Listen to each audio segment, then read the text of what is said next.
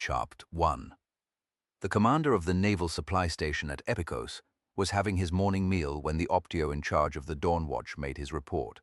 A light drizzle, the first rain in months, had been falling since first light, and the Optio's cloak was covered with droplets that looked like tiny beads of glass. "What is it, Septimus?" Triarch Philippus asked tersely, dipping a hunk of bread into a small bowl of garum sauce in front of him. If it was his custom to walk his rounds of the small fort, and then return to his quarters to have his breakfast, without interruption. "Beg to report a ship has been sighted, sir, heading along the coast towards us. A ship, eh? Just happens to be passing along one of the busiest sea lanes in the Empire." Philippus took a deep breath to cover his impatience. "And the marine on watch thinks that's unusual. It's a warship, sir, and it's making for the entrance to the bay." The Optio ignored the sarcasm and continued to deliver his report in the same deadpan voice that he had used ever since the Triarch had taken command of the outpost nearly 2 years ago. At first, Philippus had been delighted at the promotion. Before, he had commanded a sleek Liburnian warship in the Alexandrian flotilla and had grown heartily sick of the stifling lack of opportunity that went with being a junior officer, commanding a small vessel that rarely ventured out of the port's eastern harbor. The appointment to the small naval station at Epikos had given him independence, and at first Philippus had striven to make his supply station a model of efficiency. But, as the months dragged on, there had been no sign of any excitement, and the men of the station had little to do beyond provisioning the warships or imperial packets that occasionally entered the small, low-lying harbor as they made their way along the coast of Egypt. The only other duty Philippus had to discharge was to send a regular patrol up the Nile Delta to remind the natives that they lived under the watchful gaze of their Roman masters. And so Philippus eked out his days commanding a half-century of marines and as many sailors, together with an old bireme, the Anubis, that had once served in the fleet that Cleopatra had taken to support her lover, Mark Antony, in his war against Octavian. After Antony's defeat at Actium, the bireme had been absorbed into the Roman navy and served with the Alexandrian fleet before it was finally sent to end its days at Epikos, beached in front of the small mud-brick fort that overlooked the bay. It was a dismal posting, Philippus reflected. The coastline of the Nile Delta was low and featureless, and much of the bay was taken up by mangroves where crocodiles lurked, lying still like fallen palm logs as they waited for any prey to come close enough to be rushed. The Triarch lived in hope of adventure. However, he mused, the nearest he would ever get to that, this day was overseeing the loading of biscuit, water, and any supplies of cordage, sail, or spars onto the new arrival.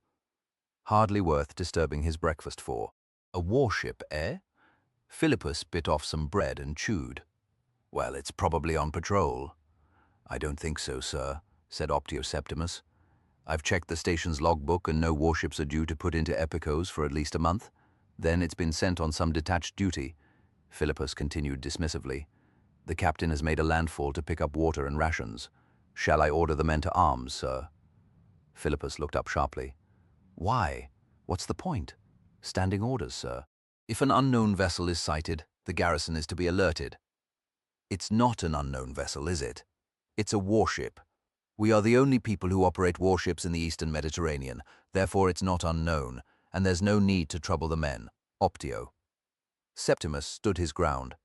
"Unless the ship is making a scheduled call, it is unknown according to the book, sir." The book Philippus puffed his cheeks. "Look here, Optio, if there is any sign of hostility, then you can call out the garrison. Meanwhile, inform the quartermaster that we have a visitor and that he and his staff are to be ready to revictual the warship. Now, if I may, I'll finish my breakfast. Dismissed." "Yes, sir." The Optio stood to attention, saluted and turned to stride down the short colonnade towards the exit to the commander's quarters. Philippus sighed. He felt guilty about treating the man with disdain. Septimus was a good junior officer, efficient, even if he wasn't terribly imaginative. He had been right to cite standing orders, the same orders that Philippus had carefully penned in the early days of his appointment when the first flush of enthusiasm for his new post had governed his actions. Philippus finished the last mouthful of bread, drained his watered wine, and rose to make his way to his sleeping chamber. He paused by the pegs on the wall, and then reached for his breastplate and helmet. It would be as well to greet the commander of the ship formally, and to ensure that he was efficiently served, so that a favorable impression was conveyed back to the fleet in Alexandria. As long as his record was good, there was always a chance that he might be promoted to a more prestigious command and could leave Epicos behind him. Philippus tied his chin strap and adjusted his helmet, then slipped his sword belt over his shoulder and strode out of his quarters. The fort at Epicos was small, barely 50 paces along each wall. The mud brick walls were 10 feet high and would present little obstacle to any enemy who decided to attack the supply base. In any case, the walls themselves were cracked and crumbling and could be knocked down with ease. In truth, there was no danger of any attack, Philippus mused. The Roman navy commanded the seas, and the nearest threats by land were the kingdom of Nubia, hundreds of miles to the south, and sundry bands of Arab brigands who occasionally raided the more isolated settlements along the upper Nile. The Triarch's quarters were at one end of the fort, flanked by the granary and the warehouse for ship's stores. 6 barrack blocks lined the street running down the middle of the fort towards the gatehouse. A pair of sentries unhurriedly stood to attention at his approach and presented their spears as Philippus passed between them and left the fort. Although the sky above was clear, a thin mist hung across the bay, thickening where it lay over the mangroves, so that the tangle of rushes, palms, and shrubs assumed a vague spectral form which Philippus had found a little disturbing when he had first arrived. Since then, he had frequently joined the river patrols and had become used to the early morning mists that often cloaked the Nile Delta. Outside the fort lay a long strip of beach, reaching round the bay towards the mangrove. In the other direction, it gave way to a rocky strip of land that curved out towards the sea, creating a fine natural harbor. Directly in front of the fort lay the beached Birame, which came with the command. The chief carpenter had lavished many months of his time on the old warship, and he and his men had replaced worn and rotting timbers, and applied fresh tar to the hull, and re-rigged the mast and spars. The sides had been repainted with an elaborate eye design at the bows. The ship was ready to put to sea, but Philippus doubted that this veteran of Actium would ever see action again. A short distance to one side of the Anubis, a sturdy wooden jetty projected from the shore 40 or so paces out into the bay, to allow visiting ships to moor alongside. Although the sun had not yet risen above the mist, the air was warm, and Philippus hoped that he could quickly dispense with any formalities arising from the arrival of the ship and remove his breastplate and helmet. He turned and strode along the dusty track that led towards the lookout post. The small tower was built on a rocky outcrop on the strip of land forming the natural breakwater of the harbor. At the end of the strip, another, sturdier, watchtower guarded the entrance. 4 bolt throwers were mounted on the walls together with a brazier, so that any enemy vessel entering the narrow channel leading into the harbor could be subjected to the torment of incendiary fire. When he reached the lookout post, Philippus entered the shelter at the bottom and saw 3 of his marines sitting at a bench, chatting in muted tones as they ate their bread and dried fish. As soon as they saw him, they rose and saluted. "Easy, boys," Philippus smiled. "Who reported the approach of the warship?" "Me, sir," one of the marines said. "All right then, Horio, lead the way." The marine lowered his bread into his mess tin and crossed the interior of the tower and climbed the ladder leading to the roof. The Triarch followed him and emerged onto the platform, next to the signal brazier, made up and ready to be lit at a moment's notice. A section of the space was sheltered by a roof of thatched palm leaves. The sentry who had replaced Horio stood at the weathered wooden rail, gazing out to sea.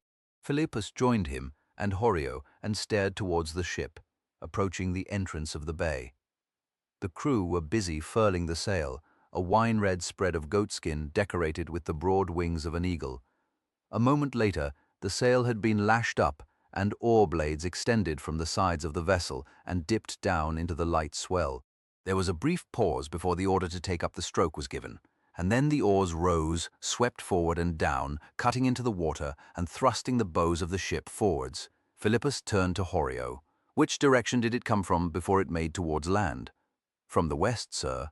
The Triarch nodded to himself. "From the direction of Alexandria, then." Which was odd, since no warship was due to pay a visit to the outpost for at least another month, when it would drop off dispatches and the quarterly pay chest. Philippus watched as the ship passed by the tower guarding the entrance of the harbor and continued across the calm waters towards the jetty. He could see the sailors and marines lining the sides as they surveyed the bay. In the wooden turret at the front of the vessel, a tall figure in a plumed helmet stood erect. hands spread out on the rail in front of him, as he stared towards the jetty and the fort beyond. A movement over by the fort caught Philippus's attention, and he saw Septimus and the quartermaster, together with a small escort of sailors, making their way down to the jetty. Best join the reception committee, he mused. Philippus took a last look at the ship crossing the bay, a picture of efficient grace against the tranquil backdrop of distant mangrove. Then he turned to climb down the ladder. By the time he had returned to the end of the jetty, the warship had slowed, and the order to backwater carried clearly to the 3 officers and the sailors as they advanced down the jetty to greet their visitors. The rowers held their oars in the water, and the resistance of the blades quickly killed the forward motion of the vessel. Ship oars.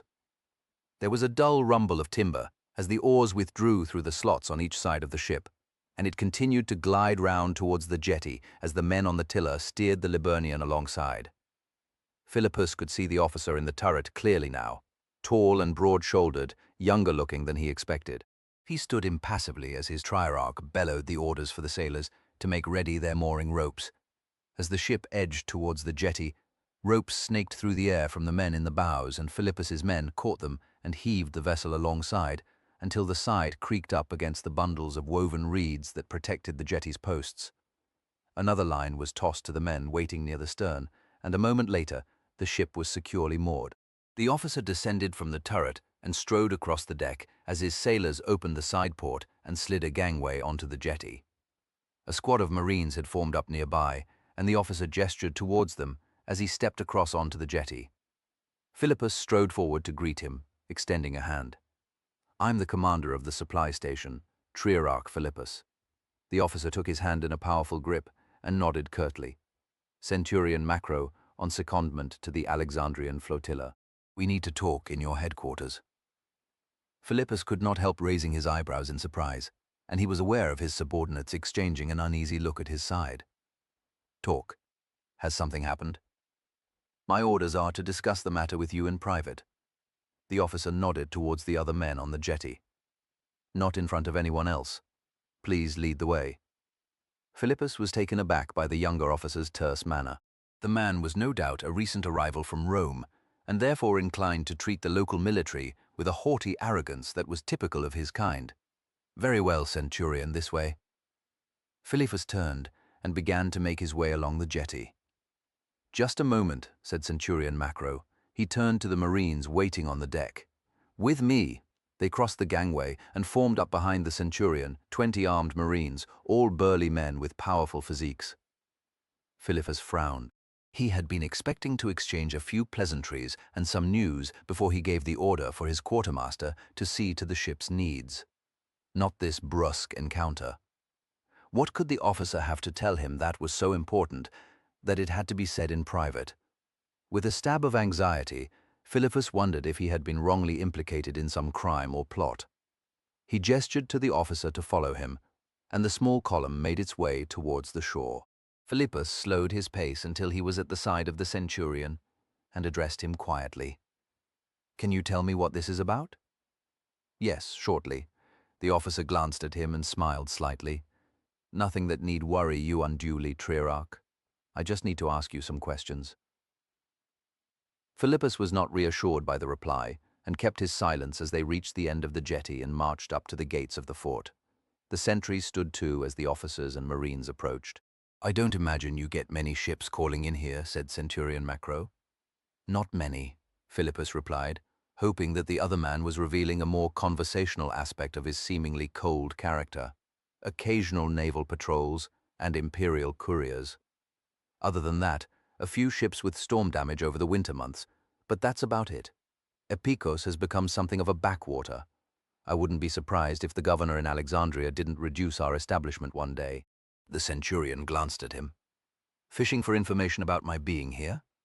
Philippus looked at him and shrugged. "Of course."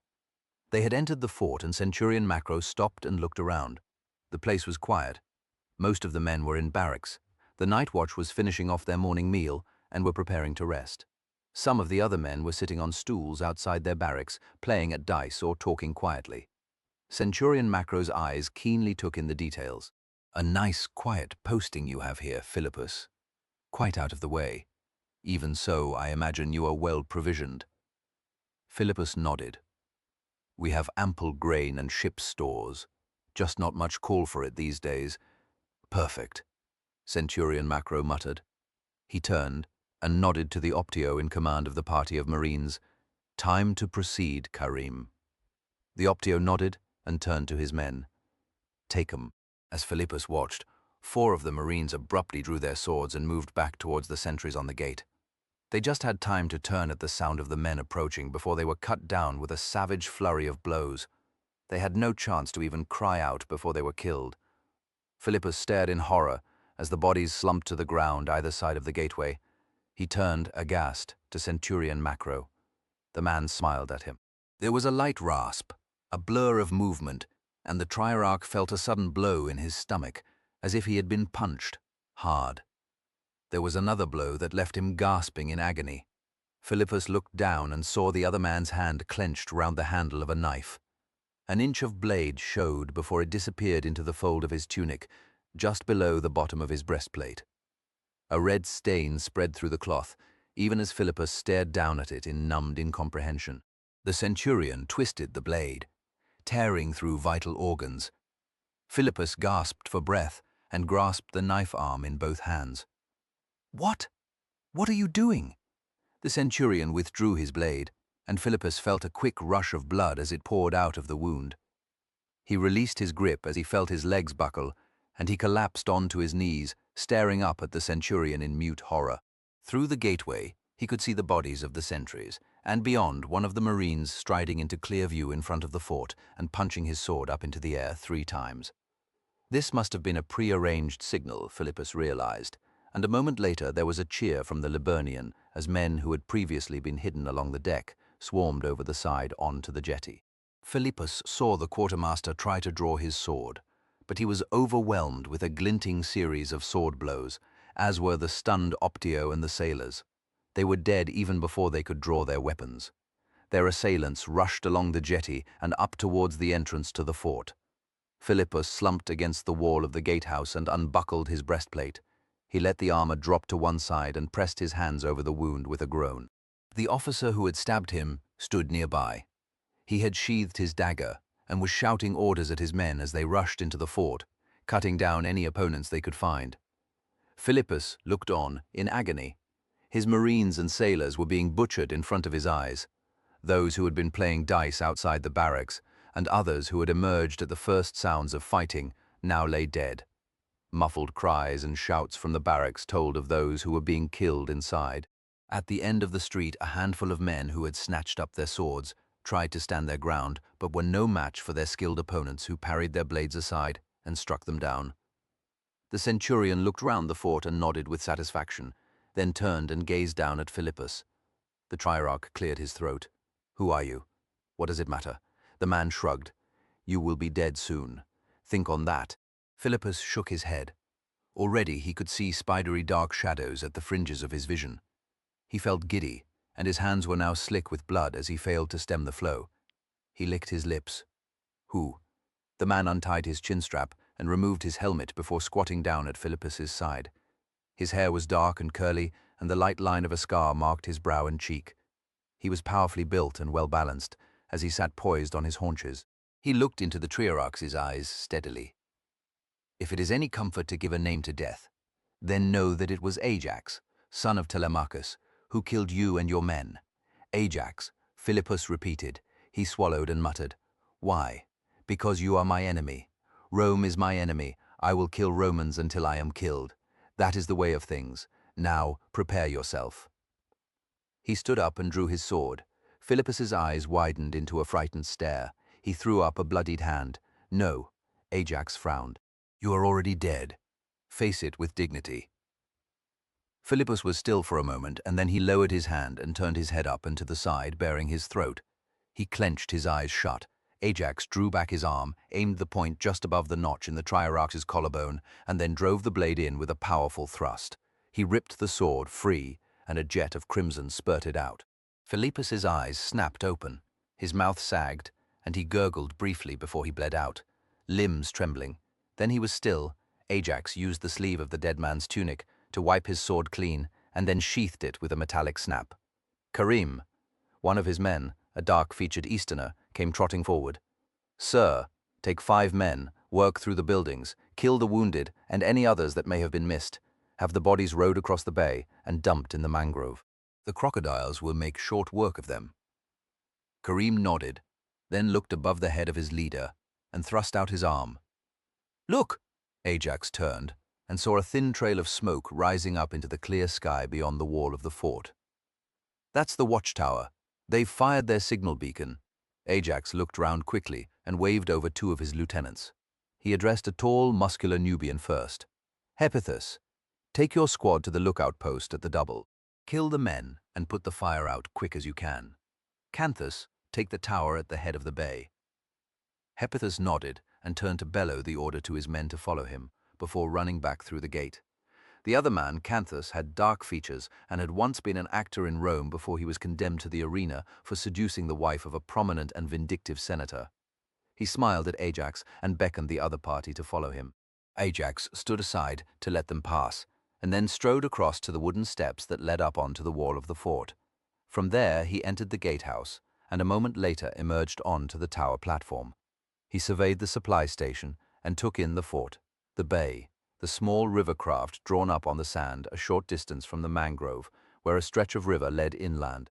If in the other direction he watched as Hephaestus and his men stormed into the lookout post and extinguished the signal fire.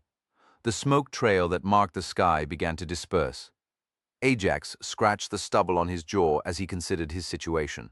For months, he and his men had been on the run from their Roman pursuers. They had been compelled to seek isolated bays on the coast and watch the horizon of the sea for any sign of the enemy. When supplies had run low, the ship had emerged from hiding to snap up lone merchant vessels or raid small coastal settlements. Twice, they had seen Roman warships. The first time, the Romans had turned to pursue them and had chased Ajax and his men into the night before the fugitives changed course and then doubled back, losing their pursuers by dawn. The second time, Ajax had watched from a rocky islet as 2 ships sailed past the hidden cove where his vessel had lain hidden, palm fronds tied to the mast to disguise it. The strain of being on the run for so long had taken its toll on his followers. They were still loyal to him and followed his orders without complaint. But Ajax knew that some were beginning to lose hope. They could not long endure a life where they lived in daily fear of capture and crucifixion. They needed a new sense of purpose, like they had once enjoyed when they followed him during the slave revolt on Crete. Ajax looked round at the supply base and nodded with satisfaction. He had taken a second ship, together with stockpiles of food and equipment that would last for many months. The outpost would be a perfect base from which to continue his struggle against the Roman Empire. Ajax's expression hardened as he recalled the suffering that Rome had inflicted upon him and his followers. Years of hard slavery and the perils of life as a gladiator. Rome must be made to pay. Ajax resolved. As long as his men were willing to follow him, he would take the war to their enemy. "This will do for now," he said softly to himself as he considered the supply base. "This will do very nicely indeed." Chapter 2. Centurion Macro swung his legs over the side of the cot and then stretched his shoulders with a grunt before he carefully rose to his feet. Even though Macro was short and stocky, he still had to bow his head to avoid cracking it on the deck timbers above. The cabin, tucked into the angle at the stern of the warship, was cramped, just large enough to fit his cot, a small table with a chest beneath it, and the pegs on which hung his tunic, armor, helmet, and sword. He scratched his backside through the linen of his loincloth and yawned. "Bloody warships," he grumbled. "Who in their right mind would ever volunteer to join the Navy?" He had been on board for over 2 months now, and was beginning to doubt that the small force dispatched to hunt down the fugitive gladiator and his surviving followers would ever find them. The last sighting of Ajax's ship had been over a month before, off the coast of Egypt. The Romans had followed, once catching sight of a sail on the horizon, only to lose contact during the following night. Since then, the search for the fugitives had proved fruitless. The 2 Roman vessels had searched along the African coast as far as Leptis Magna before turning about and heading east, scouring the coastline for any sign of Ajax and his men. They had passed by Alexandria 2 days earlier, low on provisions, but Cato, the prefect in charge of the mission, had been determined to push his men onto the limit before breaking off the search to resupply his vessels. Now, Centurion Macro was hungry, frustrated, and fed up with the whole business. He pulled his tunic over his head and climbed up the narrow flight of steps onto the deck. He went barefoot, as he had quickly discovered the disadvantages of wearing army boots on a warship. The neatly sandstone decks provided little grip whenever they got wet, and Macro and the other soldiers had a hard time keeping on their feet with iron nails on the soles of their boots. 2 centuries of legionaries had been assigned to the warships to augment the strength of the Marines, a necessary measure since Ajax and his followers, most of whom were former gladiators like their leader, were more than a match for even the finest soldiers in the Roman army. As soon as the Triarch saw Macro emerge on deck, he approached him and nodded a greeting. "A fine morning, sir." "Is it?" Macro scowled. "I'm on a small, crowded ship, surrounded by the briny, and without even a jar of wine for company." Fine doesn't enter into it. The Triarch, Polemo, pursed his lips and looked round. The sky was almost clear. Only a handful of brilliant white clouds drifted overhead. A soft breeze filled the sail with a satisfying bulge, like an overindulged Epicurean, and there was a gentle swell on the sea, so that the ship rose and fell in a regular, comfortable rhythm. To the right, the thin strip of coastline stretched out peacefully. To the left, the horizon was clear. A quarter of a mile ahead lay the stern of the other ship, leaving a creamy churn of water in its wake. All in all, as good a day as a sailor could wish for, the Triarch mused. "Anything to report?" asked Macro. "Yes, sir. The last barrel of salted mutton was broached this morning. The hard bread will be exhausted tomorrow, and I've halved the water ration." The Triarch refrained from offering any advice on the troubling supply situation. The decision on what to do about it was not his, nor even Macro's. It was up to the prefect to give the orders to put into the nearest port and reprovision the ships. Macro frowned. Both men glanced towards the leading warship, as if trying to read the mind of Prefect Cato. The prefect had conducted the hunt with a hard-driving obsession, one that Macro could understand easily enough. He had served with Cato for some years now, as his superior until very recently. Cato's promotion had been deserved. Macro accepted readily enough, but it still felt peculiar to have their former relationship inverted. Cato was in his early 20s, a slender, sinewy figure that belied his toughness and courage. He also possessed the brains to plot his way through the dangers that had faced them over recent years. If Macro had to choose a man to follow, it would be someone like Cato. Having served for nearly 15 years in the Roman legions before being promoted to the rank of centurion, Macro had enough experience to spot potential, and yet he had been wrong about Cato, he reflected with a rueful smile. When Cato had trudged into the fortress of the 2nd Legion on the Rhine frontier, Macro had thought that the skinny youth was hardly likely to survive the hard training that lay ahead. Yet Cato had proved him wrong. He had shown determination, intelligence, and above all courage, and had saved Macro's life in his first skirmish with a German tribe raiding across the great river that marked the boundary of the empire. Since then, Cato had proved himself to be a first-rate soldier again and again, as well as the closest friend Macro had ever had. Now, Cato had won promotion to the rank of prefect, and for the first time he was Macro's superior. It was an arrangement that both men were struggling to get used to. The prefect's determination to track down Ajax was as much motivated by a desire for revenge as it was by the need to carry out his orders, even though he had been tasked with taking Ajax alive if possible and delivering him to Rome in chains. Cato felt little inclination to do so. During the slave rebellion on Crete, Ajax had captured the woman betrothed to Cato. Julia had been kept in a cage and left to endure in her own filth and in rags, while Ajax had tormented her with the prospect of her torture and death. Macro had been captured at the same time and had shared the same cage, and his thirst for vengeance was almost as powerful as that of his superior. The Triarch cleared his throat. "Do you think he'll give the order to put in for supplies today, sir?" "Who knows?" Macro shrugged. "After yesterday's little incident, I'm not so sure." The Triarch nodded. The previous evening, the 2 ships had made towards a small coastal village to anchor for the night. As they had approached the shore, the inhabitants of the cluster of mud brick buildings had fled inland, taking their valuables and as much food as they could carry. A party of legionaries had cautiously searched the village and had come back empty-handed.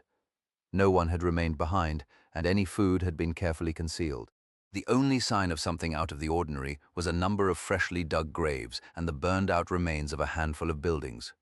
With no one to interrogate, the legionaries had returned to the ships, and during the night they had been attacked with slingshot.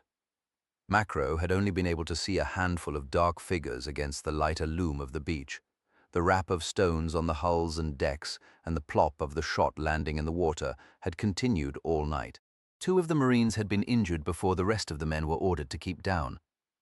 The sporadic attack ended shortly before dawn, and the 2 ships had set sail at first light to continue searching for Ajax. "Deck there," the lookout called from the top of the mast. "The Sobek is spilling her wind." The Triarak and Macro stared forward. The sail of the other ship was billowing as the crew released the main sheets to slow the ship. "Looks like the prefect wants to confer," the Triarak suggested. "We'll know soon enough. Bring us alongside," ordered Macro. Then he turned and made his way back to the cabin to retrieve his sword and vine cane and put on his boots so that he would be more presentable in front of his superior. By the time he had returned to the deck, his own ship, the Ibis, was closing up on the other vessel's quarter. He could see Cato at the stern, cupping his hands together as he called across the swell. "Centurion Macro, come aboard." "Yes, sir," Macro shouted back and nodded to the Triarak. "Polemo, I'll need the tender." "Aye, sir." The officer turned to order his sailors to raise the ship's boat from its cradle on the main deck. While several strained on a pulley rope, others steered the small boat over the side, and then it was lowered into the sea. 6 men clambered down and took up the oars, and then Macro descended the rope ladder and cautiously made his way to the stern seat and sat quickly. A moment later, the craft shoved off, and the sailors heaved on their oars, propelling the boat towards the Sobek. As they approached the side, one of the sailors lowered his oar, took up a boat hook, and caught the rope looped either side of the gap in the ship's rail. Macro clambered forward, steadied himself, and waited for the boat to rise on the swell, then launched himself at the ladder hanging down the ship's side. He climbed quickly before the swell passed and dunked him in the sea. Cato was waiting for him. "Walk with me." They made their way to the bows, where Cato curtly ordered a couple of sailors aft, so that the 2 officers would not be overheard. Macro felt a pang of concern as he noted his friend's gaunt features. It had been several days since they had last spoken face to face, and once again Macro noted the dark patches round the young man's eyes. Cato leaned forward and rested an elbow on the thick timber of the bulwark as he turned to face Macro. "What is your supply situation?" "We can last another 2 days if I put the men on quarter water allowance. After that, they won't be good for anything, even if we do find Ajax, sir." A flicker of pained irritation crossed Cato's face at Macro's reference to his superior rank. He coughed. "Look here, Macro, you can drop the sir when no one's listening. We know each other well enough for that." Macro glanced round at the men further along the deck and turned back. "You're a prefect now, my lad, and the men will expect me to treat you as such. By all means, but when I need to speak frankly to you, in private, then we speak as friends, all right. Is that an order?" Macro replied sternly, and then his lips could not help lifting a little, betraying his real mood. Cato raised his eyes. "Spare me the aggrieved feelings of a former fellow centurion, eh?" Macro nodded and smiled. "All right then, so what's the plan?" Cato concentrated his weary mind. "Ajax's trail has grown cold.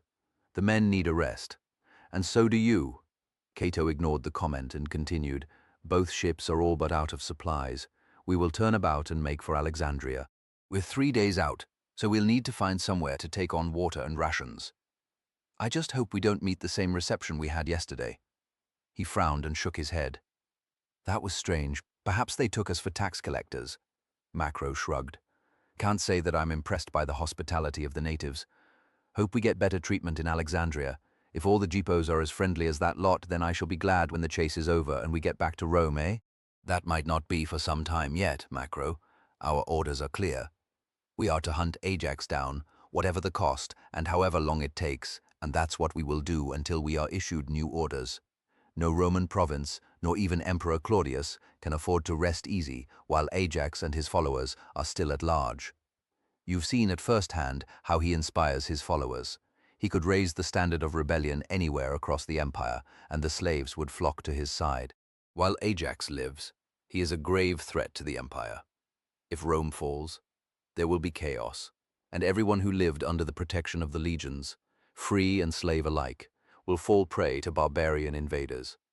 That's why we must find and destroy Ajax. Besides, we owe him personally, you and me. Fair enough. But what if he's given us the slip? Ajax could be anywhere. He could be at the other end of the Mediterranean, or up in the Black Sea. He might even have abandoned his ship and headed inland. If that's the case, then we've as much chance of finding him as finding a straight lawyer in the Subura quarter of Rome. Speaking of which, you have a pretty good reason to return there as soon as possible. Macro lowered his voice. After all that's happened, Julia's going to need you at her side. Cato glanced away, down into the blue depths of the sea. Julia has been in my thoughts almost every day, Macro. I think of her, and then I imagine her in that cage Ajax kept the pair of you in. It torments my mind, picturing what she went through. We both went through the same thing, Macro replied gently. And I'm still here, still the same Macro as ever was. Cato looked up at him sharply, his gaze intense. Really? I wonder? What do you mean? I know you well enough to see how bitter you are, Macro. Bitter? And why not? After what that bastard put us through. And what did he put you through? What exactly? You haven't told me much about it. Neither did Julia before we left Crete. Macro watched him closely. Did you ask her? No. I didn't want to remind her of it. Or is it that you didn't want to know? Macro shook his head sadly. You didn't ask, and now you are forced to imagine instead. Is that it? Cato stared at him and then nodded. Something like that, and the fact that I did nothing to help you. There was nothing you could do. Nothing. Macro rested his elbows on the bulwark. Don't take it out on yourself, Cato. That won't achieve anything. It won't help you catch Ajax. Besides, all you have to know is that Julia is a strong woman. Whatever she went through, give her some time and she'll cope with it. Like you have? I'll deal with it in my own way, Macro said firmly.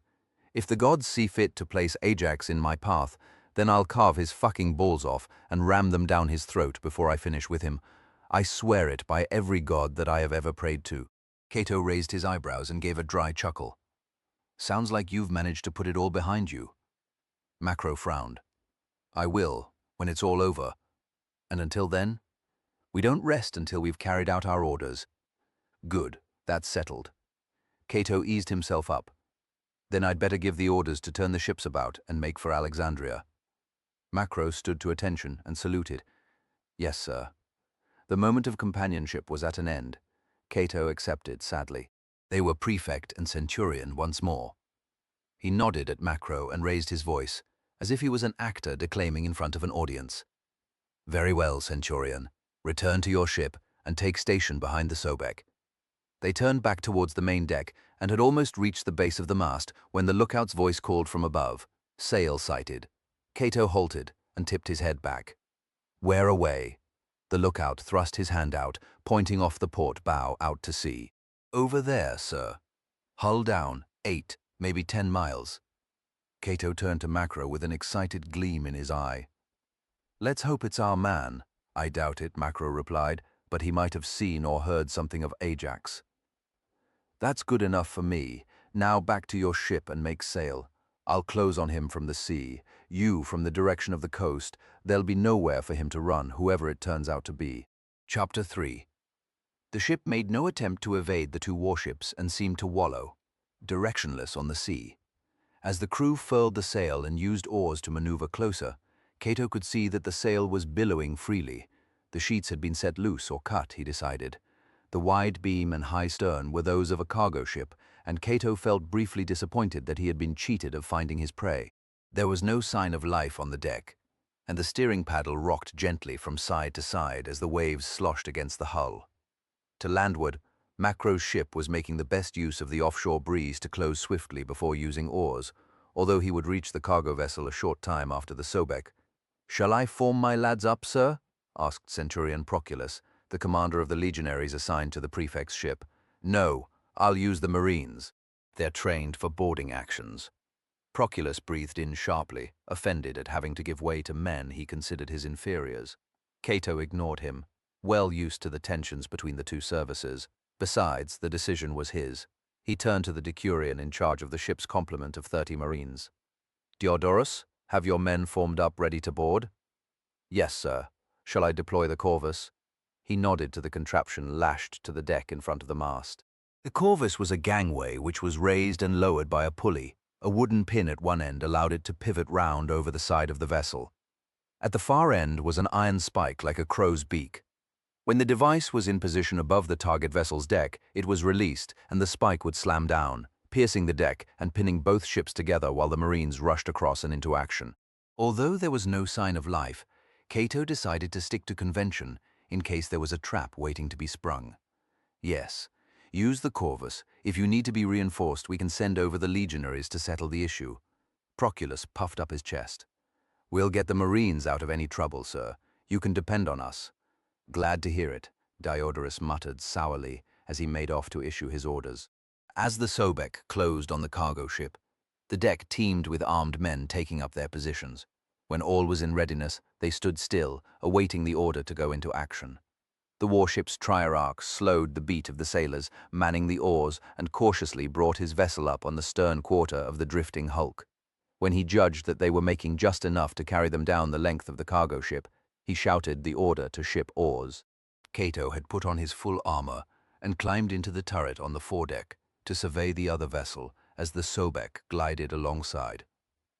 There were dark streaks around the scuppers, which faded away as they approached the waterline. Blood, he realized. A moment later, he saw the first of the bodies, a man slumped over the side rail. Then more corpses scattered across the steering deck. "Make ready the corvus," Diodorus bellowed, and there was a grating creak as the gangway swung out, round and over the side of the cargo ship. "Release." The gangway dropped, the iron point curving down, gathering speed, and then it slammed into the deck with a splintering crack. "Forward, Marines," Diodorus cried out, raising his sword as he climbed onto the gangway and raced across towards the other ship. His men ran after him, coarse, leather-soled boots pounding the boards of the gangway. In moments, the Marines were across and warily fanning out across the deck of the cargo ship. Cato climbed down from the turret and called out to Proculus, "You and your men wait here. If I call for you, come at once."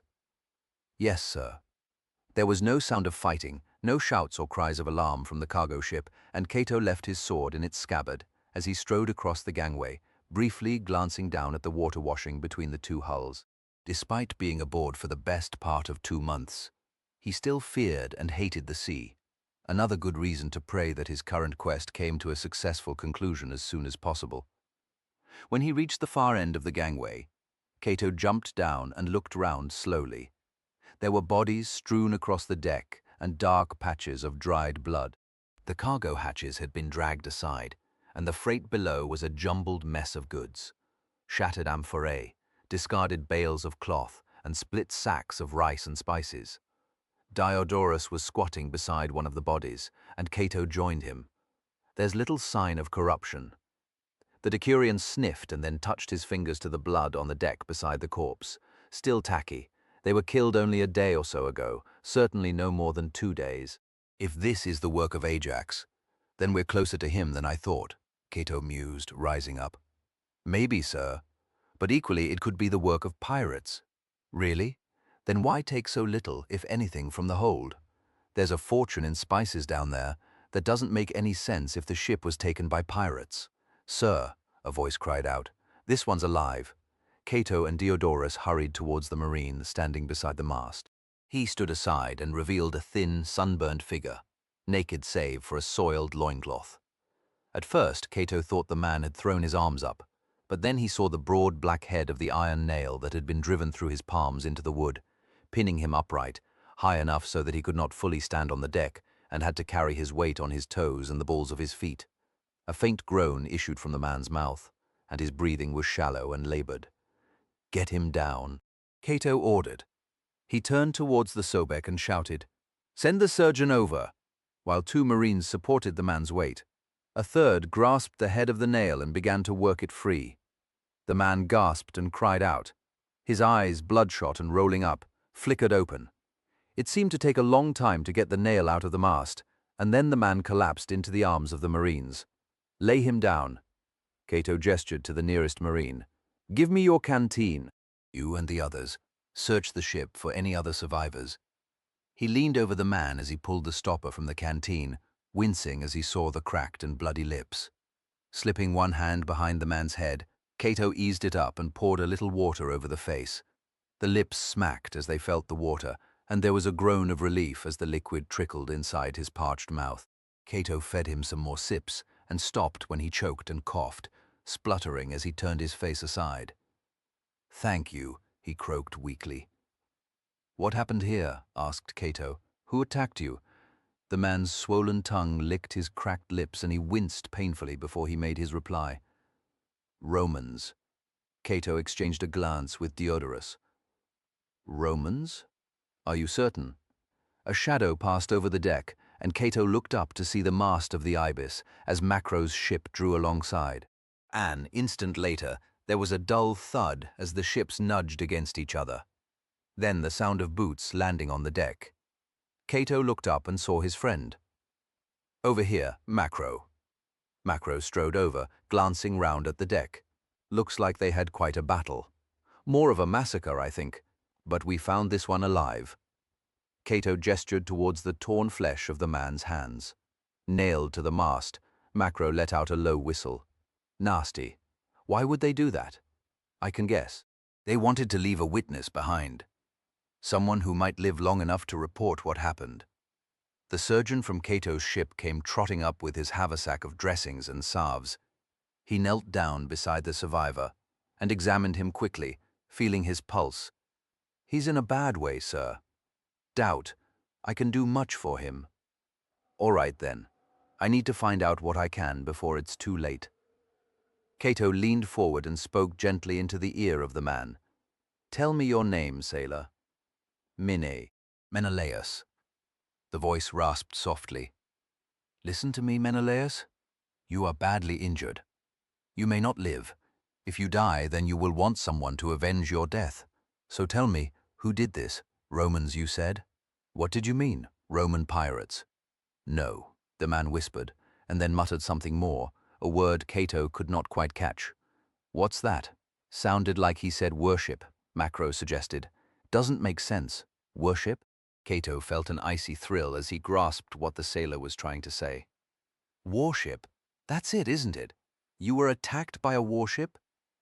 The sailor nodded and moistened his lips. "Ordered us to heave to, said they were checking the cargo, started killing us. No mercy." The man's brow wrinkled at the memory. "He spared me, said I was to remember his name. Then they held me against the mast and forced my hands up." A tear glistened in the corner of the man's eye, and then rolled down his skin and dripped from his ear. "His name?" Cato prompted gently. "Tell me his name." The sailor was silent for a moment before his lips moved again. Centurion Macro." Cato sat up and looked at his friend. Macro shook his head in astonishment. What the fuck is he talking about? Cato could only shrug before he turned his attention back to the sailor. "Are you certain? Are you sure he said his name was Macro?" The sailor nodded. "Macro? That was the bastard's name. Made me repeat it to be sure. Centurion Macro," he murmured. Then his face contorted in agony. "Sir," the surgeon intervened, "I have to get him out of the sun, below deck in the Sobek. I'll tend to his injuries there." "Very well. Do what you can for him." Cato eased the sailor's head down and stood up. The surgeon called over 4 of the Marines and ordered them to lift the sailor's body as gently as possible. Cato watched them make their way towards the gangway and then turned to Macro. "Odd, don't you think?" "I have an alibi," Macro responded with harsh humor. "Been busy hunting fugitive slaves." He jabbed his thumb at the sailor being carried across the gangway. "What's that Centurion Macro business about? It's Ajax, has to be. Why? Who else would use your name?" "No idea. But if it is Ajax, why do it? His idea of a joke, perhaps.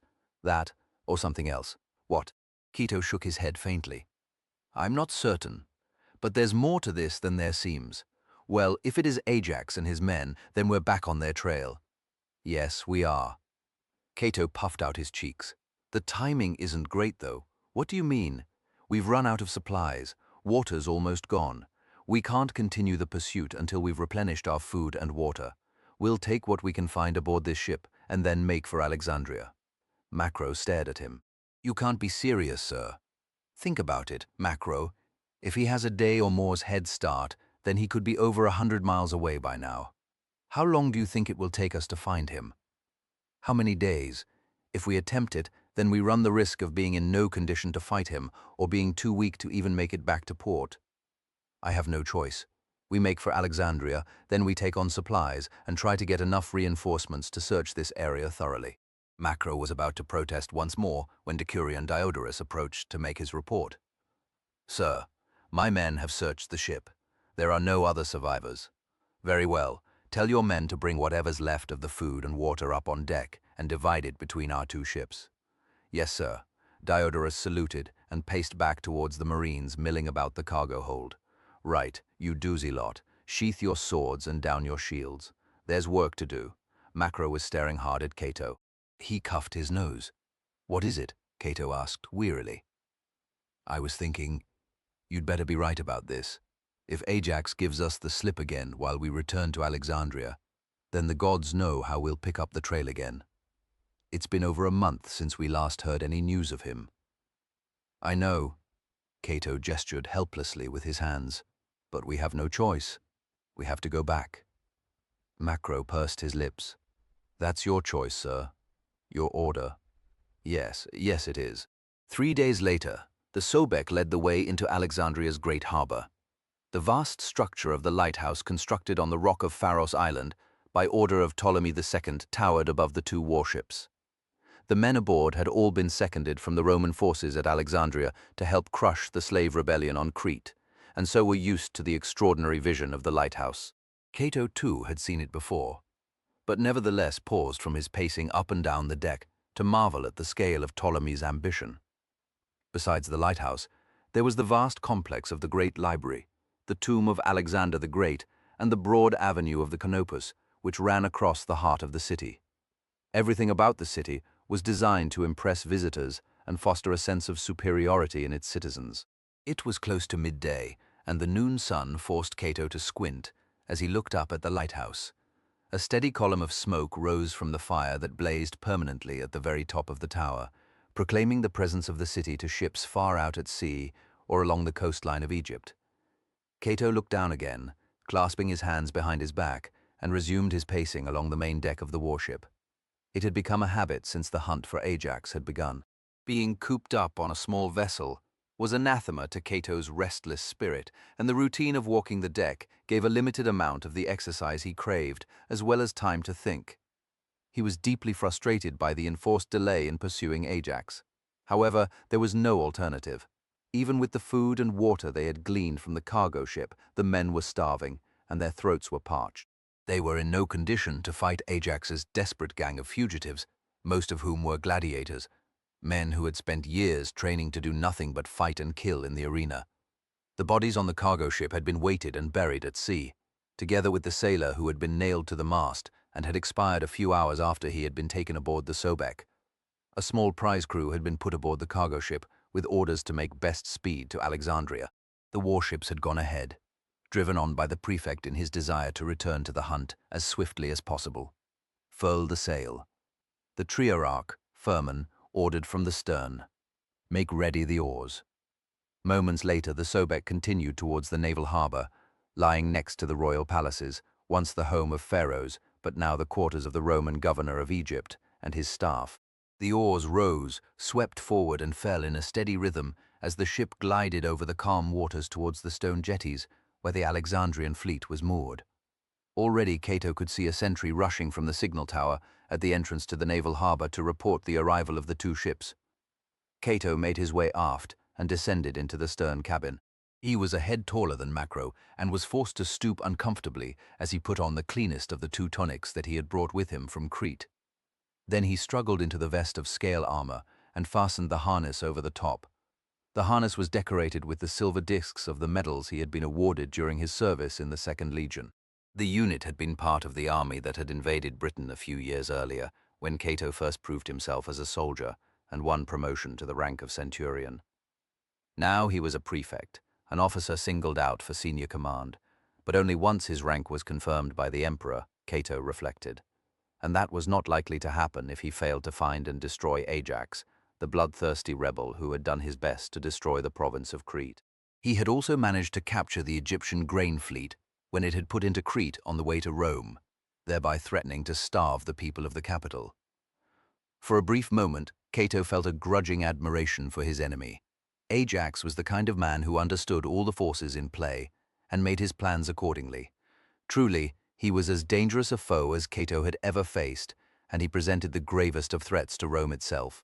Such a danger could never be tolerated, and if Cato failed to capture or kill Ajax, then the emperor would not forgive him. A refusal to confirm his promotion to prefect would be the least of Cato's worries. More likely, he would be reduced in rank and sent to end his days in some god's forsaken outpost on the furthest fringe of the empire. That would mean an end to his military career, but there would be a higher price than that. He would be forced to give up Julia. The daughter of a senator could not be expected to endure the hard life on a frontier post. She would stay in Rome and find a better prospect for a husband. The thought cut deeply into Cato's heart, yet he would not blame Julia if that happened.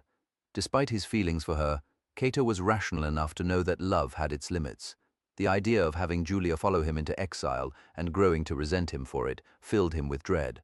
Better that he should go alone and have a memory to cherish than have his failure compounded by gnawing bitterness.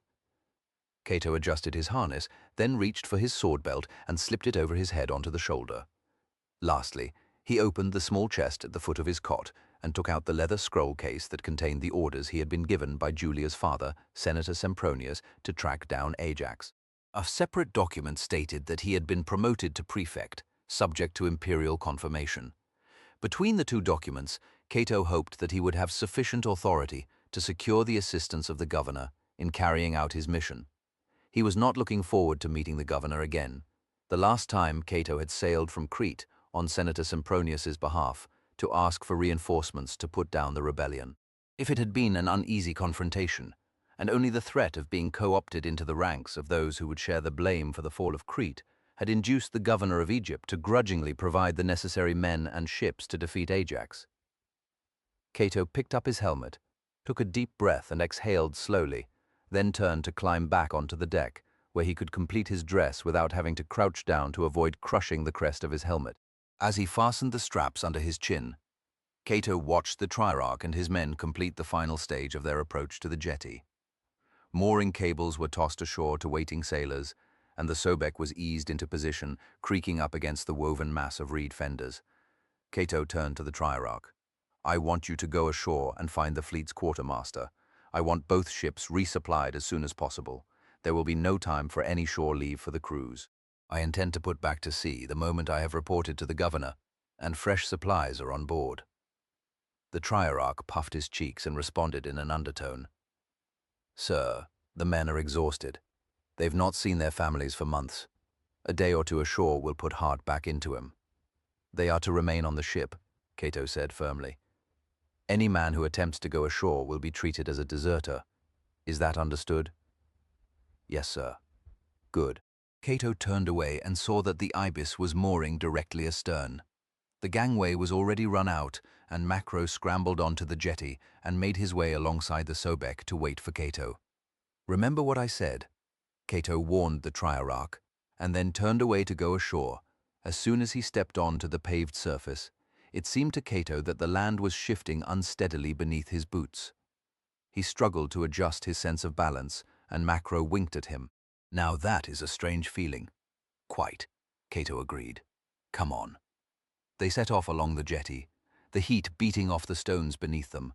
Ahead, at the gate leading from the jetty towards the palace buildings, a party of legionaries stood waiting. A centurion standing in front of them, vine cane held across his thighs as he stood with his feet apart. "Didn't take long to send out a reception committee," Macro remarked. "Someone was quick off the mark in calling out an honor guard." "Yes." Cato frowned. "But how could they know?" "Perhaps you're not the only one with good eyesight," Macro suggested mildly. Still, full marks to the officer in charge of the watch. They continued, as steadily and with as much dignity as their sea legs allowed, towards the waiting soldiers. As they approached the gate, the centurion stepped forward and raised his right hand in a salute. "Are you Prefect Quintus Licinius Cato, sir?" "Yes." "And you, Centurion Lucius Cornelius Macro?" Macro nodded. "I take it, you're here to escort us to your commander." The centurion looked mildly surprised. Cato shook his head. "There's no time for formalities. I have to see the governor at once. Formalities." The centurion gestured to his waiting men. "I think you misunderstand, sir. We've not been sent to greet you. I've been ordered to place you under arrest, both of you." "Arrest?" Macro glared. "What the bloody hell are you talking about? Arrest? Wait." Cato held up his hand. "Whose order is this?" "Comes straight from the governor, sir." Soon as he had word that the ships were entering the harbor. "You're to be taken to the watchroom and held there until further orders are issued." "If you'll follow me, sir." "Why?" Cato stood his ground. "What are the charges?" The centurion stared at them. "I should have thought that's obvious, sir. Murder and piracy." Chapter 4. They were left alone in the watchroom. The door remained open and 4 sentries stood guard outside. The room itself was well proportioned with high ceilings and ventilated by large windows high up on the walls. The distant sounds of the city outside the palace merged into a constant low drone. Cato was sitting at a table, drinking a cup of water, savoring the fact that he no longer had to limit himself to a small ration. Macro glanced out at the guards and crossed the room and sat on a stool opposite Cato. "What the hell is going on? Why are we under arrest?" "You heard him. Murder and piracy." "What kind of crap is that?" Macro fumed. "We're officers of the Roman army, and you're a prefect. Glad you've noticed. How dare they treat you like this? By the gods, some fool will pay for this, and pay dearly. Macro, there's obviously been some mistake. It'll be sorted out. There's no use flaring up. You're just wasting your energy." Cato filled another cup and pushed it across the table towards his friend. "Here, have a drink." Macro gritted his teeth as he controlled his temper. Then he took the cup and drained it quickly and set it down with a sharp rap. Another. This time he drank more slowly, then pushed the empty cup away. "That's better." Bloody tongue was starting to feel like a strip of old boot leather. "I know what you mean." Cato nodded. "I hope water's been provided for the men on the ships. They're still out there in the sun." Macro frowned at him.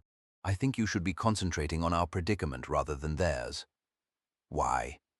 Didn't you always tell me that a good officer thinks of the well-being of his men before his own?" "You used to be quite adamant about that when I was your optio, did I?" Macro grumbled. "What good is that doing you right now, eh?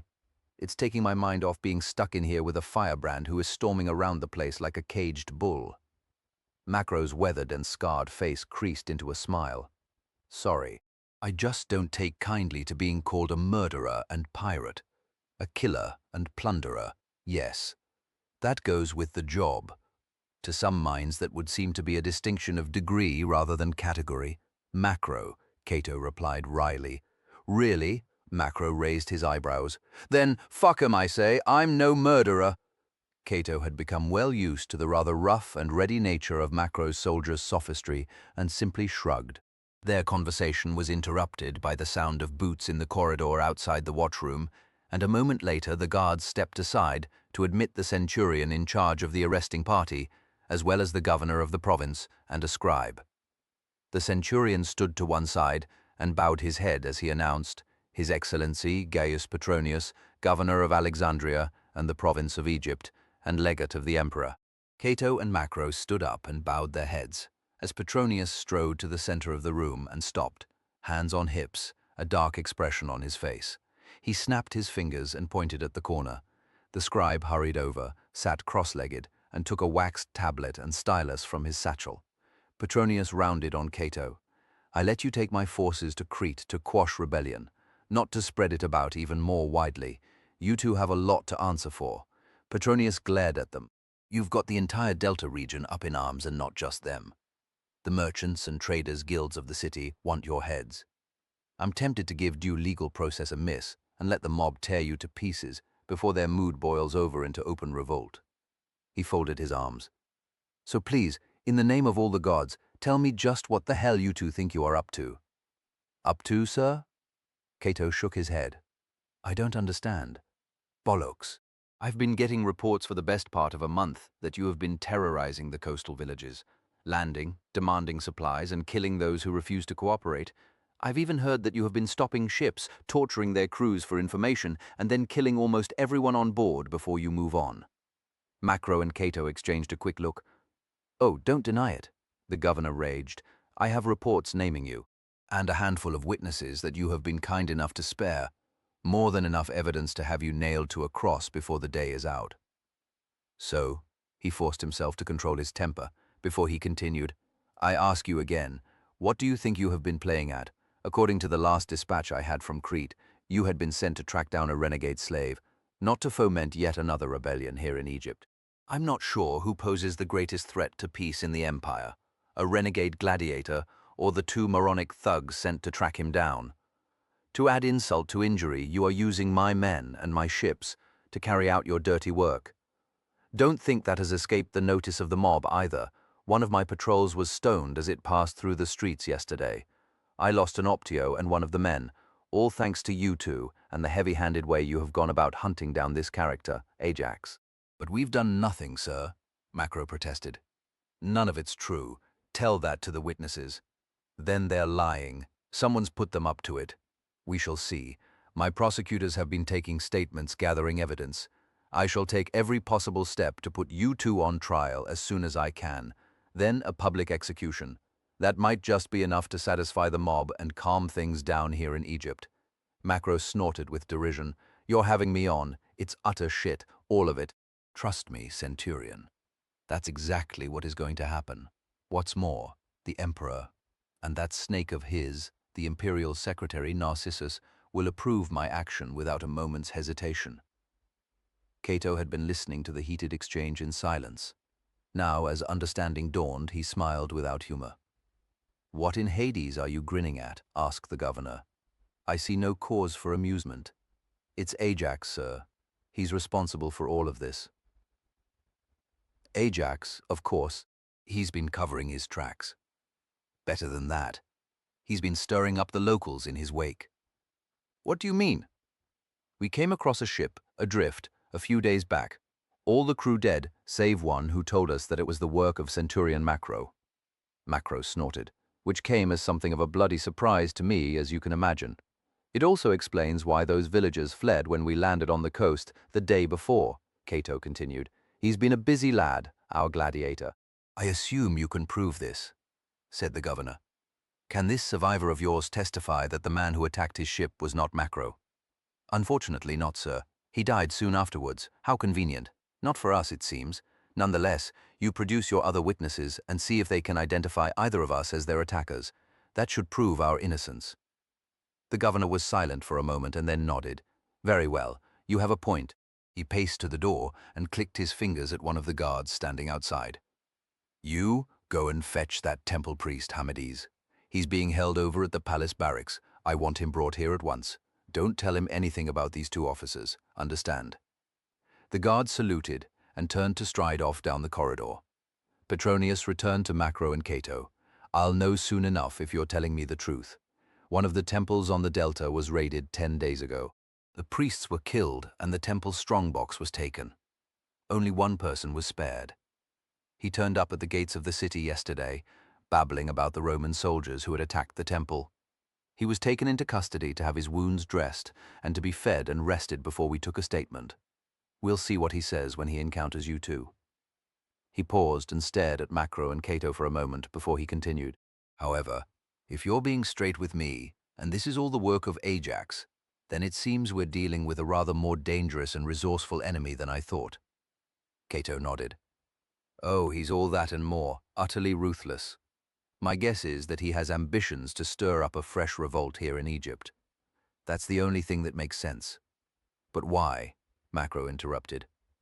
Why doesn't he just run and go to ground? Find somewhere to hide until we give up the chase. Then he and his followers can live out their lives as free men. No, they'll always be fugitives. Ajax knows that. There can be no peace for him. No matter where he goes, Rome will never give up the hunt. So, All that is left to him is to fight on. It's all he knows. One way or another, he will always be our enemy until he is found and killed. That can't happen a day too soon, Petronius added with feeling. I already have enough problems containing the situation on the Upper Nile without this new trouble along the coast. He paused and crossed over to the table, pulled up a stool and sat down, gesturing to Cato and Macro to do the same. The scribe remained sitting in the corner, discreetly taking notes. Cato glanced at him, mindful of the need to choose his words with care, since Petronius would have a record of what was said. The governor poured himself a drink before he continued. The province seems to be afflicted by a confluence of threats at present, even before this gladiator of yours turned up, assuming that you are not responsible for the actions that have stirred up the locals. Macro bristled, and Cato shook his finger slightly to warn his friend not to react. Petronius missed the gesture. He had his cup in both hands and was staring down at the shimmering surface. For the last 3 months, the Nubians have been carrying out raids against our southern frontier, he went on. Each time, they have penetrated further along the Nile, but always withdrawing before we could gather sufficient forces to trap and destroy them. It's my belief that they have been testing our defenses and reconnoitering the ground in preparation for a larger operation. A few days ago, I had that confirmed in a report from the strategos of the gnomes on the border with Nubia. Macro looked at Cato and cocked an eyebrow. He cleared his throat. Excuse me, sir. What do you mean by these? Gnomes? Petronius looked at him irritably and shrugged. Should have known you weren't familiar with arrangements here. It's a hangover from the time before Rome made Egypt into a province. The gnomes are administrative districts.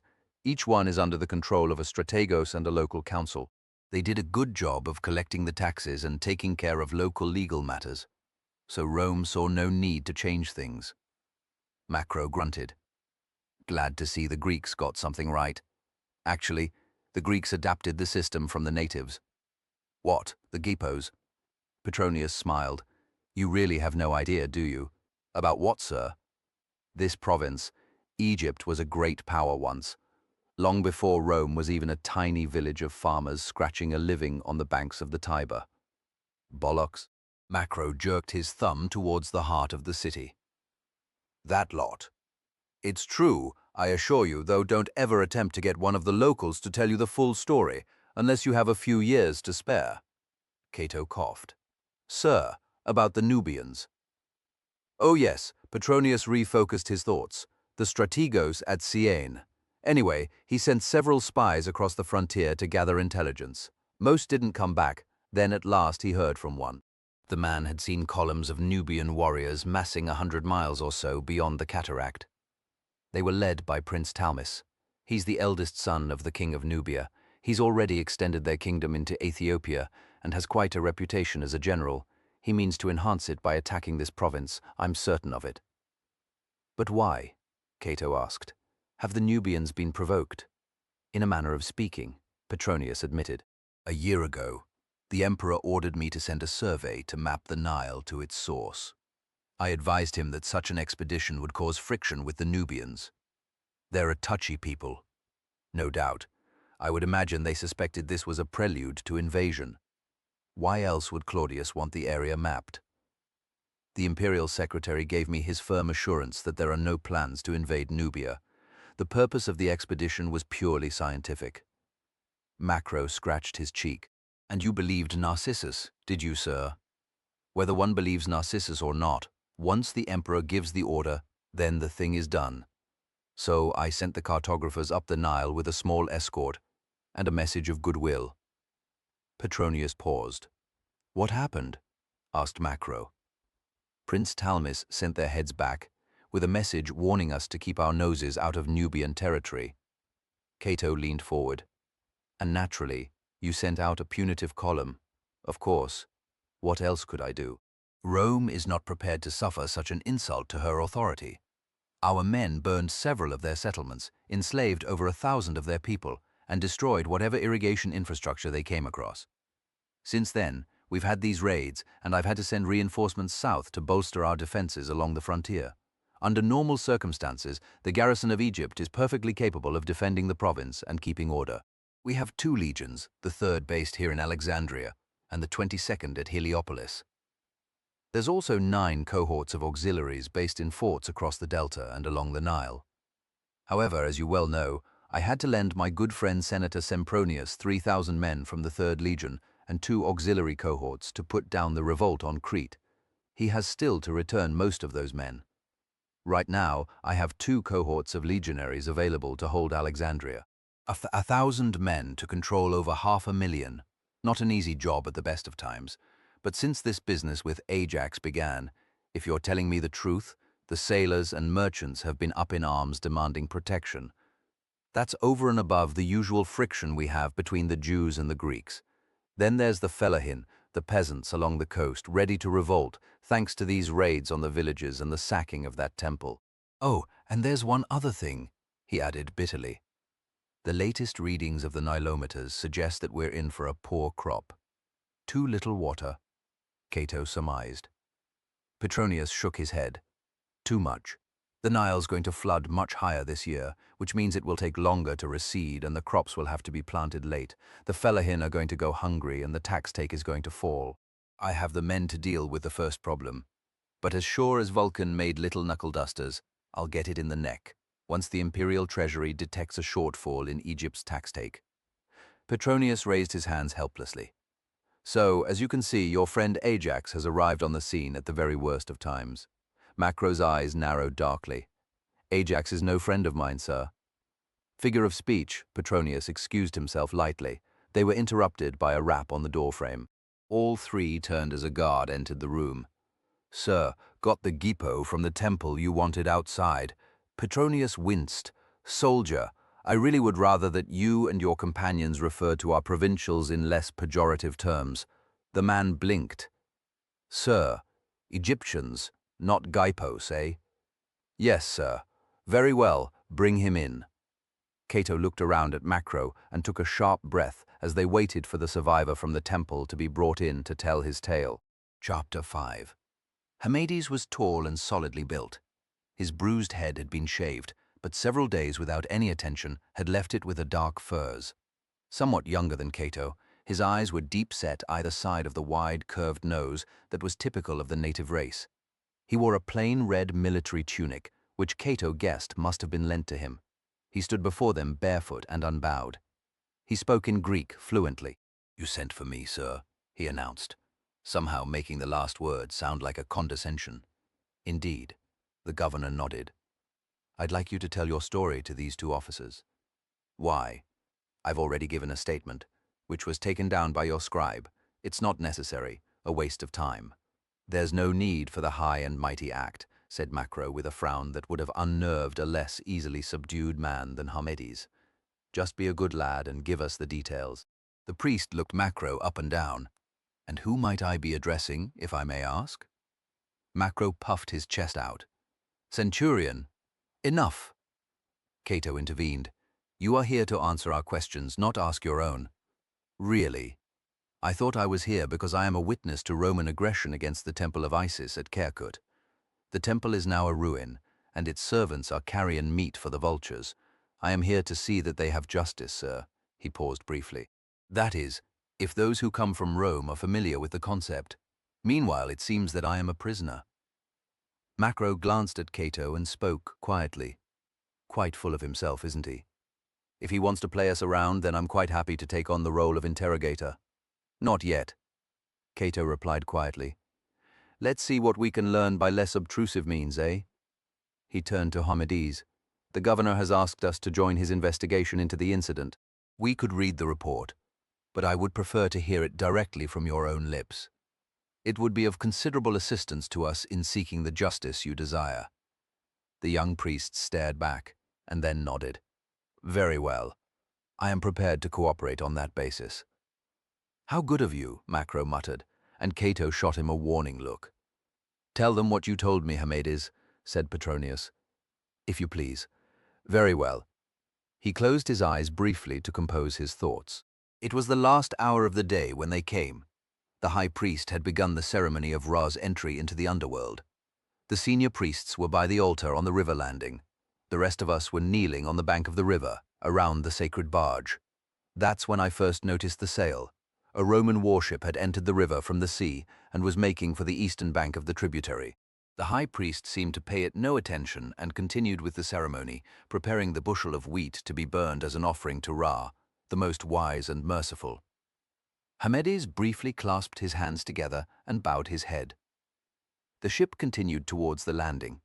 At the last moment they took in their sail and turned to come alongside the steps leading down into the Nile. At once the Romans threw down a ramp and came ashore. "Were they in uniform?" asked Cato. "Like myself?" "They wore tunics like yours, but they were white.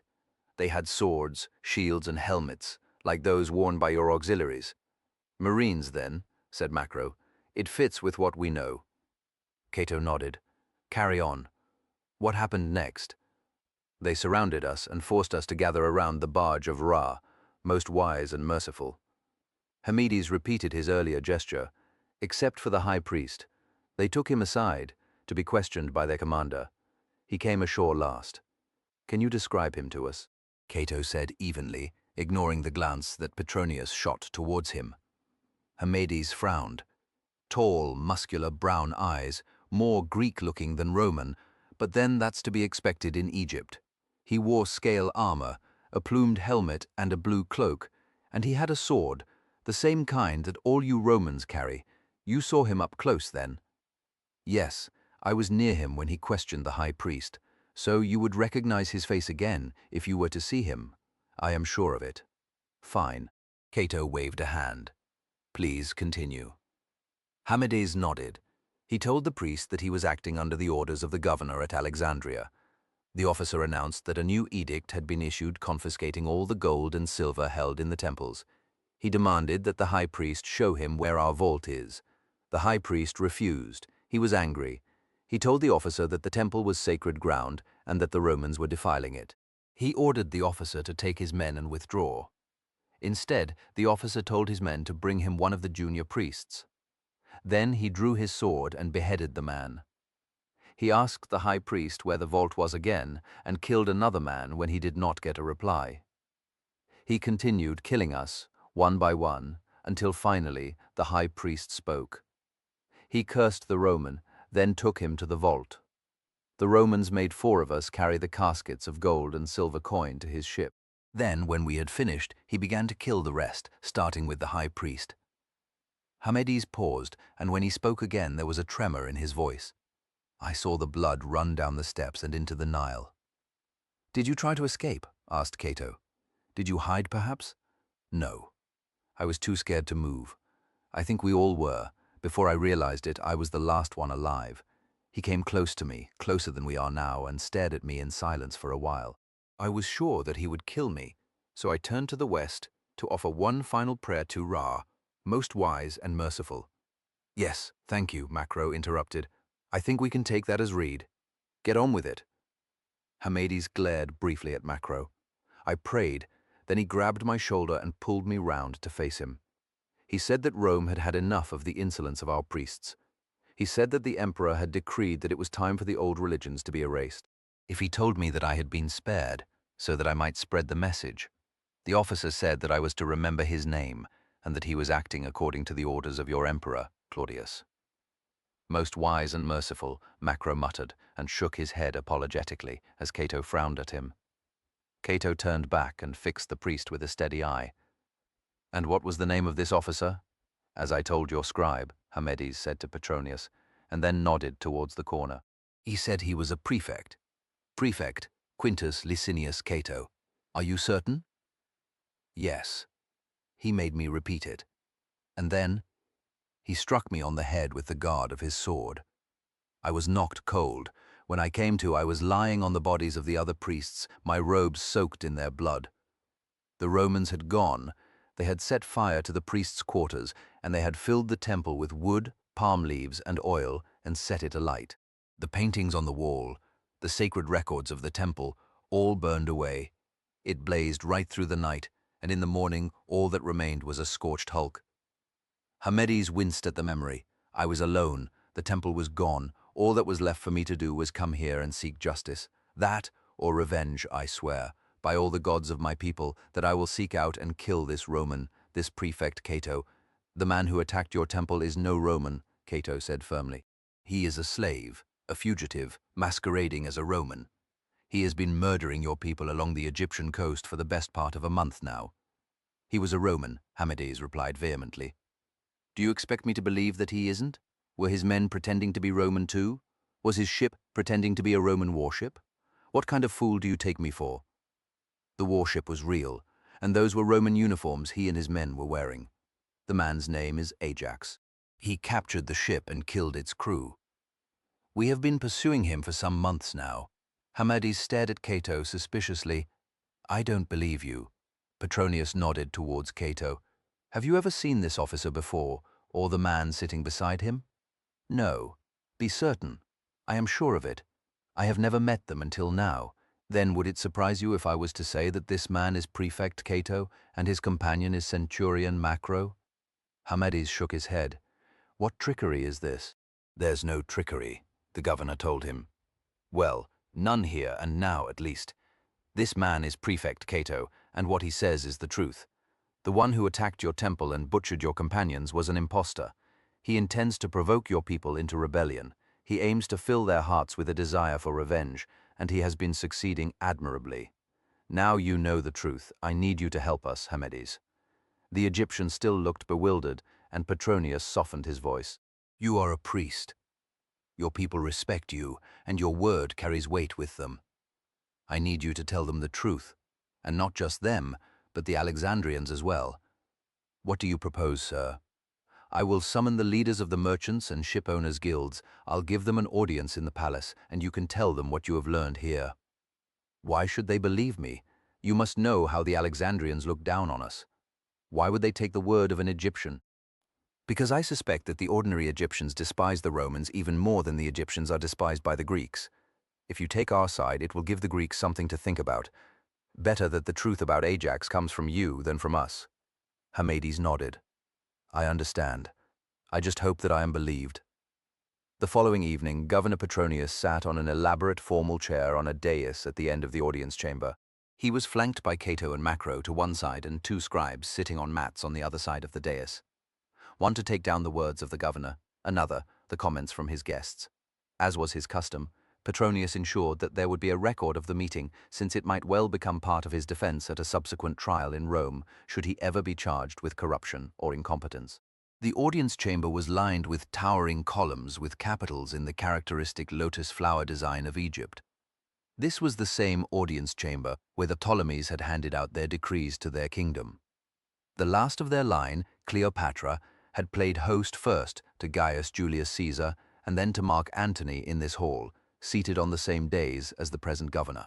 However, the ceremonial glitter and solemn speeches of amity between two great powers had long since faded into history. In their place stood a crowd of anxious and angry Alexandrians, held in check by a line of stern-faced Roman legionaries. Hamades had finished relating his experience and confirmed that the man who had claimed to be Prefect Cato was not the same as the man at the governor's side. Further witnesses who had been spared by Ajax were produced to support the governor's claim that the raiders were impostors. At first, only a few voices were raised to denounce the governor, accusing him of concealing renegades within the ranks of the Roman forces occupying Egypt. Petronius listened to the arguments for a moment, until too many voices were calling out for any sense to be made of what was said. He leaned towards Macro Centurion. Be so good as to shut them up for me. Yes, sir. Macro took a deep breath. He cupped his hands to his mouth and roared, Quiet! The chamber was designed to echo the commands from the throne, and in any case Macro's parade ground voice could stop a recruit dead in his tracks a couple of 100 paces away. The tongues of the Alexandrians were swiftly stilled, and when all were silent, Petronius spoke. I can assure you that the men who have been raiding the coastal settlements and raiding your ships are not Romans. The whereabouts of the vessels of the Alexandrian fleet are accounted for. The perpetrators are a separate element, and their leader has been identified as the fugitive slave Ajax. Petronius paused. With that in mind, I trust I can rely on you to return to your communities and help quash the rumors that are sweeping through every quarter of the city. That is the responsible course of action. If anyone here is discovered to have perpetuated the lie that Roman forces have been involved in these raids, I will have no choice but to have them charged with sedition. Those found guilty will face confiscation of their property and exile or death. A handful of the crowd fell to mumbling before a man stepped to the front and raised a hand. "Sir, may I speak?" Petronius nodded. It is one thing to discover the truth behind the raids, and quite another to put an end to them. This fugitive and his gang are still at large. What do you propose to do about this threat to our trade? I can tell you that word of our losses is spreading to neighboring provinces. Ship owners are already refusing to sail to and from Alexandria, and those that do are charging ruinous fees. I am sure that I speak for every merchant here when I say that I pay my taxes, and in return I expect my business to be protected to the fullest extent. Of course, Petronius responded loudly, and I am sure that you are equally concerned to protect the lives of the crewmen of the ships carrying your goods. The merchant shifted uncomfortably as he nodded. Naturally. It goes without saying that the well-being of our employees and shipping contractors is also close to our hearts. Assuming they actually have hearts, Macro muttered under his breath. That's quite an assumption, Cato replied softly. Petronius glanced at them and then turned his attention back to the Alexandrian spokesman as the latter continued. Sir, the question I asked is unanswered. What are you going to do about this renegade? The matter is in hand.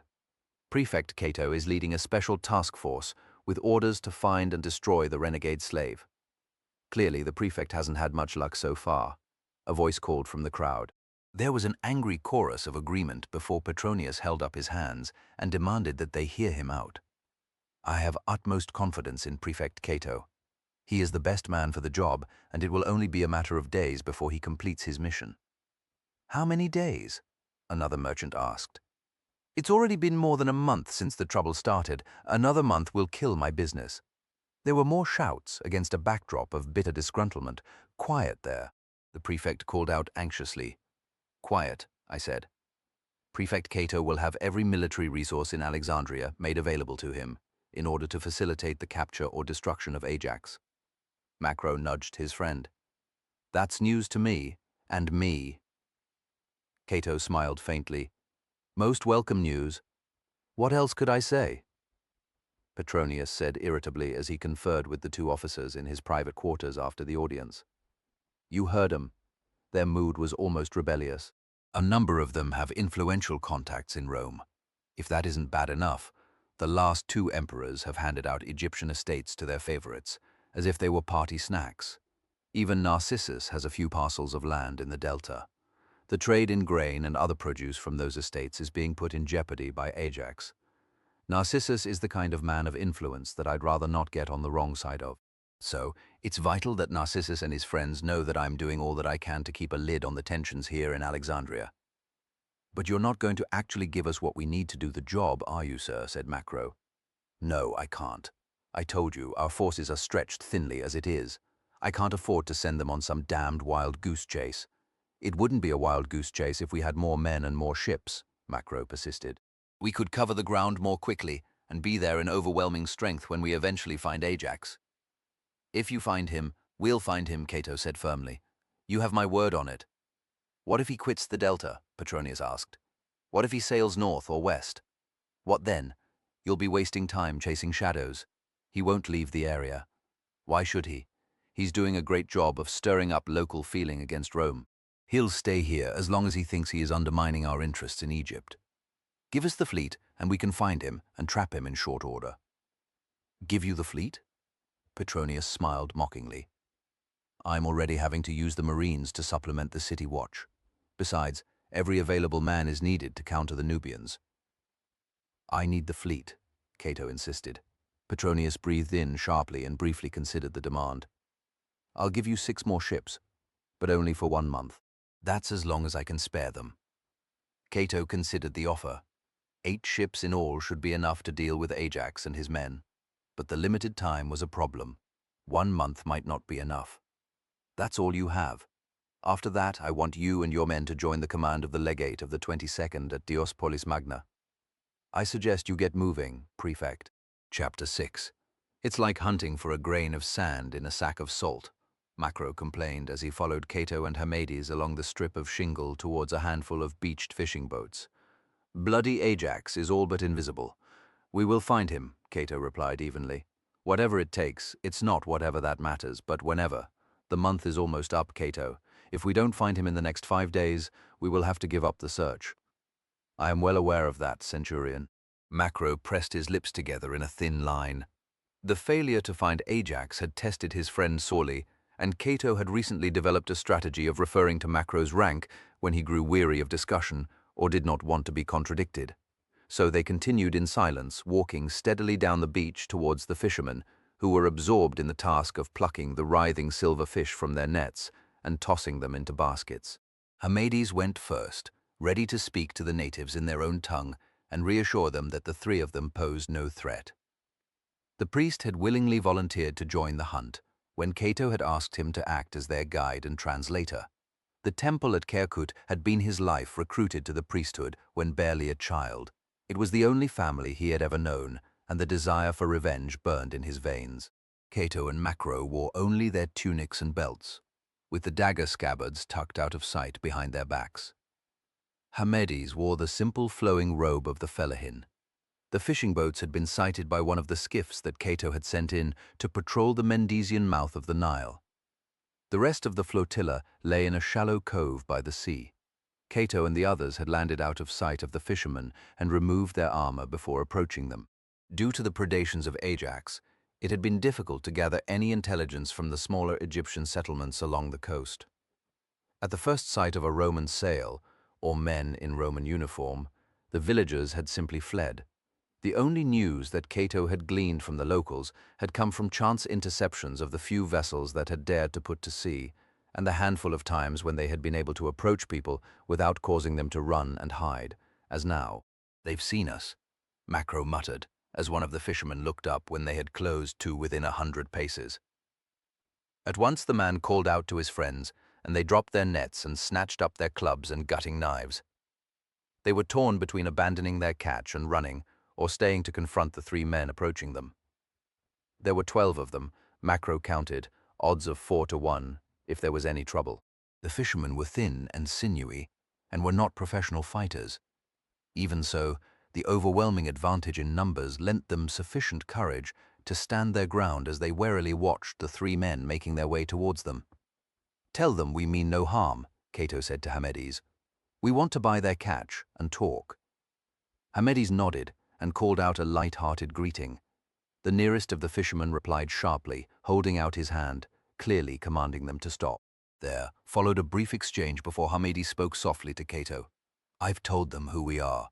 The one speaking for them is the headman of their village. He asks if we are alone. I said we are." Cato nodded uneasily and hoped that the Marines he had left back at the skiff did as they were told and kept out of sight. "Ask him if he has seen any other Romans recently." There was a lengthy exchange in which the headman jabbed his hand downriver. A moment later, the priest turned back to Cato. "A warship entered the mouth of the river several days ago. It stayed for the night and left the next morning. Which direction did it take?" "West. Towards us?" Macro frowned. "We never saw it." "It must have slipped past us in the dark," said Cato. "Or they sighted us first and turned back, or went and hid along the coast. Assuming it was Ajax, that is," he reflected briefly. "It has to be him. We're supposed to be the only naval forces operating along the delta." Cato gestured towards the fishing boats, small craft made from bundles of reeds, tied together with ropes. "Ask him if we can buy some of their catch." Hamades translated, and the other man cautiously beckoned them closer. Cato kept his hands out, where they could be seen clearly, and walked towards them. The dark eyes of the fishermen watched him closely, and they drew back into a loose semicircle as Cato and his companions approached the baskets. Scores of fish flipped about inside, and others opened and closed their bony mouths, as if gasping. More fish struggled in the nets. Cato gestured to them. "Tell him we didn't intend to interrupt their work. They can continue while we talk." With suspicious glances at their visitors, the fishermen went back to expertly plucking the catch from the folds of their nets, while the headman conversed with Hamades. "He asks how much we wish to buy. 1 basket will do." Cato took the purse off his belt and took out some of the silver coins that Petronius had issued to the flotilla to pay for supplies. "Here, 10 obols." The headman's eyes momentarily lit up, and then his face formed a dismissive expression. He says 20. He has many mouths to feed in his village. If he sells his catch, some will go hungry tonight. Bloody haggling, Macro growled. 12, Cato responded to Hamedes. It's a fair price. Tell him. The headman shook his head. 15, if he says he's robbing himself. But he can see that you are a good man, so he makes this price just for you. 15 obols. Macro puffed irritably. Does he think we're complete fools? Shh, Cato hissed. 15 it is. He counted out the coins and handed them over. The headman palmed them quickly and shoved them into a dirty linen haversack on the nearest of the boats. Tell him there's another 5 obols for him if he can tell us if he has heard anything about the location of the men who have been raiding the coast. Ask him if he has any idea where they might be hiding. The headman thought for a moment before responding. He says he will tell you what he knows if you pay him 10 obols. Cheeky bloody sod, Macro chuckled. Cato, do you want me to persuade him to offer us a discount? No, we need all the goodwill we can get. Let's not do Ajax's work for him, all right, Centurion? Yes, sir. Cato handed over some more coins and waited for Hamedes to interpret. He says that a village was attacked on the next tributary to the west 2 days ago. Most of the villagers managed to escape and fled to his village. That's why there are many more mouths to feed. We must have missed something, said Macro. Perhaps he didn't slip by us after all, sir. We should turn back and search to the west. Cato was silent for a moment. His ships had scoured the coastline between Alexandria and here at the Mendesian mouth of the Nile. Every bay and inlet had been explored. Aside from the occasional evidence of one of Ajax's earlier raids, there had been no trace of the fugitives. It was possible that they had scuttled their ship and ventured deeper into the delta, but Cato felt convinced that his enemy would not risk abandoning the warship, his only means of escape to sea. If the headman's information was accurate, that left 2 possibilities. Either Ajax had abandoned the delta and sailed north across the Mediterranean, or he had concealed his ship well enough to escape the eyes of Cato's flotilla. We'd better get back to the ships. Hamedes, give him my thanks, and tell him that we will not rest until we have destroyed Ajax. Then his people will be free to live in peace. The headman shrugged. He says that between the danger of Ajax and the burden of Roman taxes, what peace can a man hope for? There is no freedom. Not for the fellahin. Not much we can do about that, Macro said dismissively. Here, give me a hand with this basket. Hamedes made their farewells and took up the woven handle on one side of the basket, while Macro took the other. Then, with Cato following deep in thought, they made their way back down the narrow beach towards the point where the skiff and the marines lay out of sight. At least we'll have fresh meat on the menu tonight, Macro mused happily as he glanced at the fish. They'll make good eating. Hamedes grunted as he adjusted his grip. They'd better. I'd wager they're about the most expensive fish ever caught in Egypt, Macro concluded ruefully. That night, the crew of Sobek ate fried Nile carp, while the men of the other ships drawn up on the beach sullenly chewed on their hard tack. Cato and Macro were eating from their mess tins by the light of a cheery blaze of palm logs.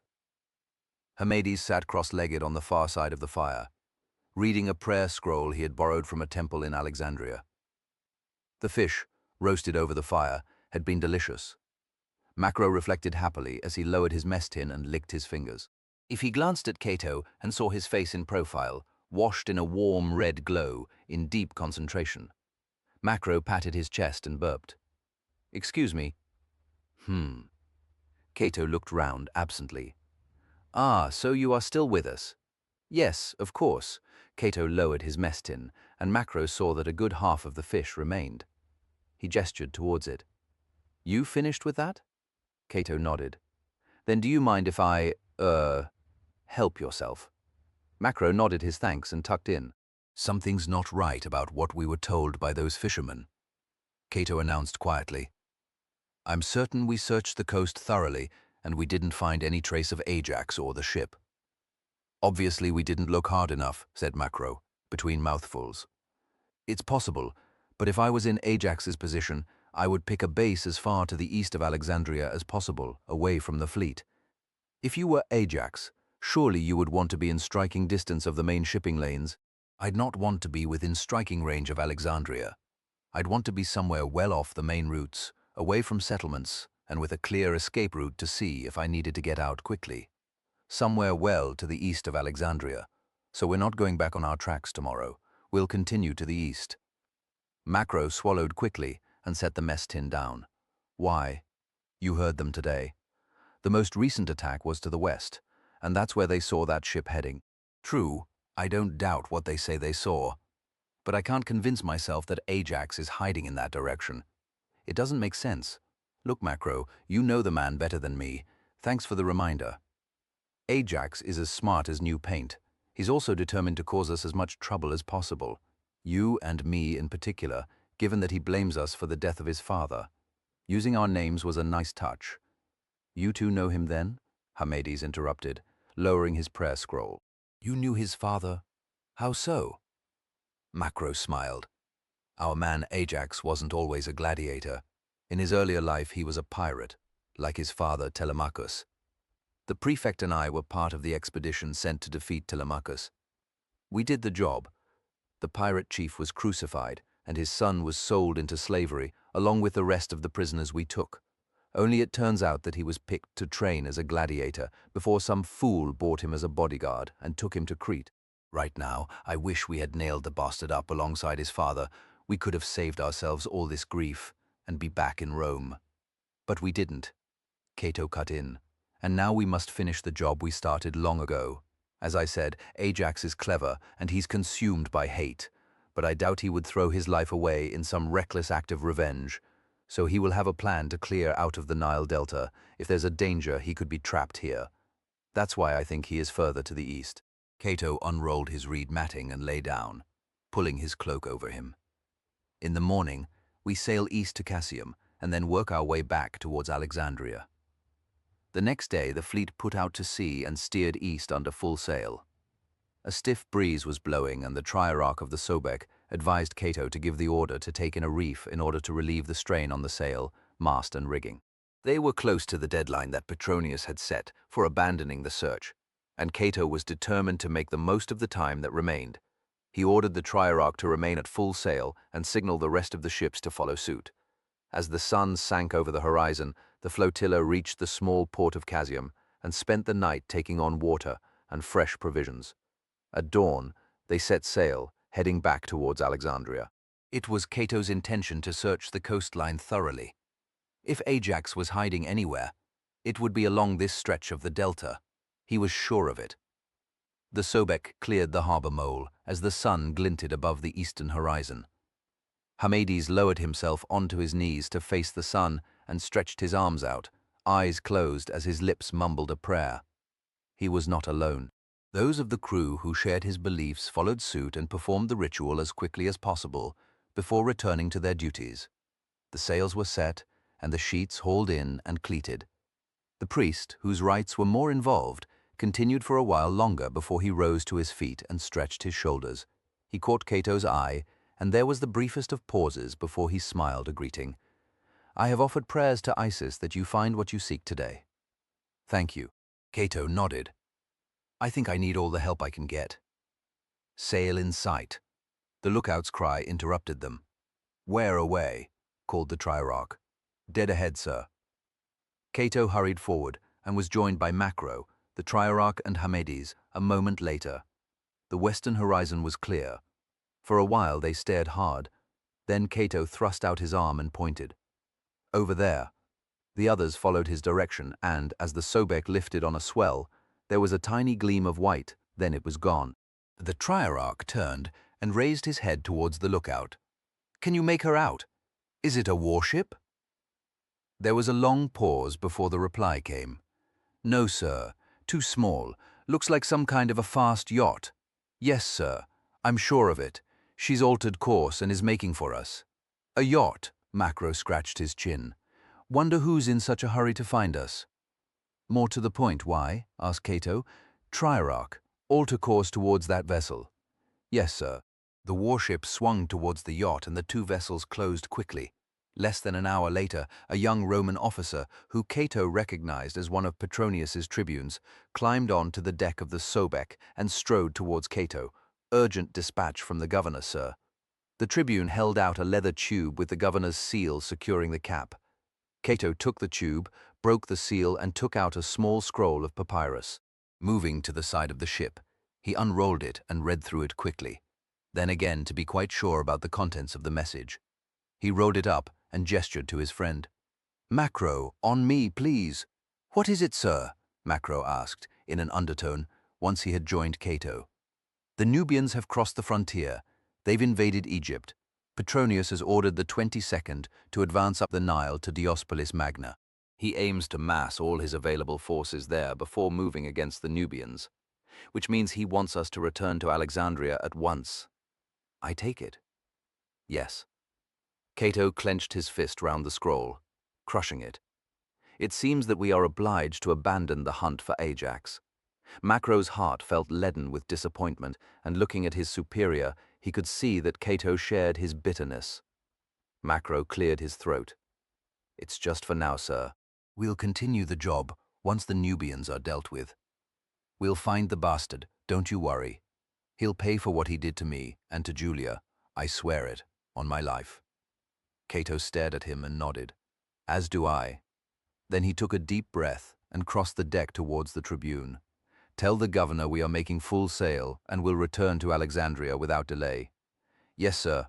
The tribune saluted and then hesitated. "Is there anything I should report to him, sir? Any progress you have made in locating the renegade?" "No, there's nothing," Cato admitted. "Now be off." The tribune went to the side and climbed down the rope ladder onto the deck of the sleek yacht. At once the crew fended it away from the side of the warship and raised the triangular sail. The wind filled the sail with a dull crack, and the yacht heeled as it picked up speed and pulled away from the Sobek, heading west. Cato turned to the Triarch. "Set course for Alexandria. Signal the other ships to follow us." "Aye, sir." As the warship got back underway, Cato stood at the side rail, staring towards the coastline. Ajax was out there, somewhere, and free to continue wreaking damage along the delta, unavenged. It was a bitter thing to swallow, but there was nothing that could be done about it. The wind strengthened during the day, and the ships ploughed through a choppy sea, sending clouds of spray exploding into the air as the bronze-capped rams punched through the swell.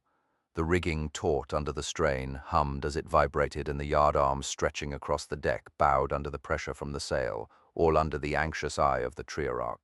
If then, in the middle of the afternoon, there was a faint crack, and Cato turned to see that one of his ships, the Thoth, had slewed to one side.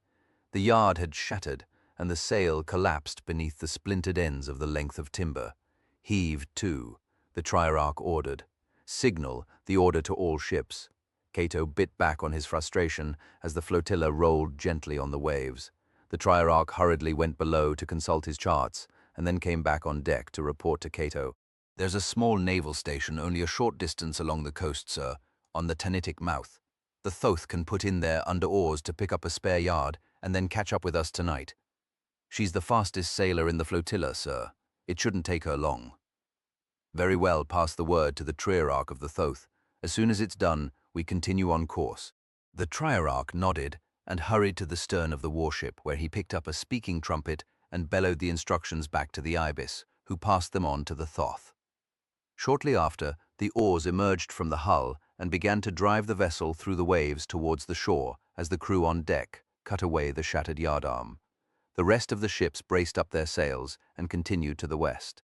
The flotilla was beached well before sunset in order to give the Thoth a chance to catch up before night set in.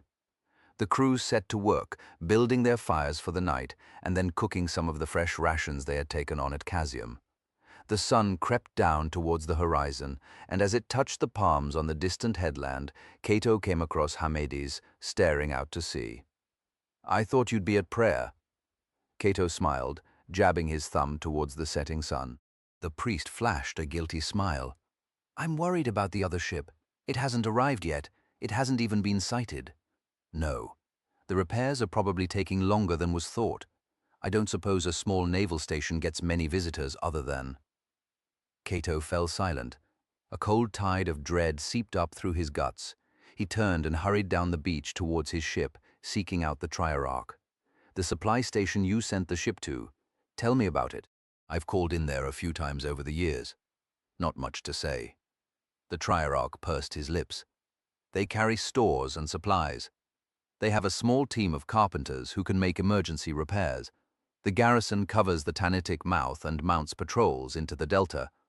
Used to be a lot busier before it began to silt up and the mangroves made the tributary unusable for shipping.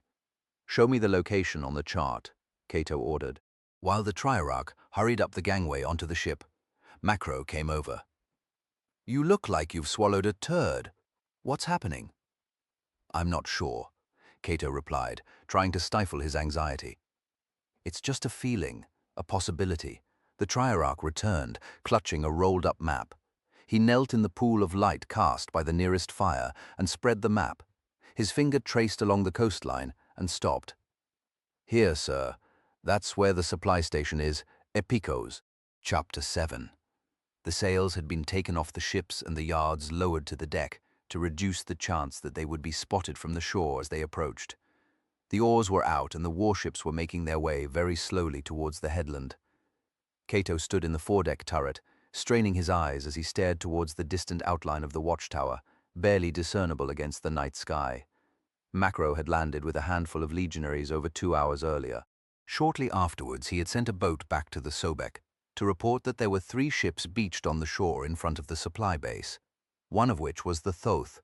There had been no sign of any movement on the ship.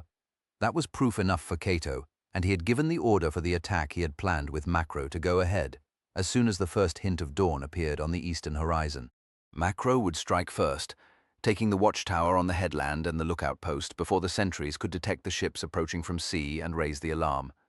He had taken Hamides with him in case they were challenged. Hamides would claim that he had been forced ashore when his fishing boat had begun to leak. It might buy them a few moments, long enough to spring a surprise. As soon as the towers were in Macro's hands, he would signal the ships waiting to attack. Cut off from the sea, Ajax and his men would be trapped in the fort. They would have to surrender, or more likely they would choose to fight to the last man. Either way, their end was assured. Cato reflected. He heard the ladder creaking behind him, and a moment later the Triarch joined him. Too early for Macro to go into action, I suppose. Yes, but not long now. Cato glanced at the horizon and thought he detected the faintest loom dividing the sea and the sky. When we get the signal, I want the ship to enter the bay as swiftly as possible. Ajax must not escape. We'll do it in good time, sir. The Sobek will be past the headland long before the enemy can put to sea. You have my word, and I shall hold you to it.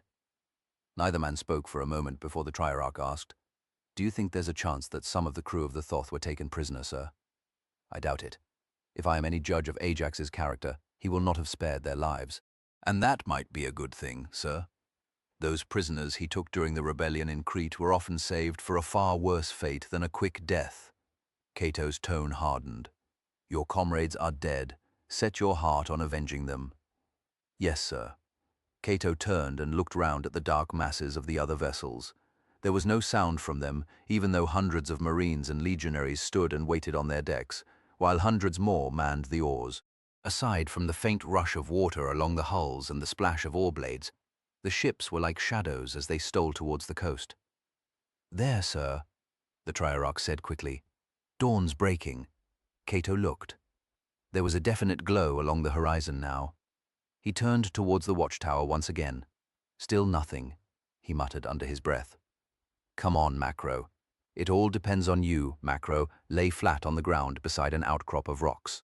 20 paces away, the squat mass of the tower on the headland loomed against the skyline. Already, there was a thin wash of light that allowed him to pick out some of the detail in the ground around him.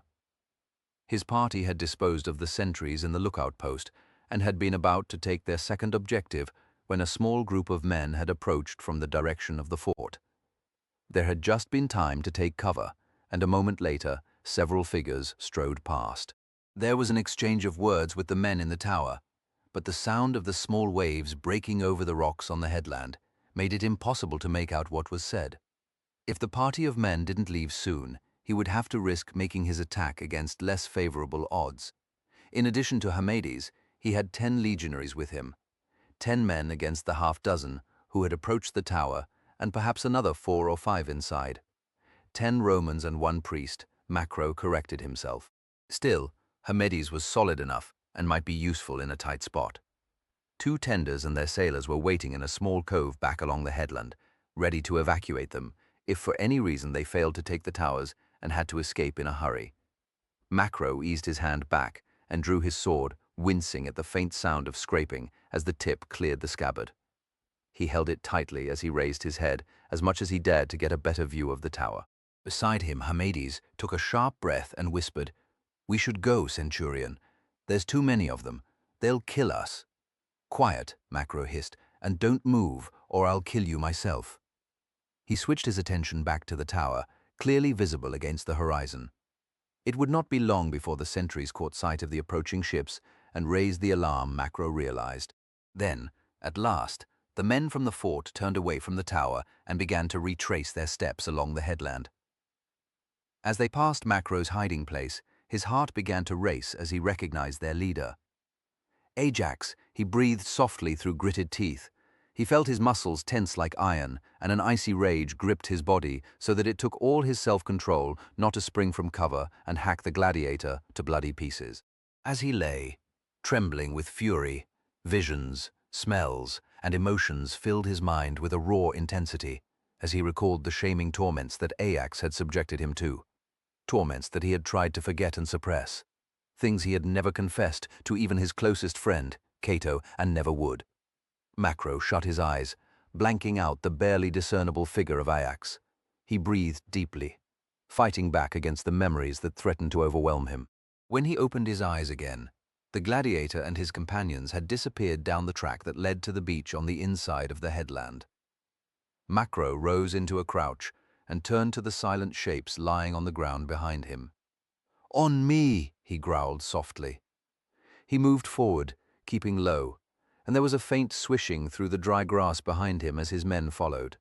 Keeping in the shadow of the rocks, Macro moved stealthily towards the tower. He could see that the heavy door at the base of the tower was open. Above, on the platform, he heard voices muttering and a faint rustle as the morning breeze stirred the tips of the palm leaves of the sunshade. Macro scurried across the open ground in front of the tower, making straight for the door. Then a figure appeared in the frame and froze. Macro powered forward, lowering the tip of his sword.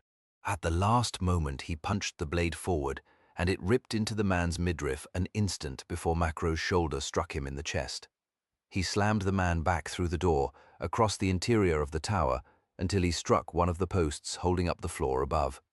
The man grunted as the breath was driven out of him, and warm spittle and blood splattered Macro's face. Clamping his spare hand over the man's mouth, Macro thrust the sword up into the ribcage, ripping through vital organs. His opponent struggled frantically and then abruptly slumped forward onto Macro. He drew back, wrenching his blade free, and eased the body down onto the ground. Around him, his men crowded into the tower. "What's going on there?" A voice called down the flight of wooden stairs leading up to the platform. "Porteus." There was a faint hue of wavering orange light from above, illuminating the topmost stairs. "Let's go," Macro growled, running to the stairs and pounding up to the first level of the tower. When he reached the top, he saw a room with several sleeping mats lining the wall, a table and stools and weapons rack. There were two men, one rising up on an elbow, disturbed from his sleep. The other was near the top of the stairs, close to the weapons. He was quicker-witted than his companion downstairs and instantly snatched at a spear and lowered the tip towards Macro as he and his men raced into the room. The spear tip thrust forwards, and Macro swerved aside, crashing into a stool that sent him sprawling. The legionary behind him did not see the danger until it was too late, and the spear thudded into the shoulder of his sword arm, the impact spinning him round against the shaft and knocking it to one side. The next man thrust his way past and hacked at the spearman's neck, cutting deep.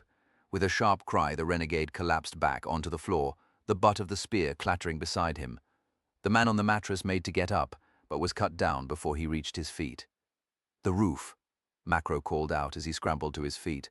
"Move!" The first few men ran past, climbing the last flight of stairs. Macro went after them. There was a brief cry of alarm, quickly cut off. As he emerged onto the roof, Macro glanced round. There was a low wall topped off with a wooden rail surrounding the roof. In one corner was the palm leaf shade. In the opposite corner, the signal brazier. There were 4 bolt throwers. A dull glow came from a small niche where an oil lamp stood, ready to light the brazier. "You two," Macro pointed at the nearest of his men. "Get downstairs and seal the door, barricade it with whatever's to hand." He hurried across to the rail and stared towards the fort. A handful of torches glowed by the main gate, and by their light he could see a pair of sentries standing on the gatehouse, apparently unconcerned.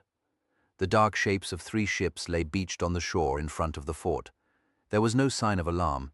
Good, Macro nodded to himself. Then he turned and crossed to the brazier, snatching up some of the kindling. He then carefully picked up the oil lamp and made his way down the stairs and outside. He set the lamp down and made a small pile of the kindling against the side of the tower facing the sea, and presented the flame of the oil lamp to it. The pallid yellow flicker licked the bundle of dry twigs and palm leaves. Then there was a puff of smoke as the flame caught and quickly spread through the rest of the bundle. The wall around the fire lit up with a bright yellow glow, and Macro stood back and turned to look out to sea, searching until his eyes fixed on the distant shapes of the warships. There was a shout from inside the tower, and Macro looked up and saw light flickering from a small window halfway up the wall. The light quickly intensified, and now the crackle of flames came to his ears. "What the hell?" He hurried round to the door as the first of his men came stumbling outside. Macro grabbed the legionary. "What's going on?" "There's a fire in the sentry's quarters, sir. The oil lamp must have gone over and set light to one of the bedrolls." "Fuck!" Macro gritted his teeth. "We have to put it out quick." He ran back inside, up the stairs. Already the air was thick with smoke, and the flames flared up against the walls, lighting the space in a hellish red light. There were shouts from above as the flames licked up the stairs. Macro looked round desperately, then saw an amphora leaning in the corner. He rushed over and snatched it up, and pulled out the stopper, instantly releasing the sharp tang of wine. Moving towards the fire and wincing at the heat that struck him like a stinging blow, Macro shook the contents towards the flames.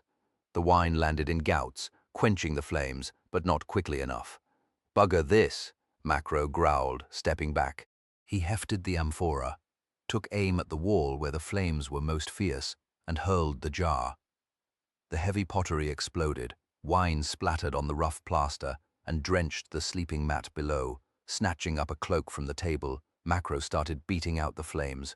He looked over his shoulder and saw Hamid's. "Give me a bloody hand." The priest hesitated for an instant, his eyes wide with fear. Then he plucked a cloak from a peg on the wall beside him, and joined Macro, smothering the remaining flames. When the last of the fire was stamped out, Macro nodded his thanks. He looked round the smoke-filled room. An acrid stench gripped his throat, and he coughed. Throwing the cloak down, he stumbled to the stairs, pushing the priest ahead of him, and climbed up onto the roof. He crossed to the wooden rail and breathed deeply to clear his lungs. The dawn was coming up fast. A band of pale light thickened along the horizon. By its glow, Macro could already see the full extent of the bay from the shadowy mangroves across the water to the fort. Several figures had emerged from the gate and were looking directly towards the headland. More appeared on the walls of the fort, and then there was a shrill blast of a horn. "Damn, they've seen the fire." Macro clenched the rail. A moment later, he watched a strong force of men emerge from the gate. They carried shields and a mix of weapons, swords, spears, axes, and a handful of bows. Several of them carried torches that flared brightly as they broke into a trot. They hurried along the path leading to the headland. Macro sucked in a breath. Now we're for it. Cato had given the order for the Sobek to head for the entrance to the bay at full speed, and the drum beneath the deck beat the time as the oars swept forward, down and back, powering the warship forward. In the near darkness, Macro's signal had stood out clearly, but then more flames had appeared briefly, licking up out of the tower and illuminating the surrounding rocks. "What the hell is he playing at?" said the Triarch. "He's going to give the whole thing away." "Something's gone wrong," Cato responded anxiously. "How long before we make the entrance to the bay?" The Triarch squinted at the coastline and estimated the distance, within the half-hour if we keep up the current speed. "So long?" Cato stared at the headland. He forced himself to push his concern for Macro aside and concentrated on the timing. From his experience of the last 2 months, he knew that a well-handled ship could be refloated from a beach in less than a quarter of the time. If Ajax moved quickly. He could get his men aboard their ship and make for the open sea before the trap was closed. That could not be allowed to happen, Cato resolved. He turned to the Triarch. "Can the ship go any faster?" "Yes, sir. Ramming speed is part of the drill, but we can only keep it up for a short stretch. Then give the order. But, sir, it will exhaust the men. They need their strength for when we close to do battle. There won't be any battle unless we reach the bay in time. Your men must row their hearts out. Understand?" "Yes, sir." "Then give the order. Pass it on to the other ships. Go." The Triarch dropped down the ladder onto the deck and ran to the midships hatchway to shout the order to his timekeeper. Cato heard the drum increase its pace, and the deck gave a little lurch beneath his boots as the Sobek began to speed up. To the east, off the port bow, the sky was turning pink and painting the undersides of a few scattered clouds in a warm, delicate hue. Cato willed the ship on. The flames on the tower had died away now, and he could not help wondering what had become of Macro and his men. If they still lived, then they were on their own until the warships reached the bay. Even as his thoughts were with this friend, Cato saw a tiny pinprick of light dancing along the headland, then another, and more, and with a sick feeling in his stomach, he realized that Ajax and his men were already hunting down Macro and his small band. Chapter 8. "Sir," a voice called to Macro. "They're coming." He trotted over to the edge of the tower and saw the figures emerging between two rocks, less than a quarter of a mile away. They came on at a run, and Macro quickly saw that he and his men were outnumbered at least 3-1. "What are you going to do?" asked Hamides. "There's too many of them. We should get out of here while there's still time, or surrender." "Surrender to that bastard? Never," Macro snarled. "Then let's run." "Run where?" "We're on a bloody headland." "There's nowhere to run to, you idiot. Now shut up and give me a hand." Macro moved over to one of the bolt throwers and swiveled it round to face the oncoming attackers. "Open the ammunition box," he snapped, and pointed at a weathered chest beside the wall, while Hamides fetched a bundle of the heavy bolts, 2 feet long with heavy iron heads and wooden flights. Macro wound the handle and ratcheted back the thick tarry cord that stretched between the two arms of the weapon. Once it was ready, he took the first bolt from the priest and laid it in the long groove that passed between the boxes containing the torsion ropes. The first of the renegades was little more than 200 paces from the tower now, and Macro pulled out the elevation pin and then grunted as he raised the bed of the weapon, sighted the bolt thrower on the man, then slipped the pin back in. He straightened up. "Stand clear." He glanced round, then grasped the lanyard that released the ratchet. He gave it a quick tug, and the throwing arms snapped forward against the leather buffers with a sharp crack. At once, Macro looked over the rail and saw the slender shadow slash through the dawn air towards the oncoming men. It flew over the leading man's head even before he was aware it was there. The bolt flew on past another man before it hit the ground, sent up a spray of grit and ricocheted up and tore through the leg of one of the renegades, lifting him off the ground and sending him spinning into a small group close behind, knocking them down. "Ha!" Macro growled with satisfaction and hurriedly prepared the next shot. "Bolt!" He held out his hand, and Hamides fumbled for the next round. He dropped it and ducked down to retrieve it as Macro cursed him. Looking up, Macro saw that the attackers had spread out and were picking their way forward more cautiously. That suited Macro well enough. All that mattered was to buy enough time to allow Cato's ships to enter the bay. 3 of Ajax's men were creeping forward by the rocks where Macro's party had hidden, and he swiveled the weapon round and released the catch. There was another crack, and the bolt whirred through the air. This time it struck one of the men cleanly in the chest, hurling him back against a boulder where he crumpled in an untidy heap, the end of the shaft projecting from his tunic. As soon as Macro began to reload, there was a shout and the men sprinted forward in the interval before the next round was loaded. Macro just had time to lower the elevation and fire one last bolt which flew over their heads. That's it. He stood back from the bolt thrower. It's hand to hand now. The first of the attackers reached the door and pounded on it, to little effect, as the door was secured with a wooden bar and some meal bags had been piled behind it. By the time Macro had climbed down and joined his men, as they snatched up the shields of the renegades they had killed, the first axe blows were thudding into the aged timber. A moment later, a long splinter of wood shot back from the inside of the door. More splinters exploded as axes crashed home, Then a long sliver of wood bent down and the dull edge of the axe head protruded, a finger's width, through the door. When the axe was wrenched free, it left a narrow gap through which Macro could see the men outside in the pale dawn light. More blows smashed through the weakened timber and hands wrenched at the shattered lengths of wood. "Don't worry, lads," Macro said evenly. "There's only one way in. All we have to do is keep 'em out until the prefect gets here." He glanced round at the men standing poised in the gloom and noted their expressions. Some looked grim but determined, while a handful of others younger had an anxious, fearful look in their eyes. It was a centurion's duty to lead from the front, to inspire his men, and Macro eased himself forward towards the door, sword clenched in his right hand. He drew out his dagger and held it in the other hand. With a splintering crack, a length of the door was pulled away, then more pieces, until only a shattered fringe remained. Outside, the renegades closed round. The first man stepped up, then kicked the makeshift barrier of meal sacks over. He carried a spear, and he lowered the tip and thrust at Macro with a grunt.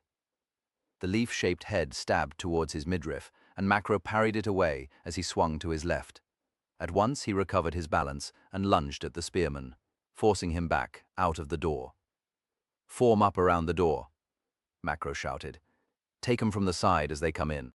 As the men hurried into place, the spearman thrust again, hands gripping the shaft tightly and legs braced apart.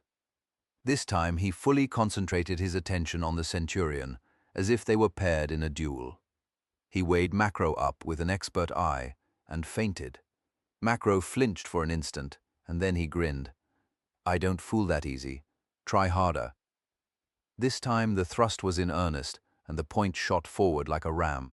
Macro slashed down, just above the man's hand, and the point went down towards the floor. Macro's dagger hand darted forward and stabbed into the renegade's forearm. With a gasp, he released the shaft, and Macro stamped down on it, forcing the man off balance. He stumbled forward inside the doorway as he strove to regain his balance. One of the legionaries stepped up and punched his sword high into the man's back, driving him to one side.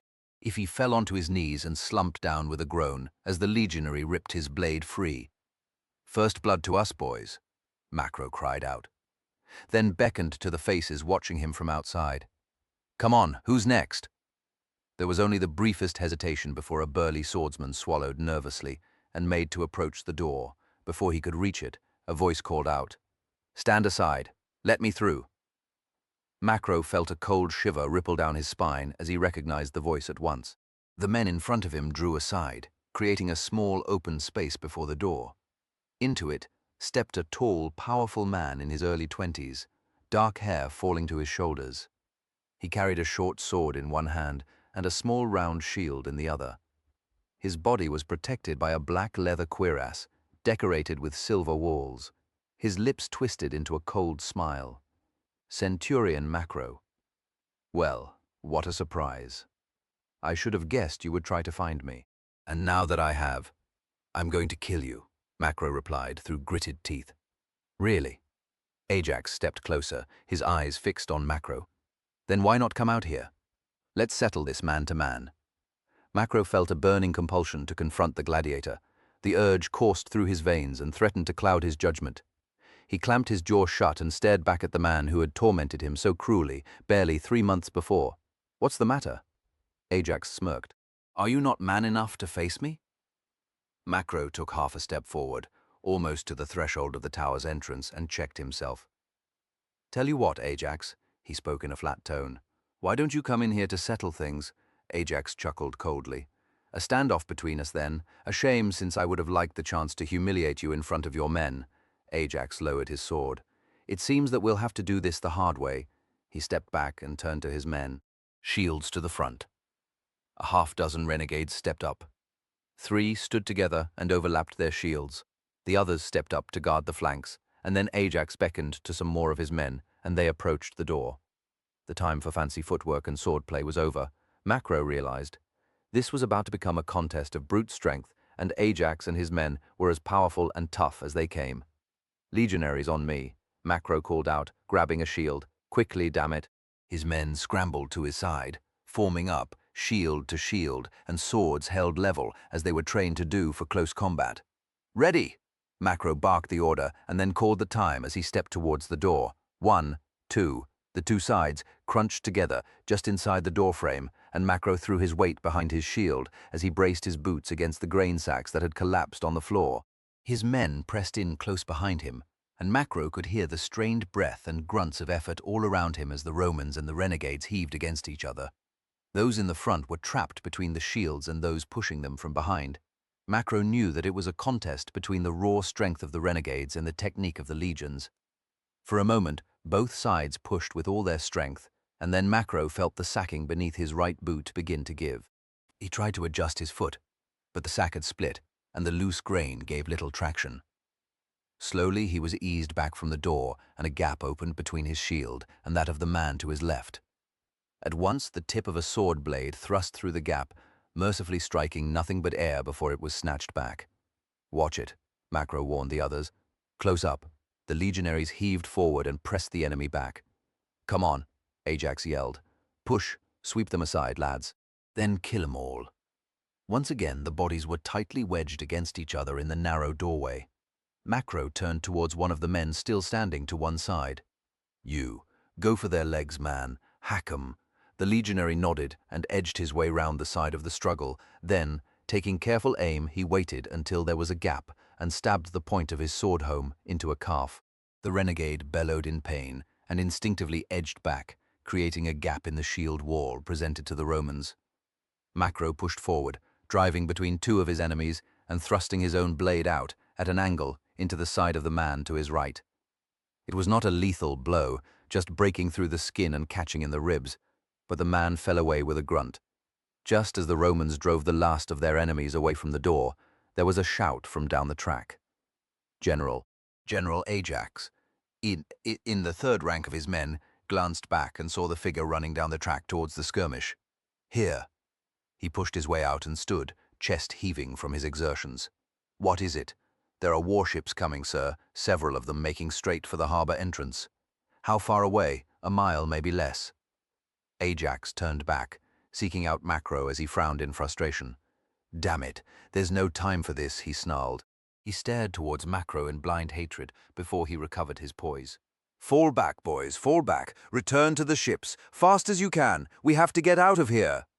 Ajax's men scrambled back, and Macro felt the pressure lift from his shield, and he had to scramble forward a little in order to retain his balance. He crouched, shield up and sword drawn, breathing heavily. His eyes met those of Ajax, some 10 feet away. The gladiator thrust his arm out, pointing directly at Macro. "It isn't over yet. As Zeus is my witness, I'll cut your head from your body with my own sword." Then he turned and joined his men, as they warily backed away a short distance from the tower, and then turned to run down the track. Macro watched him go with a heavy heart. If Cato and his ships managed to reach the mouth of the harbor in time to prevent Ajax's escape, then that reckoning might come soon enough, Macro reflected. He waited until the last of the renegades was a safe distance down the track, before he stretched up into a standing position and lowered his shield. Turning towards the sea, he could easily make out the ships from the Alexandrian fleet rowing swiftly towards the shore. Chapter 9. The sun had crested the horizon as the Sobek approached the point of the headland. The coast was bathed in a warm yellow glow, which caught the red sails of the warships, intensifying the color. The Triarch was leaning over the bow and staring down into the water as he tried to pick out any shoals that might threaten his ship. The sea was calm, and the lightest of swells brushed up against the rocks on the shore. Cato had dressed in armor and wore his red cloak and plumed helmet in preparation for the coming battle. He climbed up into the turret on the foredeck and surveyed the coastline. For the last half-mile of its length, the headland was on lower ground, and from the turret, Cato could see the tops of the palm trees on the far side of the bay. Earlier, he had seen the enemy withdraw from the watchtower and had feared that Macro and his men had been overwhelmed. But then his keen eyes had detected the transverse crest of a helmet atop the tower, and he knew that his friend still lived. "Sir," the lookout cried from his position astride the spar. He pointed across the headland. "They're on the move." Cato turned his head to look, and might have missed it had he not been looking for the enemy ship. A faint sliver of shadow against the haze that lingered across the mainland. The mast of a ship. Then he saw another a short distance behind. Ajax was making a run for it. Looking ahead, Cato saw that the headland bowed out to sea, and he realized with a sick feeling that Ajax might reach the entrance to the bay before the Sobek. "Increase our speed," he called down to the Triarch. Furman looked up and shook his head. "Sir, the crew have been rowing flat out for the best part of an hour. They're spent. I don't give a damn about that. Order them to row faster." "They can't," the Triarch replied firmly. "You've exhausted them, sir." Cato gritted his teeth in anger. The Triarch was right. He had been desperate to reach the harbor as swiftly as he could, and now the crew had no reserve of strength to draw on at the critical moment. By contrast, Ajax's men were still fresh, and as Cato watched the masts of his enemy's ships, he could see that they were gradually pulling ahead. More galling still, they had the advantage of the inside track as they raced across the bay towards the tip of the headland. He thumped a fist on the rail of the turret in frustration. He took a deep breath and spoke as calmly as he could to the Triarch. "Have your men do the best they can. One last effort is all I ask of them." "Yes, sir." The Triarch saluted and made his way aft to the main hatch and descended below deck to urge his men on. Cato turned his attention back to the two masts, edging ahead of the Sobek on the other side of the headland. They would soon be abreast of the watchtower and then reach the open sea and make their escape. The Roman ships would attempt a pursuit, but barring a miracle, Ajax and his men would get away, Cato realized bitterly. A faint movement attracted his attention, and he saw a thin, dark smudge in the air above the watchtower. There was a brief eddy of smoke, and then it settled into a steady trail, climbing into the clear sky. Cato frowned at this new development, but Macro and his men were safe enough now that the enemy was on the run. They could afford to let the tower burn, but even as he was thinking this, Cato realized that the smoke was too localized. A moment later, there was a bright flare, and a thin trail of smoke arced out from the top of the tower towards the two ships approaching from inside the bay.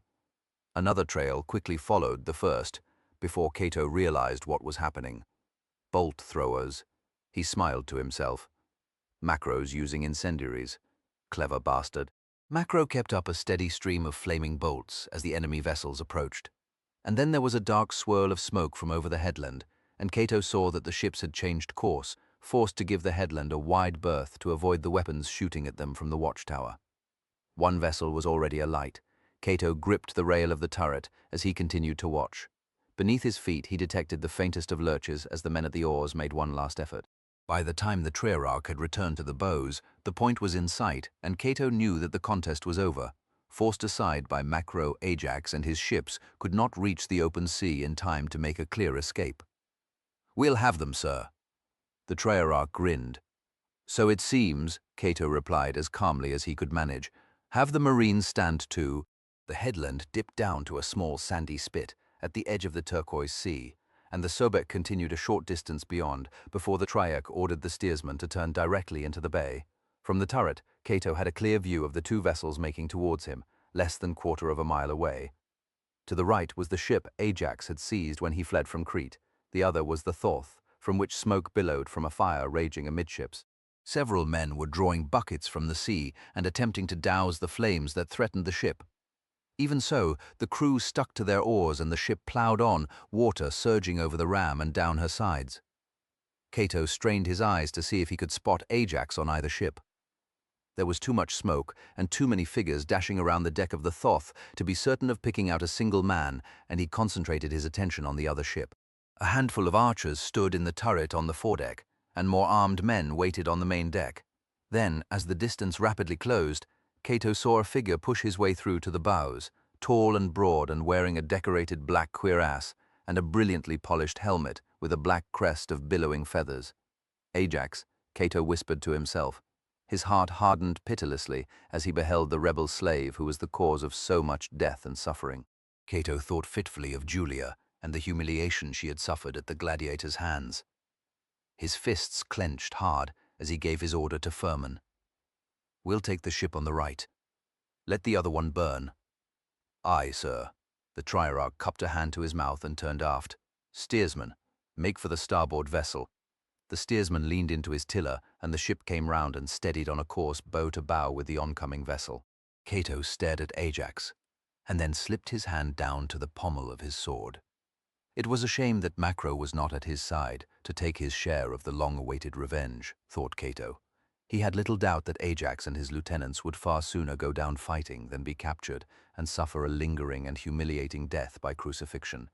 "Excuse me, sir," a voice called, and Cato looked round as a marine climbed into the turret, clutching a bow and a quiver filled with arrows. Two more men joined him, and Cato moved to one side to give them room. On the enemy ship, he could see Ajax's bowmen fitting arrows to their strings before they aimed their bows high as the two ships plowed towards each other across the tranquil surface of the bay. They loosed off the first volley of arrows, and Cato watched impassively as the tiny specks swept up high into the air, then seemed to pause briefly before plummeting down towards the Sobek. Most struck the water, 20 or so paces in front of the bow, disappearing with a faint plop and glittering spout of water.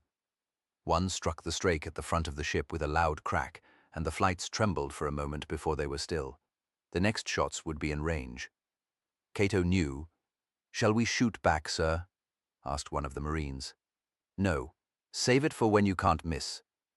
Cato leaned forward and called down to the legionaries crowded together beside the turret. "Men, shields up!" He glanced back over his shoulder.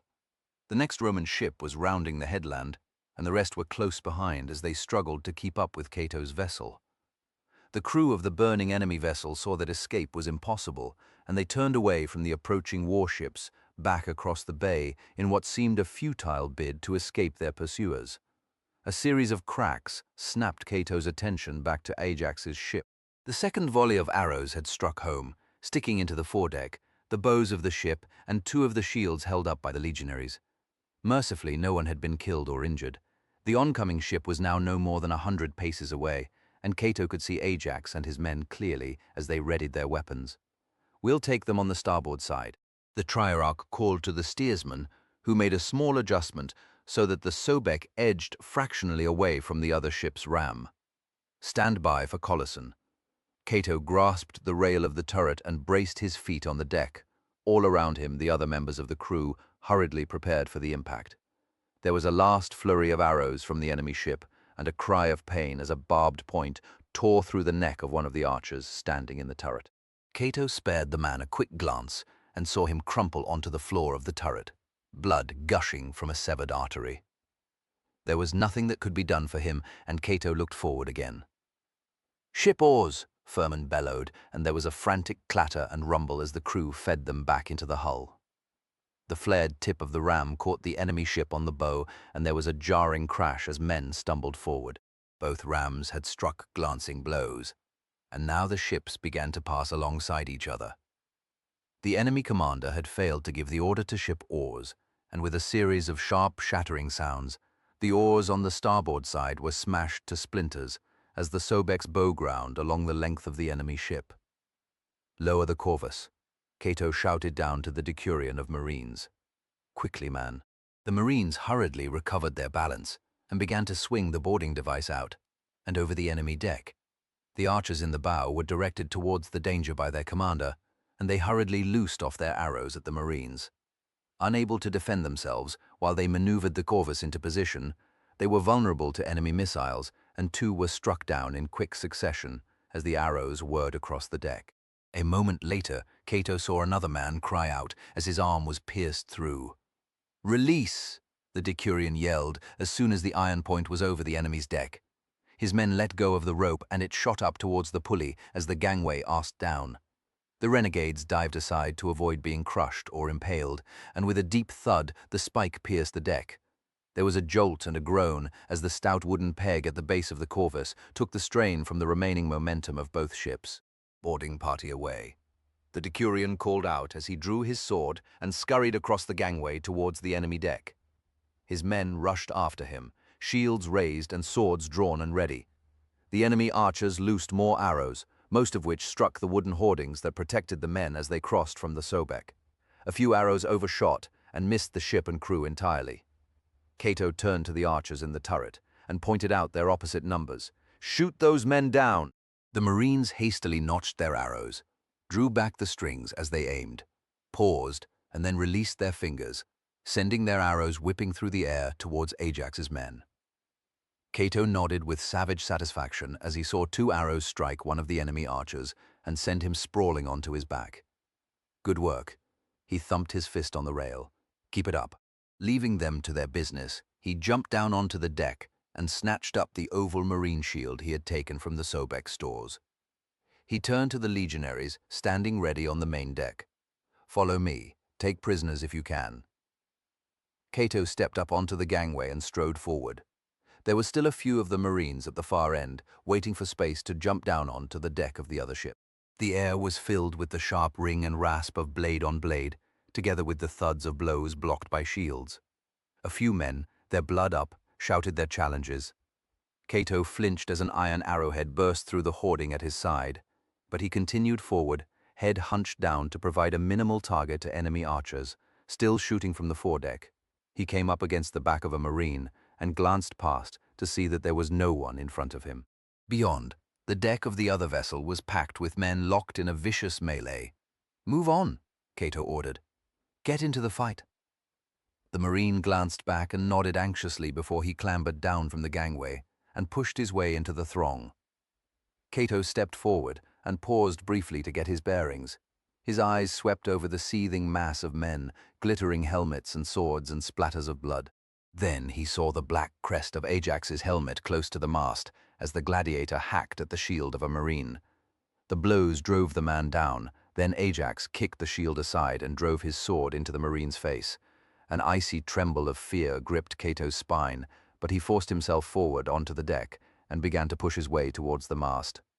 "Legionaries, on me!" The burly soldiers forced their way to his side as Cato stepped over a body, and then a space opened ahead of him. A swarthy Easterner with long hair tied back stood in his path, a bloodied axe in one hand and a curved dagger in the other.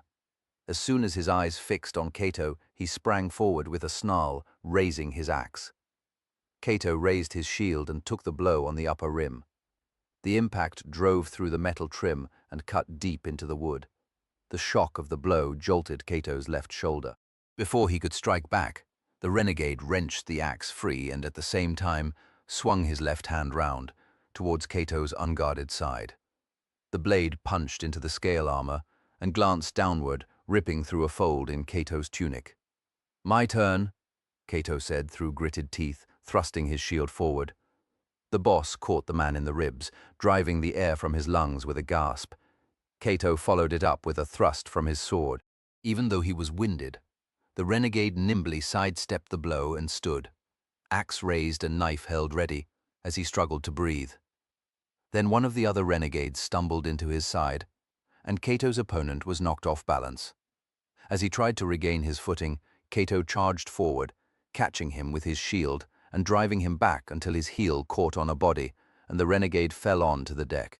Cato drove the tip of his sword down into the man's stomach, and then slammed the bottom edge of his shield onto his throat, crushing the windpipe. Pulling his blade free, he moved on. Cato glanced quickly to both sides and saw that the legionaries were following up on his flanks. Many of Ajax's men were tough, but lacked battle training, and were no match for professional soldiers.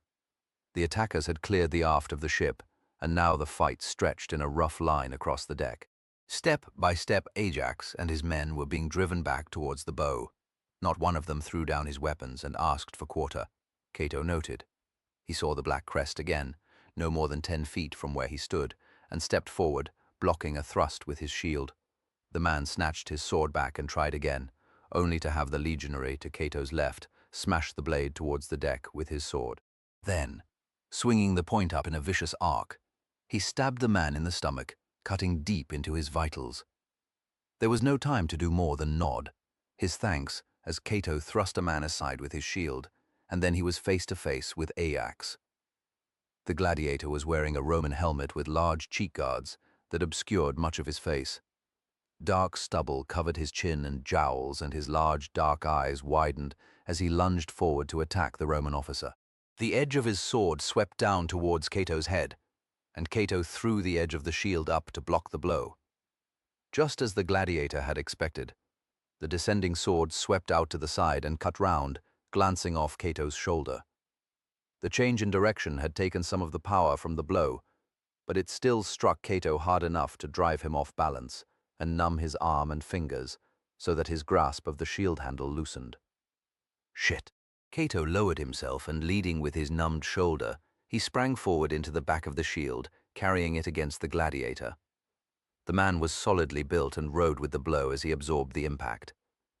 Then he locked his buckler around the edge of the shield and wrenched it aside. Cato just had time to recover and step back as the other man's sword swished past his face. For an instant, Ajax's right arm was carried on by the momentum of the slashing cut, and Cato took his chance and thrust his weapon, catching his opponent in the upper arm and opening up a good 10 inches of flesh and muscle. Ajax roared with pain and anger and hacked at Cato with the backswing. There was just time to duck, and Cato struck again, into the knee this time, splintering bones and cutting through ligaments. Ajax toppled away from Cato onto his side, and one of the legionaries sprang forward and thrust down deep into the gladiator's armpit. Cato heard a rib snap, and a loud grunt escaped Ajax's lips as the blade pierced his lungs and heart. His body stiffened for a moment and then slumped forward, face down. The legionary placed his boot on the back of the cuirass and pulled his blade free and moved on to find his next opponent. Cato stood and stared at the body, unbelieving. His enemy was dead. The hunt was over, but not quite. He shook himself out of his stupor and looked round the deck. Bodies lay sprawled across the planking, and pools and splatters of blood stained the pine timbers. Only a handful of the renegades remained, crammed into the angle of the bow, fighting on like maniacs as they shouted their defiance into the faces of the Marines and legionaries. Cato opened his mouth to speak, but it was too dry, and his voice caught awkwardly. He swallowed, licked his lips, and tried again. "Fall back, Romans, fall back." Most of the Marines and legionaries heard the command and obediently stepped away from the enemy. A handful, carried away by their bloodlust, continued until they were pulled back by comrades. The decurion had to whack the flat of his sword on the helmet of the last of his Marines to get the man's attention. There was a final thud of a sword striking a shield, and then only the sound of rapid breathing and the moans and cries of the wounded.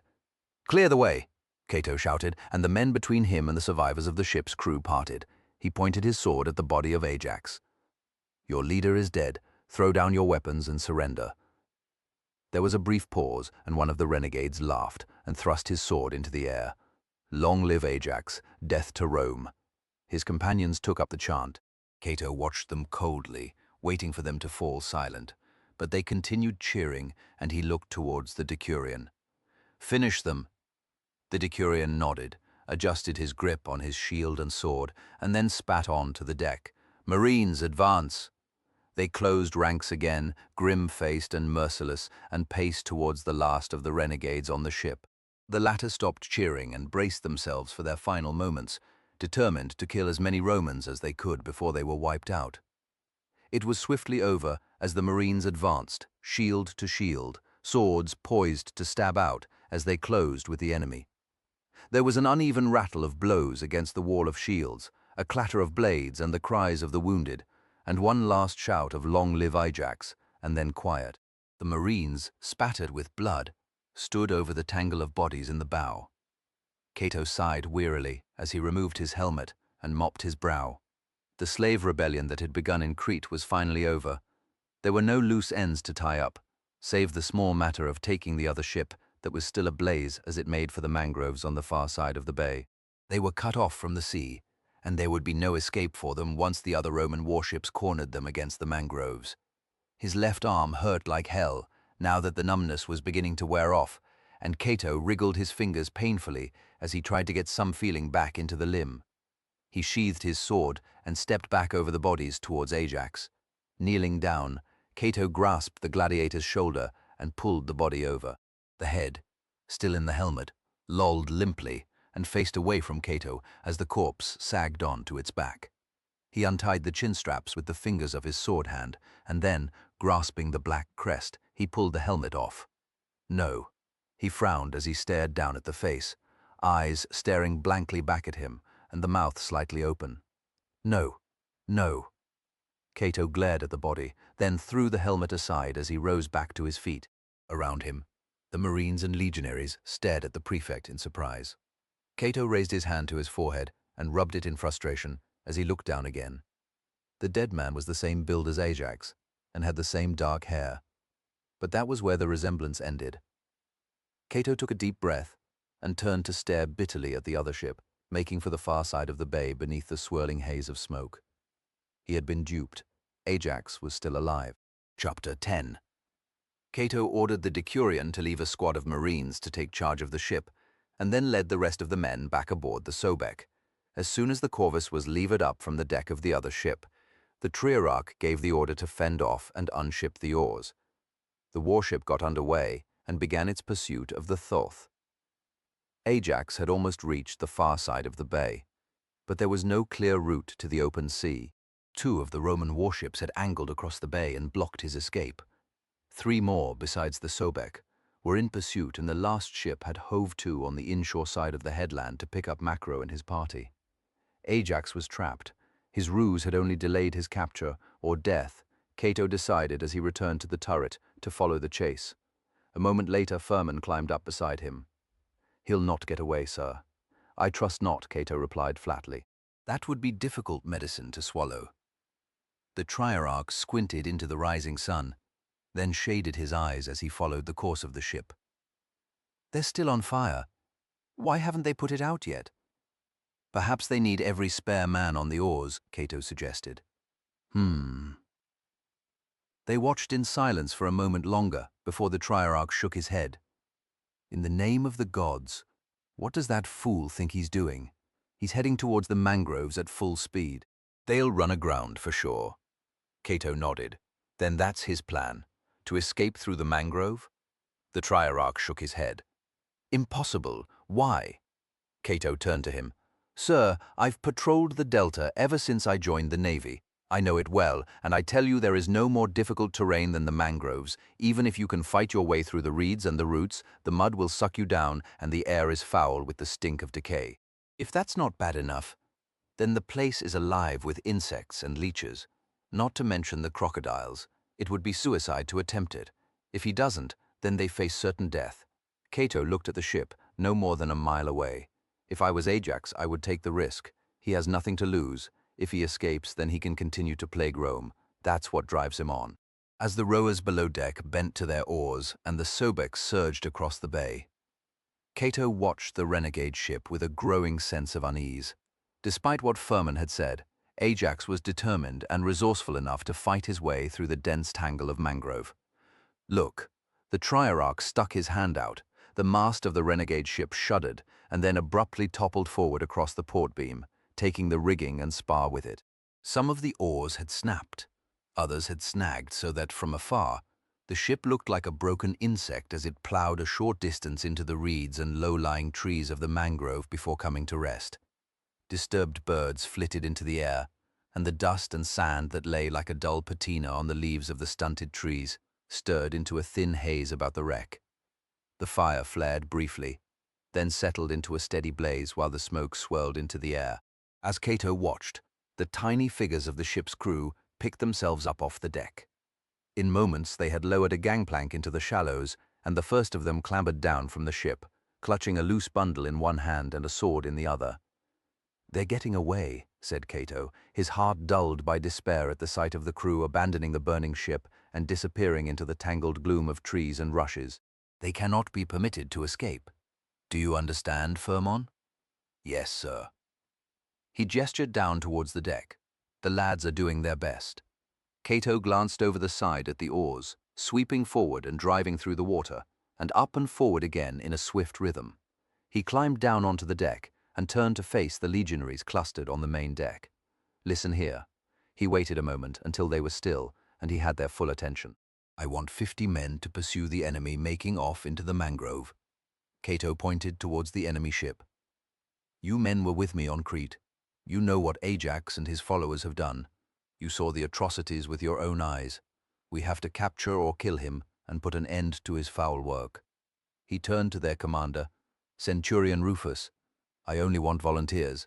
Don't pick any wounded men." "I don't doubt your men's courage, but it'll be hard going and open wounds will soon fester in those marshes. Those who'll follow me need to leave their armor behind. They're to take only shields and helmets, together with their swords, and rations and water for 3 days. He gazed at them for an instant and then nodded. "That's it. Those who are coming with me Be ready to march as soon as we reach the far side of the bay. Dismissed. He turned away and strode forward to the bows to watch as the warships closed up on the burning vessel, stuck hard and fast into the twisted roots and silt of the mangrove. The Triarch looked over the side and gave the order to reduce speed, and then backwater to kill the momentum of the ship as it drew close to the shore. The other warships had also slowed and gave way to the Sobek as she edged towards the mangrove, a short distance from the abandoned vessel. The air was filled with the crackle of flames and the sharp reports of bursting timbers. The fire was burning more fiercely than ever, and Cato realized that Ajax must have given orders to feed the flames before he and his men had quit the ship. "Furman," Cato had to shout to be heard over the noise of the blaze. "Get some men over to that ship. See if they can put the fire out." "Aye, sir." There was the faintest of shudders beneath Cato's boots as the ship ran aground. At once, the Marines on the foredeck lowered a gangplank into the shallows, muddied by the impact of the ram. "Here," Cato called to the nearest of the legionaries, "give me a hand with the cuirass."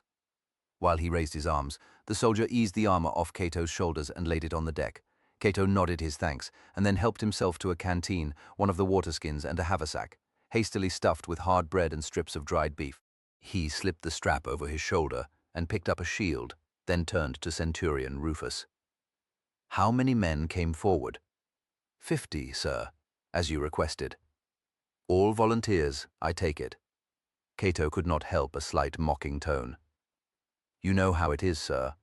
An officer asks for volunteers, and woe betide any man who takes him at his word." Rufus grinned. "That said, they're all good men. I picked the best. Then let's go." As the burly centurion led the first section down the gangplank, Cato turned to the Triarch. "When Macro and his men get across the bay, tell him to come after us. I should think it'll be easy enough to follow our path." "Yes, sir." Cato thought for a moment before he continued. "Then take the fleet back to Alexandria and report to the governor.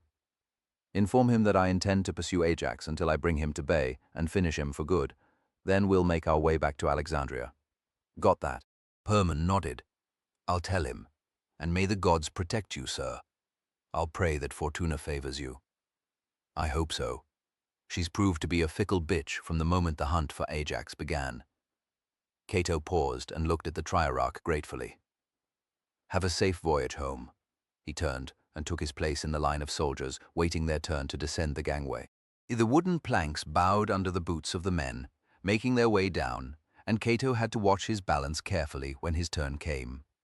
At the bottom of the gangway, he stepped into the murky water, which rose up to his thighs, and felt his way towards the shore. Stunted trees sprouted from tangled clumps of roots that disappeared under the water, and the stench of rotting vegetation filled the hot air. The legionaries ahead of him swirled through the water towards a small earth bank where reeds grew higher than a man. There was a muttered curse as one caught his boot in some of the roots and pitched forward with a splash.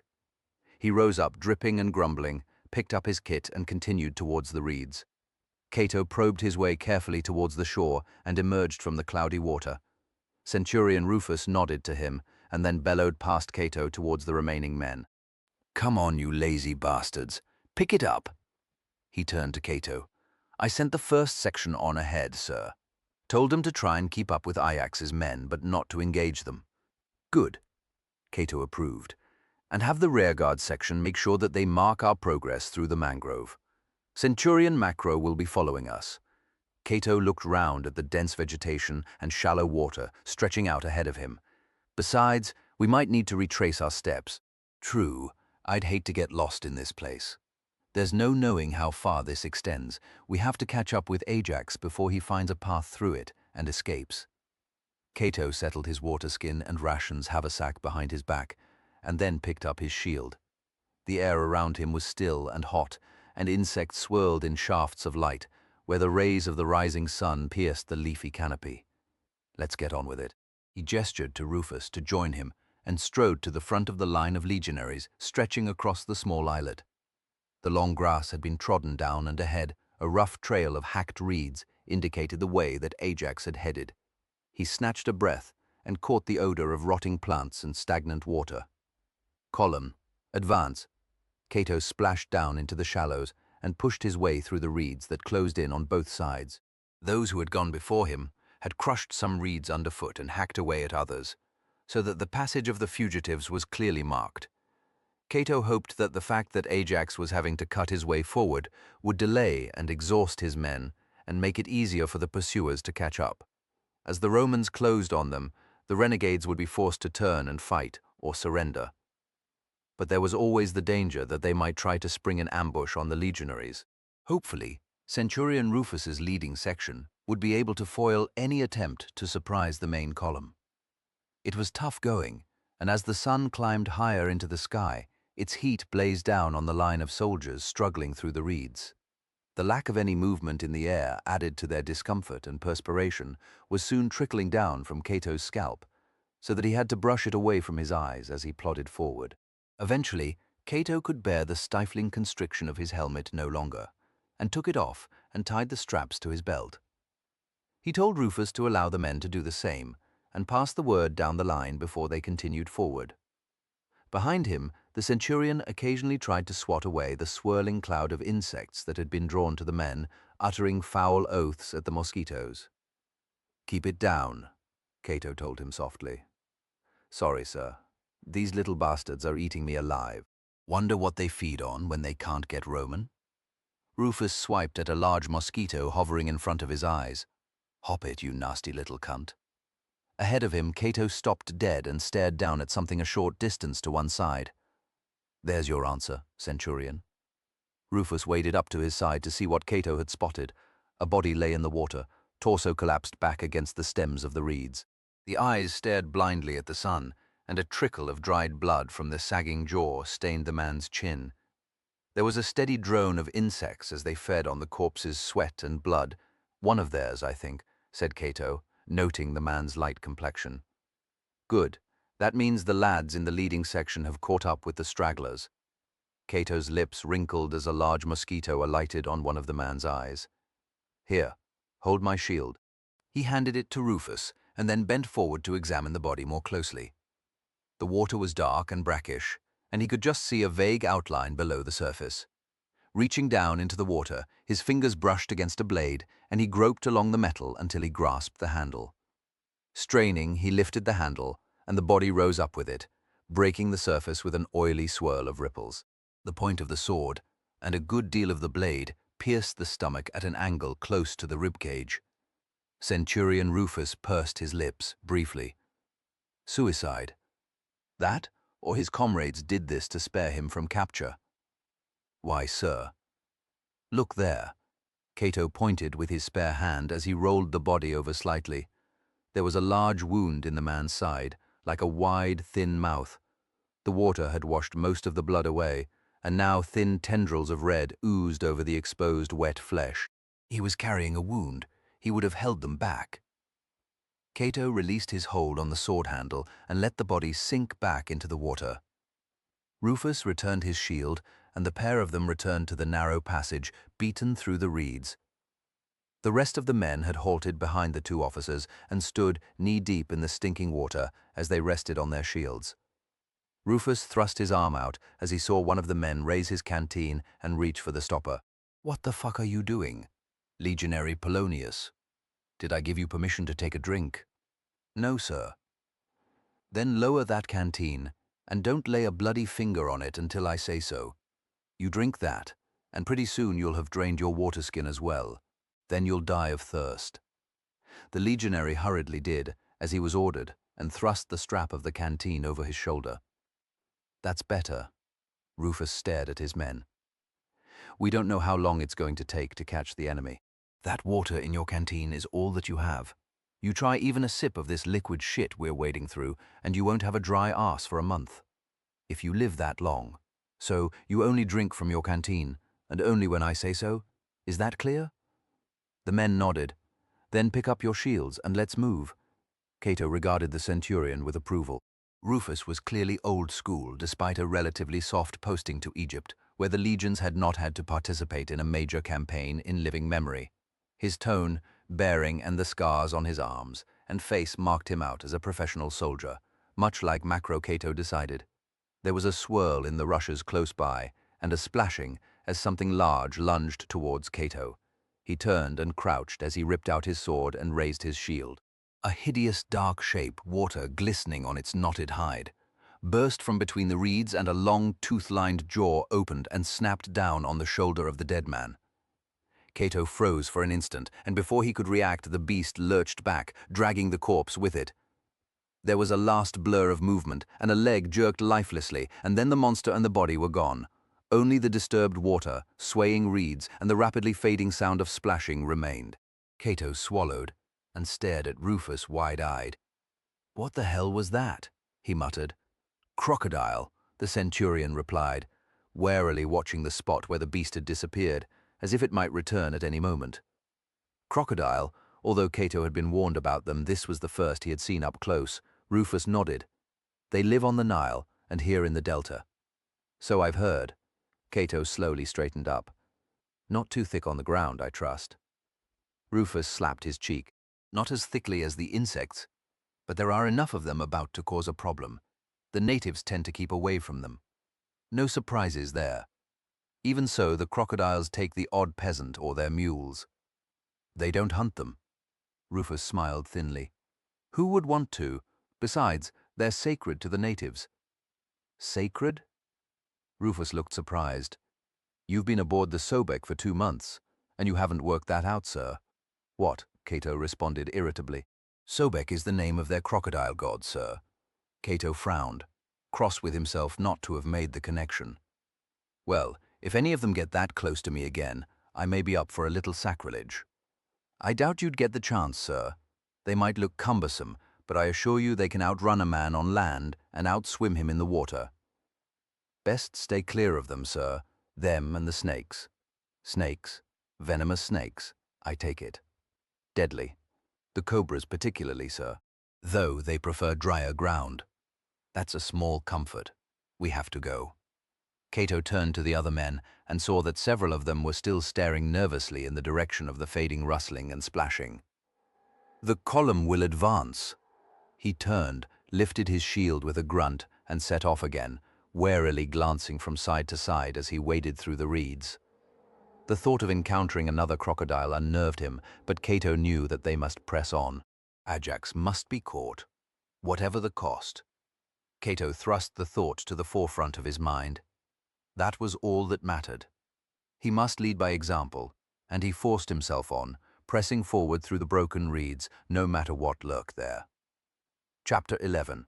The column trudged on through the swamp as the sun rose higher into the sky and caught the soldiers in its full glare. The air, trapped and still, grew hotter by the hour, and Cato's mouth began to dry out, and then a raging thirst burned in his throat. On his own, he would have taken a drink from his canteen by now, but he was waiting for Rufus to give the order to his men first. It would not do to be seen to be weaker than the centurion in the eyes of the other men. So he endured the thirst for a while longer, and then began to wonder if Rufus was refusing to call a halt and allow the men to drink for precisely the same reason. Cato stole a glance back over his shoulder. Rufus was 10 feet or so behind him, sweating freely, his lined face gleaming with perspiration. But his expression was fixed and revealed nothing of his thoughts. At noon, the reeds gave way to a small island covered in long grass, and Cato took the chance to let the men rest. As they emerged from the water onto solid ground, Cato strode forward a few more paces and lowered his shield, leaning to rest his arms on the rim as he caught his breath. One by one, the legionaries emerged from the reeds, staggered up and slumped down in the grass either side of the trail. "Reckon the men could use some water, sir," Rufus rasped as he wiped his brow with the back of his forearm. "I know I could." "All right." Cato nodded. "Let him drink, but mind they take no more than a mouthful." "Yes, sir." As the men took their meager refreshment under the watchful eyes of Rufus, Cato lifted his canteen and allowed himself a small amount, which he swilled slowly around his mouth before swallowing. Then he put the canteen away and paced up to the highest point on the island to search for any sign of life to the south, the direction Ajax seemed to have veered towards during the morning. There was a small clump of date palms nearby, and a handful of fallen trunks amid a tangle of old brown fronds. Cato made his way across to them and stepped up onto one of the trunks. From his vantage point, he could see an unbroken sprawl of reeds interspersed with dense clumps of trees and undergrowth stretching out in front of him, but no sign of any movement. The stillness depressed him. He had hoped to have marched quickly enough to have caught up with Ajax and his men. Cato was also worried. There had been no word from the section. Rufus had sent forward to stay in contact with the enemy. They might be far ahead, or they could have lost their way. Cato turned round to look back on their tracks. Even though he calculated that they had come no more than 5 miles over the difficult ground, there was no sign of life. The horizon was clear, and nothing moved amid the reeds they had passed through. After another brief look ahead, Cato returned to the column and wearily picked up his shield. "The rest is over, Centurion. Get the men back on their feet." A brief look of surprise flitted across Rufus's face before he nodded and faced his men, hands on hips. "Up you get, ladies." There was a chorus of groans and muttered growls of complaint before Rufus cleared his throat and bellowed at them. "Silence. I gave you a bloody order. Get up. It's time for you to earn your pay. This is what the Emperor's silver is for, and he pays you handsomely. So shut your mouths and pick up your kit. Damn you." The men rose stiffly and made ready to continue the march. Rufus turned to Cato. "At your command, sir." "Thank you. Forward, then." Rufus raised his arm and swept it towards the broken trail. "Column, forwards." With Cato in the lead once more, they trudged through the tall grass to the far side of the island and back into the still, murky waters surrounding the beds of reeds. The afternoon was the hottest part of the day, and the heat beat down on the extended line of soldiers, and some dipped their felt helmet liners into the water before cramming them over their heads to provide some comfort from the baking temperature. Towards the middle of the afternoon they came across another body, between the twisting roots of a tree. As before, he bore wounds from the morning's fight and had been dispatched by a sword thrust. Cato examined him briefly before moving on. There was still no word from the leading section, and there was no longer any doubt in his mind that they had run into trouble or got themselves lost. Cato ordered another brief stop to drink some water and for the men to catch their breath while he talked quietly with the centurion. "Something's wrong. Your men should have sent back a report long before now." "I know, sir." Rufus untied his neckcloth and dabbed his face. "Shall I send someone ahead of the column to try and find them?" Cato considered the suggestion for a moment. "No. There's no point in risking any more men. If they are still following Ajax, then they'll stop for the night when he does. We'll hear from them then. That's my guess.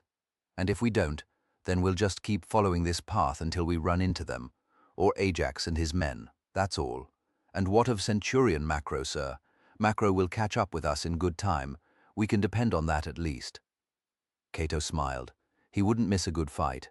The smile faded. In this case he wants to be in on the kill more than any other man alive. "Except myself." Rufus nodded. He had fought in Crete and knew the tale of Macro's captivity and that of Julia, the prefect's wife-to-be. "Then perhaps we should camp early and give Macro the chance to join forces with us." Cato thought it over, then shook his head. "Each time we stop and rest, the men are slower to continue the march. Best to wait until the full day is done before calling a halt." He moistened his lips. We go on. Even though the sun began to descend from its zenith, the stifling heat did not seem to abate as the afternoon crept by. The column struck on, burdened by the cumbersome weight of their shields and tormented by thirst. As the sun slipped into the haze that banded the horizon, the glare mercifully subsided, and the reeds began to shade the Roman soldiers panting from the day's exertions. Cato had never known such exhaustion before. Even when he first joined the Legion and endured days of route marches, rising at first light, marching in full kit for 16 miles before downing packs to construct the camp defenses and then putting up tents, making cooking fires, and only then being allowed to rest until his turn came at sentry duty. That had been tiring enough, he recalled, but it had been in the temperate climate of the northern frontier in Germania. Here, the heat, stench, insects, and the roots and obstacles under the water that threatened to trip up the unwary all combined intolerably and sapped Cato's strength. Only his will to continue kept him moving forward, step by step. The shadows lengthened as the column emerged once more from the reeds onto solid ground. And now the broken trail joined an established path, which forked a short distance further on. Cato paused and looked both ways. "What do you think, sir?" asked Rufus, breathing heavily. "Left or right?" Cato wiped the sweat from his eyes and considered the choice. Left seems to head to the north, towards the coast. If I were Ajax, I would head south, away from the sea and our warships. We'll go right. He lowered his shield and strode across the path to a clump of palm trees and pulled out a handful of dead fronds from the ground beneath them. If he took out his dagger and quickly stripped the leaves away and then laid the dry grey stems out in an arrow to indicate the way he had decided to head. "That's for Macro," he announced, then picked up his shield and led the column to the right, towards the heart of the delta. Although the path was narrow and the tall grass and palms closed in on it from time to time, it was a welcome change from the murky stench of the swamp. They had marched a mile or so along the track when Cato saw the outline of a handful of buildings above the grass, no more than a quarter of a mile ahead. He turned to Rufus and spoke softly as he pointed them out. "First sign of life all day. Perhaps the locals will have seen something, sir." "I hope so." Cato was still concerned over the missing section. If they were not lost in the swamp, then it was possible that they had fallen in with Ajax and his men. If that had happened, they would have stood little chance. As they approached the buildings, Cato could see that there was perhaps a score of them, loosely spread along a clear thoroughfare.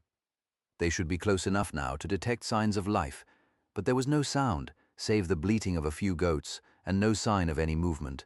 He felt uneasy as the path turned a corner and opened out a short distance from the nearest buildings. He halted the column. The structures were typical of the region.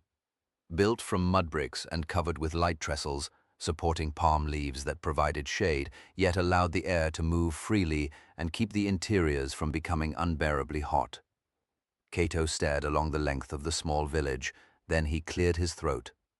"Helmets on, swords out," he ordered. "Tell the men to close ranks, quietly though." "Yes, sir."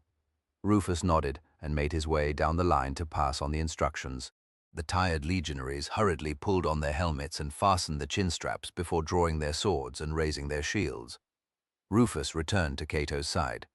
"They're ready, sir." "Good." Cato settled his helmet on his head and took a deep breath. "Come on." They paced forward, eyes and ears straining as they moved between the first buildings. There was little sign of life. Only a thin dog stirred, lifting its head to watch them for a moment, before raising a leg to scratch its neck, and then lying back down and panting.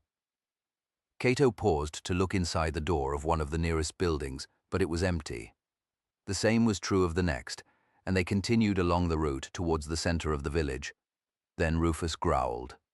"There, sir, to the left, by the door." Cato looked in the direction indicated and saw the dark stain across the rough bricks. "Blood. Looks like Ajax passed this way." Rufus approached the door and transferred his sword to the other hand as he examined the stain. If he did, then it was at least an hour ago. The blood's dry. The question is, where are the bodies? Perhaps most of them ran off when Ajax appeared. "I hope so, sir." Rufus took his sword in hand again and looked round. The village was quiet, except for a loud drone of insects. And then Cato realized that it came from a short distance ahead, where a shoulder-high mud brick wall had been built to hold the villagers' livestock. He swallowed nervously as he made his way over to the pen and looked over the wall. The interior lay in gloomy shadows, now that the sun was low on the horizon. Heaped inside the pen lay the bodies of the villagers. Old, young, men and women, none had been spared. "What did they do that for?" asked Rufus as he joined Cato. "If they needed food, then why not just take it and let these people live?" "Ajax is continuing to make his point," Cato replied grimly. "He wants the people of the province to know that we cannot protect them. Word of this will spread, and the governor will be facing demands for soldiers to protect every village from Ajax and his renegades." Rufus thought a moment and shook his head. "I'm not so sure, sir. It doesn't feel right. This place is too isolated to serve such a purpose." "Then why?" "To keep them quiet. To stop them giving us any intelligence on the number of Ajax's men, their condition, and the direction they took when they left the village." Cato reflected briefly and nodded. He would do it for those reasons, sure enough. "Sir," a voice called out, and Cato and Rufus turned to see one of the legionaries beckoning to them from between two mule stables on the far side of the thoroughfare. "Over here." They hurried over between the stables where a handful of mules stood staring at their empty mangers, and emerged into an open, dung-covered space. The bodies of the advance party lay sprawled on the ground where they had been dragged and dumped. "Shit," Rufus muttered. "That explains it." Cato knelt down and examined the bodies more closely. Arrow wounds. "Looks like they were ambushed." As he spoke the words, he felt an icy fist clench round his heart. He looked up at Rufus sharply. "That's why the villagers were killed." Before the centurion could respond, there was a warning shout from the street running the length of the village, then a faint whirring sound and a cry of pain. The two officers rushed back between the stables, shields up, as they looked round. One man was down on the ground, propped up on an elbow as he stared at the shaft of an arrow protruding from his breast. Another was staggering around as he tried to grasp the arrow that had struck him in the back, smashing through his shoulder blade. More arrows whirred through the air, and Cato saw another man struck in the sword arm, pinning it to his side. He filled his lungs and bellowed, "Ambush! Shields up! Legionaries on me!" Chapter 12. As Rufus and his men closed ranks and formed a slender ellipse of shields, Cato saw the enemy. Several figures had run out from cover and stood at the far end of the village, aiming their arrows at the Romans. Glancing back, Cato saw more men blocking the opening through which they had entered the village. Ajax had them caught in a crossfire. Cato saw at once that he and his men could easily cut their way out of the street at either end. Then he noticed more figures flitting between the huts on either side. A moment later, a bright flame flared up from a house as the palm thatch was set on fire. More flames flickered into life, clearly illuminating the Romans caught between the buildings. There was a grunt as another man was hit in the shoulder close to Cato, then a sharp thud, and he felt the sting of a splinter on his neck as an arrow tip punched through his shield. "We have to get out of here." Rufus gestured back the way they had come. "No, we've got what we wanted, a chance to tackle Ajax." Cato thought quickly. "Take half the men and go back to the entrance of the village. Deal with the archers and then fight your way back along the village, clearing the houses." "What about you, sir?" "I'll take the rest and seize the other end." Before Rufus could oppose the division of the force, Cato nudged him with his shield and barked, "Go." Last 3 sections. Rufus bellowed above the sharp crackle of the flames, "On me." The centurion backed away carefully, picked up his men, and the column split into 2 as the rear half edged towards the entrance, presenting a wall of shields to their enemy. Cato tightened the grip on his sword handle and called out to the remaining men, "Follow me." A score of men advanced with him, in close formation, into the steady hail of arrows from the end of the street. The shafts cracked against the shields, but there was only one more casualty. As they advanced towards the bowmen, an arrow smashing into the unprotected shin of a man on the left of the front rank. He stumbled to a halt and groaned as he squatted down behind his shield. One of his comrades moved to help him, and Cato shouted, "Leave him! Stay in formation!" They were no more than 20 paces from the bowmen now, and the flames lit them up against the gathering gloom of the long grass and palms behind them. "Charge them!" Cato yelled. "Charge!" With a dry roar, the legionaries burst into a run, keeping low as they sheltered behind their heavy shields. Ahead of them, the bowmen loosed off their final shots and turned to flee. "They're running!" a legionary shouted. "After 'em! Cut the bastards down!" As the Romans surged forward, the archers turned and ran down the path. Then a movement to the side caught Cato's attention, and he glimpsed figures racing out from between the buildings on either side. More of Ajax's men, armed with shields and spears. There was no time to shout a warning before the renegades burst out into the open and took the Roman force in both flanks. They let loose a wild cry as they attacked, thrusting their spears at the unprotected bodies of the legionaries. 3 went down at once, skewered on the spear points, and thrust across the width of the street under the impetus of the attackers' savage charge. As the renegades burst in amongst them, the Romans turned to fight. There was no time to go into a balanced crouch and size up their opponents. It was a chaotic, frenzied skirmish in the fiery glare of the flames of the burning village. If a snarl close to his side made Cato whirl round, and his shield deflected the spear thrust with a dull thud, and an instant later his assailant crashed bodily against Cato's shield, sending him stumbling back, struggling to stay balanced and remain on his feet. Cato braced his boots apart and punched his sword round the side of the shield. and felt it strike home with a yielding tremor as a gasp burst from his assailant's lips. Cato wrenched the blade back and went into a crouch as he looked round at the chaotic melee. His men and those of Ajax mingled in a blur of movement as the air rang with the metallic scrape of swords and the dull thuds of spear impacts on shields. Ajax's spearmen had led the charge, and now his swordsmen joined in, well-built men, gladiators, trained for the deadliest combat of all in the arena. But here, in the tight press of the village street, the training of legionary and gladiator found little opportunity for expression amid the desperate sword strokes, punches, kicks, and headbutts. Cato parried a blow from his side, made a series of hacks at his opponent, and then backed away towards the wall of one of the huts as he tried to spot Ajax. The lurid hue of the flames made it hard to tell one man from another, and it was only the standard issue kit of the legionaries that allowed each side to tell friend from foe. "Ajax!" Cato yelled at the top of his voice. "Ajax, face me! Fight me if you dare!" He heard a laugh to his left and turned towards it, sword raised and ready to strike, but he could not make out the leader of the gladiators. Instead, a burly man in a light tunic and leather cuirass faced him. The man's skin was dark, almost black, and his teeth gleamed as he clenched them and paced towards Cato with a heavy cavalry blade in one hand and a small round shield in the other. "If you want Ajax, Roman, then you're going to have to kill me first." The man spat contemptuously and opened his arms to expose his chest and coax Cato into an attack.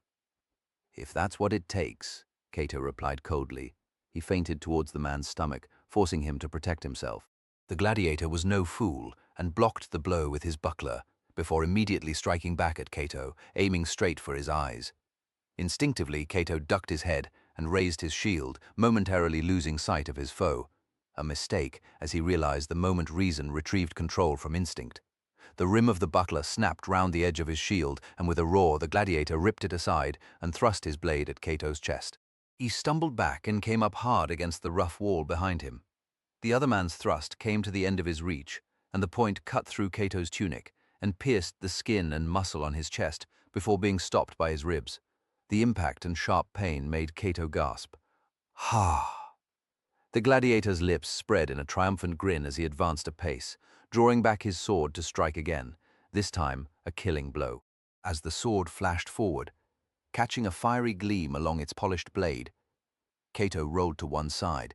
He heard the soft crunch of the sword smashing into the mud bricks, and let the momentum of his roll carry him round before he swung his sword in a swift arc, angled down so that it cut into the other man's forearm, tearing up flesh and muscle to the bone. The gladiator's teeth snapped shut in a grimace as he pulled his arm back and tried another thrust at Cato. This time the blow was weaker and easily deflected off the curve of the shield, and Cato lunged at his opponent's thigh, cutting into the powerful bunched muscles. The other man knew that it was too dangerous to risk continuing the fight, and he backed away, bleeding. Cato watched until he was at a safe distance, then risked another look round to gauge how his men were faring. Two were down on the ground close by, one still, and the other screaming as he clutched the stump of his wrist. But the enemy had lost a man too, and several were backing away from the fight, into the stark shadows between the buildings that had not yet caught fire. "They're running," one of the legionaries shouted in triumph, and punched his sword into the air. "Shut your mouth and fight," Cato snapped, then stepped in amongst the men still engaged in combat. He saw a thin, sinewy man with long, lank hair standing over a legionary who had been beaten down onto his knees. Even as the renegade's sword cut through the air, Cato thrust out his sword, blocking the blow with a sharp ring, and deflected it aside so that it grazed the legionary's shoulder and caught in a fold of his tunic. As the gladiator tried to pull his blade free, Cato struck the man on the side with his shield, driving the breath from his lungs as he stumbled and fell to the ground. At once, the legionary threw himself on the man, locking hands round his neck and crushing the windpipe under his thumbs. "Fall back," a voice cried from the end of the village. Cato recognized it at once and turned towards it. "Gladiators, fall back." At once, the remaining renegades disengaged from their individual combats and backed warily out of range of the Roman swords. There was a brief lull as the legionaries stood and panted. The moment the last of the enemy withdrew between the buildings, there was another whir of arrows in the fiery glow of the street. This time the archers were shooting from the shadows of the palm trees, almost invisible in the dusk. By contrast, the legionaries were clearly visible in the glow of the flames. 2 men were hit by the first volley, one in the leg and another pierced through the neck. "Shields up," Cato ordered, and his men resumed their earlier formation. "Keep your eyes on the flanks." He quickly looked back over his shoulder. Rufus and his men appeared to have cleared the far end of the village and chased the enemy bowmen away. For a fleeting moment, Cato was tempted to attempt one more charge, to try and run Ajax and his men down. But in the gathering darkness, he would quickly lose control of his soldiers, and who knew what tricks Ajax had planned for them, if the Romans charged after him into the shadows. He had already managed to fool them once with his alternate use of archers, and a surprise charge. There was only one sensible course of action. Cato reflected bitterly. He must pull back and plan a fresh attack. "Fall back," he ordered. "Stay in formation, and fall back on me 1-2. The small knot of legionaries paced back, keeping time as the arrows continued to smack against the curved surface of their shields. Some ricocheted inside the formation, striking Cato's men, but their energy was largely spent, and they simply bruised the men through their tunics or caused minor injuries. The wounded men had been gathered up, and they clasped an arm around a comrade's shoulder as they limped painfully along in the center of the formation. Only the dead still lay in the street. The small group of men steadily made their way back to the edge of the village. On either side, fires blazed, hungrily consuming the dry palm roofs, and then the wooden supports and meager furnishings within. The heat was intense in places, and Cato could feel it stinging his arms and neck as he and his men tramped past. The arrows lodged in their shields, making the formation look like a giant burr. Gradually, the enemy archers stopped shooting to conserve their ammunition, and Cato's men finally reached the safety of Rufus's position at the entrance to the village. The wounded were helped to the rear, where their comrades dressed their wounds as best they could with linen salvaged from the houses that had escaped the fire. Cato's wound was shallow, and he hurriedly tied a band of material around his chest. Dusk gave way tonight as Cato and Rufus squatted down in the shadows to consider their options. "We can't attack frontally, right down the street," Cato decided. "We'd make perfect targets for their archers, and they can come up at us from the flanks as we charge." Rufus nodded, then suggested, "I could try to cut round the village and take them in the flank and rear while you distracted them here, sir." Cato thought a moment, and then nodded. "That's all we can do. The trouble is that Ajax is sure to be expecting us. Only if he stays where he is, sir, in his place. I'd beat a retreat. He's won as much advantage as he can from the ambush. He knows we'll be forced to try a more indirect approach. Why sit there and wait? The sensible thing to do would be to leave a small rearguard to fool us into thinking he is still there, and then continue to make good his escape, steal as much of a march on us as possible before dawn comes. With good fortune, he might get far enough ahead for us to lose the scent when we continue the pursuit at dawn." "You're right," said Cato. They could not allow Ajax the chance to slip away now that they were closer to him than they had been at any time since he had escaped from Crete. He nodded at Rufus. "There's too much thick scrub and undergrowth to the right. They'd hear you coming. Take half the men and work round the left of the village through the grass. I saw a dike on the side of the village before we entered, perhaps 100 paces from the buildings, so you won't be able to swing out too far that side. Best wait until the flames have died down a bit before the attack, so you aren't spotted." "Yes, sir. What will you do when the time comes?" "Try another charge up the street." Cato smiled wearily. "What I lack in imagination I'll make up for in making as much of a racket as possible. Right then, pass the word on to the men, and let them know they can drink their fill. We'll refill the canteens from the village's water supply when it's all over." Chapter 13. How many men did we lose? Ajax asked as he stared at the distant Roman figures at the far end of the village.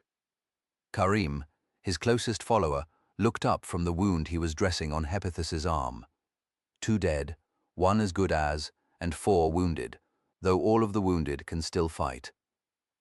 Ajax considered the outcome of the ambush. He had lost 2 men and had killed or wounded as many as 10 of the Romans. A profitable exchange then, though he had hoped to annihilate them completely, or at least scatter them, so that they could not continue the pursuit. Some of his men had been in a bad way when they reached the village late in the afternoon. It had taken all his personal authority to get some of them to prepare the ambush. The rest, his fellow gladiators, had been content to make a stand against their pursuers rather than continue to struggle on through the mangrove. The small victory had gone some way towards restoring their belief in him, as he knew it would. Ajax had a clear understanding of the mentality of the gladiators who followed him, thanks to the years he had lived and fought in their ranks. They lived to fight. Having once been forced to risk their lives at the behest of their masters, they knew the value of freedom and would endure any hardship and any danger rather than submit to being slaves again or facing execution. If it was as well that gladiators respected a hierarchy based on proficiency, Ajax mused, otherwise his leadership would surely have been challenged at some stage since their flight from Crete.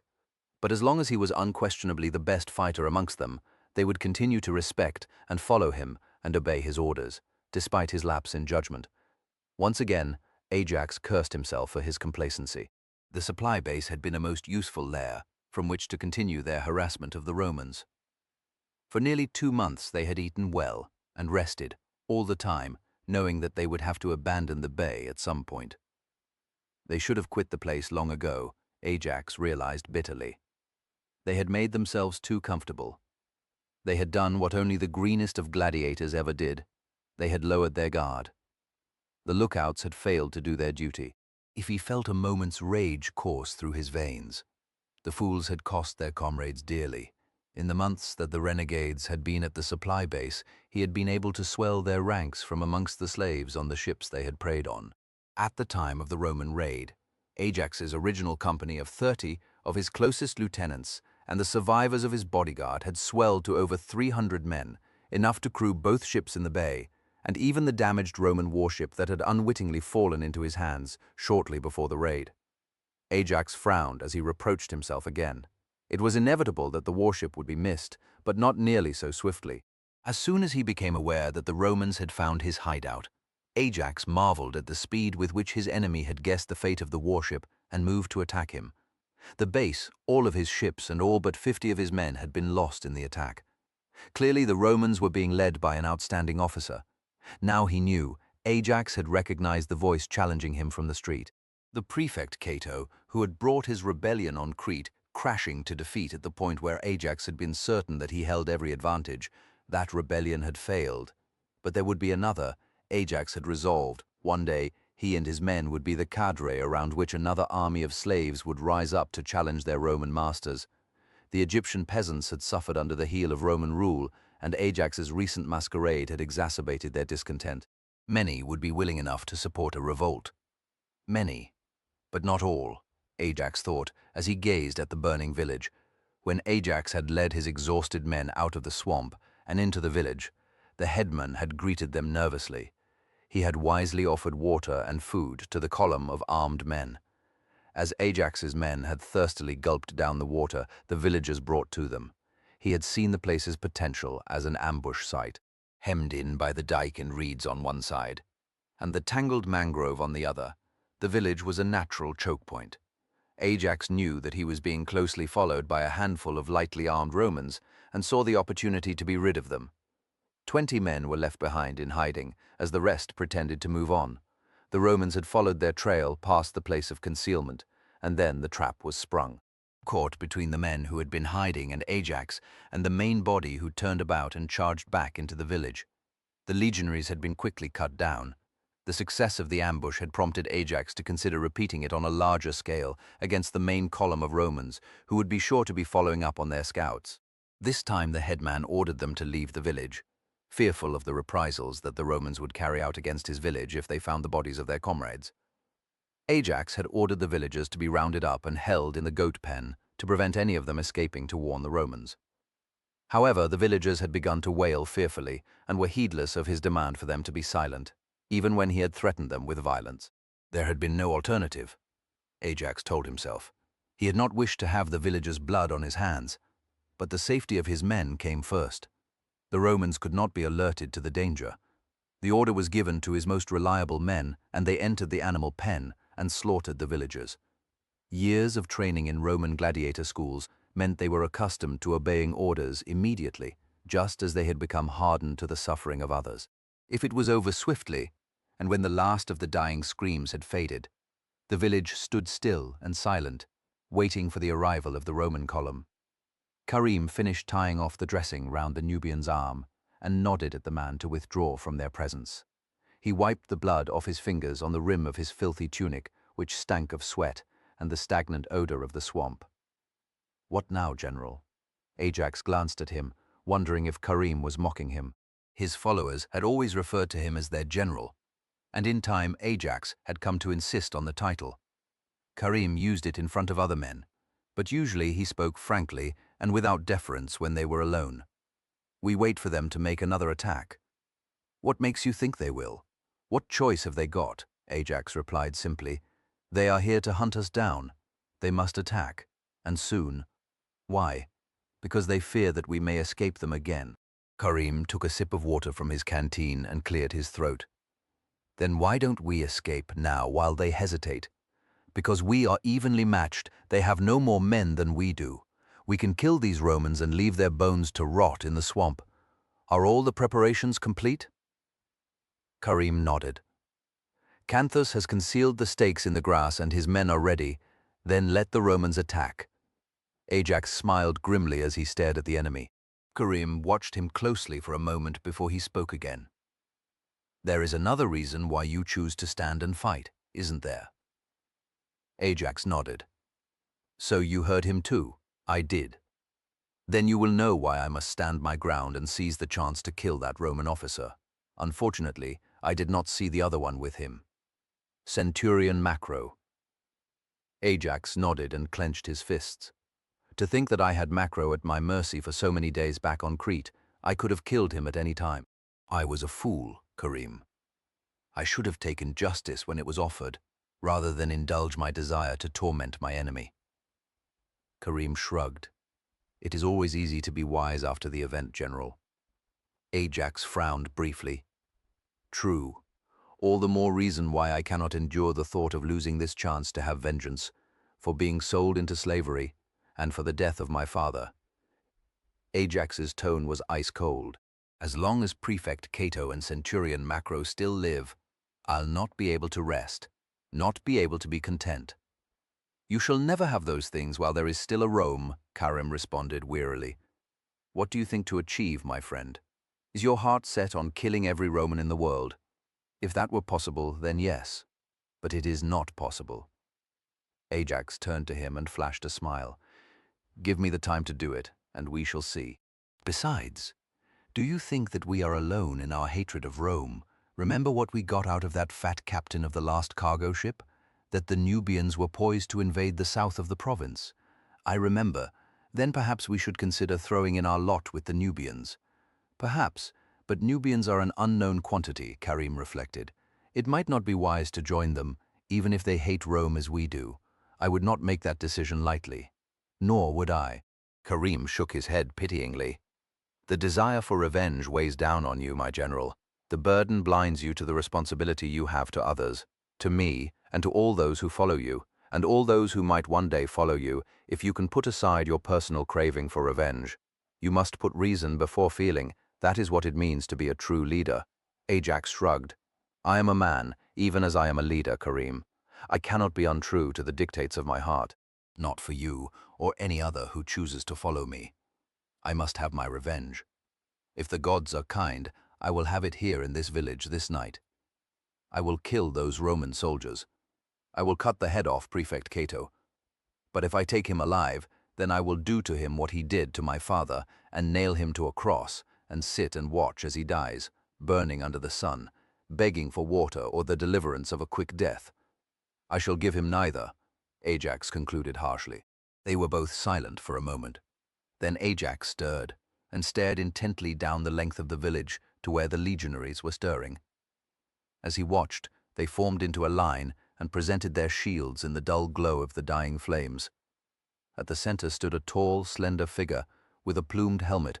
When the soldiers were ready, he raised his sword and swept it forward, and the legionaries began to advance. Ajax cupped a hand to his mouth and called to his men. "Here they come, archers. Make ready. Gladiators on me." As the figures of his men rose up from the shadows, Ajax turned to Karim with a grim smile. Pray that the gods are generous, my friend, and we end this tonight. Chapter 14. Centurion. Rufus and his party had crept away into the long grass beside the dike shortly before, and should be making their way towards the enemy. Cato calculated, glancing down a gap between two of the houses to his left. There was nothing to see there, just the shadows, now that night had set in. The fires had quickly consumed the flammable materials of the houses, and small flames licked lazily along charred timbers and provided some illumination for the street and the ground immediately to the rear of the houses. Rufus and his men should be able to advance parallel to the street without being seen, Cato decided. Ahead of him, he could see several figures gathering just beyond the far end of the street, and he offered a quick prayer to Fortuna that Ajax was amongst them. He could just see more of the dim forms of the renegades spreading out either side of the main body awaiting them, and a moment later the first unmistakable foot of an arrow as it passed above his head. Incoming arrows, Cato warned his men. Shields up, lads. The men in the rear ranks raised their shields overhead to protect the formation from plunging shots. More arrows fell out of the starlit sky and cracked into the shields or pattered off the hard earth as the line, 6 men wide and 4 deep, paced forward behind the sturdy curves and brass bosses of their shields. The archers kept up a steady shower of arrows as the legionaries approached up the street. The knot of gladiators waiting for them stood still and silent, waiting for Ajax's order to attack. "Watch the flanks," Cato ordered, anxious to avoid the formation being broken up by another charge of spearmen. The arrows stopped coming as the Romans approached the waiting gladiators, and Cato tightened his grip on his sword and shield. When the two sides were no more than 10 paces apart, there was a sharp cry of pain from the left. Then Centurion Rufus's voice cut through the darkness. "Forward, charge 'em, up the 22nd. His men echoed his cry with a roar, and a moment later there was another cry, and then a shout, and then a deep groan. "What the fuck is happening over there?" said one of the men behind Cato. "Silence," Cato yelled. "Keep moving." Ajax smiled as he heard the cries of pain down beside the dike. He had been right in his suspicion that the Romans might try to flank him. That was why he had ordered his men to plant sharpened stakes in the long grass, soon after they had dealt with the enemy scouts. Now it seemed that the enemy attack had come to grief, and, better still, they had charged into the trap. He turned to Karim. "Take your archers over there and finish them off." He drew his sword. "I'll deal with the other party." Karim nodded and trotted away to the right, calling on his men to follow him. Ajax briefly imagined the situation that would confront Karim. The Romans had blundered into the sharpened stakes, and several of them were wounded, from the sound of it. As they tried to extricate themselves, they would be struck by arrows. If they panicked, they were likely to run into another stake. If they held their nerve and groped their way free of the obstacles, they would still make an easy target for the archers. Either way, they were going to pay dearly. He smiled with satisfaction as he strode forward to join his men, preparing to take on the Romans, still advancing up the street. "Your shield, General." One of his bodyguards held it out to Ajax, and he slipped his hand through the guard, adjusted his grip, and edged through to the front rank. "Let's teach these Roman bastards a lesson." Ajax thrust his sword arm aloft in the salute he had been taught in the gladiator school at Capua. "Fight or die. Fight or die," his chosen men chorused, before they settled into a crouch and sized up their enemy as the line of legionaries, boots tramping in unison, came on. Ajax felt the familiar surge of excitement grip his body, and yet his mind was cool and calculating as he focused his attention on the leader of the small formation, the man who had caused him so much pain in the years since they had fought their first encounter at sea off the coast of Illyria. Prefect Cato, the yell ripped from his throat. "Tonight you die." He charged, his men surging forward on each side, roaring their battle cry as their faces twisted into feral masks of rage and hatred. Years of hard training had turned Ajax's body into a powerful machine, and he threw his weight in behind his shield as it smashed into that of the prefect. He saw Cato's plumed helmet jerk back as the Roman line was driven in. Ajax kept his shield in contact with his opponent and thrust forward, sensing the resistance increase as the other man's boots scrambled for purchase on the hard ground. He could hear him grunt with the effort of holding his position. Ajax braced his shoulder and gave a powerful heave, breaking contact as he turned to bring his sword up and forward, pointing the tip towards his foe. The dying flames still provided enough illumination to light the conflict, and Ajax could see the thin face of the prefect, his expression taut and eyes wide as they fixed on him. Ajax thrust at his face, and the Roman quickly parried the blow aside and thrust back, the blade glancing away as Ajax took it on his shield. The sounds of other duels filled his ears, but did not distract him as he directed his mind, body, and skill against Cato. If he thrust with his shield again, clashing boss to boss with a sharp ring, and then thrusting again, but this time switching the blow into a sweeping cutover that came down at an angle towards the Roman's shoulder, Cato instantly pivoted back on his right foot, so that the sword that would have carved deep through his collarbone swept down through the air instead. At the same time, he slashed at Ajax's outstretched arm. There was barely enough time for the gladiator to twist his wrist and take the impact of the blow on the flat of his sword. Sparks flicked into the air, and Ajax stepped back a pace and nodded approvingly. "You're quick, Roman, but you wouldn't last a heartbeat in the arena. And you talk too much." Cato spat back and hammered his blade down on the edge of Ajax's shield, driving it low enough to expose his throat as he slid the blade on. If it was a desperate attack, Ajax noted coolly as he dealt with it easily enough, thrusting the shield up under the extended arm, sending the point skywards. Ajax saw his chance and hooked his shield up behind the guard of the Roman's sword and jerked it towards him. For an instant the other man's fingers flinched, and then the sword handle was snatched from his grasp and it flew back a short distance behind Ajax and landed with a thud. Ajax laughed cruelly as he lowered his shield and smashed it into the prefect's, and again driving him back. Then he alternated blows, shield, and then sword, battering at the shield as Cato stumbled away from the onslaught. A figure, one of Ajax's men, fell between them, blood pouring from a deep wound in the skull as he shouted nonsensically at the top of his voice. His fingers spasmed, and the long-bladed sword in his hand dropped, point first, and stuck in the ground. Cato snatched at the handle and drew it back behind the shield. "Out of my way!" Ajax bellowed, slamming the man aside with his shield. He raised his sword to batter Cato again.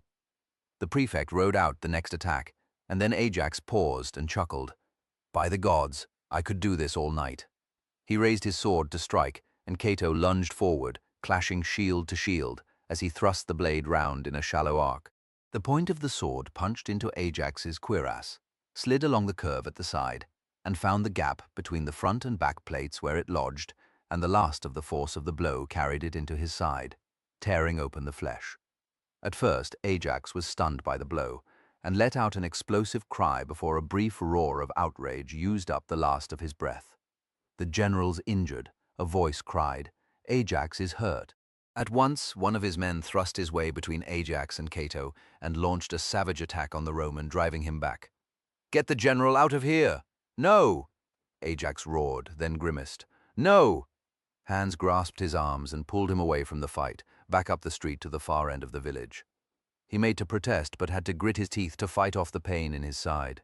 He saw that his men had bested the Romans. More of their bodies lay in the street, and only 2 of his own men. Yet the gladiators were pulling back, leaving the surviving legionaries staring after them in surprise. "What are you doing?" Ajax growled. "Finish them."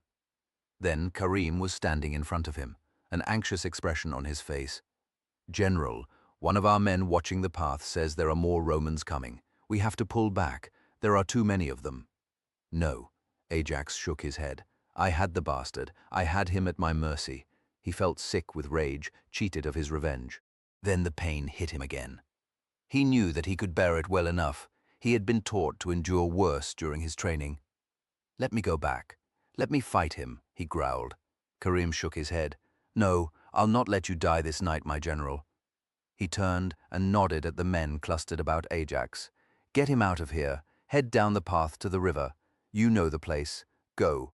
2 men grasped Ajax's arms and placed them over their shoulders, and then carried him away from the village, pinned helplessly between them as he gritted his teeth. Once his leader had gone, Karim called the archers to fall back and form up on him. They came from the darkness and formed a loose line across the path, loosing shafts at the enemy and sending them scurrying for cover amid the smoldering ruins of the buildings. At the far end of the village, The first of the Roman reinforcements had appeared, and Karim called to his men, "Cease! That's enough. We must go." The last of the renegades melted away from the dying glow of the last few houses still alight and disappeared into the darkness engulfing the track that led out of the village. Aside from the occasional crack of a bursting timber in the night and the faint chirrup of some insects in the swamp beyond the dike, the only other sounds were the agonized groans and cries of the wounded. Chapter 15. "What the bloody hell's been going on here?" asked Macro, glancing round at the ruined houses and bodies as he marched up to Cato. "Looks like you've had quite a fight." Cato had retrieved his sword and sheathed it as he nodded a greeting to Macro. He noticed that his hand was trembling, and it took all his self-control to ease the blade back into the scabbard without dropping it. The truth of it was, he was scared. Cato scorned himself.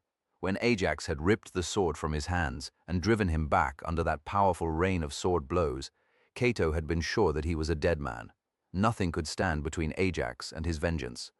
The gladiator had been like some wild force of nature, unleashed and implacable. Cato had been only moments away from his death when that mortally wounded renegade had stumbled between himself and Ajax. It had been as close as that, Cato mused in horror. He regarded his friend with an ashen expression and then blinked and nodded. "Yes, quite a fight. What happened? I saw some men making off as we arrived. Ajax." Cato nodded. "He still lives. I wounded him. His men drew him away when they saw you." Macro stared down the street. "Then what are we waiting for?" "Let's go after the bastard before he gets away." "No," Cato responded firmly. "Not now." "Why the fuck not?" Macro's brow furrowed. "We're as close to him as we've been in months." "We wait until first light," Cato said firmly. "What?" "That's an order," Cato snapped. "I've lost enough men to ambushes already without blundering about in the darkness. I'll not gift Ajax any more Roman lives than I can help. We rest here tonight, tend to the wounded, and let the men slake their thirst. Ajax and his band are just as tired, and have their own wounded to take care of. They'll not go far in this darkness. We can continue the pursuit at dawn." "This is madness," Macro said quietly. Cato stiffened and drew a calming breath. "You forget yourself, Centurion." "My apologies, sir," Macro hissed through gritted teeth. "But we have to go after them." "No, I've made my decision. We see to our own first. Have your men gather our wounded. They'll find 'em in the village. And over there," Cato pointed towards the dike where Rufus and his men had attempted to outflank the renegades. Whatever trouble Rufus had run into, there was no sign of his men, although the wounded were making themselves heard well enough. Cato winced at the sound. "See to it? At once?" "Yes, sir. I think our priest friend Hamedes has some skill with healing. I'll set him to work." Macro looked searchingly at his friend. "And you, sir? Are you all right?" "Fine. I'm fine." Cato swallowed. "Just need some water. Now see to the others, please." Macro nodded and turned away to shout the orders to his mixed force of Marines and legionaries. They were also stripped down to the essentials, and like Cato's force, they were exhausted and parched. But their rest and refreshment would have to wait. Macro grumbled to himself in frustration as he summoned 2 sections and set up a perimeter of sentries across the path at the end of the village, in case Ajax decided to cause any further mischief. Not that he was likely to. The gladiator was too shrewd. He was a man who knew how to pick his battles, thought Macro. The gladiator struck when he had the advantage and held back when he did not. When he did give battle, he fought with utter ferocity and ruthlessness. Were it not for the irremovable stain of the barbaric way Ajax had treated him? Macro might have found it in his heart to admire his enemy. In another life, Ajax would have made a fine legionary. "Shame, he has only got one life," Macro muttered to himself, "and I'll be taking that, sir." One of his men looked at him curiously. "What, sir? I didn't quite hear the order." Macro cleared his dry throat. "I said, keep a good watch, or those bastards will cut your throat before you know it." Macro turned and made his way back towards the heart of the village. Cato was sitting on the edge of a stone trough, watching the casualties being brought in from the dike. Most had run on to the concealed stakes when Rufus had given the order to charge. A number had been struck by arrows as well, and Cato realized that the ambush had cost the Romans dearly. Centurion Rufus came limping in, clutching a hand to his thigh. Blood seeped through his fingers. He saw that the wounds of his men were tended to and made his way over to report to the prefect. Cato stood aside to let Hermedes bend down and examine the centurion's injury. The priest took out his canteen to wash the wound and then reached for a strip of linen from his shoulder bag. "What happened?" asked Cato. "The bastards set a line of sharpened stakes from the dike to the village," Rufus told his superior. "They were hidden in the long grass.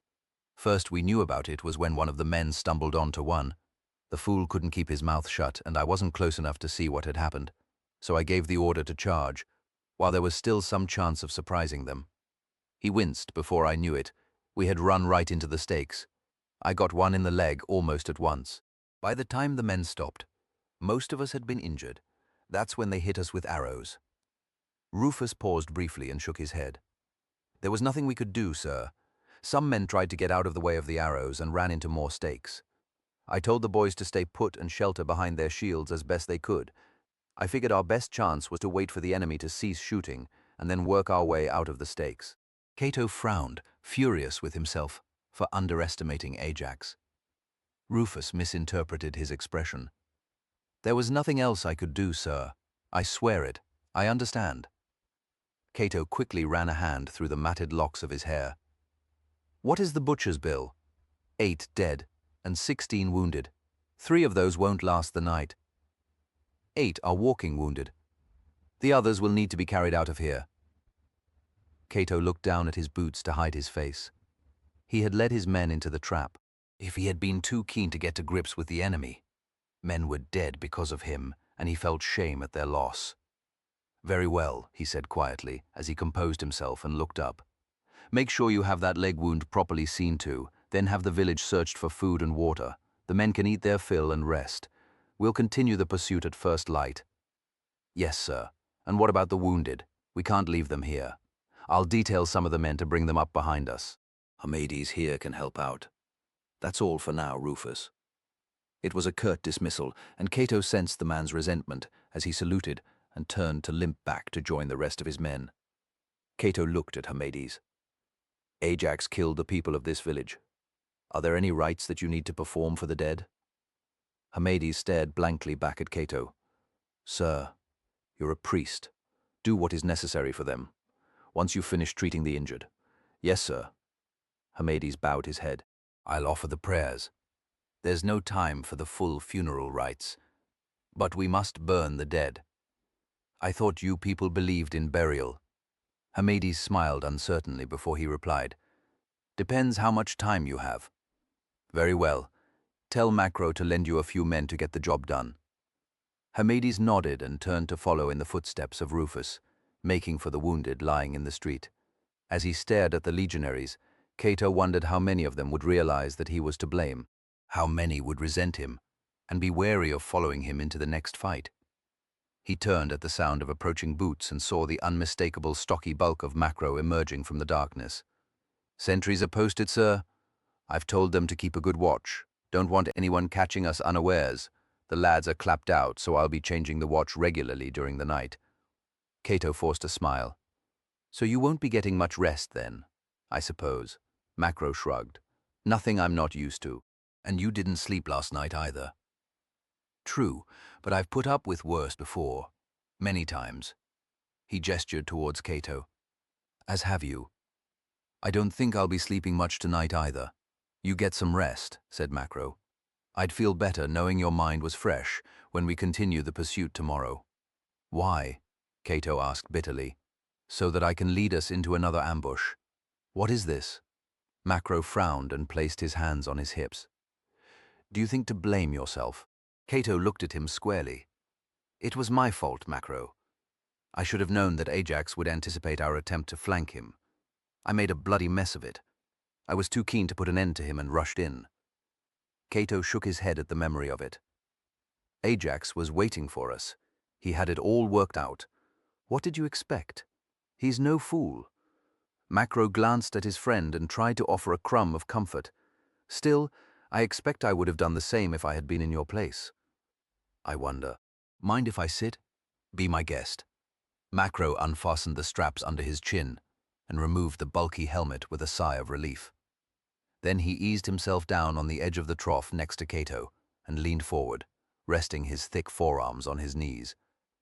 He was silent for a moment and then pursed his lips before speaking quietly so that they were not overheard. Could you take a little advice? From a friend? Cato looked at him. From a friend, yes. Right. Look here, Cato. You're a bloody prefect now. You can't afford self-pity. Self-pity? No, you have me wrong. This isn't self-pity. It's a question of poor judgment. I led these men badly. And what? You want to take some form of punishment for it? That's what I deserve, Cato admitted. Bullshit. You think you are the first officer to make a mistake. Mistake is hardly the term I'd use for this. Cato waved a hand towards the casualties. Bloodbath, more like. Shedding blood is our stock in trade, Macro responded. When there's a fight, soldiers get hurt and killed. That's the way of it. But if men die needlessly, then their commander should be called to account. Macro puffed his cheeks in frustration. For fuck's sake, Cato, I've seen worse cock-ups. So have you. Sometimes a fight goes your way, and sometimes it doesn't. The enemy gets the better of every commander from time to time, even the very best of them. You have to accept that. So you agree that I failed my men? Sure. You screwed up, Macro said frankly. Thanks. Cato, I respect you well enough to tell you the truth. If you don't want to hear it, then say so. I'm sorry. Speak on. All right, Macro collected his thoughts. The truth is that you are a fine officer, as good as any I have met. I've watched you rise from Optio to Centurion and now Prefect. I'd wager you'll go further still. You've got the brains for it. And the guts. And though you look like a long streak of piss, you're as tough as old boots. But you lack something. Macro frowned as he tried to clarify his explanation. Not experience. You've had plenty of that. No question about it. No, it's something else. Perspective, perhaps. That sense a soldier has, once he has served long enough to see generals come and go. Maybe you have been too successful. You've won promotion before you've developed the right temperament for the job, if you see what I mean. You need to learn to accept that making mistakes from time to time. Failing is part of the job. How a soldier copes with failure is every bit as important as how he deals with success. Macro smiled fondly. Do you remember Centurion Bestia? Cato nodded, as he recalled the scarred veteran in charge of training the recruits. When Cato had joined the 2nd Legion nearly 7 years before, Bestia had died during the invasion of Britannia, fatally wounded in an ambush. He was a tough one, and he'd served in just about every corner of the empire. After I was promoted to the Centurionate, I had a drinking session with him in the mess. He had a right skinful, and as old soldiers will in the company of their own kind, he fell to reminiscing. Anyway, I remember the most impressive story he told me was about some messed-up campaign in Pannonia. Some of the mountain tribes had decided they'd had enough of Roman tax collectors, so they rebelled. The second was sent in to put down the revolt. But the governor had no idea quite how many rebels there were, nor much about the conditions in the mountains during the winter. So the commander of the legion gets caught in a trap, loses a quarter of his men, and has to retreat 200 miles to the nearest fortified town. Took them 20 days and cost nearly half the men. But Bestia reckoned it was the legate's finest hour. He led his men to safety. That's the point, Cato. The real test of a commander is how he deals with adversity. Macro looked at Cato and nodded earnestly. That's the truth of it. So you'd better get a grip on yourself, right? Yes, I understand. Cato forced a slight smile. And thanks. Think nothing of it. Macro punched him lightly on the shoulder. I'd far rather you were in charge and fucked it up than me. Oh, great. Macro raised his canteen and took a series of swigs before he set it down. Ah, that's better. He decided to change the subject and glanced quickly round at the ruined village. So what's the story here? Where are all the locals? Dead. Cato pointed towards the pen, a short distance down the street. Ajax had them all killed. Why? Why the hell would he do that? Maybe they refused to help him, or maybe he just wanted to keep on destabilizing the province. I don't know the reason. Cato picked up a pebble and rolled it between his fingers for a moment before flinging it away into the darkness. Anyway, they're dead, All of them, and that's why we've got to track that bastard down and kill him. There you go, that's the spirit. Put this day behind you and concentrate on what you must do on the morrow." Cato nodded. Macro rose stiffly to his feet. "I need to speak to Rufus and the Optios about the watchkeeping schedule. You get some rest, sir. I'll try." Macro slapped his cheek as a high-pitched whine sounded close to his ear. "If you can manage it with all these little bastards, then you're a better man than me." He stooped to pick up his helmet and turned to make his way over to the other centurion, sitting propped up against a mud wall. Cato stared fondly at his friend for a moment, then got up and entered the nearest building. He searched around in the rooms that had suffered least from the fire damage and found a bedroll tucked in a corner. He took it outside, where the stench of burning was less overpowering, unrolled it and lay down on his side, trying to ignore the insects that filled the night. For a while he thought of Ajax, and the moment when his death seemed unavoidable.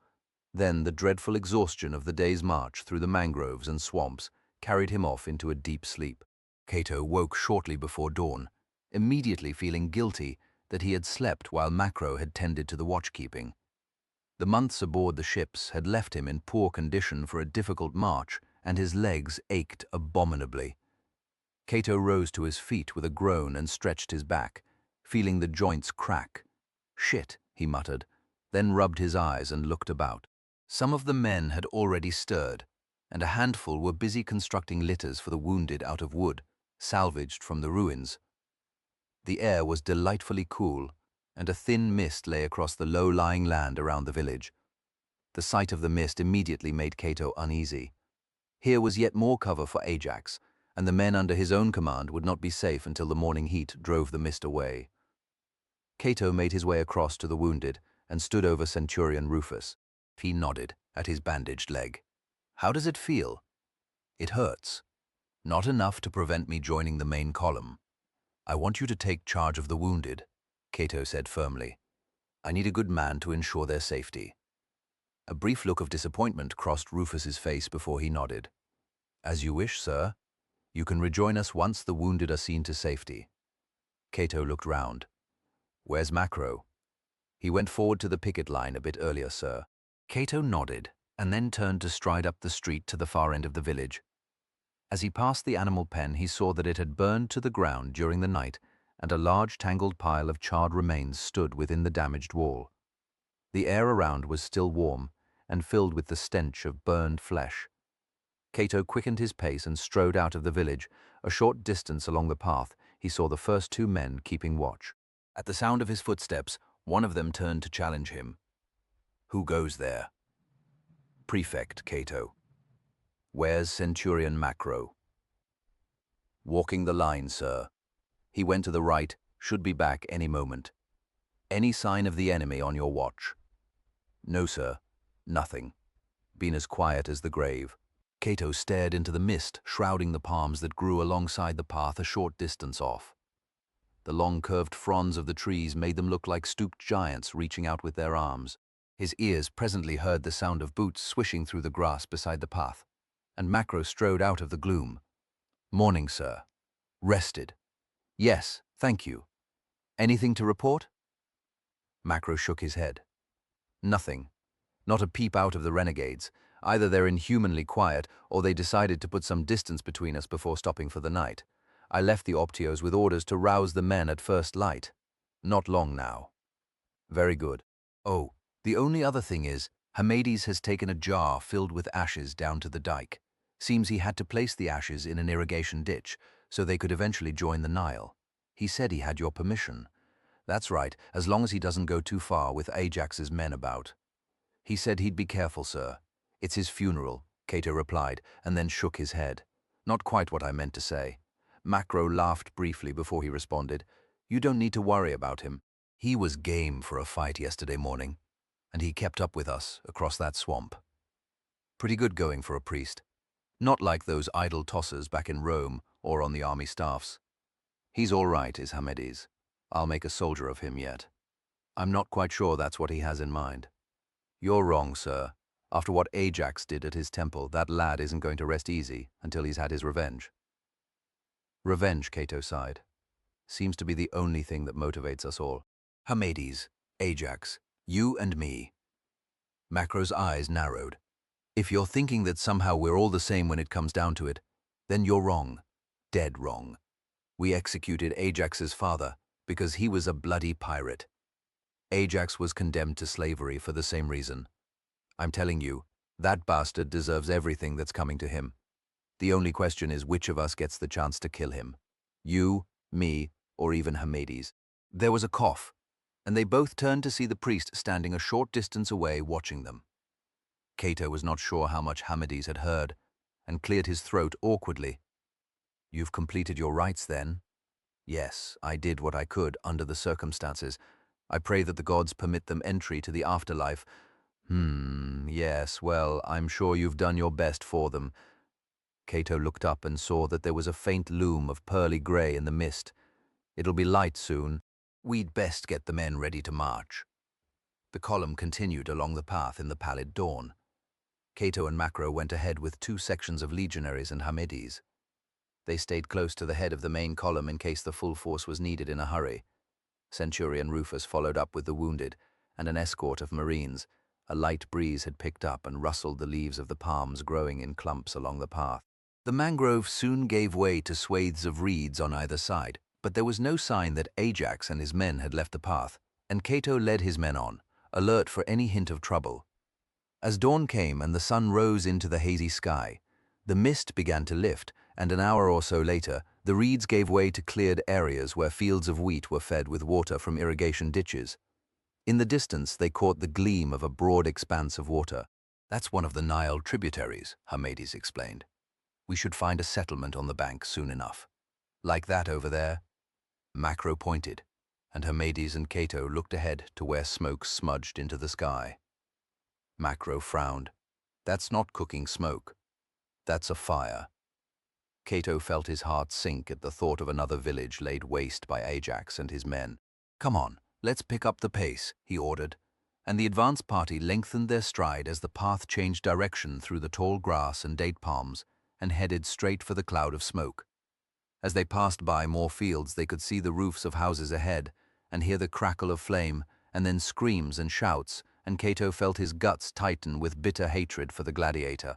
The path had broadened into a cart track, and they approached the entrance to the village, another huddle of mud brick buildings, some with additional walls to pen their donkeys, goats, cattle, and chickens.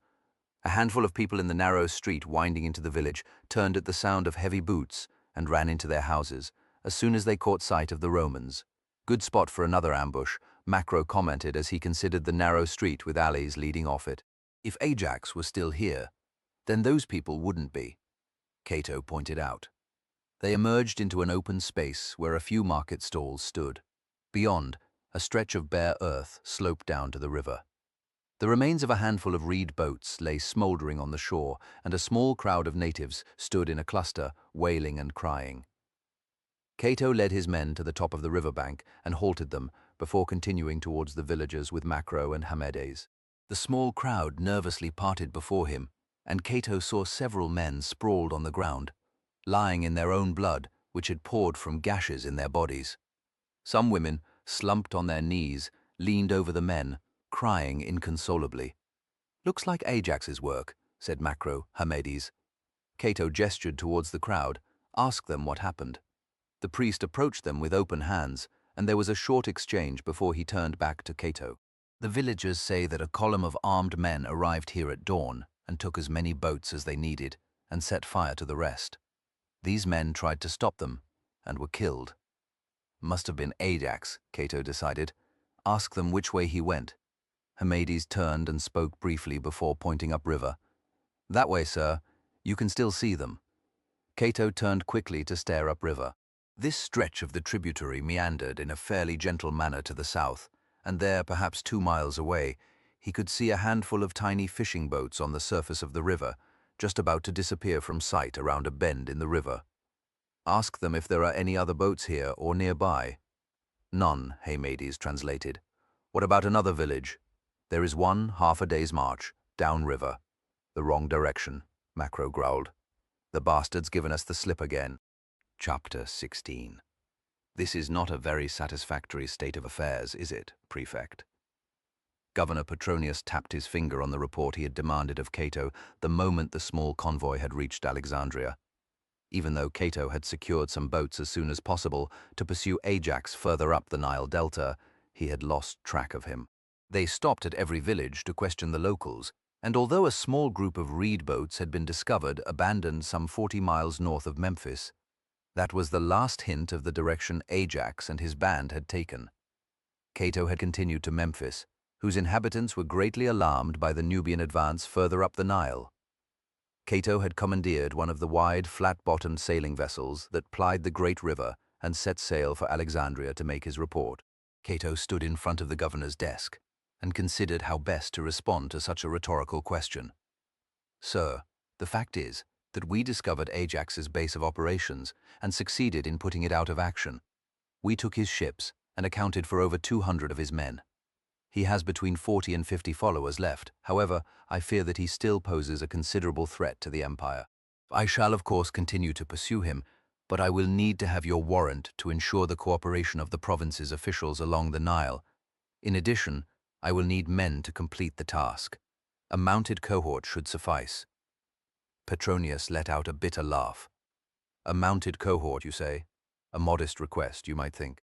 But tell me, after having lost one of my warships and its entire crew, as well as 30 of my legionaries, what makes you think I would be prepared to entrust you with any more men?" "Well, you can't afford not to, sir." "Oh, I think I can afford not to, especially when my forces are thinly stretched as it is. The Nubians have already advanced as far as the first cataract. That fool, Legate Candidus, sent 3 of his auxiliary cohorts to intercept the Nubian vanguard. They were crushed. I gather barely half of them managed to escape." "That is what I heard at Memphis, sir. Then you will appreciate why I seem reticent to lend any more troops to you. Hunting this gladiator down is no longer a priority. I need to concentrate all available forces to strike at the Nubians and drive them out of the province." "I understand, sir, but if we fail to destroy Ajax, then you can be sure that he will continue his private war against Rome. He has already nearly cost the emperor the province of Crete, as well as disrupting the sea trade in the eastern Mediterranean. He cannot be permitted to trouble the empire any longer. Nor will he, once the Nubians have been repulsed. Then, and only then, will I even consider providing you with any more resources to track down this criminal. Do you understand?" "Yes, sir. I just don't agree with you. Disagreement is not a privilege that a subordinate can exercise." "Prefect," Petronius snapped, "I am the supreme power here in Egypt.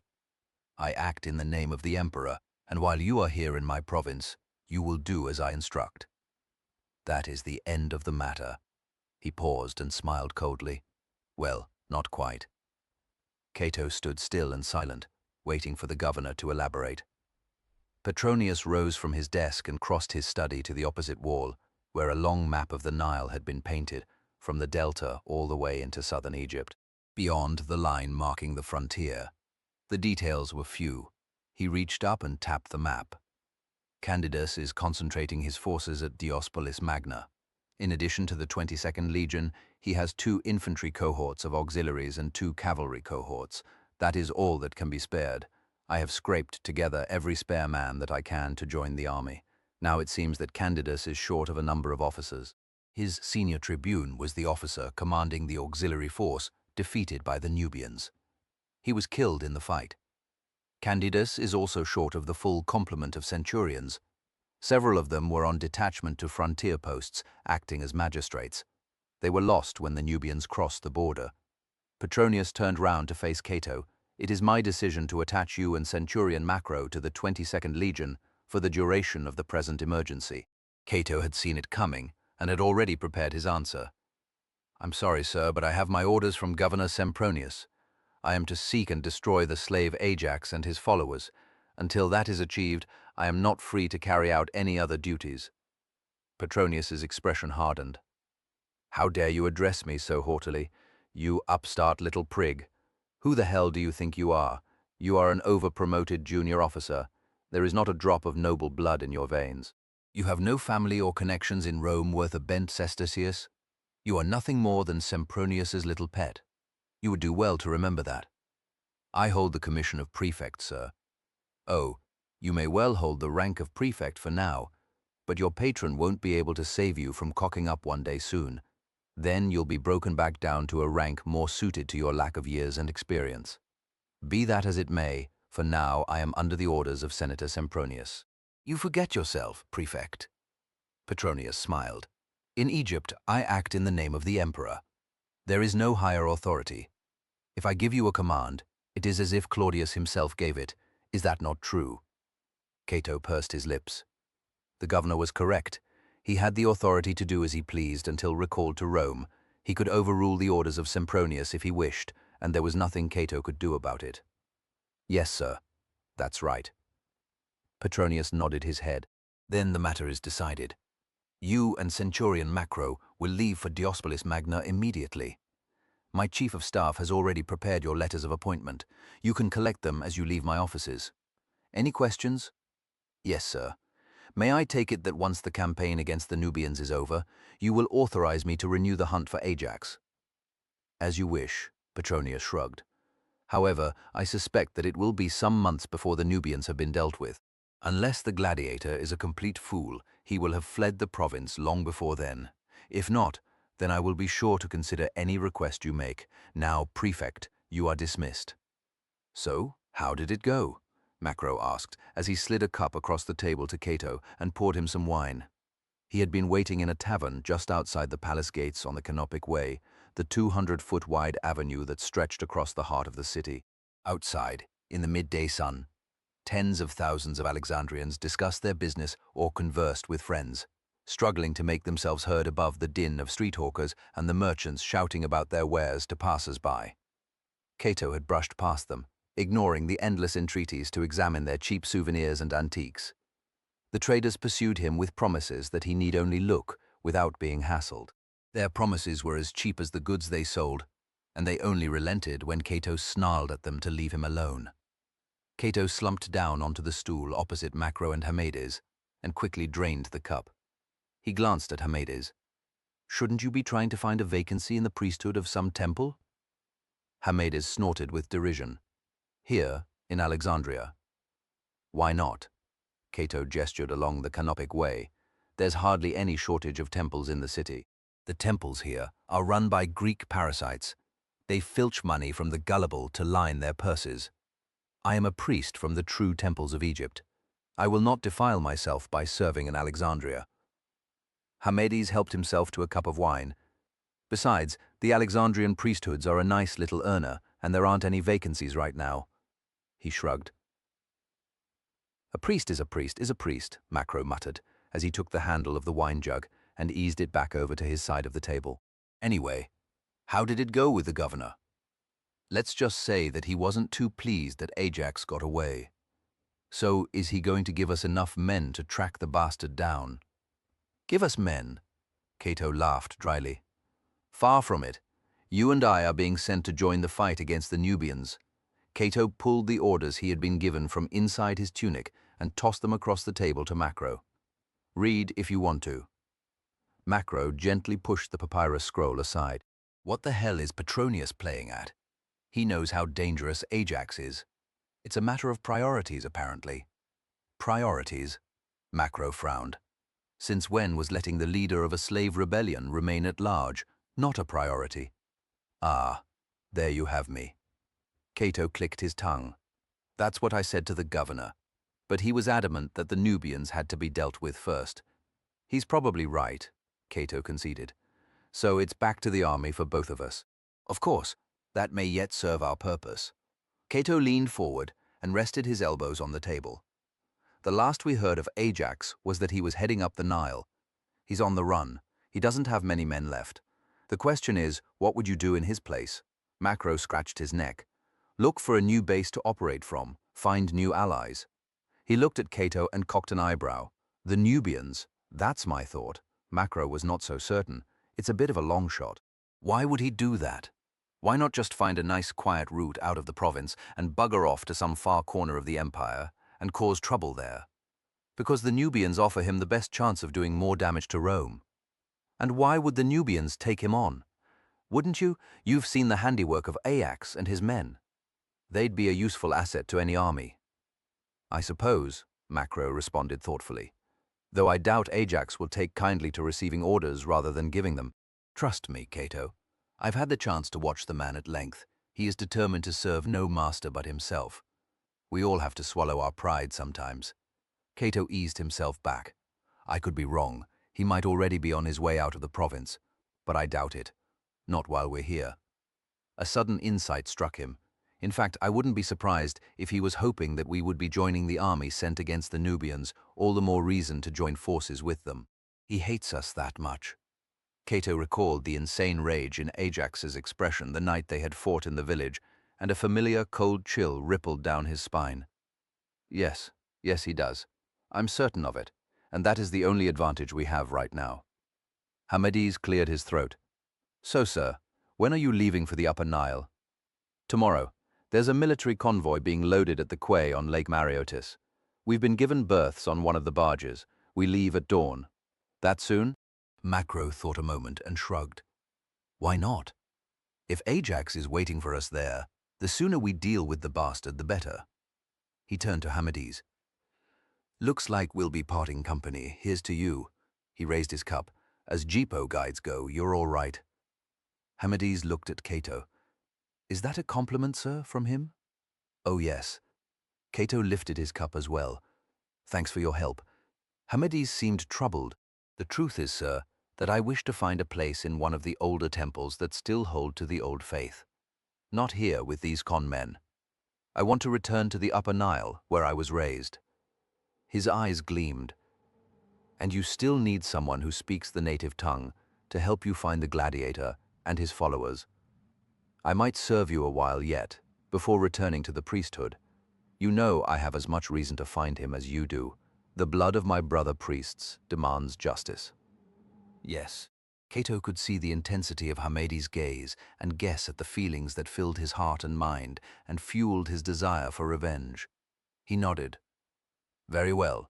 You can join us. I'll have you enrolled as a scout. Might as well be paid for your efforts. The priest smiled. I'm in your debt, sir. The Nile barges were heavily laden with military supplies for the coming campaign. Baskets filled with arrows, the heavier shafts of ammunition for the bolt throwers, newly forged sword blades, shield bosses and trims, tubs of nails and boots. There were scores of legionaries and officers who had been on leave or detached service and were returning to their units along with some fresh recruits. Cato, Macro, and Hamades, laden down with the kit. They had retrieved from the Alexandrian fleet, boarded one of the last vessels to leave, and were ushered out of the way to the small foredeck, while the crew thrust the vessel away from the quay and hoisted the large triangular sail. The hold had been filled, and sacks of grain and jars of oil and wine were heaped across the deck. It's a wonder the tub stays afloat, Macro mused, as he set his kit bag down and made himself comfortable under the small awning that covered the foredeck. Cato nodded. There was scarcely more than a foot of freeboard over the side, and he wondered what would happen if the barge was caught by a sudden gust of wind. With all the cargo aboard, it would surely sink like a rock, and Cato had no desire to be pitched into the Nile. It was not the prospect of swimming to the nearest bank that concerned him so much as the thought of the crocodiles that might be lurking amid the reeds, waiting to snap up some easy prey. Rest easy, Centurion. Hamades smiled. The waters of the Nile are always calm, and the wind constant. There is no cause for alarm. Besides, I have an offering of a jar of oil for the Nile gods. He patted his kit bag. They will protect us. I'm not bloody alarmed, Macro growled. I'm just saying the boat looks overloaded, that's all. Hamades nodded understandingly and then stretched himself out on his back, resting his head carefully on the bulky kit bag he had brought aboard and settled down to get some sleep. The two Romans watched the receding skyline of Alexandria for a while, taking turns to sip from a wineskin that Macro had bought in one of the markets of the Canopic Way. At length, Macro coughed and turned to Cato. Do you really think Ajax will be down there, with the Nubians? The more I think about it, the more certain I am, Cato replied. It offers him the best way of continuing his war against Rome, and us. Why not? There's every chance of killing two birds with one stone. Where else would we be when the governor needs every soldier he can scrape together to repel the invasion? I'm not so keen on being considered to be part of the scrapings, if it's all the same to you. Macro flashed a smile. But I take your point. And if you're right, It should make the task of finding Ajax that much easier. But duty first, eh? Defeat the Nubians and then find Ajax. Defeating the Nubians might be a rather harder task than you think. How so? I had a word with one of Petronius's staff officers before I left the palace. I wanted some information on the forces available to Candidus. The two infantry cohorts sound like good formations, but the cavalry is under strength. If it's the 22nd, I'm not so sure about. They're legionaries. They'll stand up to whatever the Nubians throw at them. I hope so. Cato rubbed his chin and wished that he had taken the opportunity to have a shave in Alexandria before embarking. The fact is that the 22nd is something of an oddity. Oh, what's their story then? The legion was raised by Mark Antony. He filled the ranks with men from Cleopatra's army. When Antony was defeated by Octavian, the 22nd was integrated into the rest of the army and has been stationed on the Nile since then. They're a mix of Greeks and Egyptians from the Nile cities. You think they might be a bit soft then? Maybe they have had no part in a major campaign since the Civil War. For most of them, this is going to be the first action they've gone into. I just hope they've been trained well enough for the job. Macro shook his head. Cato, even if the quality of the men is suspect, they're still commanded by centurions. And centurions, my friend, are the same the world over, as hard and demanding a bunch as you will ever find. Not all of them. We've seen our share of bad officers in our time. A few bad eggs, that's all, Macro replied tersely, not willing to endure too much disparagement of the brotherhood he felt honored to be a part of. The centurionate has a fine tradition. There are always exceptions. Then let's hope we don't find too many of them in the 22nd. I need some rest, Macro announced suddenly. He removed the armor from his kit bag and punched spare tunics, cloak, and boots that remained into a rough pillow and laid his head down, turning his back to his friend. Cato smiled at his touchiness and then eased himself down onto an elbow as the barge entered the canal that linked the lake to the Nile.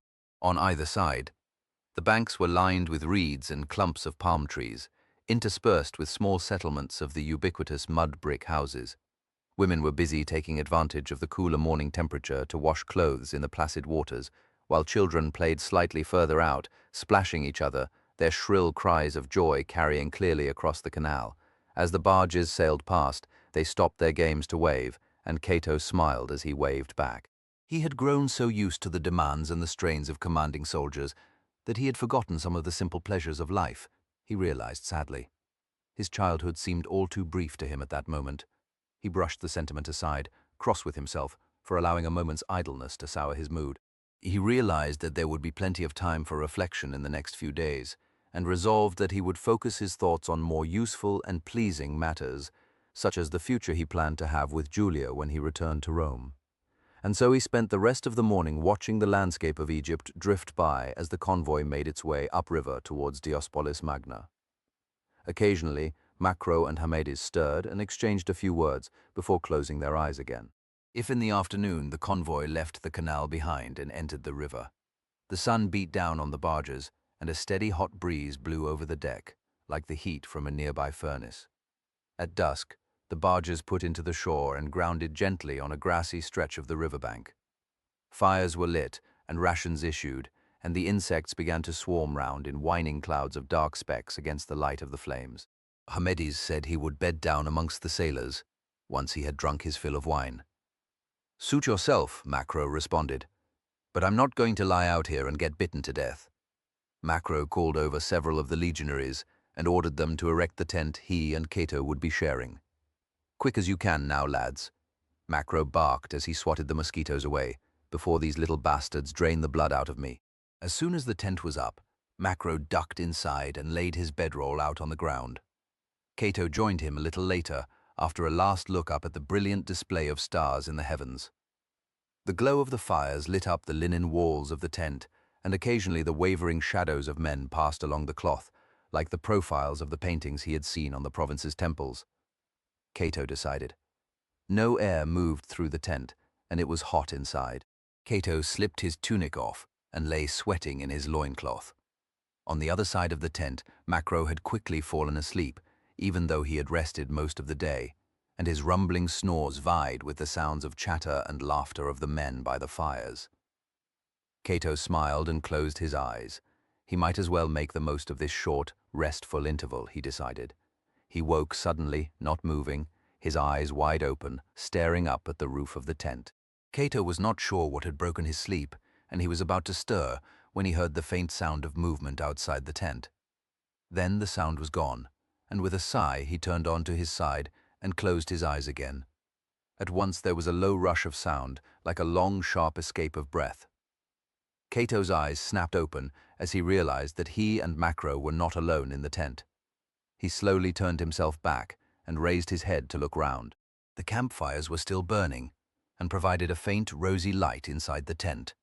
A short distance away, close to the foot of Macro's bedroll, a slender shape rose up from the ground, swaying slightly. Chapter 17. Cato felt his blood freeze in his veins. He sat up, and the noise came again as the shape lurched sideways, moving between the two bedrolls. "Oh shit," Cato whispered. He kept as still as he could, eyes fixed on the snake. Behind it, he could see the tent pole with his sword and that of Macro's hanging on the peg. His heartbeat increased to a pounding rhythm as he thought frantically. If he moved again, he was sure that the serpent would attack. Instead, he licked his lips nervously and whispered as loudly as he dared. "Macro, Macro, wake up." The snoring broke up, and there was an incoherent muttered grumble from the other side of the tent. "Macro, Wurg, what the hell is it?" Macro groaned, stirring as he turned to face Cato. "Keep still," Cato warned him. "What?" Macro's head rose. "What's going on then?" The snake hissed again, louder, and near the top of its body it began to swell out. The sinewy coils beneath writhed momentarily as it edged forward. "Shit," Macro whispered. "We're in trouble, lad. What do we do?" Cato stared at the snake. It was close enough now to make out the individual bumps of its scales and the beady gleam in one of its eyes. A sudden flicker indicated where its mouth was as the cobra's head towered over the two men. "Just keep still," Cato whispered. "Right." Cato had seen some snake charmers in the market at Alexandria and knew how fast the serpents could strike.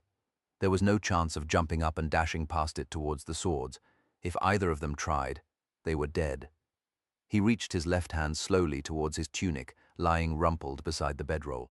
If his fingers stole across the earth towards the cloth and closed round a fold. "Macro, I'm going to try and distract it. When I make a move, you go for the swords, all right?" "What kind of distraction?" "Doesn't matter. Just be ready. On 3. The snake was unsettled by the noises and hissed again, still louder, and the head leaned back, ready to strike. Cato moistened his lips and spoke softly. 1, 2, 3. He whipped up the tunic and jumped to his feet, swinging the tunic waist high through the air towards the snake. The cobra lunged at once, whacking into the cloth before it reversed direction and hissed again. Macro had clambered up and taken a step towards the tent post when the snake slithered round and lunged at him. He jumped back onto his bedroll. "Fuck, that was close." "I'll try again," said Cato. He wrapped some of the tunic about his fist and tentatively held the rest out towards the snake. At once it turned its head back towards him, its eyes burning like rubies. Cato moved the tunic to the right and shook it. The snake struck again, and at the same time Cato jerked the cloth back. The fangs, caught in the thick strands of wool, came with it, and Cato gave a terrified cry as the body of the snake came towards him. He threw the tunic over the cobra's head, and with his spare hand he grabbed at the neck, just below the hood. The snake's skin was dry and rough, and the coils writhed wildly as Cato struggled to keep his grip, and at the same time wrapped the tunic about its head with his other hand. Macro leaped forward, reached the tent post and snatched out his blade. He turned and hacked at the wriggling body and struck the ground instead. "Macro!" Cato shouted as the head thrashed about inside the tunic. "Just kill the bastard!" Macro hacked again, cutting into the middle of the cobra's body. He cut again, this time severing it. Half the coils fell back and flopped about on the ground, and Macro hurriedly kicked them to one side. The other half seemed to grow even more wild, and Cato hurled it as hard as he could towards the back of the tent, where it hit the goatskin with a soft thud, and dropped to the ground, writhing frantically, but unable to move from the spot as it bled out. Cato's heart was beating wildly. His chest felt cold and clammy, and he trembled. He turned to Macro and saw that his friend was just as shaken.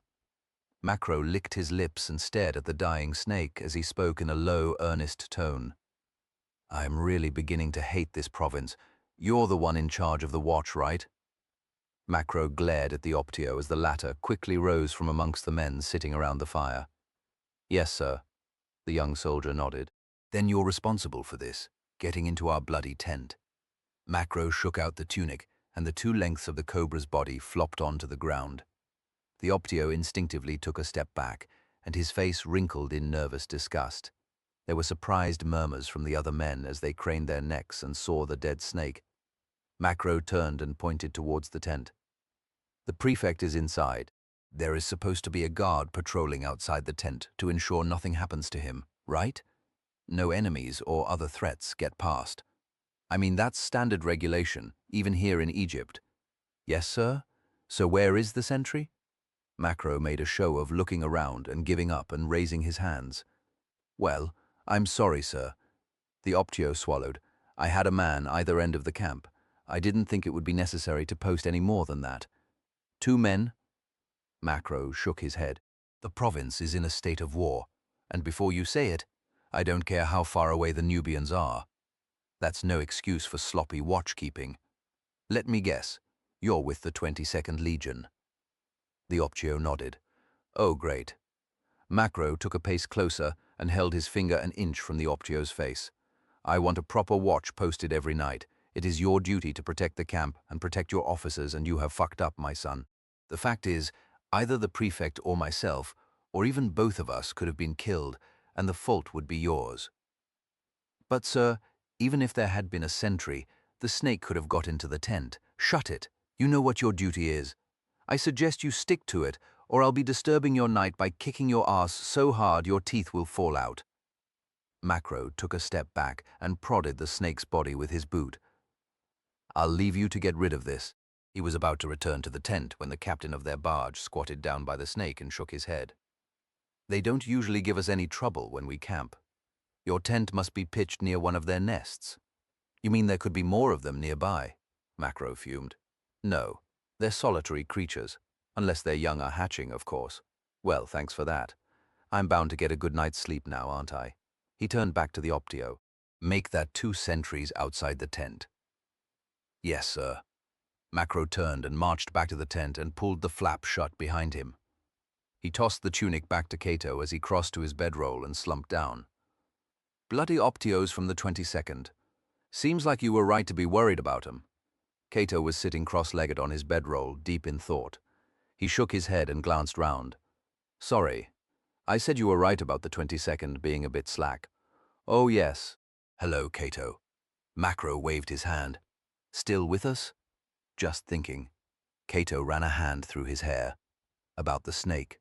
If there's one thing I really can't stand, it's snakes. Why so particular?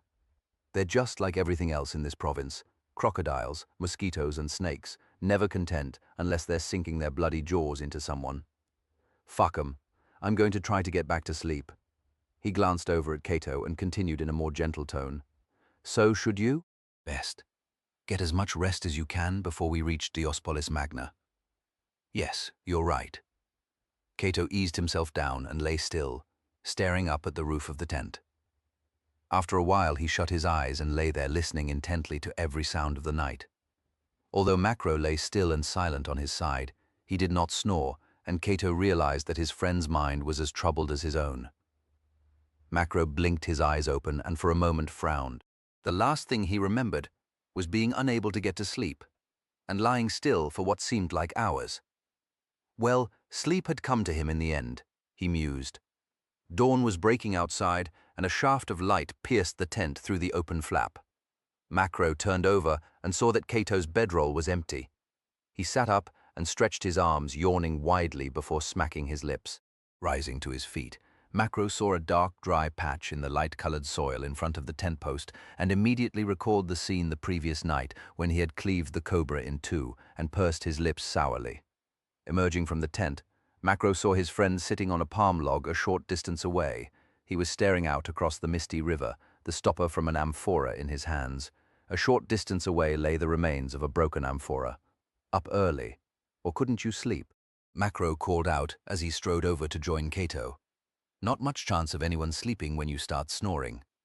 Cato tossed the stopper aside into the grass. At least we weren't troubled by anything else last night. That's something to be thankful for. Further along the shore, the other passengers and the crews from the boats were rising and rolling up their bedrolls ready to continue the voyage upriver. Hamedes approached them, carrying his kit bag over his shoulder. "Morning, sirs. I heard there was some excitement last night."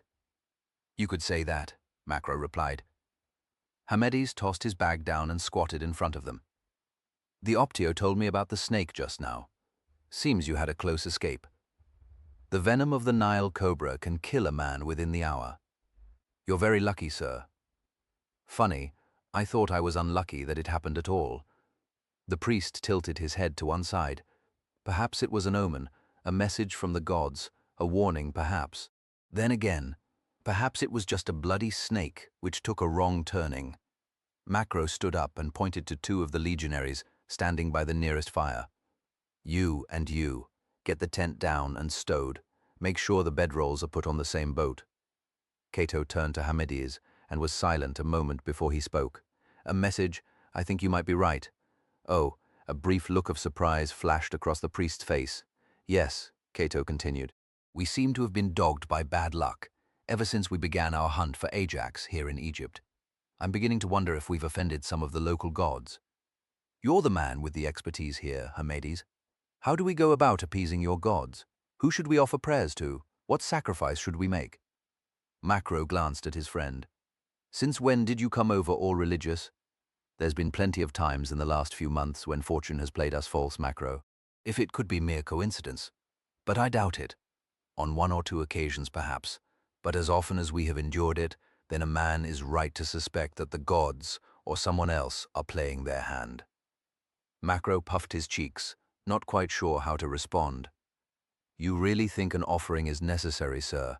It would give me some peace of mind," Cato admitted.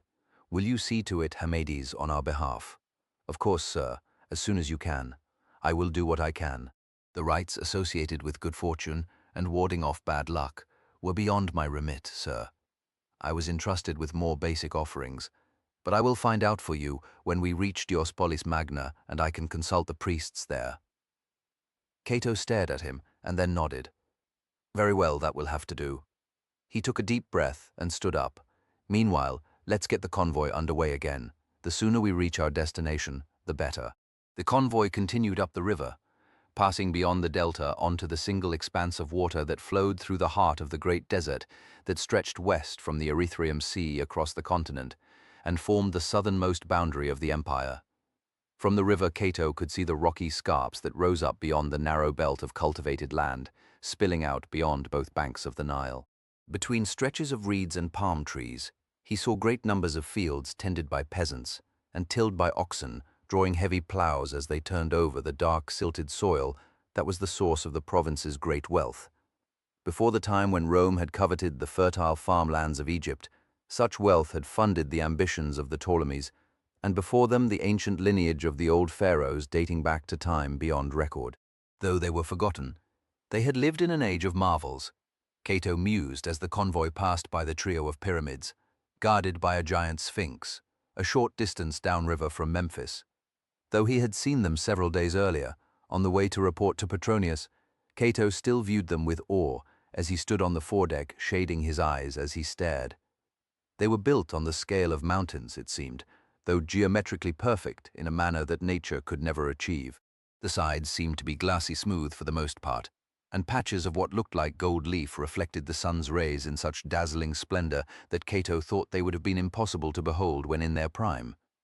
"Quite a sight," said Macro as he came forward to stand beside Cato. He stared a moment longer and then shook his head. "Hard to believe it's the handiwork of the Gippos, ain't it? That's hardly a fair comment." Cato gestured to a village on the shore. "These people are living in the shadows of their ancestors. They are not the same." He paused for a moment in reflection. "Perhaps one day they will say the same of our ancestors when Rome is little more than a curiosity, when our great monuments are crumbling back into the ground." "Pfft," You talk utter bollocks sometimes, Cato. Macro nudged him. You know you do. He cleared his throat and then imitated the same hushed and reverential tones of his friend as he continued. Rome is the darling of the gods, brought forth into the world to be a shining beacon of all that is great and best. In the distant future, people will stand in front of the gates of Rome and look in wonder on our mighty works and despair. Have you quite finished? Cato asked tersely. Macro sniffed. Give me a moment, I'm sure I might have missed something pretentious. I could have said, fuck off. Now that's spoken like a soldier, brief and to the point. Come, forget about all them dusty piles of stone and get into the shade before you start getting even more lightheaded, eh? Macro slipped back under the awning and sat down. Cato stared at the pyramids for a little longer, but Macro's words had robbed them of some of their mystique, and with a sigh he turned and joined Macro and Haemedes in the shade. 10 days after the convoy left Alexandria, the barges sailed round the final bend in the river before Diospolis Magna, just after the sun had fallen behind the arid mountains on the western bank. On the opposite bank towered the pylons of the largest temple complex Cato had ever seen. Tall wooden masts rose from brackets on the carved walls, and tattered banners of faded red wafted and flickered in the evening breeze. A tall mud brick wall surrounded the temple, giving it the appearance of a vast fortress. A stone landing stage stood a short distance from the edge of the river, where a more recent quay constructed from wood lined the bank of the Nile. Karnak, Haemedes said with reverence, and then pointed further along the bank to another far smaller complex. And that's the Temple of Amun. The city lies beyond. The captain of the barge sat at the tiller and gently heaved it away from him as he steered in towards the quay. A number of soldiers were standing guard along the quay and on towers erected behind the walls. As the flotilla approached, a party of soldiers emerged from the ornate landing platform and descended the ramp onto the quay to assist with mooring the barges.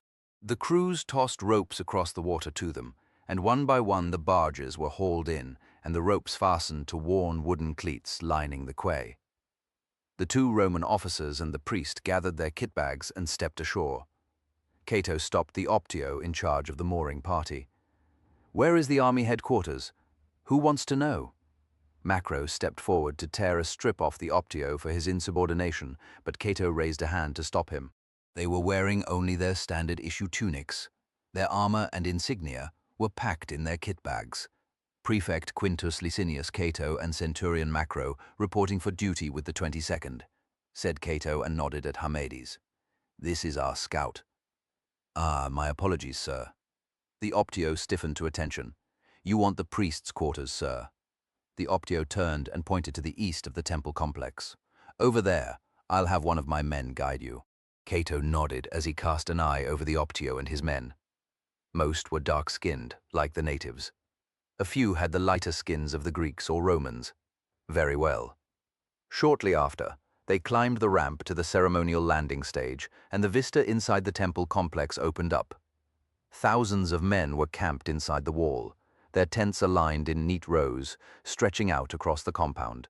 In the distance, towards the rear of the complex, lay the stables where the horses of the auxiliary cohorts and the 4 squadrons of legionary cavalry stood sheltered from the sun beneath, shades made from palm fronds. A short distance outside the walls, between the temple complex and the city, lay the sprawl of tents belonging to the camp followers. This was where the soldiers could find drink, trinkets, and comfort in the arms of women from the numerous companies of prostitutes run by seedy Greek merchants. Impressive, Haemedes nodded. I have never seen such a powerful army. The Nubians would tremble at such a sight. I could not guess at the number. The number is less impressive than you might think, Macro replied. A legion has over 5,000 men on its roll at full strength. But then, they never are at full strength. The auxiliary units amount to perhaps 3,000 men.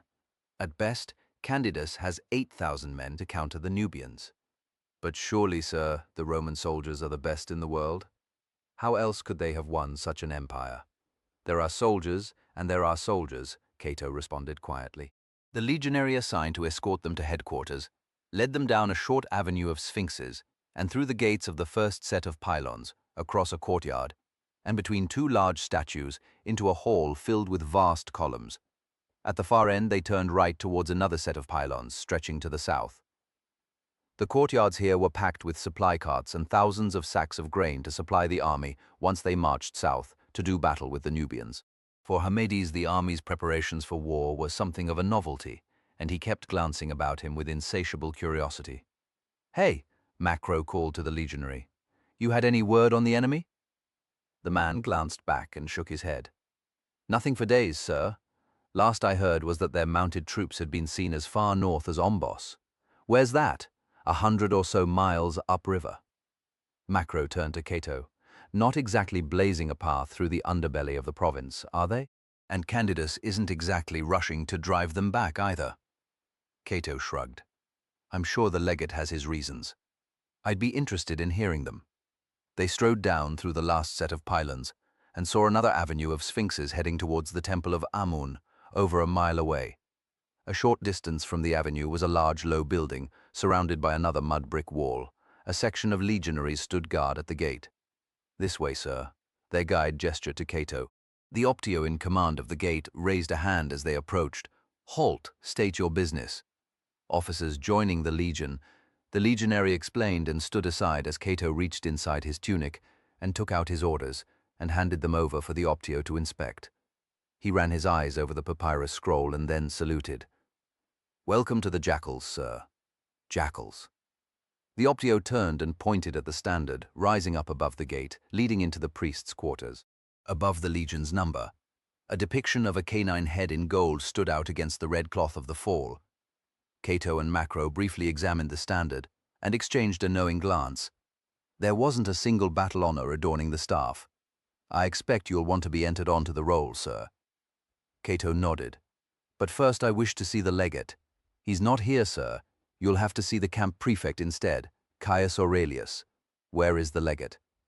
"He left the army several days ago, sir. I heard he was touring the forts along the Nile to make sure they were adequately prepared to hold out against the Nubians." "When is he due back?" "Can't say, sir. Best ask the camp prefect." "Where do I find him?" "Through the gates and straight on, sir. Admin offices are just beyond the pool." Pool. Macro smiled as they strode through the gates. Sounds like a cushy posting, in stark contrast to the bland exterior of the wall running round the priest's quarters. The interior afforded comfort in some style, at first glance. Palm trees shaded the paved paths that surrounded the buildings. Flower beds were watered by pipes that ran through the gardens. Few plants remained, however, and those that did were sadly neglected, and their leaves were covered in a layer of fine dust. The path from the entrance led through a double line of columns and opened out onto a tiled courtyard, surrounded by airy cells. A large awning covered the courtyard, and in its shade the staff of the headquarters had set up their trestle tables. The clerks were busy cleaning their pens and putting aside their work as they looked forward to the evening meal. On the far side of the courtyard was another line of columns, and beyond, they could see the mirror gleam of water. The cells of the second courtyard were given over to the senior officers of the army, and cots had been set up at the back of each cell, while a desk stood at the front. Several officers were still hard at work, and Cato asked a passing orderly for the camp prefect. "Over there, sir. Far end of the pool." He pointed out a slight man with dark, tightly curled hair, hunched over a large desk as he examined a document. Cato led the small party round the shallow pool. As he approached the cell, the camp prefect glanced up. He looked tired and anxious. "Yes, Prefect Cato, sir. I've been sent from Alexandria to take up the senior tribune's vacancy. My orders." He handed the document over. "This is Centurion Macro, assigned to the legion." And him, he nodded at Hamedis. "Our scout, sir." Aurelius quickly glanced at the orders and pushed them to one side. "It's good to have you with us. Even though we had a junior tribune join us yesterday, we're still short of the full complement of officers, particularly in the first cohort. Our best officers can be called on to act as magistrates right across the province. 2 of our centurions were serving south of Ombos, and we've had no word from them. The same goes for the first spear. He was overseeing the construction of a new fort at Pselkis. Frankly, I fear the worst." "Sorry to hear it, sir," said Macro. "Well, perhaps no news is good news," Aurelius replied unconvincingly. "In the meantime, Prefect Cato, you're acting senior tribune. Centurion Macro gets command of the first century. He tapped the scrolls. "You come highly recommended, and we need experienced officers. As you might know, it's a while since the entire Legion saw active service. We've been carrying out policing action most of the time. Still, the opposition's little more than a mob of mounted brigands. That's what we're told anyway."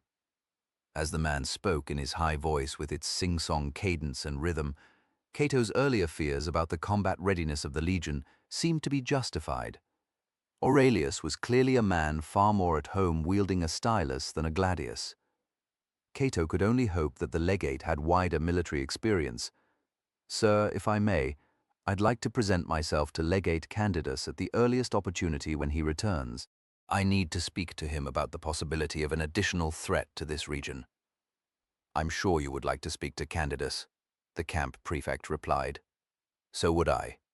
The fact is," he said, "he would be back 3 days ago. I've sent patrols to look for him, but there's no sign of him on the road to Ombos. The gods only know where he's got to." Chapter 18. The Nubian army was in camp 20 miles to the north of Ombos, in a shallow loop of the Nile that watered their horses and camels, as well as the herds of goats that served as mobile rations. There was little sense of the orderly layout that Ajax had seen in the Roman army at Diospolis Magna. The gladiator had halted his column of mounted men on a rocky outcrop a mile away from the camp. Prince Talmas's forces sprawled across the flattened fields of wheat. Ajax estimated that the Nubian army must be at least 30,000 strong. There were tents dotted around, but most of the men had erected temporary shelters constructed from palm fronds. The majority of the prince's men seemed to be Nubian warriors, with a smaller contingent of Arabs, swathed in flowing dark robes. At the heart of the camp lay a cluster of larger tents, and Ajax could make out a loose ring of spearmen guarding the cleared perimeter that stretched a short distance around the tents. "That's where I think we'll find Prince Talmis." Karim nodded. "I hope you're right about this, General. Trust me, he'll welcome us, especially when we offer him a few tokens of our friendship." Ajax smiled as he patted the sacks hanging across the back of his horse. "Relax, Karim. If there's one thing you can be certain of in this world, it's that the principle of my enemy's enemy being my friend applies everywhere." The flesh wound he had received from Cato was still healing, and Ajax twisted round carefully in his saddle to inspect his men. Only 28 of them were still with him. Some had been lost in a skirmish with the Romans 5 days earlier, and more when they had raided an outpost to seize the horses. Still, most of the gladiators who had formed his bodyguard back during the rebellion in Crete had survived, as had the strongest of the slaves he had liberated from the captured ships. They handled their weapons competently enough, and had plenty of courage and loyalty, and in time would prove themselves alongside the cadre of gladiators. When we approach their camp, keep your hands away from your weapons. Whatever happens, you do nothing unless I give the order. Is that clear?" His men nodded. Ajax gestured to the tall Nubian gladiator mounted astride a horse whose hide was as black as the skin of its rider. "Hephaestus, come forward." "Yes, General." The Nubian clicked his tongue and urged his mount alongside. "Those are your people. You will act as my translator. Only use the words I speak to you, and you will tell me all that passes between those who address us." Hephaestus nodded. Ajax turned back to scan the camp spread out before him. Half a mile from the foot of the outcrop, a score of warriors mounted on camels slowly patrolled the northern approaches to the camp. Ajax pointed them out to Karim and Hephaestus. "We'll make for those men. If there's any trouble, we'll have plenty of room to make our escape." "I thought you said we were guaranteed a warm welcome," said Karim. Ajax smiled. "It is as well to be prepared in case the welcome is too warm, my friend." He flicked his reins. "Let's go." The small column of horsemen began their descent from the outcrop. A narrow path wound down the slope onto the river plain, and the hoofs of the horses immediately kicked up a haze of dust that was bound to be seen by the Nubian patrol. Sure enough, Ajax saw them halt briefly. Then one rider turned and urged his camel into a loping gallop as he raced back towards the camp. The rest spread out into a line and turned to approach the horsemen. As they came on, Ajax saw them draw out light javelins from the long quivers hanging from their saddle frames. He turned to call back to his men. "Remember, keep your hands away from your weapons unless I say otherwise." The gap between the two formations rapidly narrowed, and when they were no more than 100 paces away from the line of camels, Ajax raised his hand and reined in. "Halt!" The column clopped to a standstill, and the men sat in their saddles, both hands holding onto their reins. The camels approached steadily, and then when they were within javelin range, their leader called out an order, and they slowed and stopped. The riders wore dark robes and headdresses and held their weapons in an overhand grip, ready to hurl them the instant they received the order. Ajax cleared his throat and raised a hand in greeting. "We come as friends. I wish to speak with Prince Talmus." He nodded to Hephaestus, and the Nubian spoke with the leader of the patrol, then turned to Ajax. "He asks who you are. Then tell him that I am Ajax, the gladiator, leader of the rebellion against Rome on the island of Crete, and I have come to offer my services to Prince Talmus against our common enemy." Hephaestus translated, and there was a short pause before the leader of the patrol spoke again.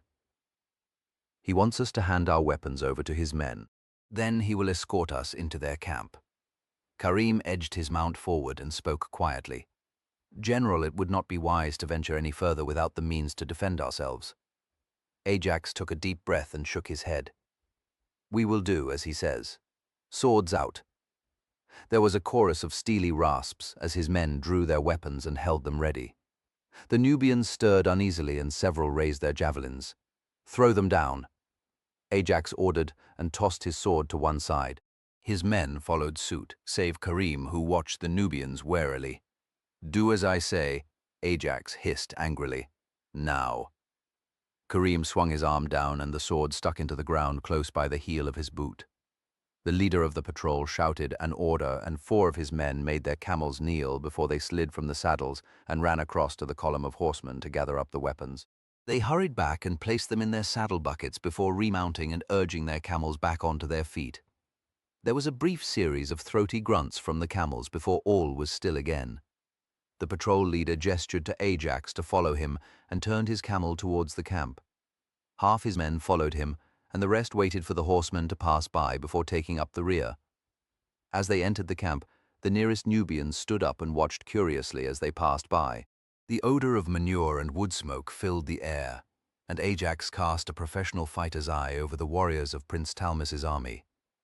Those on the outer fringes of the camp were lightly armed, barely more than simple tribesmen armed with hunting spears and hide shields.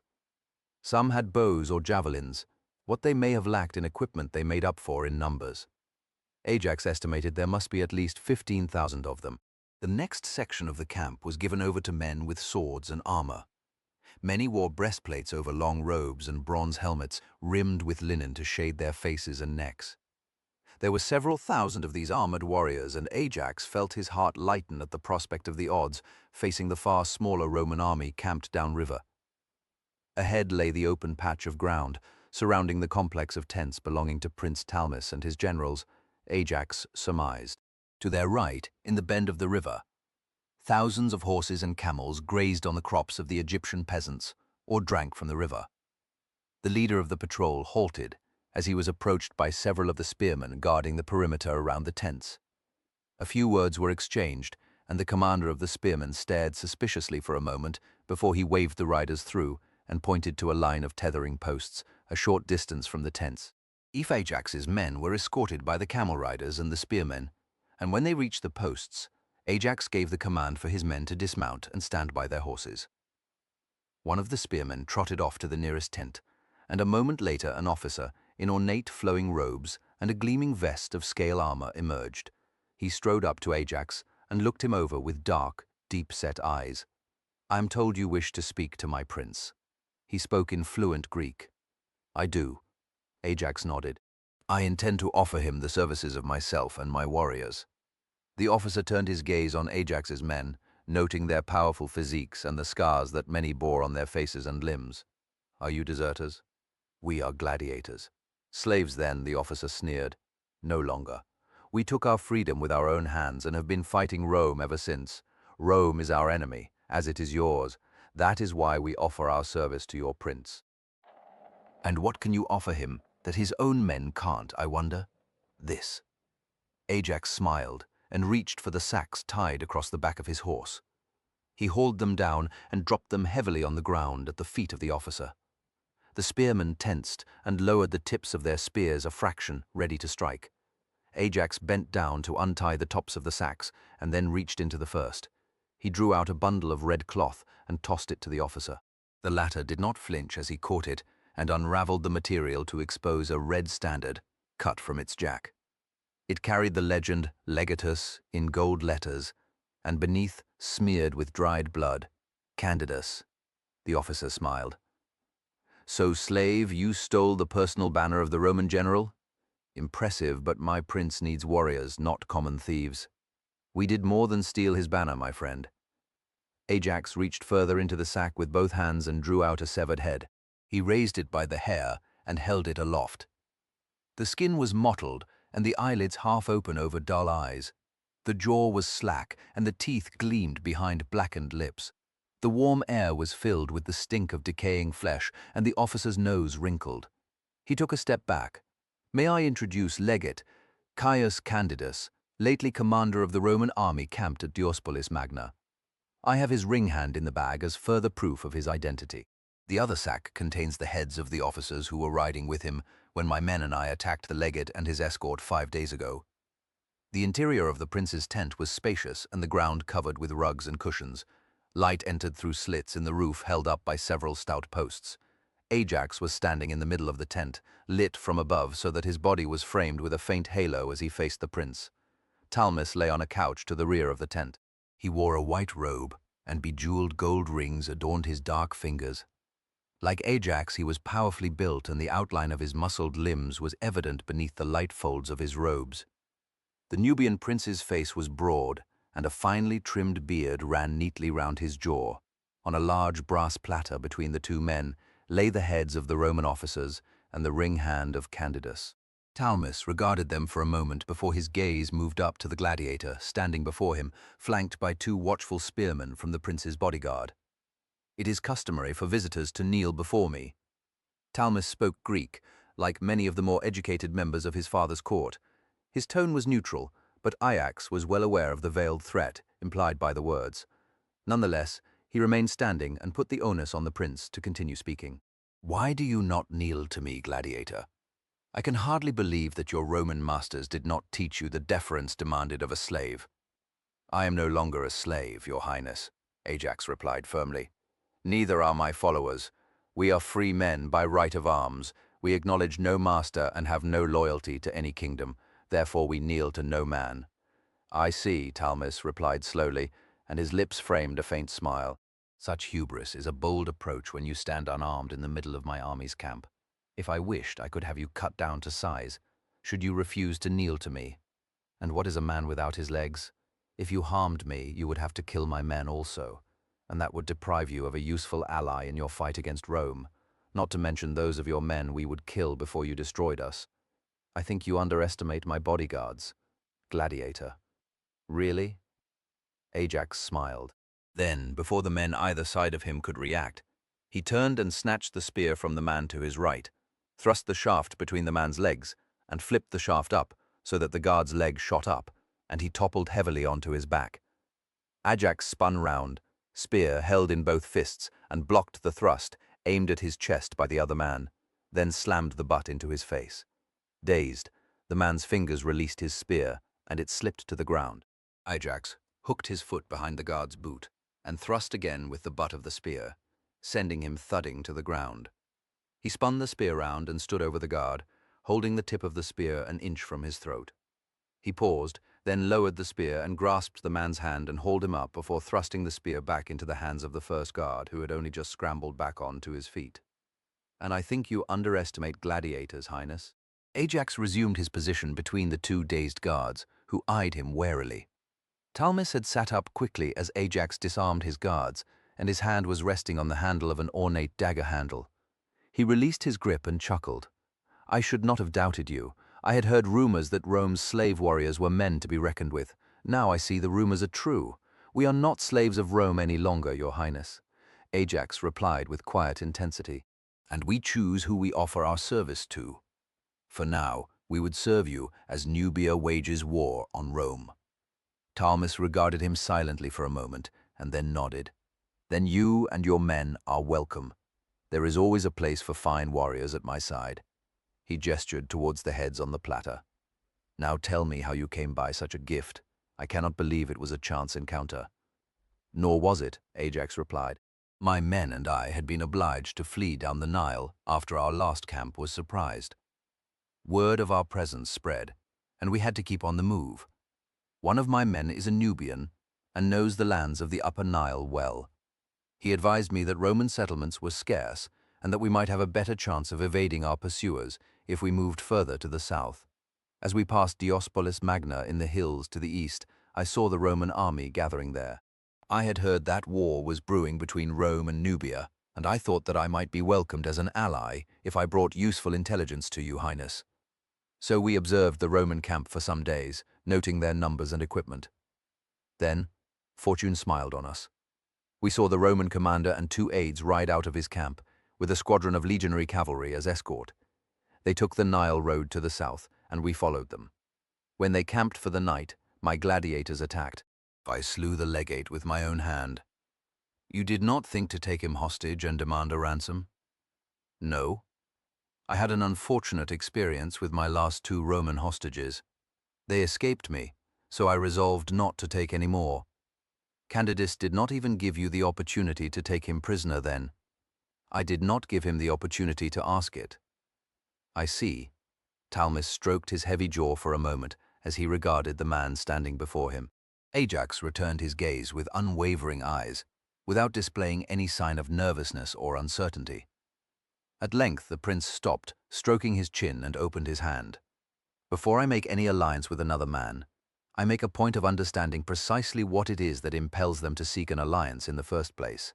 A wise precaution, Highness. Just so. Talmus nodded. The question I ask you is why you so evidently hate the Romans with every fiber of your being. Is it not enough that I do hate them? No, I must know all. Talmus smiled thinly. Indulge me. Ajax was silent for a moment before he replied. I was forced into slavery and sold to a gladiator school. I was treated as a common brute and trained to kill men at the behest of my master for the entertainment of the mob.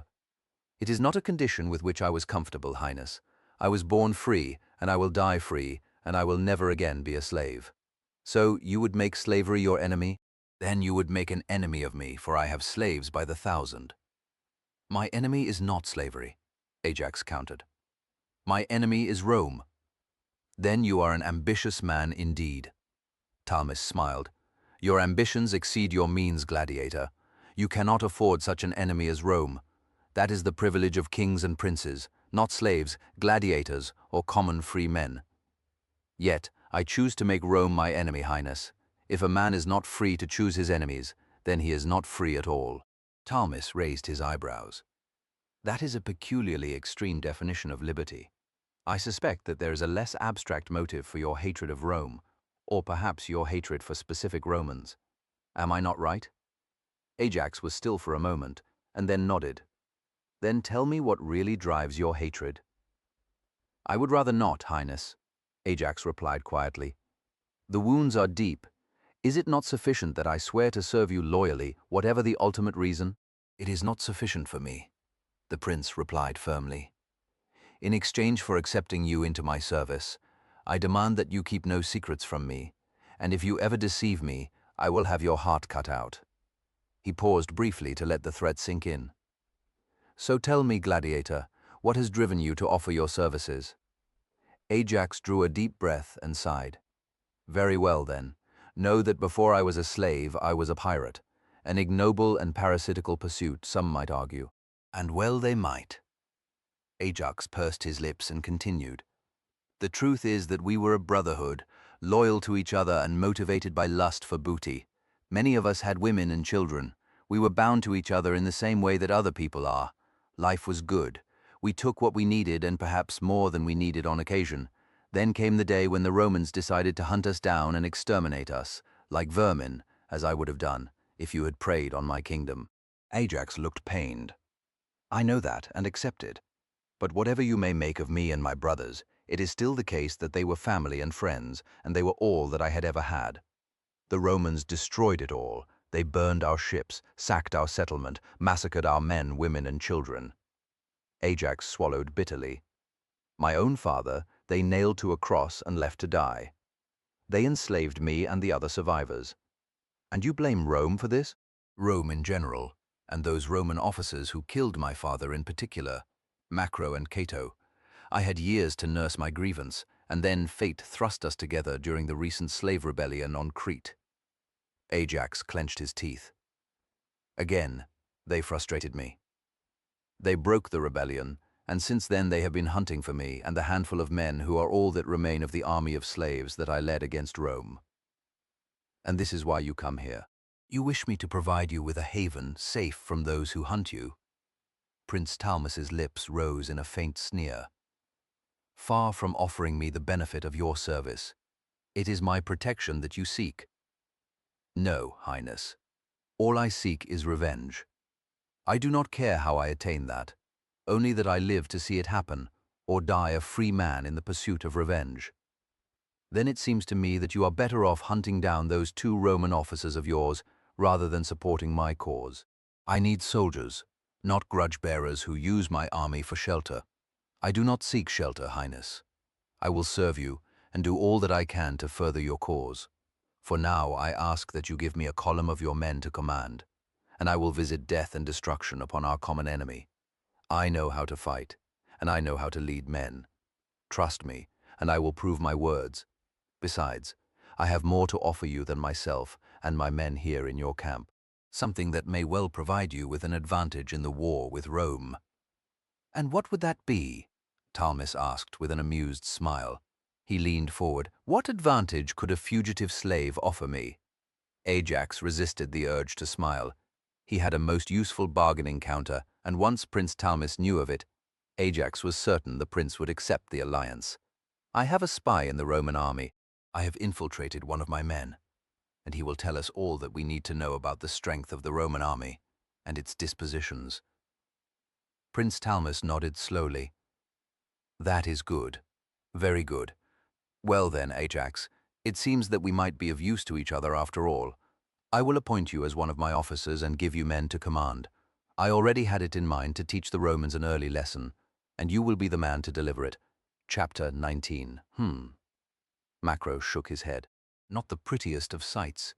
The headless bodies of the legate and 2 of the tribunes lay in the back of the cart.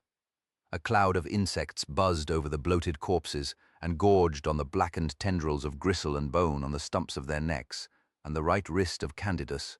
A decurion held back the goatskin cover and stood to one side as his superiors gazed into the back of the cart.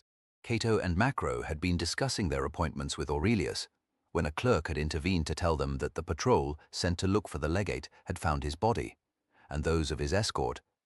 Cato clenched his nostrils tightly and edged away from the back of the cart. Where did they find them? The decurion nodded vaguely towards the south. A ravine, some 30 miles up the road towards Ombos, sir. The men of the escort were all dead, save one, but they hadn't been mutilated. Just the senior officers. The survivor's been taken to the surgeon. He's in a bad way. Hamstrings cut and been with almost no water for 3 days. Did he say who carried out the attack? Asked Macro. The decurion shook his head. He was babbling like a baby, sir, hardly a coherent word. But it is likely that the attackers were Arabs. They raid from the desert from time to time. Make the most of it while we gather together a column to drive them off. That said, it's unlike them to choose a target like the legate and his escort.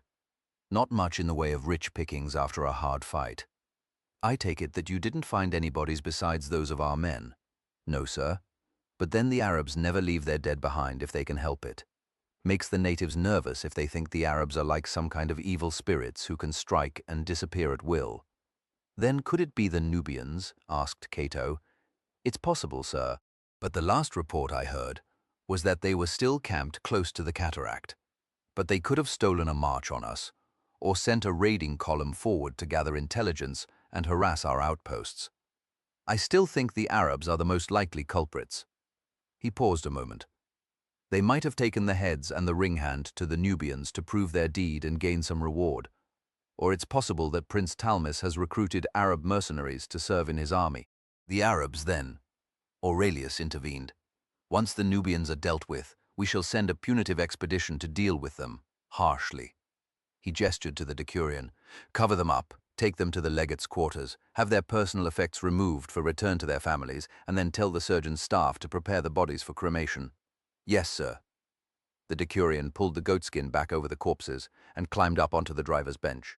With a click of his tongue and a flick of the reins, he urged the mule team into a walk, and the wagon rumbled out of the gate of the priest's quarters. Aurelius watched the cart leave. The fingers of his left hand twitched momentarily before he turned to Cato and Macro with an anxious expression. That explains the legate's disappearance. It was an asinine thing to say, and he winced at himself immediately. Cato could readily understand the shock that the death of the legate might cause his close subordinate. Did you know the legate well? Aurelius nodded. We have served together for the last 8 years. So long? Macro looked surprised. Sorry, sir. It's just that I've never known a legate serve so long with one legion. Yes. Well, it's different here in Egypt, the camp prefect responded tersely.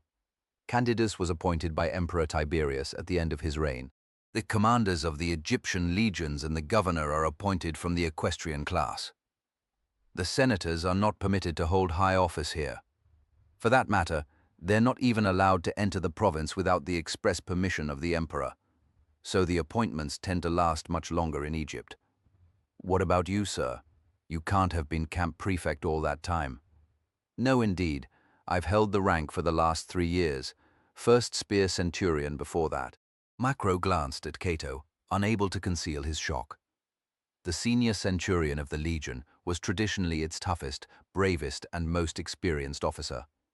The thin, dapper figure of Aurelius was adorned with a finely spun tunic, and his cuirass was inlaid with swirls of gold and silver. But, unlike Macro and Cato, he did not have a leather harness to carry the medallions they had been awarded for displays of courage and battles won. In every other legion Macro had served in, the camp prefect and the first spear were seasoned fighters with swathes of awards on their chests. You were a first spear, sir. I was. Aurelius frowned. I have served my time, you know. Macro was about to say something when Cato coughed loudly, warning his friend off. Before Macro could intervene any further, Cato spoke. What are your intentions now, sir? My intentions? Yes, sir. You are the next in the chain of command. Now that Candidus is dead, you are the commander of the forces gathered at Diospolis Magna. Of course I am, Aurelius replied shortly. I know that. He stood still for a moment, looking down at his boots, and then nodded to himself. I'll summon my senior officers. They have to be informed about Candidus's death. And then we shall set about dealing with the Nubians. He looked up, straightened his back, and cleared his throat. We shall meet here at headquarters at noon, gentlemen. With that, he turned and marched back into the entrance of the priest's quarters. Cato watched him go, and then spoke softly. What do you make of our new legate? Macro dabbed at the sweat on his brow. Have to say that I'm not encouraged. It seems that the man's been a professional stylus pusher throughout his career. I've never seen the like of the 22nd. Must be the cushiest posting in the entire army. Swanning around the Nile while their officers have nothing better to do than wait until it's their turn to take the job of first spear centurion or camp prefect. Gods. He shook his head in frustration. I just hope the other senior officers aren't the same, or their men. I tell you, Cato, I don't fancy going into battle against the Nubians with a bunch of time-serving bureaucrats at my side. Cato nodded as he stared into the mid-distance, and Macro sighed wearily. All right then. What's on your mind? Sorry. Cato stirred and looked at his friend vaguely. I know that look on your face. The body's there, but the mind is off with the muses. So, what are you thinking? We should go and see the survivor of the ambush. Why? There's something not quite right about it. Cato chewed his lip. The decurion seemed to know his business, and I could see he wasn't convinced that either the Arabs or the Nubians were responsible for killing the legate. Come on, Macro. The hospital had been set up in a large, airy pavilion to the rear of the temple complex. The legion's surgeon was doing the rounds of the men on the army's sick list when Cato and Macro located him. Like most of those who served in the same capacity in legions across the empire, the surgeon was an Easterner. His dark face was rimmed with silvery hair, cropped short over his scalp and along his jawline. The creases in his skin told of the long years he had served in the profession.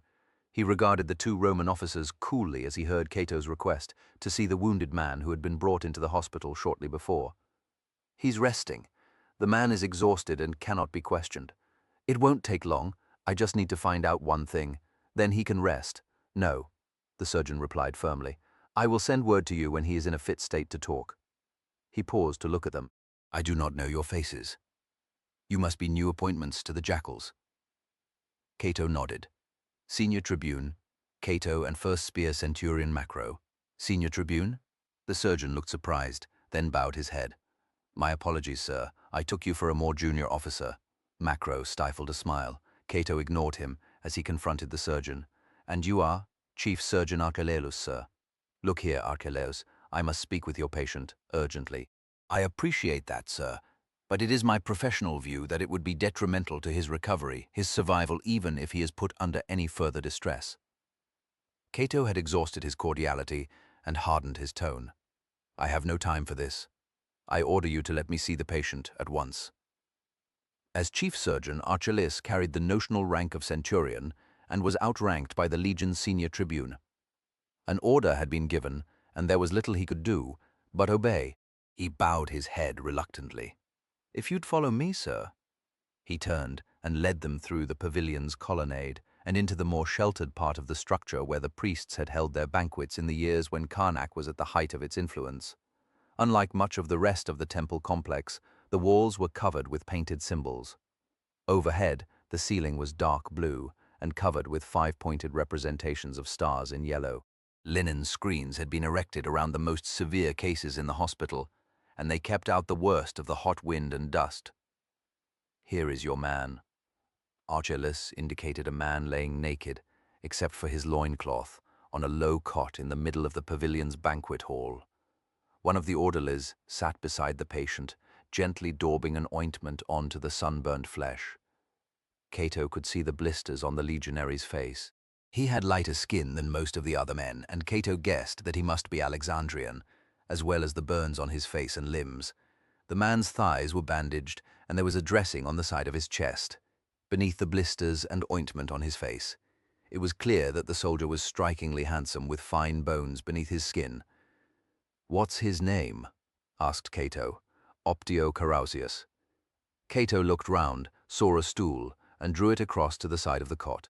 He sat down and leaned closer to the Optio.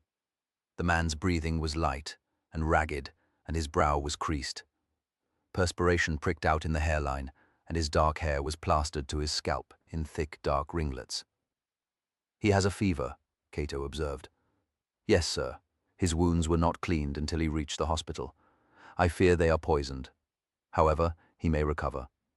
"Is that likely?" asked Macro. The surgeon shrugged. "We have done what we can. His life is in the hands of the gods now. I have made a brief offering to Serapis on his behalf. If it is accepted, then he may recover. But even if he does, he will be a cripple for the rest of his life." Archelaus indicated the bandaged thighs. The attackers severed his hamstrings so that he could not leave the site of the ambush. It would seem that they intended him to survive and remain to be found.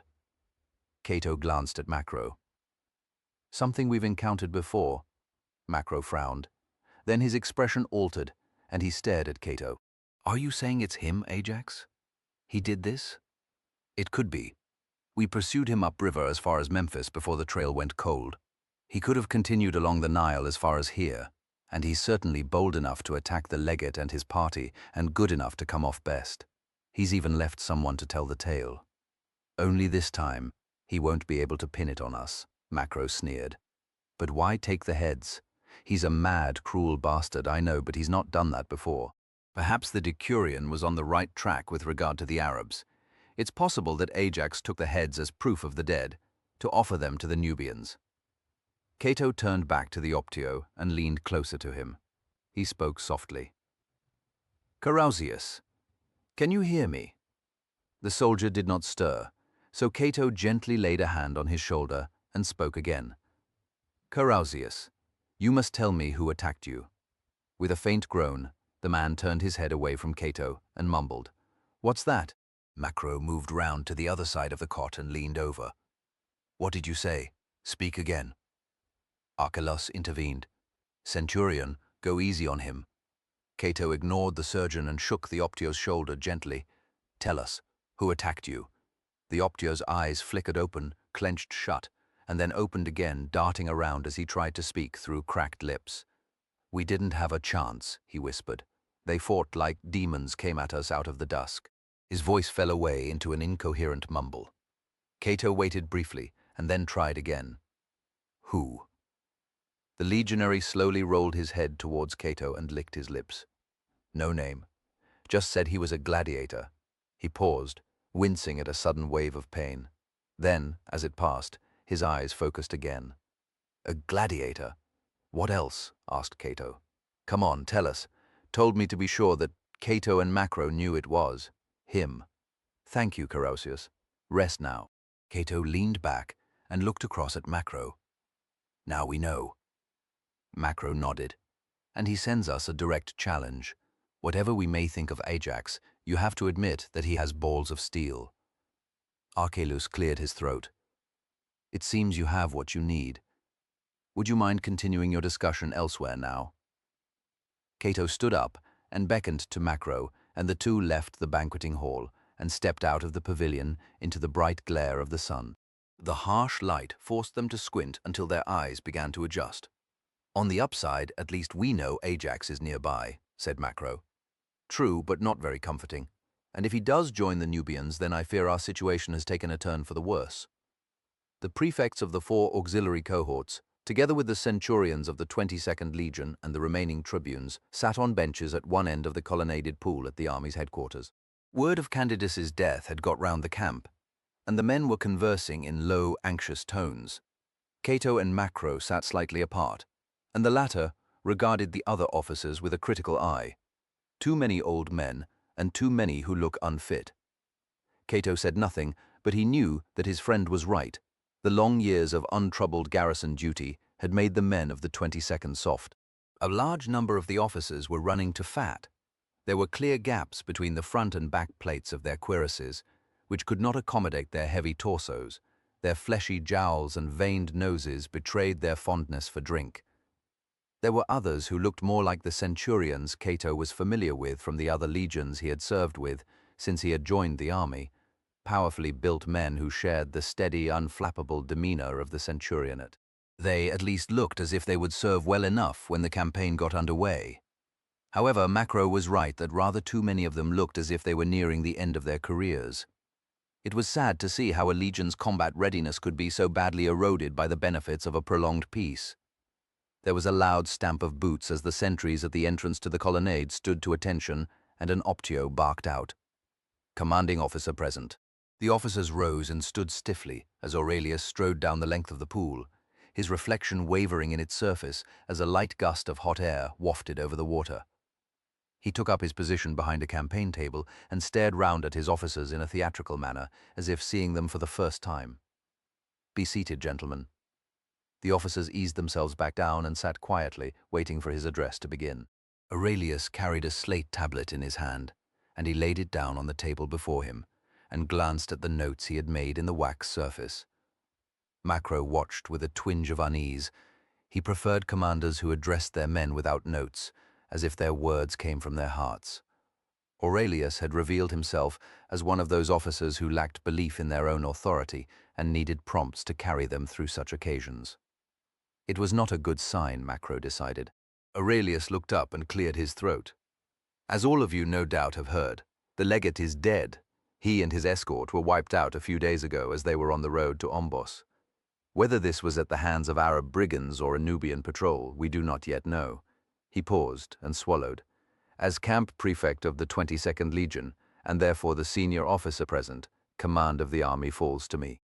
If it is my duty to lead our forces against the Nubians and complete the task started by Legate Candidus, namely to drive the enemy out of our province as swiftly and decisively as possible. Cato noticed that while some of the officers nodded approvingly at their new commander's intentions, most did not. Some looked apprehensive, and a few muttered quietly with their neighbors. To that end, Aurelius continued, I will be finalizing our campaign plans with my staff officers after this meeting. Orders. will be sent to my senior officers at first light tomorrow. And speaking of officers, I am pleased to introduce the two latest to join the Legion. Firstly, my new senior tribune. He gestured to Cato to rise. Cato is newly arrived from Alexandria, where the governor has appointed him to the 22nd Legion for the duration of hostilities. Despite his young years, the governor assures me that the new tribune has a fine military record, as does my new first spear centurion. Stand up, Macro. I'm not a bloody performing monkey, Macro growled as he stood up and stared round at the other officers, straight-lipped. You may sit, Aurelius said graciously. Once Macro and Cato were back in place, the new commander looked over his officers once again and then nodded. We have been set a great challenge, gentlemen. It has been a long time since the Legion and the auxiliary cohorts of the province have been called upon to prove their mettle. There are some who doubtless say that we have grown soft, that the soldiers of this province compare poorly with those of the rest of the empire. He paused to consult his wax tablet briefly. To them I say you are wrong. Our day has come, and we will show the rest of the empire what the soldiers of the province of Egypt can do. I have heard that the enemy outnumber us. So much the better. We shall win even greater glory. He had a quick glance at the wax tablet again and smiled. The eyes of the emperor are upon us, my friends. The Roman Empire looks to us with bated breath. When we have won our great victory, the empire will never forget us, and every man here will walk in honor until his dying day. Aurelius thrust his fist in the air. A handful of officers followed suit, then a few more, anxious to win the favor of their new commander. Some of the more experienced and professional officers merely nodded or applauded politely. Others, Cato noted, sat in stony silence. Once Aurelius realized that he had won all the acclaim that he was going to get, he raised his hands and gestured for quiet. That's all for now, gentlemen. You are dismissed. There was a low hubbub of conversation as the men rose and edged away around the pool and filtered out through the columns at the far end. Macro turned to Cato. Quite the orator, our camp prefect, he said wryly. There wasn't a dry eye in the house, though for my part it was due to embarrassment. What a pillock. I think he meant it. Every word of it. You're not serious? Oh yes. He knows he is never going to make his mark as a competent staff officer. This is his one chance to win some fame. This has potential to become a dangerous situation, Macro. Really? I thought the fact that we are outnumbered. The soldiers are of questionable quality, and now it's possible that Ajax has thrown in his lot with the Nubians meant that things were already dangerous. Cato frowned at him. All right then, it could be even more dangerous. Happy now, come on. We have to speak to Aurelius. What about? We have to persuade him to rein in his thirst for glory.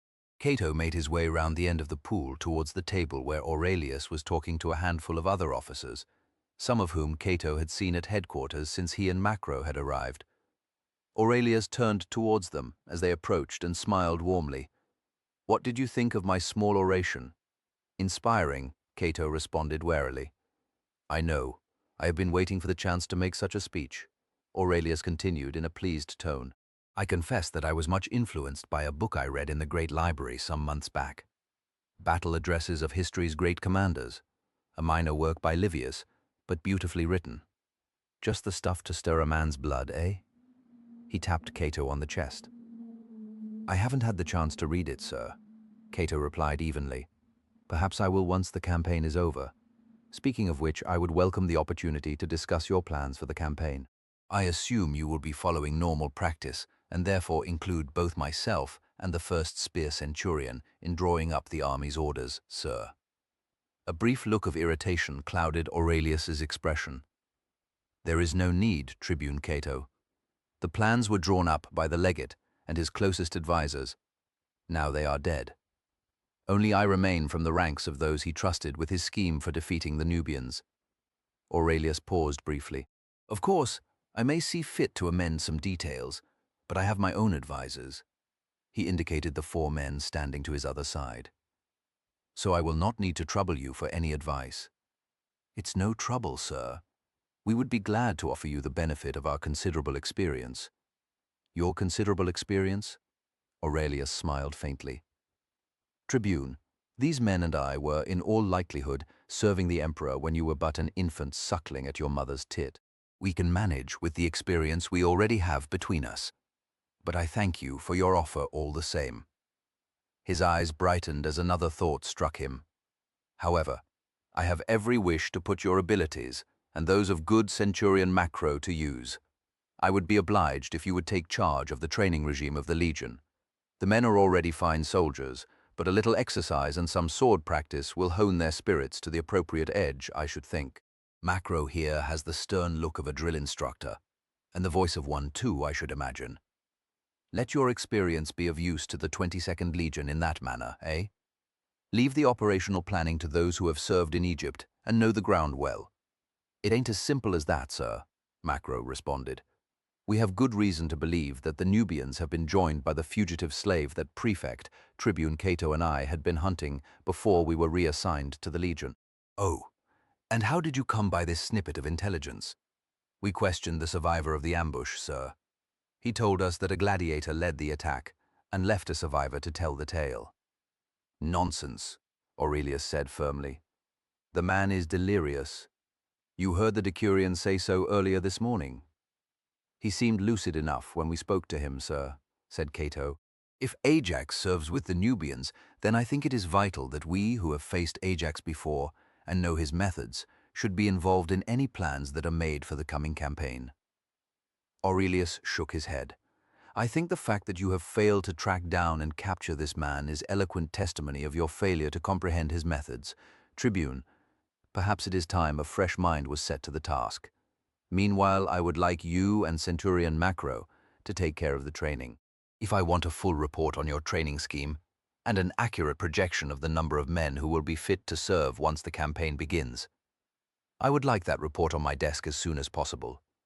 He offered them a brief smile. "I think you will soon see that we have the measure of our enemy without the help of any advice you might care to offer. That is all, gentlemen." "Yes, sir." Cato saluted, and after a brief hesitation, Macro followed suit. He turned about and strode swiftly away from Aurelius and his staff. "Why the hell didn't you say something, sir?" asked Macro in an undertone. "I did in case you missed it. How dare he dismiss us in such a fashion?" Macro fumed. "You in particular. No commander of a legion ever ignores the advice of his senior tribune and his first spear centurion, not if he's any good. It is only common practice, Macro. He is under no obligation to consult us." Macro was silent. Then he glanced at Cato. "Fuck, you were right, sir." "I was. What about?" "The situation just got more dangerous." Chapter 25 days later. Cato and Macro were standing to one side of the makeshift parade ground outside the temple complex. It was late in the afternoon, and the regular breeze that swept in from the desert was swirling the dust kicked up by the first cohort of the Legion as it tramped round the circuit, laden with full kit and marching yokes. A number of men had already collapsed from exhaustion and had been hauled aside to recover in the shade of Karnak's outer wall. The stragglers were being driven on by the Centurions, and Optios Macro had selected to act as his drill instructors. Some of them had served in other legions and still clung to the hard-won values that had been instilled before they were posted to Egypt.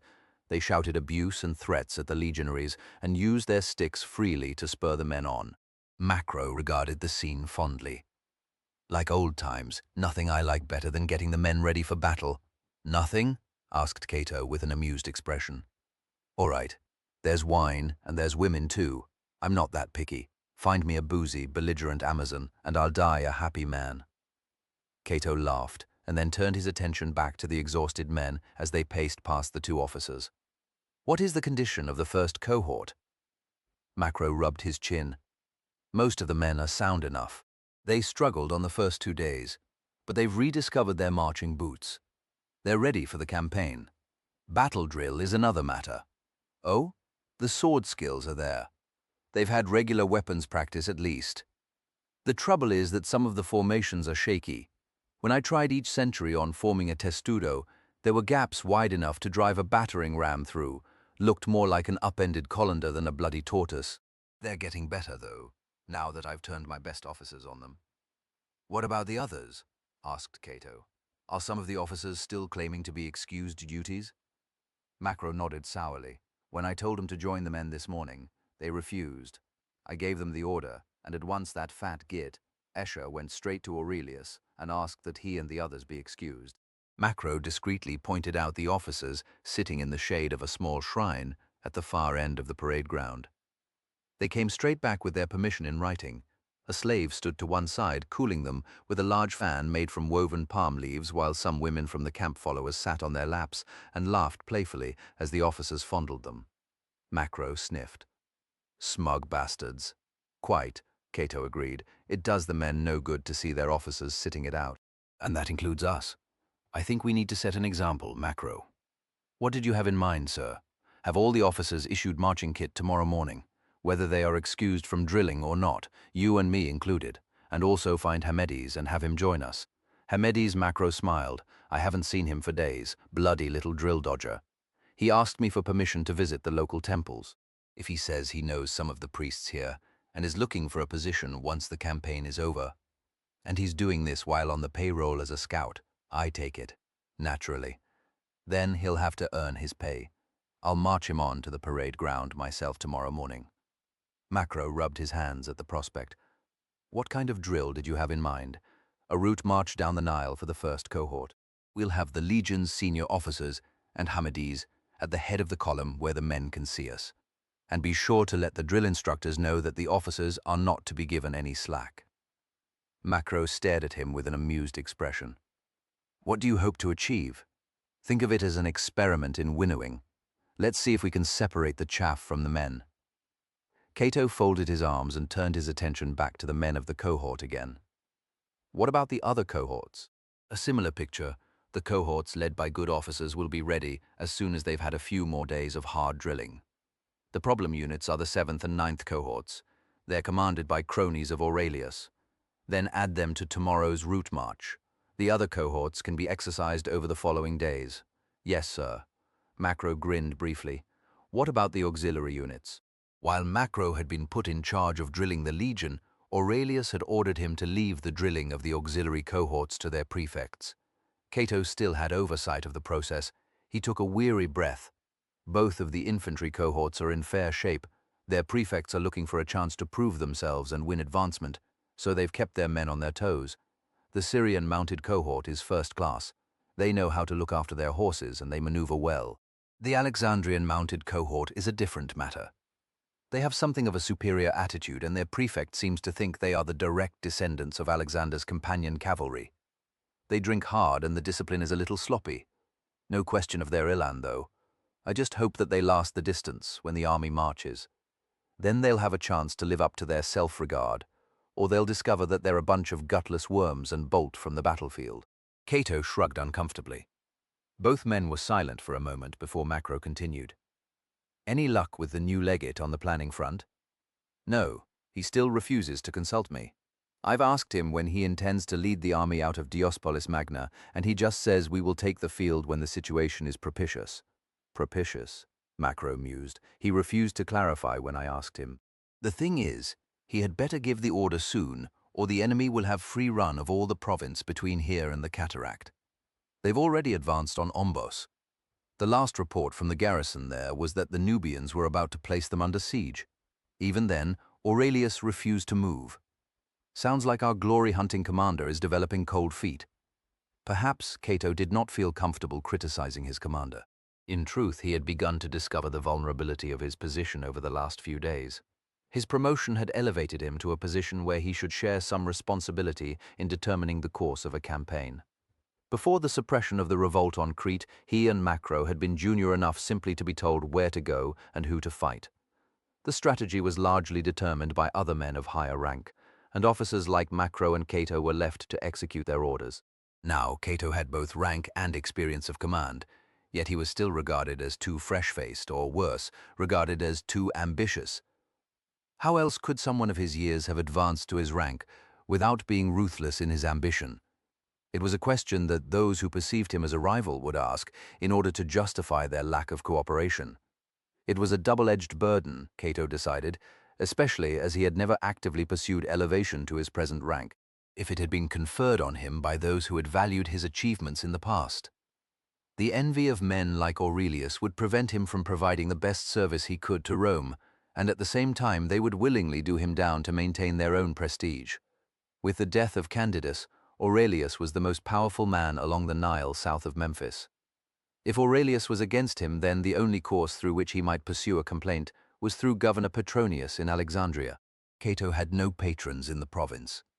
His nearest friend with any influence was Senator Sempronius in Crete, assuming Sempronius had not already relinquished his temporary control of the island and was on his way back to Rome.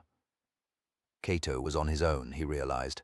If he was to have any influence over the direction of the campaign, then he must find a way of working round Aurelius's prejudices towards him. Maybe this was the real test of those promoted to high rank, if no longer was he being judged purely on the basis of his talent as an instrument of war. The time had come when political skills were every bit as vital. "Ah, my chief training officer." Aurelius greeted Cato as the latter approached his desk at the end of the pool. Torches flickered in brackets attached to the columns and lit up the space with a golden hue outside. The sun had just set and the red sky reflected on the surface of the water. Cato hoped that it was not an ill omen for the campaign as he stood erect in front of the legate's desk. "What can I do for you, Tribune?" Aurelius leaned back in his chair. "It concerns a training matter, sir. If you recall, you said that I would have complete authority in matters relating to preparing the men for the coming campaign." "Yes, I did," Aurelius replied warily. "Subject to my ultimate approval, naturally." "Of course, sir. Well, how are things proceeding?" "The soldiers are steadily improving, and given time they will be in good shape once the campaign begins. It would help to know when you intend the army to march, sir." "Of course." Aurelius nodded and gestured towards the sheets of papyrus on his desk. "As you can see, the need to prepare the men is not the only consideration affecting my decision. There are conflicting reports on the location of the enemy. Rumors are rife. Some say that Prince Talmus is no more than 50 miles away. Others say that he is still camped outside Ombos, besieging the garrison there. The overall picture is very uncertain, Tribune." Cato was not surprised. Since the ambush of the previous legate's column, Aurelius had restricted the range of his patrols to within half a day's march of the army's base at Diospolis Magna. Any intelligence of the enemy's movements beyond that margin depended upon questioning travelers or those fleeing the Nubians, and the truth had to be filtered out from rumors and wild speculation. "It appears that the enemy have rather greater numbers than I thought," Aurelius continued. "So I have sent a request to the governor for reinforcements before we proceed." "Reinforcements?" Cato raised his eyebrows. "Sir, when I last spoke with the governor, he was adamant that every man that could be spared had been sent here." "There is always a way to find more men," Aurelius responded dismissively. "In any case, I do not ask for a vast host with which to overwhelm my enemy, merely enough to ensure the job is done well. Until then, it would be imprudent to proceed, even though I'm straining at the leash to get to grips with those Nubians."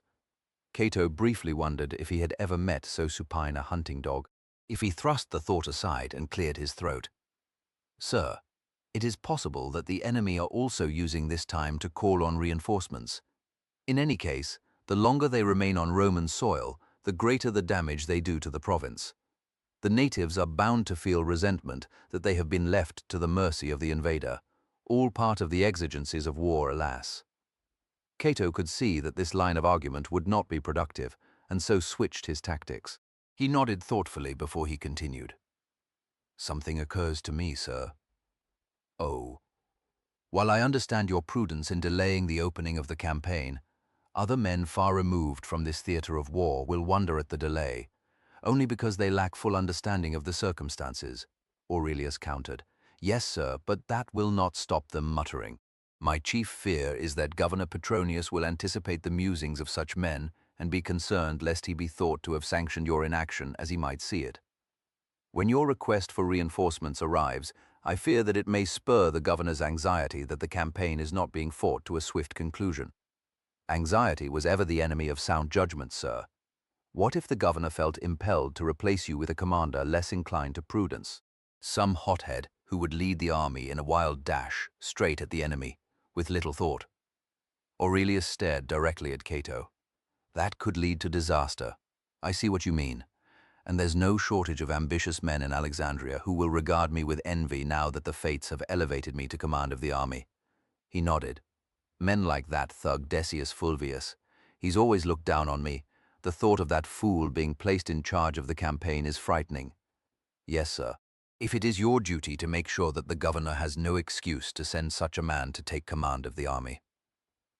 Cato did not mention that it was more than likely that Fulvius was still attached to the force in Crete. Yes, it is my duty. Aurelius nodded. Damn, I should never have sent that request. It's too late now. He closed his eyes and made a quick calculation. It will take at least another 2 days for the message to arrive. Perhaps a day for the governor to react, and then 5 days to send a reply. He blinked. I must move fast. The army must be on the march before any reply can reach Diospolis Magna. Within the next 7 days, I must consult my staff. Aurelius paused, and then looked again at Cato. I must apologize. You were here to discuss a training matter, I believe. Yes, sir. It concerns the officers of some of the cohorts. They have been avoiding the unit exercises and drills. That's right. They have other duties to attend to. I gave them permission, so they said. However, once the campaign begins, every legionary and every officer must be able to keep up with the column. We cannot afford to have any men slowing us down, sir. Officers included. As you just pointed out, the legion must march soon and strike decisively. You cannot permit those officers who are infirm or unfit to hold you back. You're right, Aurelius agreed quietly. They must be made ready for the campaign. They must join their men in the training. I will not allow them to be excused from now on. Is that clear, Tribune? All officers will take part. Cato nodded. Was there anything else? No, sir. That's all. Aurelius regarded him for a moment before he continued. Thank you, Tribune Cato. You are a most useful sounding board. It seems there's something more to you than meets the eye. It was clear that he had concluded their interview, and Cato bowed his head and turned to leave the legate's presence. Only once he had passed through the entrance and entered the colonnade where some of the clerks still labored at their desks, did he permit himself a small smile of satisfaction. Chapter 21. The pale light of dawn bled out across the hazy sky as the dim figures of the legionaries and their officers made their way out of the temple complex and fell in. A small column of carts stood at the rear to pick up those who failed to complete the march. Macro and Cato had drawn full legionary kit from the legion's stores and retained only their crested helmets to signify their rank. It had been a while since either man had last taken part in a formal route march. Cato recalled the tips given to him when he had been a fresh recruit and placed pads of wool beneath his feet inside his boots. He also folded his cloak across his shoulder to provide a rest for the shaft of the marching yoke. His shield, mess tins and kit bag hung from the fork at the end of the yoke, and a javelin rested on the other shoulder. A full canteen and a water skin completed his load, and he shuffled slightly to adjust it to a more comfortable position as he stood beside Macro at the head of the column. A number of the officers were already in place.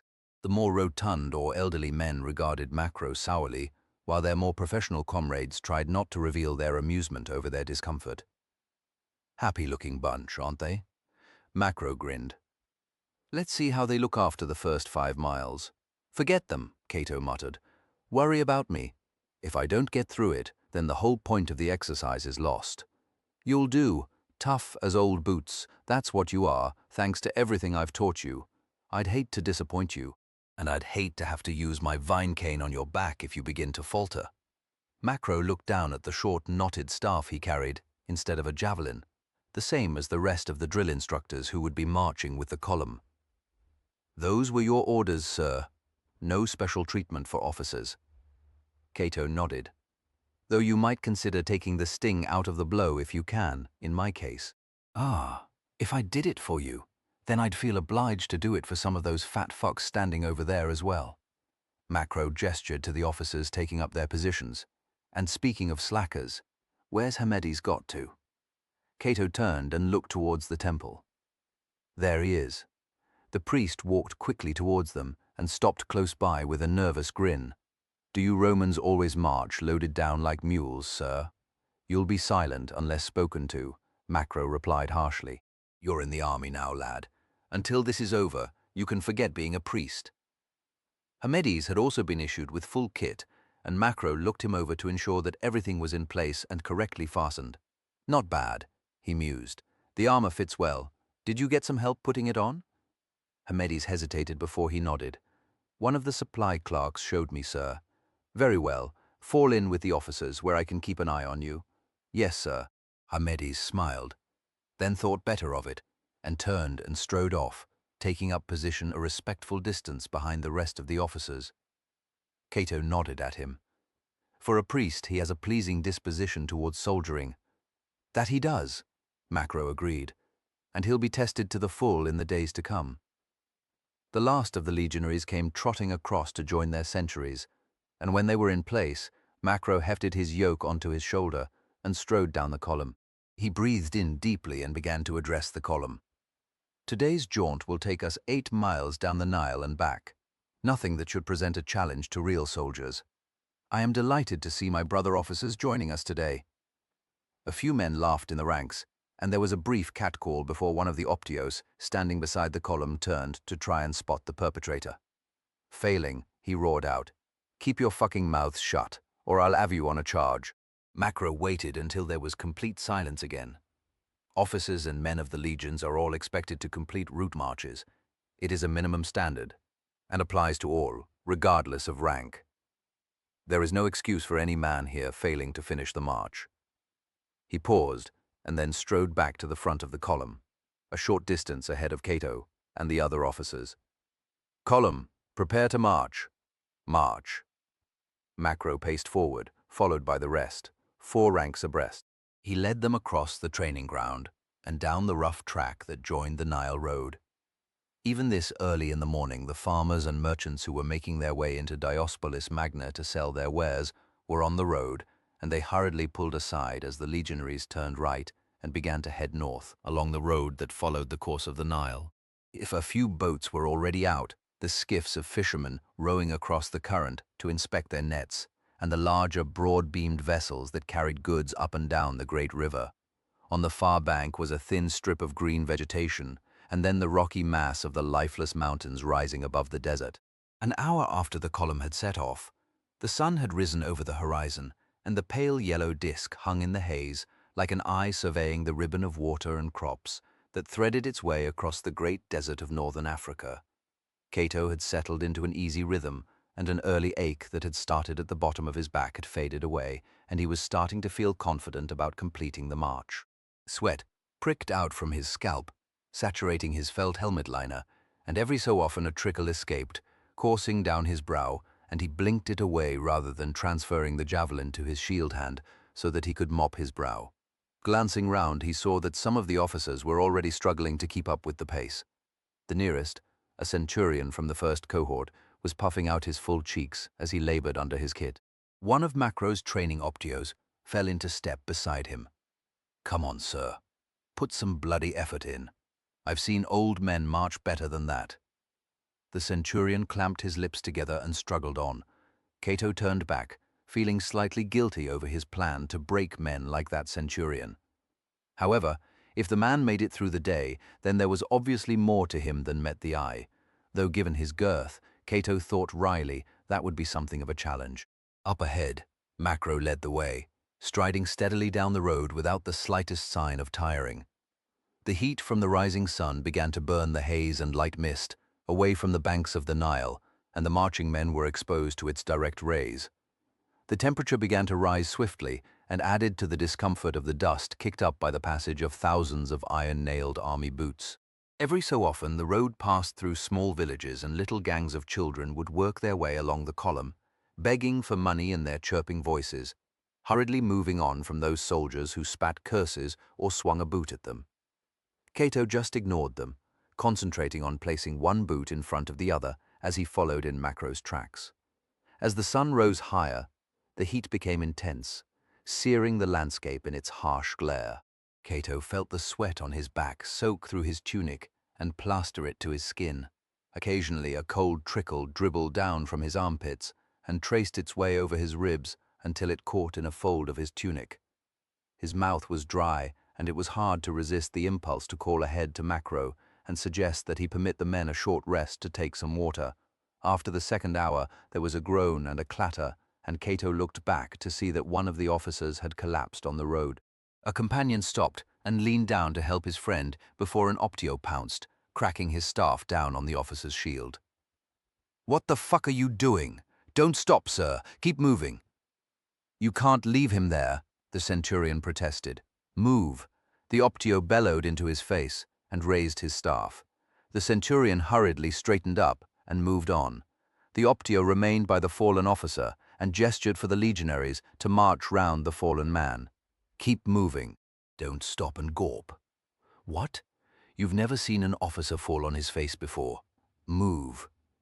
The column rippled round the prone man and continued its advance without breaking its step. Macro had slowed so that he was just ahead of Cato and muttered with satisfaction, "There goes the first one. Won't be long before we lose others. Wonder how many more will fall out." Cato licked his lips. "Just as long as I don't.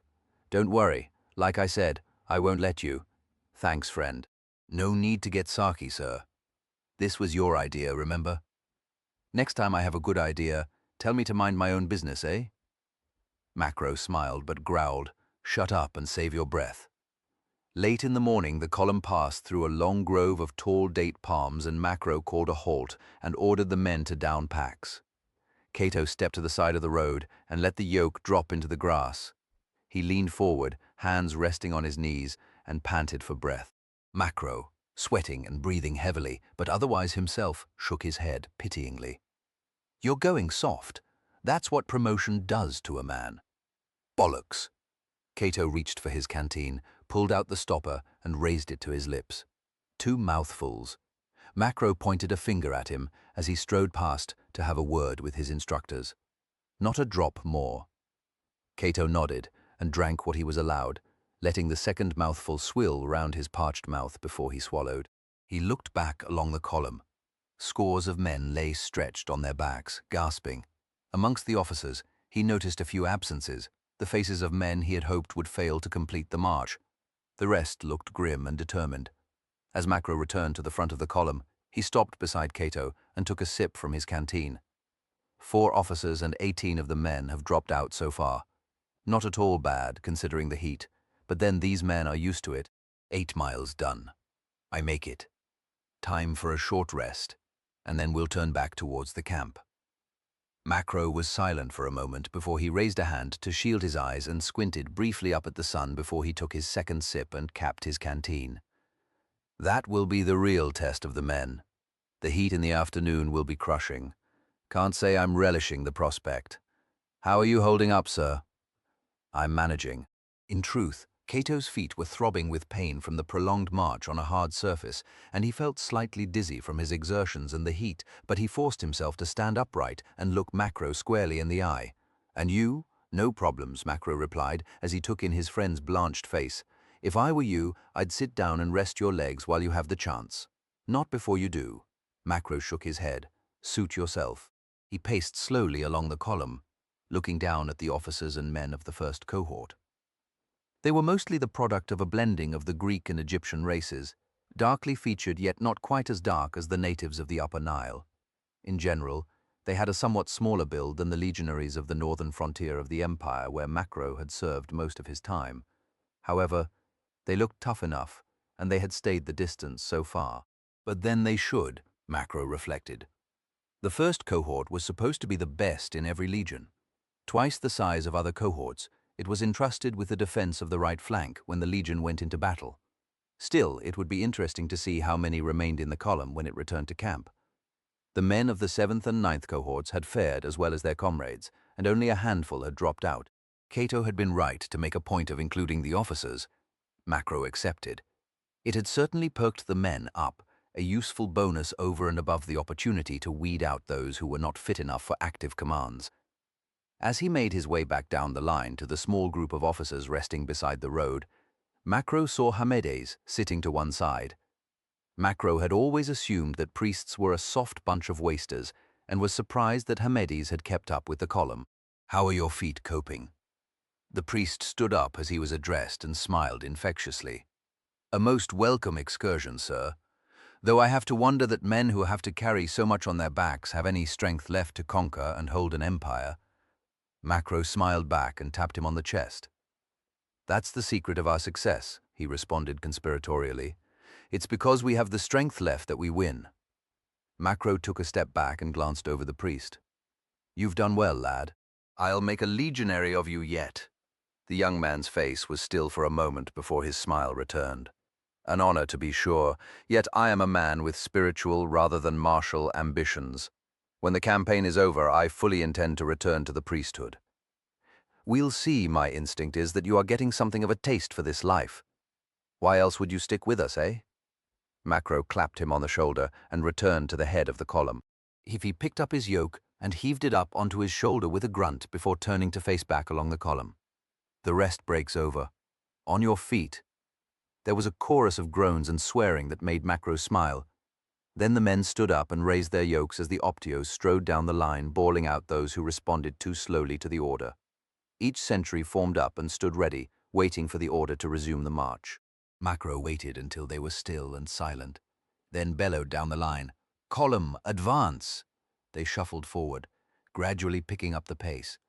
Macro led them a short distance beyond the belt of palms before leaving the road to march round a shrine, and then turning back towards the camp, passing down the tail of the column and the covered carts carrying those who had collapsed on the outward leg.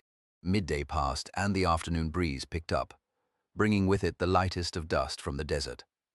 The grit caught in the men's mouths and their eyes, adding to the discomfort of the scorching heat that beat down on them. Worse still, the glare made the road ahead shimmer, as if a perpetually receding sheet of water lay before them, tormenting them with the prospect of assuaging their growing thirst. More men fell out of line, and this time fewer of them could be coaxed back into place by the blows of the Optios, and were left for the carts to pick up. Cato had slowed a little, so that he was now marching amid the other officers, a short distance behind Macro. Most of the centurions were coping with the strain of the march well enough. Some struggled, and the last of those officers who had been avoiding the drills soon gave in and slumped to the side of the road to await the carts. Cato had never known such heat, not even when he and Macro had crossed the Syrian desert to Palmyra. His tunic, encased in armor, felt tight against him, constricting his breath as he labored under the weight of the yoke and the broad shield hanging from it. His feet and legs felt leaden, and each step became an effort of will. They passed back through the villages near Diospolis Magna, and out came the noisy clusters of children again. This time, they were met with silence as the soldiers ignored them, unwilling to waste any breath telling the children to go away. In the middle of the afternoon, Cato looked up to see the pylons and standards of Karnak wavering in the distance. His heart lifted at the sight, and he gritted his teeth and looked down again, concentrating on each step in turn, not wanting to look up and see the temples seeming as far off as ever. "Step up the pace, lads," Macro called out cheerfully. "We're almost home. Let's show the other cohorts how real soldiers march." His words were met with silence, and Macro paused and turned back to face them. "What's the matter with you? Are we happy?" Those centurions who had served in the northern legions, and Cato answered him in a chorus. "Are we fuck?" Macro laughed and turned to lead them the final mile back to the training ground outside the temple complex. The Optios hurriedly ordered the men to dress their ranks and raise their chins as they turned off the road, and the column trudged onto the open ground, back to the positions they had occupied before they had set off at daybreak. "Column, stand to attention." Macro's bellow echoed back off the mud brick wall. He set his pack down, reached for his canteen, and took a long swig before stoppering it. Then he slowly paced along the lines of sweating, panting legionaries, inspecting their ranks. One more man collapsed as he stood waiting for the column to be dismissed. Macro ignored him. He put his hands on his hips and addressed the exhausted men. "That is but a taste of what is expected of you once the campaign begins. I know that the jackals are keen to test themselves in battle with the Nubians. You have the spirit of true soldiers, but you must also have the body. It is the army that marches hardest, that also fights hardest, and wins." Macro's words died away with the late afternoon breeze. He stared at them a moment longer, and then shouted the order, "Column, fall out!" As soon as the order was given, the men seemed to sag under the weight of their yokes, and then in ones and twos they began to stagger across the training ground towards the north gate of Karnak. Macro watched them for a moment before he caught sight of Hermades and nodded a greeting to him. "Well done, lad. Seems you're as fit as any man here." Hermades puffed his cheeks. "I think I may not take you up on that offer of a place in the Legion, sir." "Ha!" Macro jerked his thumb towards the gate. Get in there and have a good night's rest. When the morning comes, you'll wonder what you were complaining about, and then you'll try and get up and feel like a complete cripple." "Thank you, sir," Hamades said flatly, and walked stiffly away. Cato was draining the last drops of his canteen when Macro approached him. "You went the distance after all." "Did I?" Cato's feet burned so much it was an effort to stand up. "So this is what being dead on your feet feels like. Ah, don't make such a fuss." He nodded towards the carts trundling across the training ground. "At least you did it, some didn't. I've had one of the Optios draw up a list of those who dropped out." Macro reached into the sling hanging round his neck and fished out a small waxed slate. "Here you are." "Thanks." Cato glanced down at his yoke. "I suppose it would be bad form to call over one of the sentries to carry this back to the supplies officer for me." "Very bad form." "Shit. Well, in for a sestertius, in for a denarius." Cato reached down and heaved the ponderous weight back onto his shoulder and walked with Macro towards the gate. "I'll drop this off and eat, drink, and have a rest. Then there's one final matter to attend to this evening before I'm done for the day." Aurelius looked down at the list by the light of his oil lamp and shook his head. "These are all good men. I've known them for years. You can't have them removed from their posts. Sir, they failed to complete the route march. They're out of condition. Some of them are so overweight they can't fit properly into their armor anymore. They are a liability to the men under their command. When you lead the army against the enemy, those officers will fail to keep up with the army, as they failed to keep up with today's marching column. Who will command their men then? They will lack an officer when they most need one." He paused. "They have to be removed from the battle line." The legate let out a long sigh. "It may be true that they are not in peak form, but they have other qualities, such as, well, experience. They spent many years working their way up through the ranks, as I did. There's not much that they don't know about soldiering. How much campaign experience have they had, sir?" Aurelius frowned and lowered the list. He stared up at Cato. "You're not going to let this pass, are you?" "No, sir. You appointed me and Centurion Macro to take charge of the men's training. It is my professional assessment that these men are unfit for active duty. Of course, it would be a shame to humiliate them through demotion or dismissal from the Legion. So why not redeploy them to your headquarters, or leave them here to command the garrison? That way they won't hinder their men, and you can make use of their experience. And who will replace these men?" "Centurion Macro has already identified a number of Optios who are good enough to promote to the Centurionate." "I see." Aurelius fixed Cato with a cold expression. "You have it all worked out, don't you?" "I do my duty and serve Rome to the best of my ability, sir." "That's all," Cato replied evenly. "In any case, you wanted the Legion to be ready to march as soon as possible. The sooner these men are replaced, the sooner you will be able to wage war on the Nubians." "Yes, I suppose you are right." Aurelius picked up the wax tablet. "I'll have these officers reassigned immediately. Let me know who you and Macro have nominated to replace them as soon as you can."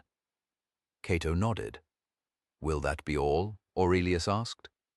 The tone of the question caught Cato by surprise. It was almost as if their positions had been reversed and the legate was asking him for permission to end their meeting. For a brief moment, Cato felt pity for the man. His responsibilities exceeded his capabilities, and yet he was proud and determined enough to insist on retaining command of the Legion and the auxiliary cohorts that made up his modest army. That might well become something of a problem, Cato decided. Aurelius would have to be handled carefully if the Nubians were going to be defeated. He had to be treated with a careful balance between deference and direction. "Yes, sir, if I may have your permission to be dismissed." "Of course." Aurelius waved his hand towards the far end of the pool. "You may go." Cato bowed his head and turned to walk stiffly away. He had just passed through the colonnade into the adjacent courtyard when one of the junior tribunes came running through the entrance, breathing hard. The Legion was Caius Junius's first appointment, and he had arrived only a day before Cato and Macro. A stubby youth, he had the lighter complexion typical of a Roman. Junius was excitable and anxious to please. He hurried towards Cato as soon as he saw him. "What is it, Junius?" asked Cato. The officer struggled to catch his breath. "Speak up, man." Cato frowned impatiently. "It's the enemy, sir. They're here." Cato felt a cold stab of anxiety. What do you mean? On the far bank, sir. Junius gulped down some more breath. They've attacked one of our outposts, sir. Cato glanced towards the inner courtyard. Tell the legate. Then summon the senior officers to headquarters at once. Except you. You're the duty officer at present. Yes, sir. Then once you've told the legate and sent for the officers, have the assembly sounded. Every legionary and auxiliary is to be ready for action as soon as possible. Now go. As the tribune's boots clattered across the flagstones of the courtyard, Cato tensed his jaw. How the hell had the Nubians managed to move so fast? Chapter 22. As good a fortification as any, Ajax decided as he slapped the stone parapet at the top of the pylon. This will serve us well. Karim looked down at the thick walls of the temple and the tall outer walls of mud brick. He had a good eye for a defensive position, nurtured during the years he had served his Parthian lord, long before he had been captured, sold into slavery, and encountered the gladiator. The temple was compact enough to be held by Ajax's men and the small column of Arab warriors that Prince Talmus had placed under his command. It was also unusual by the standards of most other temples in that there was only one entrance in the outer wall, and that was protected by a strong gatehouse. It was almost as if the place had been designed with a military purpose in mind, he thought. Just as well, then, that only a handful of priests had been inhabiting the temple when the column had arrived at dusk. Their bodies had been thrown into one of the offering rooms. Indeed, my general, the site was well chosen by our spy, Canthus. The Roman dogs will have a hard time taking it from us, or driving us out. Ajax noted the wary tone in his companion's voice and smiled. Rest easy, Karim. We are here to act as a diversion for the prince. It is not my intention to make a last stand. When the time comes, we will make good our escape. In the meantime, our orders are to tie the Romans down for as long as possible. Karim was quiet for a moment before he asked, Do you trust him, Prince Talmus? About as far as I could spit him. However, it serves our purpose to aid him for now, and his purpose to sacrifice us, perhaps. Ajax turned and smiled at his companion. Do you have so little faith in me?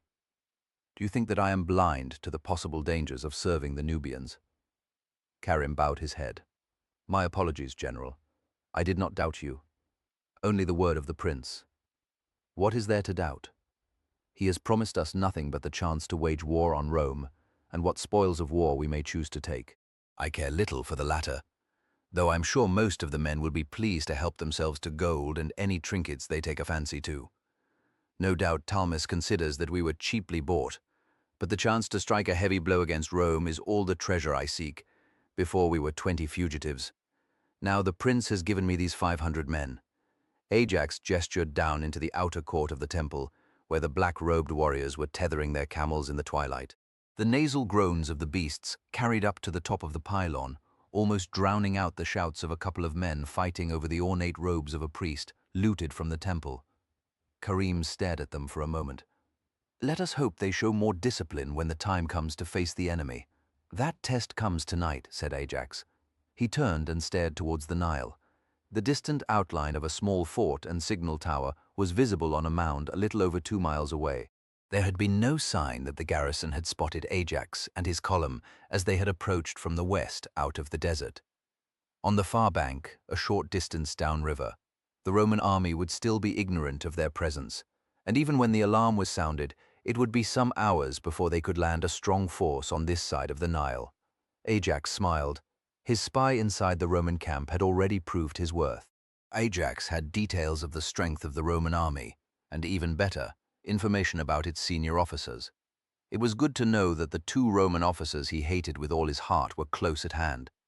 He had only made one demand of his Nubian ally, that if Macro and Cato were taken alive, they would be delivered into his hands. Ajax resolved to have them crucified, just as they had crucified his father.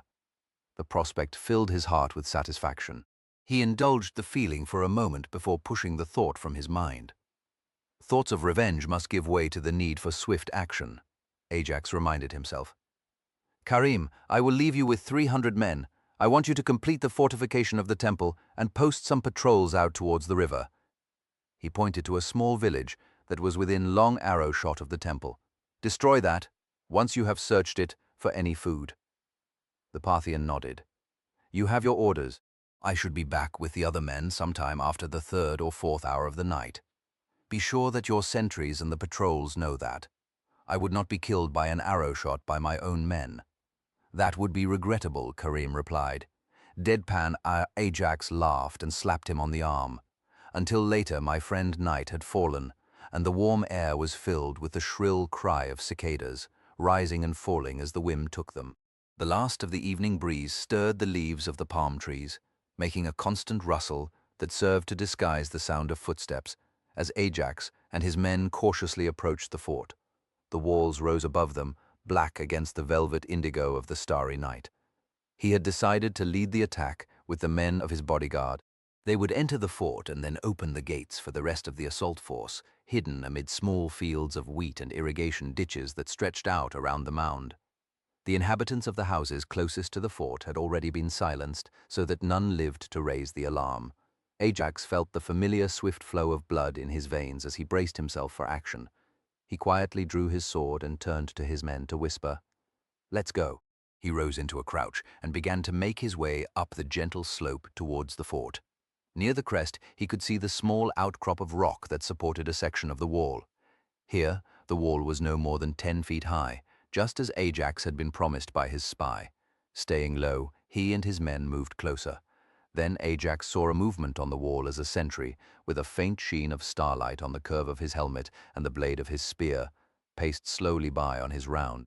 The gladiator went to ground, waving his men down. Staring up intently, he waited until the sentry had disappeared beyond the corner of the fort, and then he continued forward. When he reached the wall, Ajax waited for his men to catch up, and then crept along until he came to the edge of the rocks. Feeling his way carefully, he climbed over them until he reached the point where a large, flat boulder stood below the wall. One by one, the rest of his men climbed up and spread out on either side. When they were all present, Ajax indicated to the tallest and broadest of his men, a Celt named Autorix, who had once fought as a heavily armored Mammalian in the arenas of the Eastern Empire. Autorix stood with his back to the wall and his knees bent, and then cupped his hands together. Ajax placed his boot in the Celt's hands, stretched his arms up the wall and whispered, "Ready." With a light grunt, Autorix heaved him up, and as Ajax's boot came level with his shoulder, he gritted his teeth to edge him up still further. Keeping his weight as close to the rough surface of the mud-brick wall, Ajax groped towards the parapet. Then, as his fingers found it and curled over the edge, he let Autorix raise him a bit further before locking an arm over the wall. He felt some of it crumble away and prayed that it would hold long enough for him to get a decent purchase on it. Then he swung his leg up, scrambling over the rim, and rolled on to the walkway. At once he rose to a crouch and looked around the interior of the fort. It was constructed in a rough square. A signal tower stood opposite the gatehouse. There were several small accommodation blocks built against the walls. Like the houses of the peasants, they had simple roofs of palm fronds to provide shade while allowing the air to circulate. A cooking fire burned in one hut, and the smell of roasting meat wafted on the night air as a handful of soldiers talked in the easy way that men do when danger is furthest from their minds. There were voices coming from the other blocks, and the deep, regular drone of snoring close by. The sentry patrolling along the wall had just passed through the gatehouse and was moving away from Ajax. The outline of another sentry stood at the top of the tower, gazing out towards the Nile. Satisfied that he had not been detected, Ajax leaned over the wall and gestured to the men below. Autorix heaved the first one up, and Ajax caught his hands and pulled him over the wall. "Get over to the gatehouse. Stay out of sight." The man nodded and hunched down as he made his way along the walkway. Ajax turned to help the other men up, and he had 10 over the parapet by the time the sentry approached the corner to turn on to the same length of wall. "Wait," Ajax whispered. "Stay down until I come back." He glanced down below the parapet and saw that there was a pile of straw and a mule tethered to a post. Resting in the straw was a fat auxiliary soldier, hands folded together across his bulging tunic. The dark shape of a wine jar lay next to him. Glancing up, Ajax saw the soldier reach the corner. There was no time to look for another place of concealment, and he eased himself over the side of the walkway and dropped down into the straw. It rustled briefly, and the mule started with a low bray. "Hmm." The auxiliary stirred and smacked his lips. "What's matter?" He began to struggle up on his elbow, and Ajax drew his sword and threw himself on top of the man, clamping his left hand over the auxiliary's mouth. He rammed his sword into the man's stomach, point angled up under the ribs. There was a muffled cry, and the man arched his back, nearly throwing Ajax off. As he worked the blade ferociously from side to side, Ajax smashed his forehead down on to the crown of the auxiliary. The man abruptly went limp and slumped back into the straw. Ajax thrust up towards the heart once more to make certain, and then wrenched his blade free.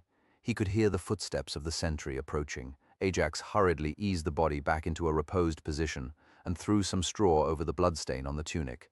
Then he buried himself beside the man and lay still. The sentry came closer, and then the sound of his steady pace stopped. What? Minimus, no longer sleeping? Ajax, heart beating wildly against his chest, drew a breath and grumbled, before making a guttural snore as near to the sound of the fat man as possible. The sentry laughed and continued on his way, and Ajax carried on snoring until he could no longer hear the footsteps. Then, easing himself up from the straw, he climbed back onto the wall and resumed hauling his men over the rampart. Autorix came last, heaved up by Ajax, and two more of his men, gritting their teeth as they tried not to groan with the effort. With the Celt and the others, Ajax hurried along the walkway towards the gatehouse. The sentry had not emerged from his last circuit, and they discovered his body slumped to one side as soon as they entered the low tower. "Once we get the gate open, get stuck in and make as much noise as you can," Ajax ordered. "Understood?" They nodded to him in the gloom, and then he made his way over to the narrow stairs leading down into the fort. Emerging from the tower gatehouse, Ajax gestured to Autorix to help him, and they tried to ease the locking bar into its receiver without making any noise. The sentry in the tower straightened up from the rail and turned away from the Nile to gaze down into the fort. He seemed to be staring directly towards the gatehouse, and Ajax realized that he was looking for the other man on duty. He cursed himself for not ordering one of his men to take the sentry's place and continue his beat. Too late for that now, he thought bitterly. "They'll be on to us any moment," he said softly to the Celt. "Let's get this bastard opened up." They heaved the bar back and grasped the heavy iron rings and pulled the doors inwards. There was a deep groan from the hinges, and the sentry in the tower leaned towards them briefly before cupping a hand to his mouth. "To arms? To arms?" His voice echoed down inside the fort. "We're under attack." Ajax thrust his sword up, angled towards the barrack blocks. "Get in there! Kill them! Kill them all!" With a deafening shout, the gladiator and his bodyguards charged forward.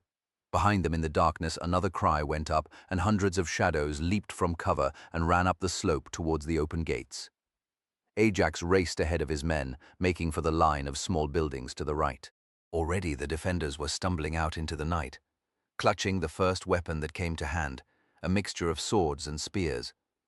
None wore any armor or helmets, he noted, giving them no edge over their attackers. A shape rushed out of a door directly in front of Ajax, so that he cannoned into him.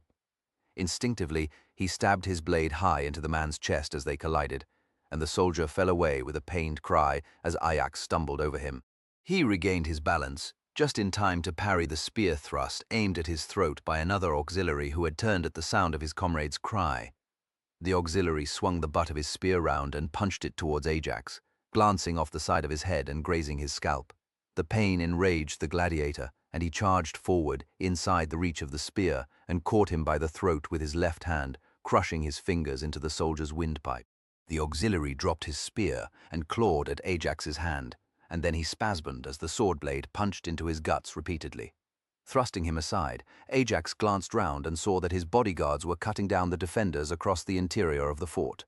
Caught by surprise and assaulted by men who were the best trained killers in the empire, they stood little chance. Then there was a rush of sandaled feet as the Arabs burst into the fort and joined the unequal struggle. "We yield." A figure cried out a short distance ahead of Ajax. "We surrender. Drop your weapons, men." Those outside the fight and just emerging from their quarters began to throw down their weapons. There was a last ring of blades and a groan, and then a pause in the fighting. "No quarter," Ajax bellowed. He lurched forward, cutting down a stick-thin veteran, as the mortally wounded auxiliary tumbled to the ground. Ajax lunged at the fort's commander, a squarely built man with thinning hair. The centurion ducked to avoid the strike and snatched up his blade, twisting to strike Ajax as he rushed past. The blow missed, and Ajax spun round, braced his feet apart, and faced the Roman. "Die," he bellowed, and then launched a savage sequence of blows. The centurion parried desperately, and then threw up his sword as Ajax made a cut towards his head. At the last moment, Ajax switched his angle, and the edge of his well-honed blade cut right through the centurion's wrist and on down into his shoulder. The sword clattered to the ground, still in the grip of the hand, and the centurion fell back with a howl of agony. Ajax stood over him, grinning in triumph, then leaned down and slashed open his throat, leaving the man to shake as his blood pumped out of the severed arteries and pattered across the ground beside him. If Ajax looked up and saw that the fort was in their hands. Not one of the Romans was still on his feet, and his men stood over the bodies, breathing heavily as the battle rage began to ebb away. Autorix laughed nervously. "We did it, lads."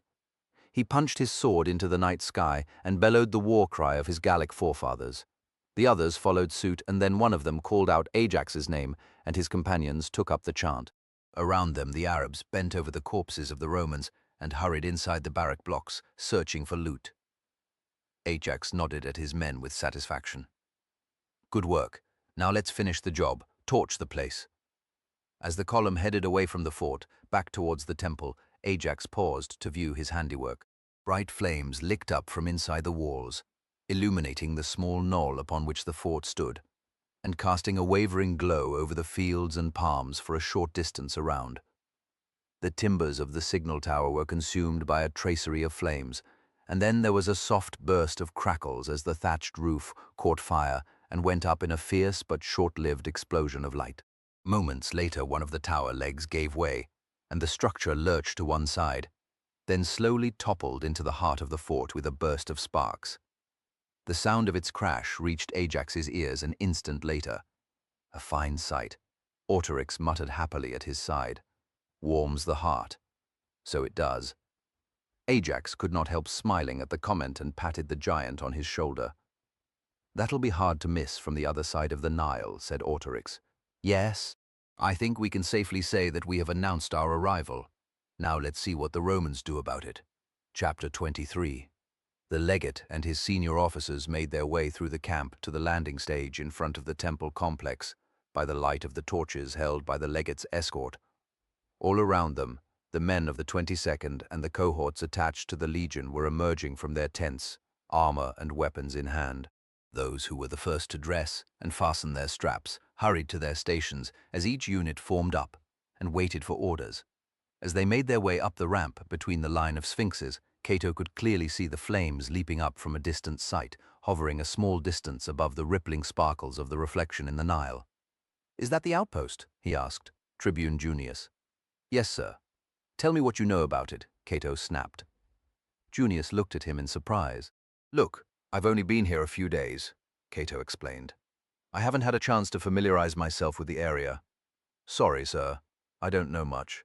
It's little more than a fort, garrisoned by a half-century of auxiliary troops. It's there to keep an eye on the trade route running along the far bank, or it was before the Nubians got here." Macro stood on the landing stage and strained his eyes towards the distant fire. "And how do you know that's the work of the enemy, eh? Could be desert raiders? Or perhaps some fools set the granary alight. Has there been any word from the garrison commander?" "No, sir." Macro stroked his lip. "Still, we can't be sure if you're wrong, Tribune. Then you've sounded the alarm and called the entire army out for nothing. You're not going to be a popular man. Oh, and by the way, you don't call me sir, even if I am the first spear centurion." "Sorry." Junius looked abashed, and Cato decided to come to his rescue. "You did the right thing. It's possible that it's an accident. However, we're on a war footing, and it could be the result of enemy action. It's hard to say now that we're not sending patrols out any further than 10 miles. Aurelius overheard the remark and stirred, but he did not say anything, continuing to stare across the river. At length he turned to his chief of staff. "Geminus, any other reports of enemy movement?" "None, sir." Nothing from the lookouts, and none of the day's patrols reported anything out of the ordinary. "Well, something's up now. It could be an accident. If we've had no report from the fort within the hour, then send someone across the river to investigate. Yes, sir. Geminus cleared his throat. And the men, sir? What? Aurelius turned towards him. Shall I stand them down, sir? Aurelius looked back towards the fire and was silent for a moment before he replied. No, not until we know for certain what is going on over there. Macro glanced at Cato and cocked an eyebrow. Cato ignored him and stared at the fire. It was clearly growing in intensity and looked as if it threatened to consume the entire fort. He made up his mind and approached Aurelius. Sir, I don't think we should wait for a report. We should send someone across the river to investigate at once. If it is the work of the enemy, then we need to know immediately. Even if it is just an accident, we need to know if the garrison requires any assistance. Are you volunteering to cross the river and reconnoiter, Tribune? Asked Aurelius wryly. Or are you not too subtly volunteering a more junior officer? I'll go, sir, Cato replied. He was infuriated by his superior's insinuation. Better to send someone with experience. In that case, Macro intervened. I'd better go too, sir. Cato turned to him. It's not necessary. I can do the job by myself. Macro was about to speak, and then remembered that the days of fatherly advice had passed. He kept his mouth closed, but looked at Cato imploringly. Cato shook his head. Not this time. Why not? Asked Aurelius. Surely 2 sets of eyes are better than 1. I'm sure the Legion can spare you both for a few hours. Take Macro. He looked at Cato and forced a solicitous expression. For my peace of mind, eh? Oh, and you can take Junius too, as he was so keen to sound the alarm. If it turns out to be a minor incident, then perhaps spending a night grubbing around in the darkness might teach him to think twice before reacting so precipitately in future. Is that an order, sir? Cato asked flatly. It is. Report to me the moment you return. Aurelius raised an arm to gather the attention of the other officers. I've seen enough. Come back to headquarters. Geminus, pass the word to all formations that they are to stand to until further notice. Yes, sir. With that, the legate turned away and led his entourage back towards the entrance to the temple complex. Cato shook his head. I'm sorry, sir, said Junius. I didn't mean to cause unnecessary trouble. Will the men really hold it against me? Will they resent me? Lad, Macro smiled at him. You're a tribune, doubtless by virtue of family connections like most who hold your rank. If you have no prior military experience, and once you have served your time in the Legion, you'll be returning to some cushy job in Rome. Take it from me, the common soldiery will always resent you. Oh dear. Junius looked crestfallen. I had hoped to win their respect at least. You can still do that. Macro nodded. When the time comes to face the Nubians, Cato gestured towards the fire. That may well happen rather sooner than you think. Or not. Why would the enemy strike there? Asked Macro. It doesn't make sense. If they wanted to surprise us, then why not go directly for the camp? Why take out an outpost and alert us to their presence?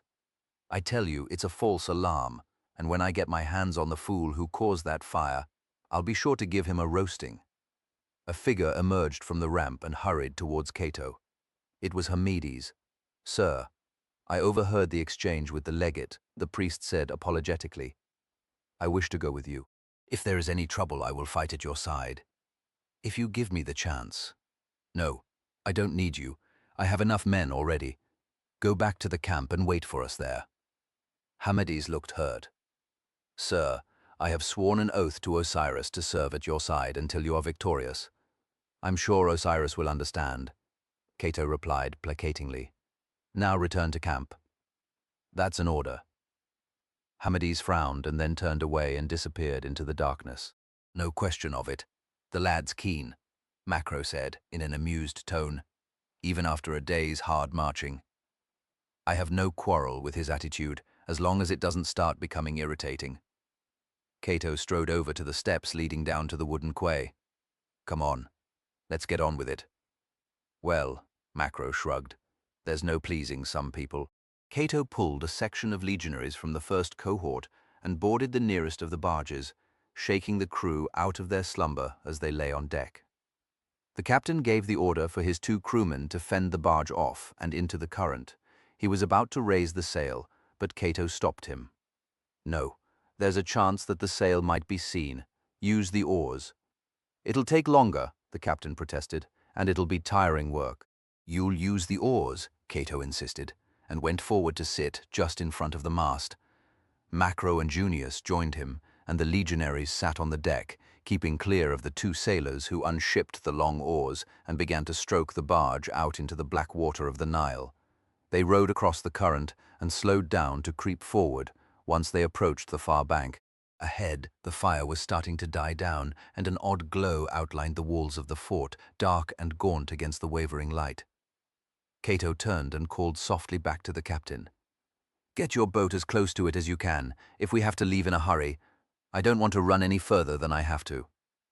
The captain grumbled a sour reply and steered the barge along the riverbank. They passed a few small houses whose dwellers slept on, unaware.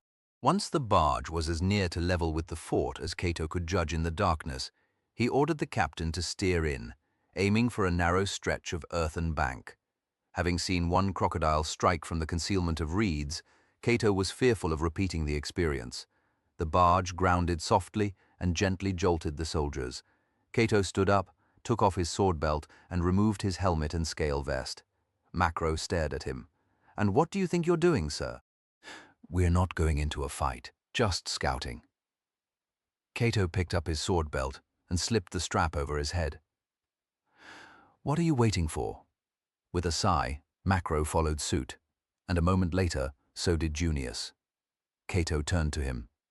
"Not you." Junius paused. "Sir, you're staying here." "I was told to come with you, sir. And I'm ordering you to remain here. I'm leaving you in charge of the boat.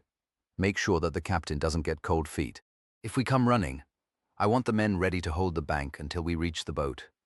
Is that clear?" "Yes, sir." Cato slipped over the side of the barge and splashed into the calf-deep water. He made his way ashore and up the bank to the edge of the long grass that grew there. Macro joined him a moment later, and then they set off towards the fort, no more than half a mile away. They reached the edge of a wheat field and picked their way through the crop, and then encountered a wide irrigation ditch, with reeds growing along each side. Cato paused, listening. "What is it?" Macro whispered. "Nothing. Let's go." Cato was about to climb down into the reeds when there was loud splash and something large rustled through the reeds a short distance to his left. At once Macro drew his sword. They both froze for a moment. "What was that?" Macro asked. "Without seeing it, I'd guess it was a crocodile. I think we should find a way round the ditch." "Crocodile." Macro quietly put his sword away and muttered, "Good idea." They followed the ditch for a quarter of a mile without finding its end or any means of crossing it. Cato fumed at the time they had wasted and decided to double back. Perspiring freely in the warm air, they retraced their steps until they came across a narrow footbridge, supported by a crude wooden trestle. "After you, sir," said Macro. "Thanks." Cato tested his weight on the narrow plank and found that it bowed slightly. Taking each step carefully, he crossed over and waited for Macro before continuing towards the fort. They were close enough now to hear the crackle of the dying flames. Cato paused. "I can't hear any voices." Macro strained his ears. "No, nothing. Looks like I was wrong about it being an accident. If the enemy took the place, then why aren't they still here?" "Maybe it was a hit-and-run raid," Macro suggested. Cato nodded. "Perhaps. Let's get a closer look." They reached the bottom of the knoll and began to climb towards the fort. The acrid smell of burning filled the air, and as they neared the gate, a new odor was added to the stench: burnt flesh. The gatehouse had collapsed, and the two officers cautiously poked their heads round the side of the ruined arch. Cato winced as the heat struck his face, forcing him to squint. The interior of the fort had been destroyed by the blaze, and by the light of the small fires that still burned, he saw the blackened, twisted shapes of bodies. "That's proof enough for me," said Macro. "They were attacked, and no raiding party would have dared take on a fort like this. It might be small, but even so it would present too much of a challenge." "I agree. We'd better report back to the legate." At that instant a voice cried out in the distance, a rising ululation. If it continued for a moment and then stopped. "That came from the direction of the boat," said Cato. "Let's go." They hurried down the slope and entered the field they had crossed a moment earlier, following their trail back through the trampled wheat. Then another cry rose up in the darkness behind them now, some distance beyond the fort. "Shit," Macro hissed. "Whoever that is, there's more than one of them." They reached the far side of the field and then entered some long grass. This time, it was impossible to determine which direction they had come from. Looking at the dull mass of the distant hills to their left, Cato estimated the direction they should take, and they set off again. Another cry came from ahead, closer, and was quickly answered by another some distance behind, and then another away to their left. "Right, now I'm starting to worry." Macro spoke in an undertone. "We'd better get a move on before any more turn up." But Cato was still. "They can't be hunting us. Why not? How would they know we're here? Maybe they saw us by the fort. Let's think it through later on, eh?" Macro nudged his arm. Cato nodded and they set off again, moving more quickly, ears and eyes strained to detect any sign of the enemy, or whoever might be making the strange noises. They crossed back to the other side of the irrigation ditch and were heading across the fields towards the grass and the river beyond, when Cato heard a harsh grunt to their left and the soft padding of feet. A voice called out, "Huthut," camels. Macro guessed. Cato increased his pace to a trot, and they both hurried across the last stretch of the field and entered the grass. Almost at once they blundered into a crouching figure. Macro wrenched his blade out and leaped forward, knocking the man down. He was about to strike when a familiar voice gasped, "Sir, it's me, Junius, Junius." Macro rose up, lowering his blade a fraction. "Shit, I almost killed you." Cato was furious the moment he recovered from his surprise. "What the bloody hell are you doing here?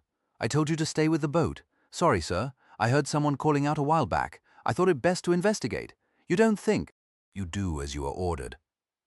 The sound of camels grew louder, and now they could hear voices as their riders talked to each other. "They're almost on us," Macro growled. He thrust Junius forward. "Move, back to the boat."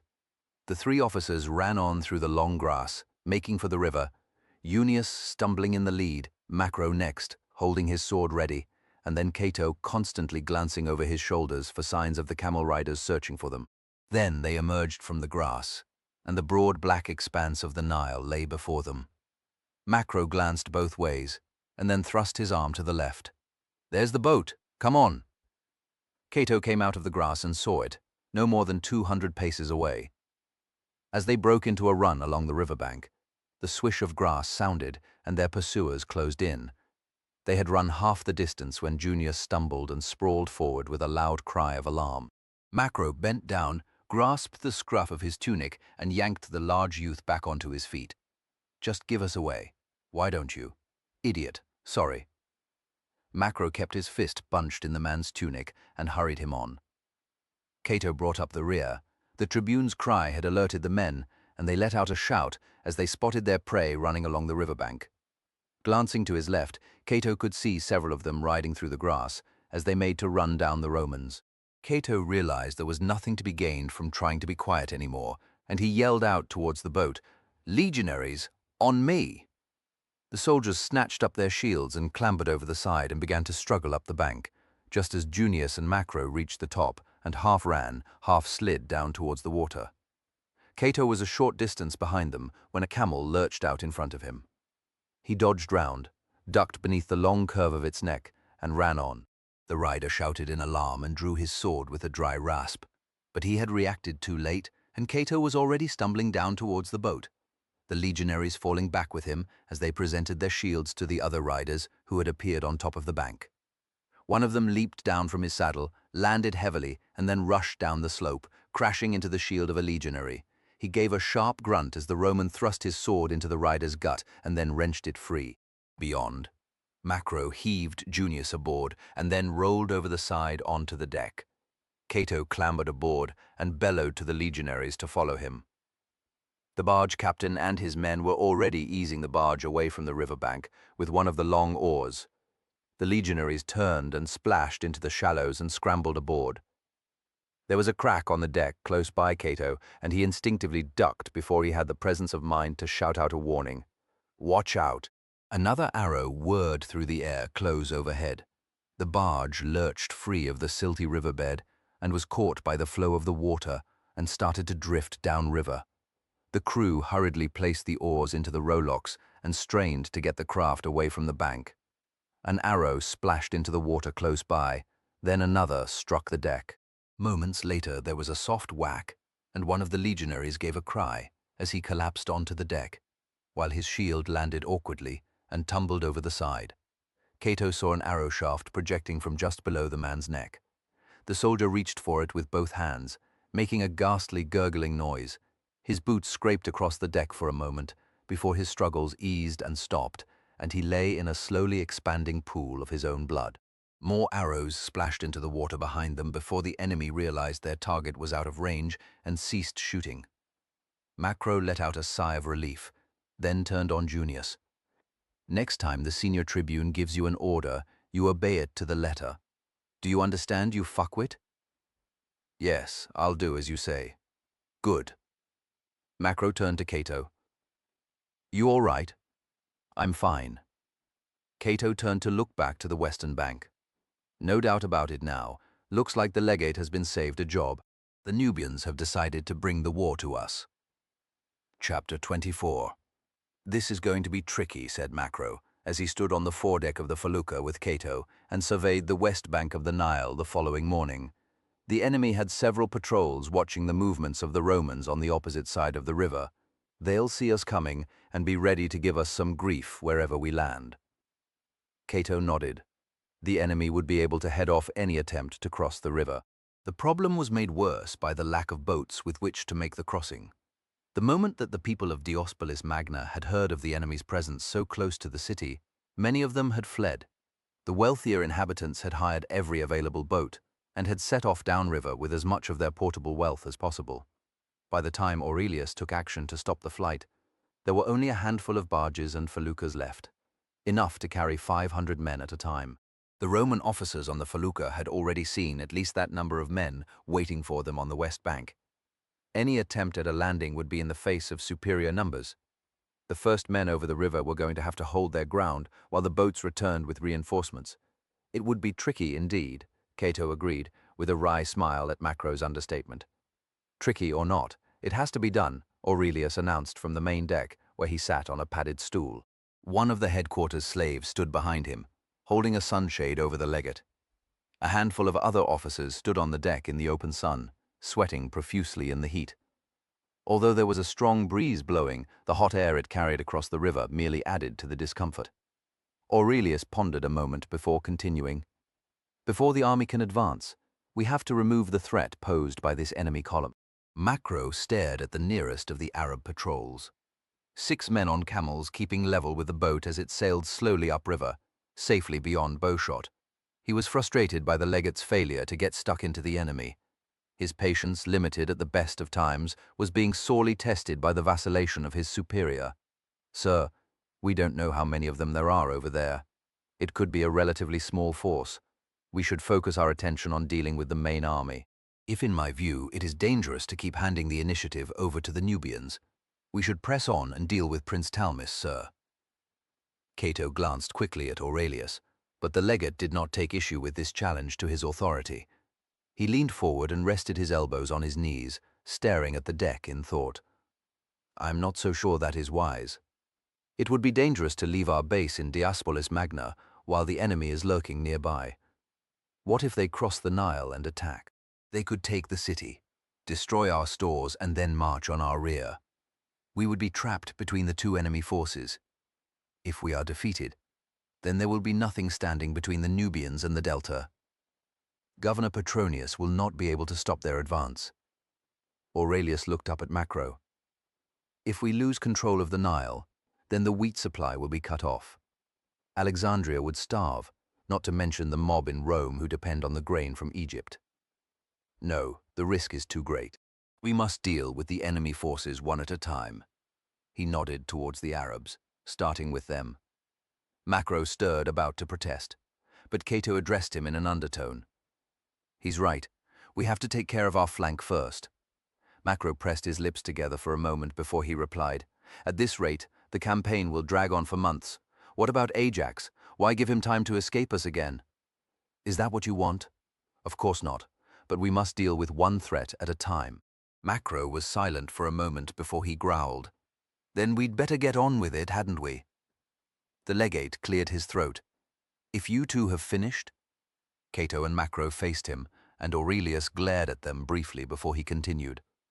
We must get sufficient men across the Nile to deal with the enemy. Clearly, the best course of action is to cross the Nile further downriver and march back along the bank to engage them. The first cohort should be sufficient to cope with the task. He nodded towards Macro.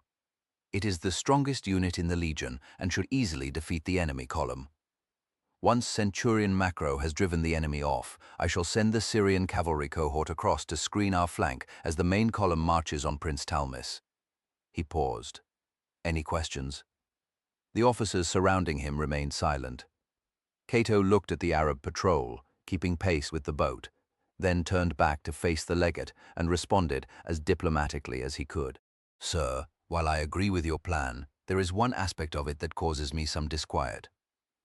Macro frowned. Disquiet? Oh. Aurelius raised an eyebrow. And what aspect would that be, Tribune? Cato pointed to the patrol. They are following us and watching our every move. The enemy will be ready to contest the landing wherever Centurion Macro and his men attempt to cross the Nile. I can handle that, Macro said firmly, looking steadily at the legate. You have my word on it, sir. Aurelius smiled thinly and turned his gaze back to Cato. Your friend seems unconcerned by the prospect of a fight, so your sense of disquiet is misplaced. Of course, I understand that an officer of your years might be unnerved by the prospect of a river crossing. Cato stared at his superior as he struggled to keep his face clear of any expression that might betray his anger at the legate's accusation. He swallowed and spoke in a flat tone when he replied, I can assure you, sir, I understand the risks entailed in making an opposed landing across a river as wide as the Nile. Indeed, I took part in such an action during the invasion of Britannia. Images of the landing briefly flitted through Cato's mind, the languid flow of the Thamesis as he stood in the crowded barge with the men of his century, staring at the roaring horde of Celt warriors waiting for them on the far bank. Yes, he knew the danger that the first cohort would face, Cato reflected. He cleared his throat and continued addressing the legate. That was not my point, though, sir. What occurs to me is that since the enemy will be able to oppose the first cohort wherever they attempt to cross, Centurion Macro might as well cross the Nile here as anywhere else. It would save time, if nothing else. I see. Aurelius stroked his chin as he looked across the water at the enemy-held bank, where the Arab patrol returned his gaze. You are right, Tribune. But I wonder, he turned back to Cato, if you would make such a proposal if it entailed putting your own life at risk. Of course, sir, I would be honored to join the first cohort when they assault the far bank. Aurelius's lips lifted in a thin smile. Then you shall have your wish. Macro stared round at the rest of the centurions of the first cohort. Most of them were good men, according to their records and his assessment of them in the days since he had assumed command. 2 were newly promoted, former optios replacing officers who had failed to complete the route march. They might well be new to the rank, but they were tough veterans keen to prove themselves worthy members of the Legion's centurionate. I know this kind of action is new to you, Macro began. You may have served along the Nile, or on the Delta, since you joined up. But let me tell you, an amphibious operation is a difficult beast at the best of times. It's not standard procedure for the legions, and the Tribune and I have only had to take part in a handful of actions of this kind. That was something of an overstatement, Cato mused. Macro looked at him, and Cato nodded reassuringly for the benefit of the other officers before the commander of the first cohort continued. We will not be going into action as a cohort, nor indeed as centuries. It'll be every man for himself until we gain a foothold on the far bank. Once we are ashore, it's vital that your men form up on the standards as quickly as they can. Make sure your section leaders know that. They're to look out for their men and try and keep them together. The sooner we can form up each century, and then the cohort, the better our chances of surviving until the follow-up wave can cross the river. Macro paused and then pointed across to the narrow island, little more than a strip of silt surrounded by reeds, that stood 200 paces from the far bank. I've chosen to cross over there, close to the island. The men of one of the other cohorts were already on the island, together with 10 of the Legion's bolt throwers. We'll land the follow-up wave there before the first 3 sentries cross the final stretch of river. That way we shall have more boots on the ground as quickly as possible. The bolt throwers will be able to cover our flanks once they have finished harassing the enemy before the first wave goes in. It was as good a plan as any, Cato reflected. Macro had done all he could to give his men the best chance. Even so, the first wave across would have a bitter struggle ahead of them. Once they jumped over the side of the boats carrying them to the far bank, there would be nowhere for them to retreat to. They must fight their way ashore or die in the shallows. Those were the only options, and the men knew it. The dice would be cast the moment they stepped aboard and began to cross the Nile. Macro looked round at his officers and took a deep breath. I'm not going to pretend to you that this is going to be anything other than a tough fight. Our losses are likely to be heavy, but this is what we train for, and what we get paid for. Some of the men smiled at the last remark, and Macro pressed on to make the most of the light-hearted moment. Just tell your men to go in hard and cut the bastards to pieces. They're not to stop for anything until they reach the top of the riverbank. Only then are they to look for their standards. Is that clear? Now then, any questions? He waited a moment, but his officers remained silent, and Macro nodded. That's all then. Return to your units and brief your men. Have them formed up and ready to board the boats the moment the legate gives the signal to proceed. Good luck. The officers murmured a reply in kind, and then made their way out of the shade beneath the date palms and returned to their sentries, clustered along the riverbank in whatever shade they could find. Macro watched them briefly before he turned to Cato. What do you think? They seem up for it, Cato replied. In any case, once the attack begins, it's do or die. That tends to have a powerful motivating effect on the men. True enough. Macro looked at Cato. What about you? Are you ready for this? As ready as I ever was. You didn't have to volunteer for it. No. But then why would I let you snatch all the glory?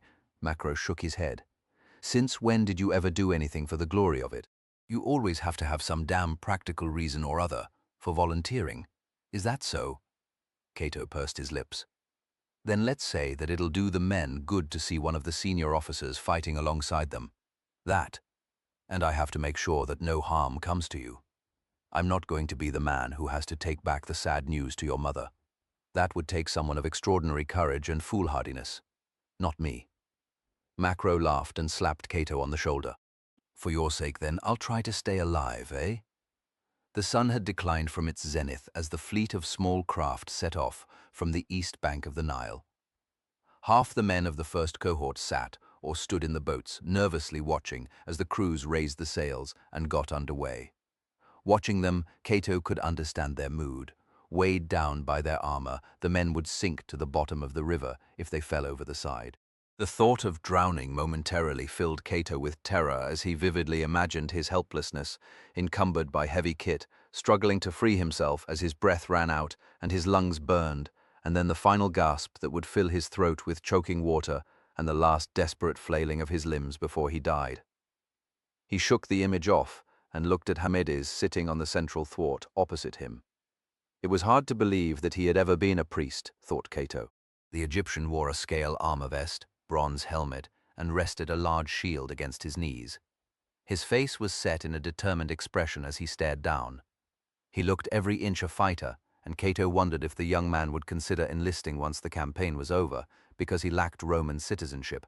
The legate had refused to take him on to the official role of the legion, and he had been entered as an irregular scout and issued his kit on a temporary basis.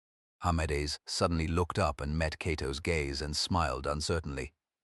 Is it always this way, sir? The sick feeling in your guts before you go into battle? Always, Cato replied. Trust me, it's the same for every man, except Macro. He just enjoys it. It's what the job is about. Macro shrugged. And I happen to be good at it and take pride in that. Hamedes examined the centurion for a moment before he spoke again. And you never feel fear, sir? I didn't say that. The trick of it is not to let your imagination have free rein. If you can do that and keep your eye on the job, then you'll get through it without surrendering to fear. Of course, it ain't going to make you invulnerable. A sword thrust is every bit as likely to kill a hero as a coward. Macro winked. So, kick your imagination in the guts and pray like hell to every god out there who owes you a favor. That's my advice, lad. Hamades did not appear to be reassured, and shot a questioning look at Cato, who simply smiled, and then sat up as straight as possible as the boat began to pass along the island. The crews of the bolt throwers were standing by their weapons, the launch beds angled up in the direction of the far bank. A short distance behind the artillery stood the men of the three cohorts, waiting to follow the first wave of the assault. As the boats passed by, the centurion of the 4th century punched his fist into the air and called out, "Stick it to 'em, jackals!" The other men echoed his cry as they urged their comrades on. Some of the men on the boats shouted back, but most sat in somber silence as the boats passed out from behind the island and turned towards the bank. The felucca carrying Macro and Cato was a short distance behind the first two craft, and Macro stood up and cupped a hand to his mouth. "You there, remember your bloody orders. We go in at the same time. Slow down." The officers in charge of the two boats hurriedly ordered their crews to spill some of the wind from the sails, and gradually Macro's vessel caught up with them. The rest of the flotilla took up their positions on the flanks as the unwieldy line made for the riverbank. Directly ahead of them, Cato could see the waiting enemy. Hundreds of them. Half had dismounted and stood in small bands armed with round shields and curved swords that glinted as they caught the afternoon sunshine. In between the men on foot were more Arabs mounted on camels. They carried bows and began to notch their first arrows as the boats approached. A blast from a bukina sounded, and an instant later the arms of the bolt throwers sprang forward and cracked against their padded restraints as they discharged the long, heavy shafts tipped with iron arcing across the water ahead of the flotilla. Macro clambered up onto the foredeck of the felucca to watch the fall of shot and made a fist as he saw a bolt cut through one of the groups of Arabs with a swirl as three men went down. Another slammed into the flank of a camel, and there was a sharp, terrified grunt before the animal collapsed, sending its rider sprawling into the long grass. A man on horseback rode down the riverbank waving his arm and shouting orders, and the Arabs quickly dispersed to present less of a target to the bolt throwers. "Bloody hell," Macro muttered as he stared at the man. He squinted and then felt a cold tremor as he recognized the rider. "It's him, Cato, sir. It's him, Ajax." Chapter 25. Cato stood up and climbed on to the foredeck. He shaded his eyes as he squinted across the glinting surface of the river at the rider. There was no mistaking the powerful physique and the undeniable aura of command that the gladiator wore like a second skin. "You're right. What I'd give to be in command of the bolt throwers now," Macro growled. "I'd have every one of them trained on that bastard." Cato nodded vaguely as he continued to stare at Ajax. Some of the crews on the island had realized the significance of the mounted figure, and the first of the slender missiles whipped across the river towards him in a shallow arc. It missed, as did the second, and the third struck one of the small group of horsemen reined in behind their leader. Another flew on a true trajectory towards him, but Ajax flicked his reins and moved along the bank, and the bolt disappeared into the long grass, a short distance beyond where he had been just a moment before. Macro had been noting the fall of shot. "That man has a charmed life." "Not in the round," Cato replied. "He's had his share of suffering." Macro looked at his friend sharply. "What? You pity him? Nothing so undignified. If it's just that, had his fate been different? Ajax is a man we might have been pleased to call a friend, and proud to have fight at our side." Macro snorted. "And I might have been the fucking emperor. There's only one course through life, Cato. We are what we are, never what we might have been. As for what we will be, well..." Macro spat over the side into the river. "That bastard will die. He has the blood of thousands on his hands. I only hope that it's my blade that does the deed when his time comes. I defy the gods to try and stop me." For a man who was disposed towards superstition, this was strong stuff, and Cato glanced at Macro in surprise. But before he could respond, there was another blast from the bukina, and the sharp cracks of the bolt throwers died away as the artillery battery ceased shooting and trained their weapons round towards the flanks. At once the Arabs closed up, and Ajax and his men took their shields up from their saddle horns and drew their swords. "Steer towards those men." Macro bellowed at the crewman on the tiller. There, he thrust his arm towards the riverbank. The crewman glanced round at the other boats on the left-hand side and shook his head. "I can't, sir. We'd have to cut across their bows. We'd risk a collision. Just do it." "No." Cato intervened. Macro, we have to hold our course. If we hit another boat, we're going to lose men. Macro clenched his teeth and nodded, seething with frustration. The boats moved in towards the bank, cutting ripples through the calm surface of the Nile. On the bank, the Arabs gathered and stood ready to resist the landing. Hundreds had dismounted and stood in bands, armed with round shields and curved swords. Some wore an assortment of conical helmets and scaled vests behind them.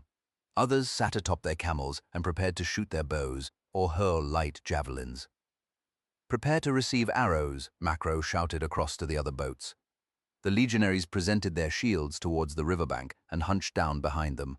Cato and Macro climbed down from the foredeck and took up their own shields and crouched down, peering over the rims as the boats drew closer to the riverbank. "Here they come," a voice cried out as the first volley of arrows slashed into the air, rising briefly before they seemed to slow fractionally at the top of their arc, then plunged down swiftly towards the line of boats sailing towards the bank. The enemy had held back until the boats were well within range, and so none of the arrows fell short.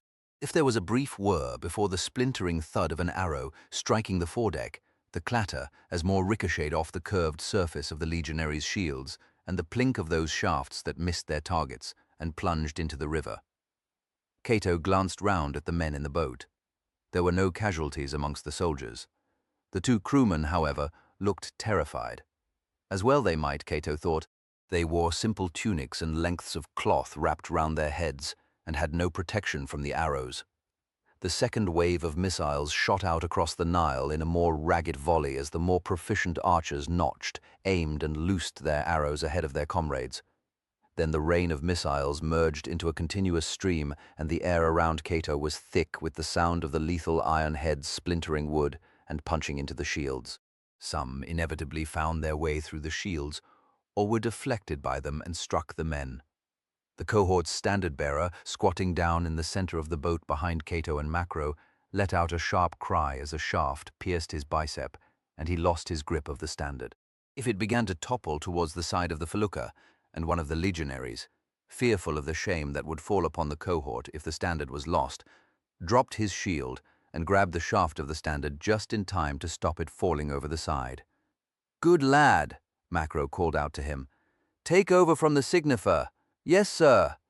The legionary raised the standard and then passed his shield across to the wounded signifer before turning his attention back to the enemy. "Watch it." The man beside Cato pointed towards the bank. "Javelins." Cato followed the direction indicated and saw that some of the camel riders had dismounted and were now preparing to hurl their weapons. The first ran forward a few paces and threw his javelin. It rose up into the sky at a more languid pace than the earlier arrows.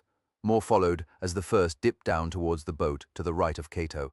If it slammed into a shield, piercing the cross-laminated strips of wood and bursting through the forearm of the man behind.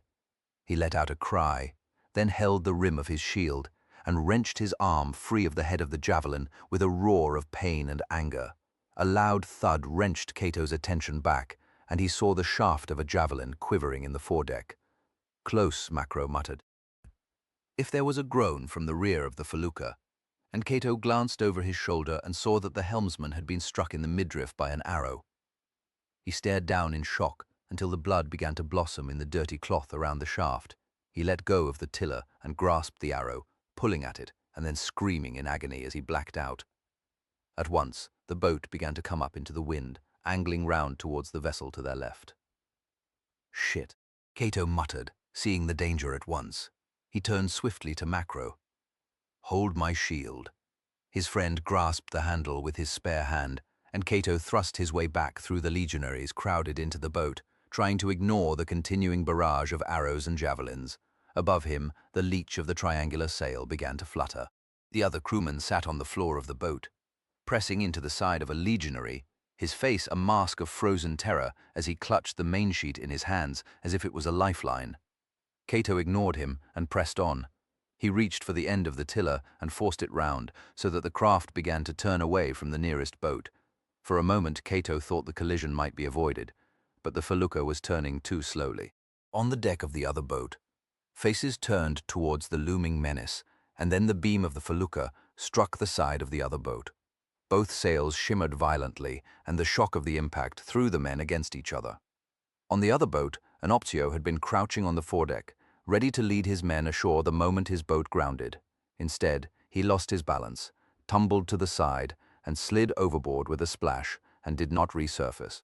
More men were sent sprawling in a confusion of limbs and shouted curses. The felucca rebounded from the impact, and a fresh gust filled the sail, easing it round towards the shore as Cato centered the tiller.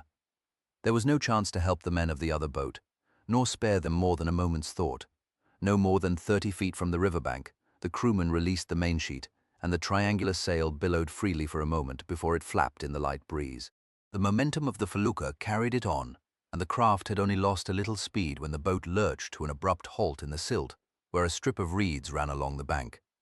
Most of the legionaries had braced themselves, but even so a number tumbled into their comrades, and a chorus of grunts and curses broke out until Macro bellowed angrily at them. "Shut your mouths, shields up, swords out, and follow me." He stepped up onto the foredeck, crouching slightly behind his shield, and took a running jump towards the riverbank. He landed with a splash and a brief rustle of trampled reeds. The water came up to his thighs, and the silt on the riverbed sucked at his boots. Gritting his teeth, Macro pressed on, surging through the churned-up water, his shield brushing the reeds aside. He heard more men splashing down behind him, and a quick glance to either side revealed that the rest of the first wave of boats was edging into the reeds to disgorge their legionaries. The air was sweltering in amongst the reeds, and Macro's ears filled with the rush of water and the grunts of his men as they struggled to gain firm ground. Over the rim of his shield, he could see the nearest band of Arabs bearing down on them, giving vent to their battle cries as they raised their curved blades and charged down the short, grassy slope towards the Romans. Macro emerged from the silt and checked his pace.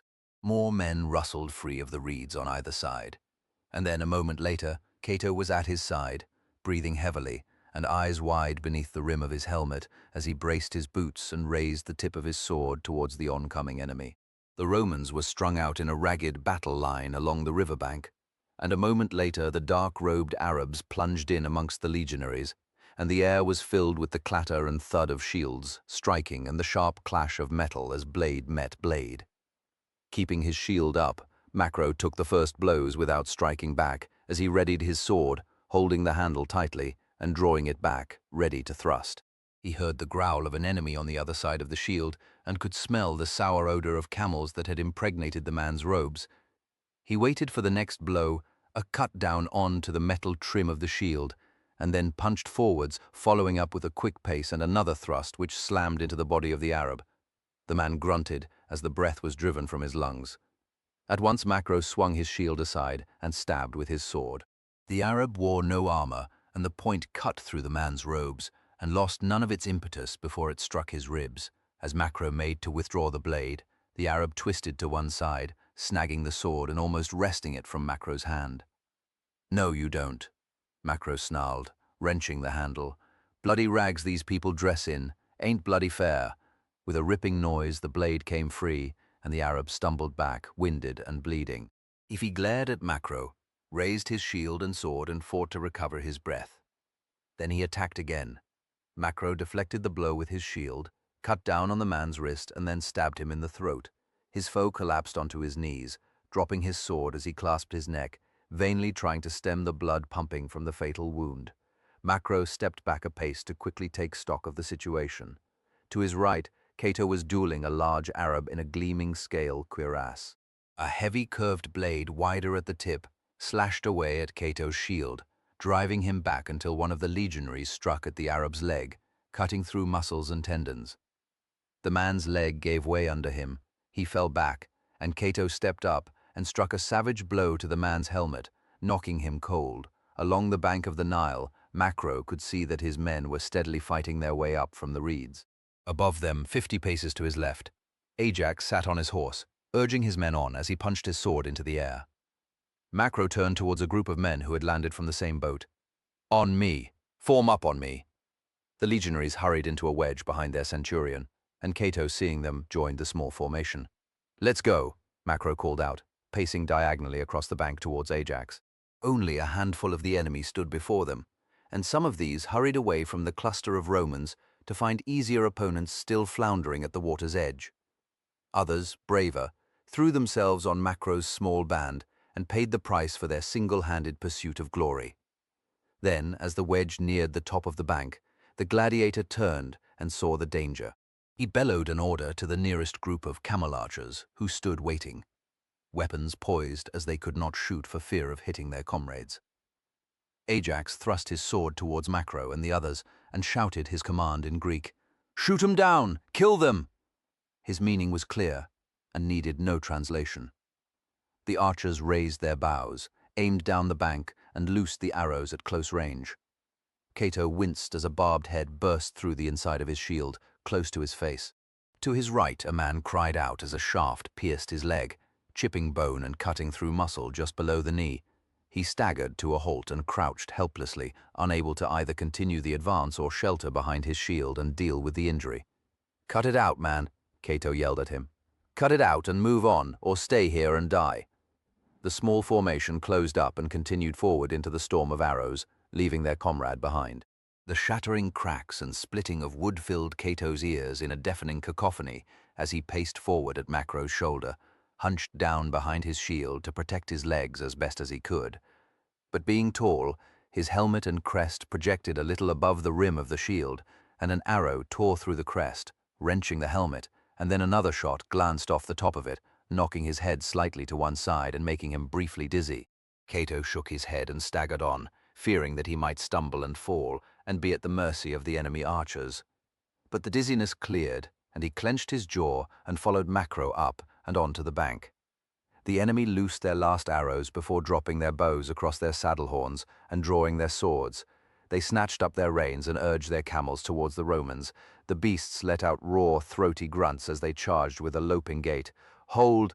Macro yelled, bracing his feet apart and pushing his shield out, ready to absorb the impact of the charge. Cato and the others followed suit and crouched, swords ready, sweating under the weight of their armor and the exertion of scrambling ashore and up the bank. The leading camel's neck stretched out above the rim of Macro's shield an instant before its heavy chest struck it, a glancing blow. The rider reached out and forward, slashing down with his curved blade, which split the rim of the shield, leaving the tip a few inches from Macro's head.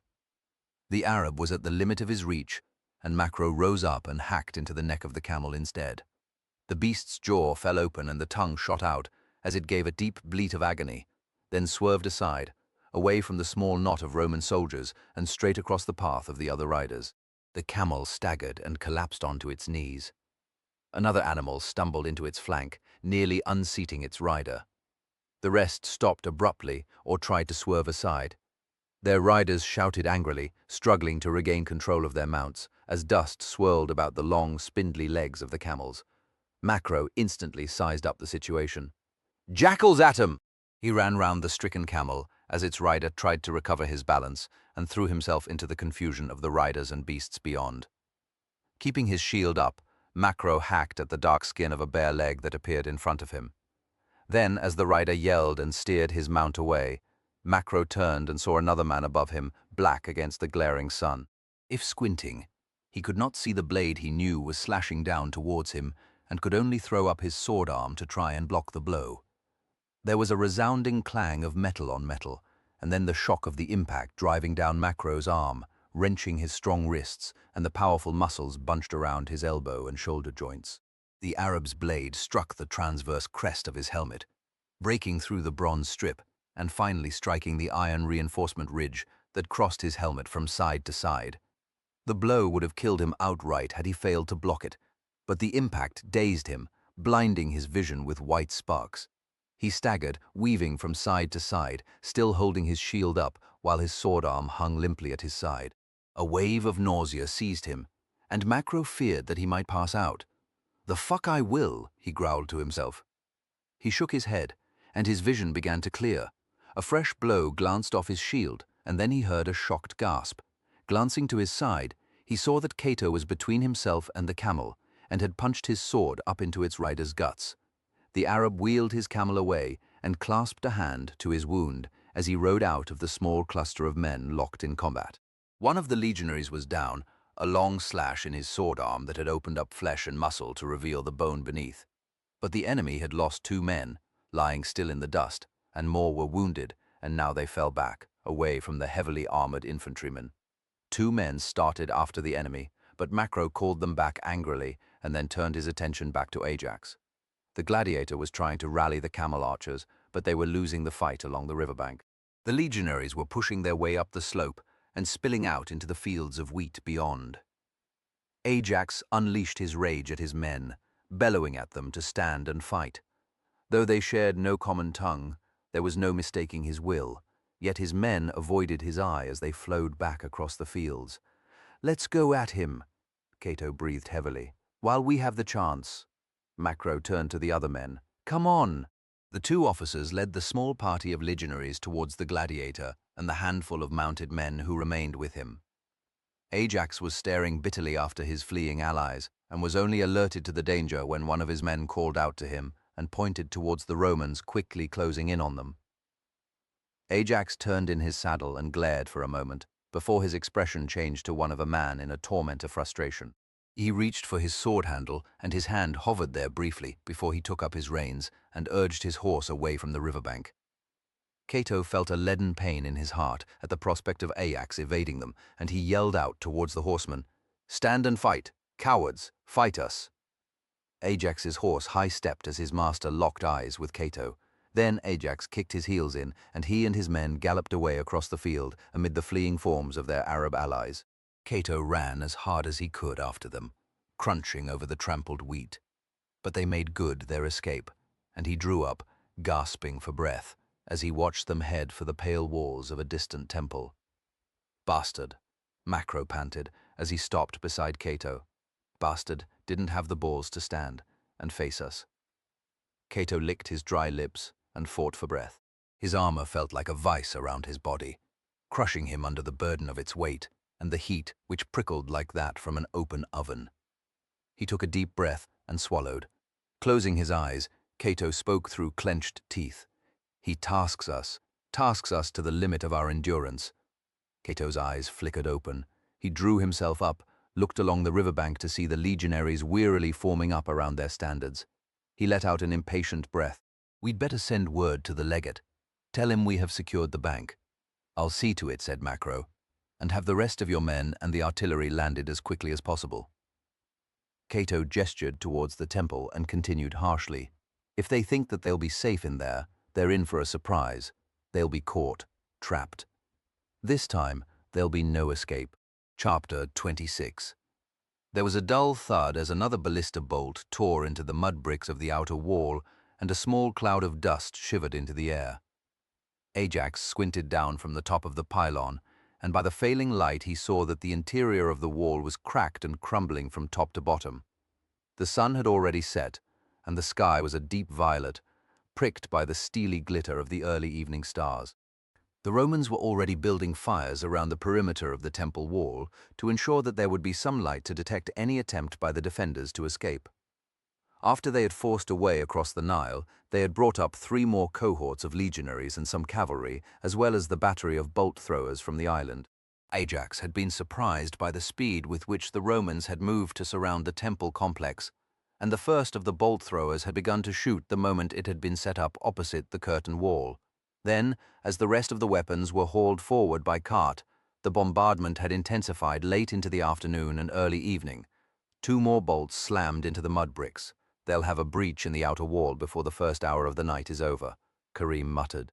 "Then all that stands before them will be the barricades we've put together across the entrances to the temple." "Not quite the fortress I had hoped it might be," said Ajax.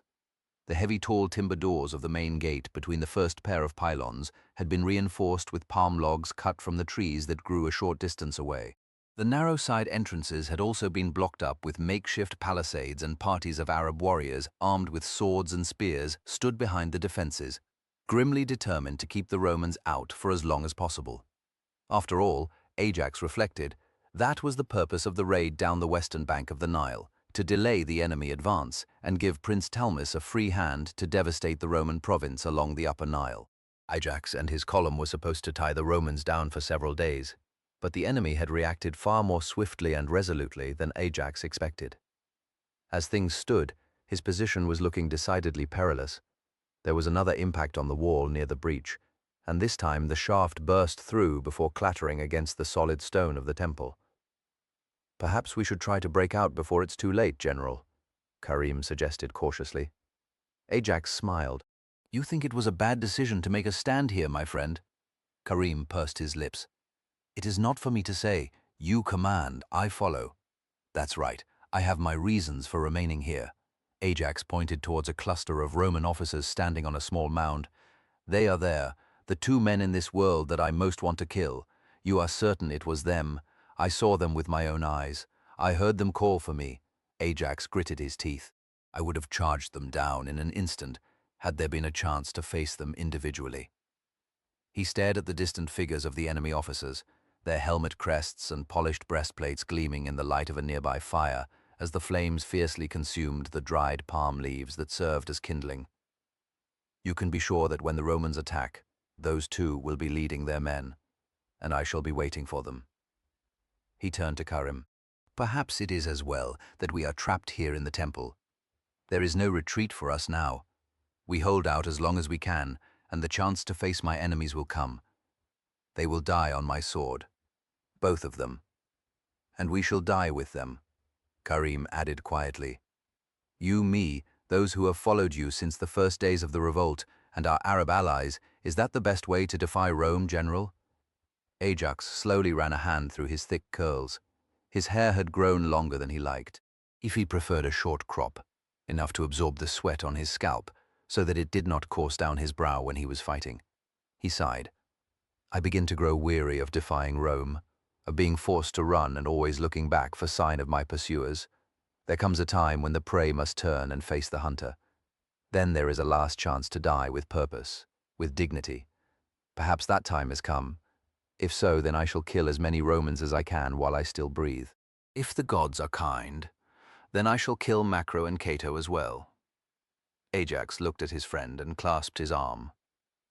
"Is that such a bad end? To die on your feet, sword in your hand, with your comrades, your friends, at your side?" Karim nodded solemnly. "Better than to live as a slave, my general." "That is not living," Ajax replied, "merely existing." There was another series of thuds as the enemy bolt throwers continued to break down the mud brick wall.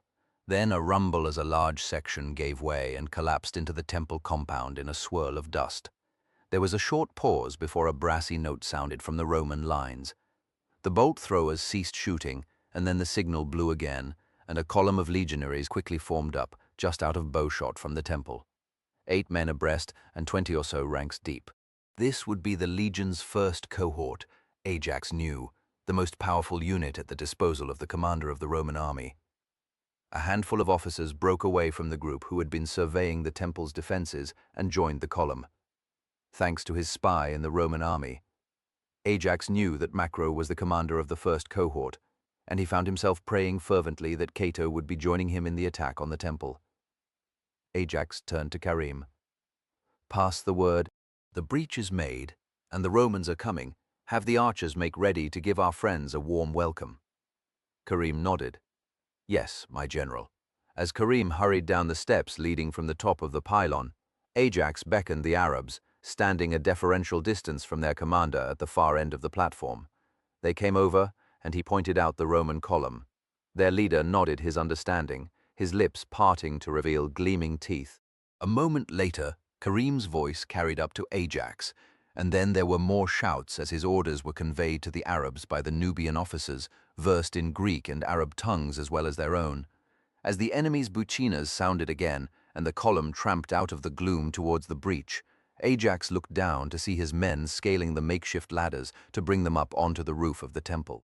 On the other pylons he could see a small flicker of fire as they lit their bundles of brushwood and dried palm leaves. The flames quickly took hold and illuminated the archers standing by. The first of their arrows drawn from their quivers. Strips of cloth, impregnated with oil and pitch, had been wound around the shafts, just behind the arrowheads, ready to be ignited the moment the order was given. Karim came running back up the stairs, breathing heavily. He swallowed and made his report. "The men are ready, General." Ajax nodded, and then the 2 men turned to watch the legionaries tramping towards the breach. Behind them, the archers struck some sparks into a tinderbox. A moment later, the tiny flame was applied to the kindling in the iron brazier, and the flames quickly took hold. "They're in range," Karim announced. "Shall I give the order?" "Not yet." Ajax strained his eyes as he scrutinized the head of the column. There were 2 crested helmets there. "Officers, we'll wait until they reach the wall. I want the first volley to strike them as hard as possible." Karim nodded, and they stood in silence and watched as the Romans crossed the stony sand towards the breach, a long black line that seemed like a giant armored centipede in the gathering darkness. As they approached, an order was shouted, and the leading ranks turned their shields to the front to present an unbroken line, sheltering the men behind. They slowed as they reached the rubble below the breach and began to climb up the pile of crumbling mud bricks. As the first men entered the gap in the curtain wall, Ajax cleared his throat. "Now." Karim cupped both hands to his mouth and cried out, "Archers, ignite arrows." The order was instantly relayed to the Arabs, who crowded round the flames of the braziers, offering up the rags at the end of the arrow shafts. Karim drew a deep breath. Shoot at will. The first arrow rose up in a shallow blazing arc from the far end of the temple, and then plunged down into the breach. At once more followed, cutting through the darkness as they converged on the breach, as if the gap in the wall was drawing them in upon itself. The fire arrows rained down onto the head of the Roman column. Some fell harmlessly to the ground, their flames dying away to a flicker as they stuck in the soil. Others burst into sparks as they clattered against the wall, or glanced off the shields and armor of the legionaries. A few found their way through the shields and punched into exposed flesh. The fiery flow continued, illuminating the breach in an uneven, flickering light. Ajax heard the same voice bark out another order, and the leading sentry of the Roman column halted and formed a tortoise. The shields rose up above the legionaries' heads to provide an overlapping roof to protect them from the barrage of fire arrows that rattled down. There was a sharp crack just below the top of the platform, and Ajax glanced over the edge to see a long shaft clattering down. The Roman bolt throwers had begun to shoot again in an attempt to disrupt the aim of the archers. More shots clattered off the sides of the pylons, but some struck home, snatching men off the platforms to send them tumbling down the sides of the pylons, past the vast carved depictions of Egypt's ancient gods. The Romans pressed on through the breach, leaving several of their men dead and injured in their wake. Closing up their ranks, the men at the head of the column tramped across the narrow strip of open ground. They made for the barricade across the opening through the temple wall, into the first of the colonnaded courtyards inside. Ajax stared hard at the leading sentry, but could not see any sign of the 2 Roman officers. "Keep shooting," he ordered the Arab officer in command of the archers. Then he turned towards the stairs leading down into the interior of the pylon. "Come, Karim."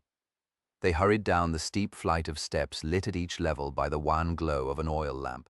The first sounds of fighting echoed up the walls from outside, and Ajax quickened his pace. As he emerged from the base of the pylon, he saw his men crowded between the columns to his left. Ajax drew his sword and ran across towards them. "Make way!" he called out. "Move!" The Arabs glanced round and stepped aside to clear a path towards the barricaded entrance. The gap between the curtain wall and the temple was no more than 8 feet wide, and had been filled with blocks of stone removed from the small courtyard in front of the main pylons to form a slim fighting ledge. Some of Ajax's gladiators stood there, ready to cut down any Roman that tried to get over. On either side, on top of the temple wall, the Arab archers continued to draw their bows and loose arrows at the Roman column, stretching back towards the breach. The legionaries presented a clear target in the flickering glare of the fire arrows, and were forced to hunch down behind their shields as they waited for the vanguard to break through into the heart of the temple. Ajax and Karim heaved themselves up onto the ledge and stood alongside the handful of men defending the wall. A few bodies littered the open ground, and the head of the Roman column stood off, 20 feet away. Shields protecting the soldiers from the missiles angling in from each side, as well as from above. Every so often, one of the Romans would bob up to hurl a javelin at the defenders. They had little time to take careful aim before they quickly ducked back behind their shields. "What are they waiting for?" Ajax muttered to himself. He had barely spoken when he saw a slow ripple passing down the center of the Roman column. Then over at the breach, he saw more men spilling out into the gap between the curtain wall and the temple. They wore the conical helmets and scale armor of auxiliary archers and carried wooden screens with them. The screens were quickly set down, and the supports kicked back, and then the archers set to work targeting the Arabs on the pylons and the walls of the temple. Ajax paid them little regard. He was more concerned by the activity within the column of legionaries. The shield wall at the front of the formation abruptly parted, and a small party of men ran forward with a ramp made from lengths of palm logs tied to a ladder. Another party carrying a second ramp rushed out behind them, and they made straight for the barricade. "Shoot them down," Ajax shouted, thrusting his arm out. The nearest archers on the roof of the temple turned at once, aimed down and loosed their shafts. 2 men fell, one clutching at the arrow that had passed through his thigh, the other shot through the neck. But the ramp carriers ran on. When they reached the wall, the leading pair heaved the end of the ladder up, and the poles clattered down on the top of the barricade. At once the nearest Roman soldiers broke ranks and surged forward, boots thudding down on the ramp before the defenders could push it away. Ajax thrust at the poles of the second ramp before the first of the legionaries reached it, and the ramp grated back and then toppled to one side. The iron nails of the boots of the leading legionary scraped on the palm logs as he charged up towards the defenders. Ajax glimpsed the shield above him, and the sword blade rising up, gleaming as it caught the light from one of the archer's braziers. He hacked horizontally beneath the rim of the shield, and the edge of his blade bit into the Roman's shin just above his ankle, cutting through flesh and muscle before shattering bone. The man let up a shrill cry as his leg gave way, and he fell back on the legionary behind him. The second man was knocked off balance and fell off the ramp, together with his wounded comrade, and both landed with a heavy clatter as their armor and shields struck the ground. The next men rushed up the ramp. This time the leading soldier was more wary, keeping his shield low as he reached the top of the wall. Ajax held his sword hand back as he grasped the edge of the shield and gave it a quick wrench. He managed to pull it at an angle, exposing the thigh and side of the legionary. The gladiator to Ajax's left was armed with a spear and instantly took advantage of the opening to thrust into the Roman's leg. The strike was quickly made and lacked the force to make a crippling wound. Even so, the legionary groaned and drew back momentarily. Then, realizing that there was no retreat for him, as his comrades pressed from behind, he came on again, punching his shield out and striking Ajax on the chest. There was nothing Ajax could do to avoid the shield, and he rode back with it and fell off the wall, crashing down onto the Arabs waiting beneath. 2 of them broke his fall, and they collapsed under the bulky weight of the gladiator. The landing drove the wind out of his lungs, and for a brief moment Ajax lay stunned on top of the squirming Arabs. Then he struggled back onto his feet and looked up to see that the spearman had struck again, this time into the legionary's groin, and the Roman doubled up, dropping his shield. Karim had climbed up into Ajax's place, and now finished the man with a deep cut into his exposed neck. The Roman collapsed onto the ramp and slid back a short distance into the next man. The end of the second ramp appeared on top of the wall again, and Ajax shouted up to his men, "Push it back! Keep 'em off the barricade." The head and shoulders of the first legionary to make a run-up. The second ramp appeared as the only other man on the wall hacked at the end of the ramp with a heavy falcata. The wood splintered and Karim struck again, as the legionary loomed over him. The strut gave way with a loud crack and pitched the Roman over onto the other ramp, right in the path of one of his comrades who stumbled to a halt just in time to stop himself tripping. "Don't bloody stop. Go. Go forward." Macro's voice bellowed from the other side of the wall. Ajax felt his heart harden and grasped the edge of the platform. Heaving himself up, he thrust one of his gladiators aside. "Get off!" As the man jumped down, Ajax stared into the enemy soldiers milling around below him until he caught sight of the transverse crest of Macro's helmet. The Roman was standing to one side of his men, and there beside him was the taller form of another officer, his friend, the prefect. Ajax sheathed his sword and turned to wrench the spear out of the next man's hands. It would have been gratifying to save his enemy for a more lingering death, but Ajax knew that he must seize the chance to strike before it passed. At his side, Karim clashed with another legionary attempting to cross the barricade. Ajax ignored the thud of Karim's sword on the Roman's shield and hefted the spear into an overhand grip. He raised it up above his head and drew his arm back as he took aim at the 2 officers. A grim feeling of satisfaction filled his mind as he recalled a similar situation back on Crete when it was Macro who was defending a wall and had hurled the spear that had killed one of Ajax's closest companions. He breathed deeply and then exhaled in a long, calm breath and threw his arm forward, releasing the shaft of the spear. It flew down from the wall, straight towards the two men. Macro, look out. The prefect shoved his friend aside an instant before the spear would have caught him squarely in the chest. Instead, it struck the prefect high on the left shoulder, the impact sending him sprawling into the sand and grit of the open ground before the temple wall. Huh! Ajax snarled through gritted teeth, his face fixed in an expression of savage triumph. He just had time to spare the two officers one last look, as Macro stooped over his friend, and then Ajax snatched out his sword and turned back to the fight alongside him. Karim was still dueling with the same Roman, exchanging sword blows that rang sharply. But the legionary was 1 against 2, and even as he parried another thrust, Ajax hooked his blade around the edge of the shield and ran it through his enemy's arm, severing muscles. The shield slipped from the Roman's grasp, and he instinctively recoiled a pace out of range of their swords. At once, 2 arrows slammed into him from above, piercing his sword arm in 2 places. The Roman howled in agony and staggered to the side and fell off the ramp, tumbling onto the bodies of those below. The attackers at the bottom of the ramp hesitated, then one was struck in the face by another arrow, and jerked up to his full height and trembled wildly for an instant before he dropped to the ground. There were more bodies on either side of the leading sentry, as well as a handful of Arabs who had been shot down from the wall of the temple. "Fall back," a voice cried out. "Fall back." There was a brief hesitation. Then Ajax saw the legionaries begin to shuffle away from the end of the surviving ramp. More of them took up the cry, and the leading sentry began to break up as it fell back towards the breach. "Stop," Macro bellowed at them. "Stand your ground! Damn you, cowards!" Ajax saw him half rise as he cursed his men. Then Macro looked down at the still figure at his feet. For a moment the centurion seemed torn. Then he bent down and heaved his superior onto his shoulder and began to pace after his men under the awkward burden. Ajax felt sick to the core at the thought of his enemies escaping. Then a handful of arrows landed in the sand close to Macro. "Shoot at the officers!" Ajax shouted, stabbing his sword towards them. "Shoot them down!" In the frenzied excitement of the attack, only those men nearest to him heard the order and had the presence of mind to pick out the 2 Roman officers. Ajax watched intently as more shafts whirled through the wavering light of the fire arrows, still burning where they had landed. Macro picked up his pace, scrambling away as fast as he could, jinking from side to side to put off the archer's aim. An arrow glanced off the prefect's armor, and another flew past Macro's helmet as he made a last dash towards a cluster of the screens that had been erected by the auxiliary archers. Macro unceremoniously dumped Cato down in their shelter and stumbled to his knees beside the prefect.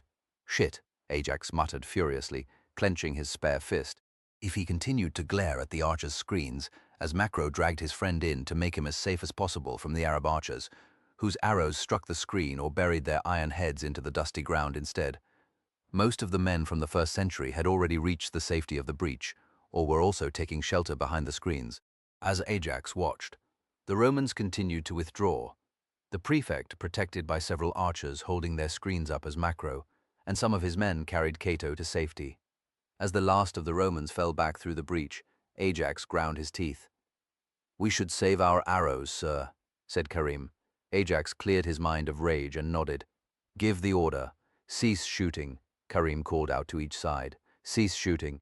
The Arabs stopped loosing their arrows and climbed down from the temple wall, leaving a handful to keep watch on the enemy. The last of the auxiliary archers pulled back to the other side of the breach, and shortly afterwards the bolt throwers fell silent. The night air was disturbed only by a gentle breeze, and the cries of the wounded, Roman and Arab, blended in a chorus of agony. A handful of the fire arrows still burned, as did the braziers on the pylons and walls of the temple, casting a thin orange light across the scene of the Romans' first assault. They had lost over 20 men, Ajax estimated, but more than that, they had suffered a blow to their morale. The next time they came forward, they would know that they faced a storm of arrows and the same determined defense of the barricade. They would have to advance past the bodies of their comrades and ignore the pitiful cries for help from the wounded. The Roman commander would think twice before making a second frontal assault. What now? Karim mused quietly. Do you think they'll make another attempt tonight? Ajax pondered for a moment. I would if I was in their place. Every hour they are delayed here is an hour gained for Prince Talmus. They'll attack again. Then what should we do, General? Do. Ajax smiled thinly. Nothing. I doubt that even our spy can help us now. Chapter 27. How is he? Macro stood over his friend as the Legion surgeon carefully inspected Cato's shoulder by the light of an oil lamp held by his assistant. The surgeon sucked in an impatient breath. Without looking up, he spoke. I might be able to tell you, sir, if you would be kind enough not to stand between the light and my patient. Macro stood back a pace. Thank you. The surgeon bent towards Cato and examined the prefect's shoulder. As soon as Macro had withdrawn from the temple compound, he had two of his men carry Cato back as far as the bolt throwers and then sent for the surgeon at once. Cato had struck his head on the ground as the impact of the spear knocked him off his feet. He had blacked out and came round as Macro and Hamades had carried him away from the curtain wall. He was still dazed, but aware enough of the pain in his shoulder to curse and mumble incoherently. Macro had removed Cato's helmet, harness and scaled armor before the surgeon arrived, and now Cato lay on a pile of straw in the corner of a small stable where the air was rich with the aroma of dung. Macro had ordered Hamades to wait outside rather than crowd the space unnecessarily. The surgeon eased the tunic off Cato's shoulder and looked closely at the discolored flesh. No open wound. That's good. He was hit by a spear, you say? Yes. Seemed to catch him square on. The surgeon touched the flesh as lightly as he could and traced his fingers along the collarbone. No breaks there. I'll have to probe the shoulder joint. It's going to hurt. I'll need you to hold him down. Macro knelt down and firmly grasped Cato's uninjured arm with one hand and pressed his chest back with the other. Ready. The surgeon leaned forward and gently took hold of Cato's shoulder in both hands. He felt softly for any sign of broken bones or the slackness of torn muscle tissue. Cato's eyes rolled up and he groaned in agony. Satisfied with his superficial examination, the surgeon probed more deeply into the shoulder. Fuck! Cato yelled, attempting to sit bolt upright. His eyes were wide open and he glared at the surgeon. Bastard, he had, butted the other man on the cheek. Macro thrust him back down. Easy, lad. He's just tending your injury. Cato turned his gaze to Macro with a dazed expression. He nodded and gritted his teeth. All right. Go on then. The surgeon rubbed his cheek and then turned his attention back to Cato's shoulder. He pressed his fingers into the discolored flesh, and Macro felt his friend go as tense as a length of timber as he stared straight up, focusing on fighting the agony of his examination. The surgeon thoroughly examined the shoulder and then eased himself back with a satisfied nod. Some bad bruising, but no broken bones. It'll hurt like hell for some days, and you'll need to keep it strapped up, but there should be no lasting effects. I understand you took a blow to the head as well. Cato frowned, trying to remember. It's common not to recall the incident. How do you feel? Not good. Cato swallowed and winced. Head hurts. Still feel a bit dazed. I can recall the attack. Then a spear in the air. Then nothing. Well, that's fine, the surgeon concluded with a reassuring pat of Cato's hand. At least your brain's not been scrambled. Macro shrugged. Can't say that I'd notice much difference. The surgeon stood up. I want you to rest until the dizziness has passed. Then you can get back on your feet. The shoulder's going to be painful for several days, and stiff. Better keep it in a sling. Other than that, I'd say you have had a lucky escape, sir. Just try to stay out of the path of spears, javelins and arrows from now on, eh? Macro gave him a droll look, and then turned his attention back to Cato as the surgeon left the stable. For a moment neither man spoke, then Macro cleared his throat self-consciously. I suppose I should thank you.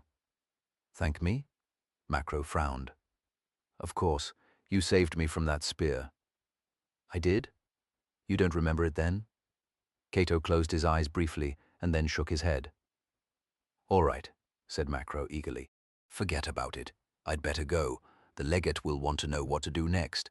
You stay here and rest, eh? He turned and strode across to the entrance to the stable. Macro, Cato called weakly. The centurion turned and looked back. Whatever I did, you'd have done the same for me, Cato said. If you'd been standing in my place. True, but I wouldn't have ended up here, Macro chuckled. I'm not lanky like you. If I'd pushed you aside, the bloody spear would have missed me by a mile. Now do as the surgeon said, and get some rest. He left the stable and gestured to Hamedes to follow him. The legate was sitting on a crude table outside the ruins of a peasant's hut when Macro found him. His staff officers and the centurions from Macro's cohort and the auxiliaries were gathered about him in the loom cast by an oil lamp, waiting. Another of the legion's surgeons had just finished suturing a small gash on the legate's forearm and began to apply a dressing as Aurelius addressed Macro over the surgeon's shoulder. Good of you to finally join us. I was seeing to the senior tribune, sir, Macro replied with a hint of bitterness.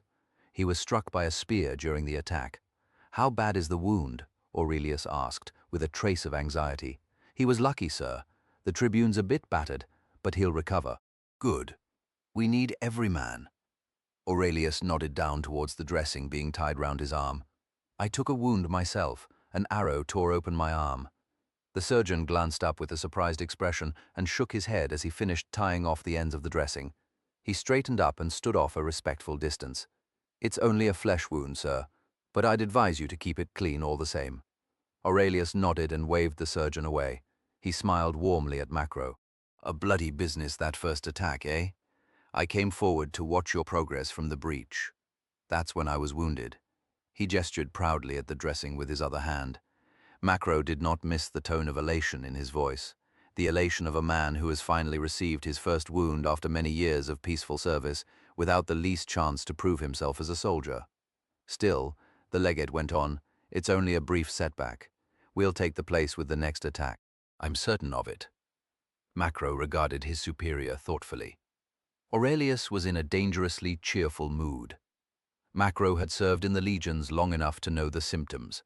Having survived an injury, even one as slight as being grazed by an arrow, Aurelius felt invulnerable. He had nothing to prove to his men. He had bled on the battlefield and had earned his right to order them to continue the fight, whatever the cost. The effect would wear off in a few hours, Macro knew. That was the usual experience of having survived a near miss. Cold rationality would soon moderate the legate's sudden zeal for battle. The trick of it would be restraining the man's urge to fight until the proper measures could be taken for the next assault on the temple. We'll take it all right, sir, Macro agreed. The moment we've made our preparations. Preparations? Of course, sir. We need to bring forward the bolt throwers to cover the assault at close range. If we knock some loopholes through the curtain wall, the bolt throwers can easily pick off the enemy archers without exposing our crews. Also, we should make sure that any escape routes from the temple are covered. Macro nodded towards Hamedes. The lad here used to be a priest. He knows the layout of the temple. He visited it only recently. Isn't that right? Hamedes nodded nervously in front of the Legion's senior officers. Yes, sir. So tell us what you know, Macro continued. How many exits does the place have? Hamedes collected his thoughts as best he could before he replied. There's the main entrance between the largest pair of pylons. The doors there are huge, sir, several inches thick. Even then, there's a small courtyard in front of that with another gate. Besides the main entrance, there are two entrances on either side of the main temple, the one we attacked earlier, and another on the opposite side. They are bound to have fortified that as well, sir. Well, there is only one way to be certain, Aurelius responded testily. I want you to go and see. Report back to Centurion Macro the moment you return. Hamedes glanced at Macro, who nodded subtly. Hamedes swallowed and bowed his head. As you command, sir.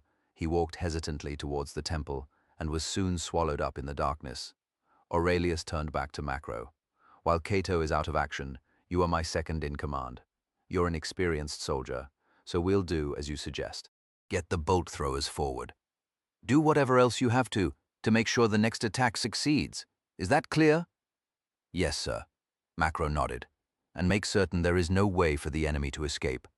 I want them all killed or captured. Aurelius reached a hand up to touch his brow. Now, I must rest. My wound has weakened me. Wake me the instant we are ready to launch the second assault. As the night wore on, and a hunter's moon rose low on the horizon, the sound of the Romans' preparations carried clearly to the defenders of the temple. The steady pounding of the outer wall as the legionaries gouged holes out of the mud bricks, and the sawing of wood and hammering of nails as they labored by the light of some fires out of sight behind a mound 200 yards back from the curtain wall. From the top of the pylon, Ajax could just glimpse some of the legionaries at work and guessed that they would be making new assault ramps, and in all probability, a ram as well. If the first failed, then the latter would surely smash down the roughly constructed barricade. Once that happened, nothing could stop the Romans forcing their way into the temple and crushing the defenders. Ajax had already considered making an attempt to break out, but he had seen the legionaries patrolling round the temple earlier in the night, as well as the small parties of men methodically laying a barrier of obstacles on the ground. Caltrops, Ajax guessed, 4 vicious iron prongs forged in such a way that however they were cast onto the ground, one spike always pointed up, ready to impale the hoof or foot of anyone attempting to charge over it. Beyond the foot patrols, he had also heard the sound of cavalry, hooves and occasional neighs as they patrolled further out beyond the temple walls. Midnight came and went, and the low moon drifted across the sky, casting a glimmering trail of reflections across the water of the Nile before passing out of sight behind the hills on the far bank.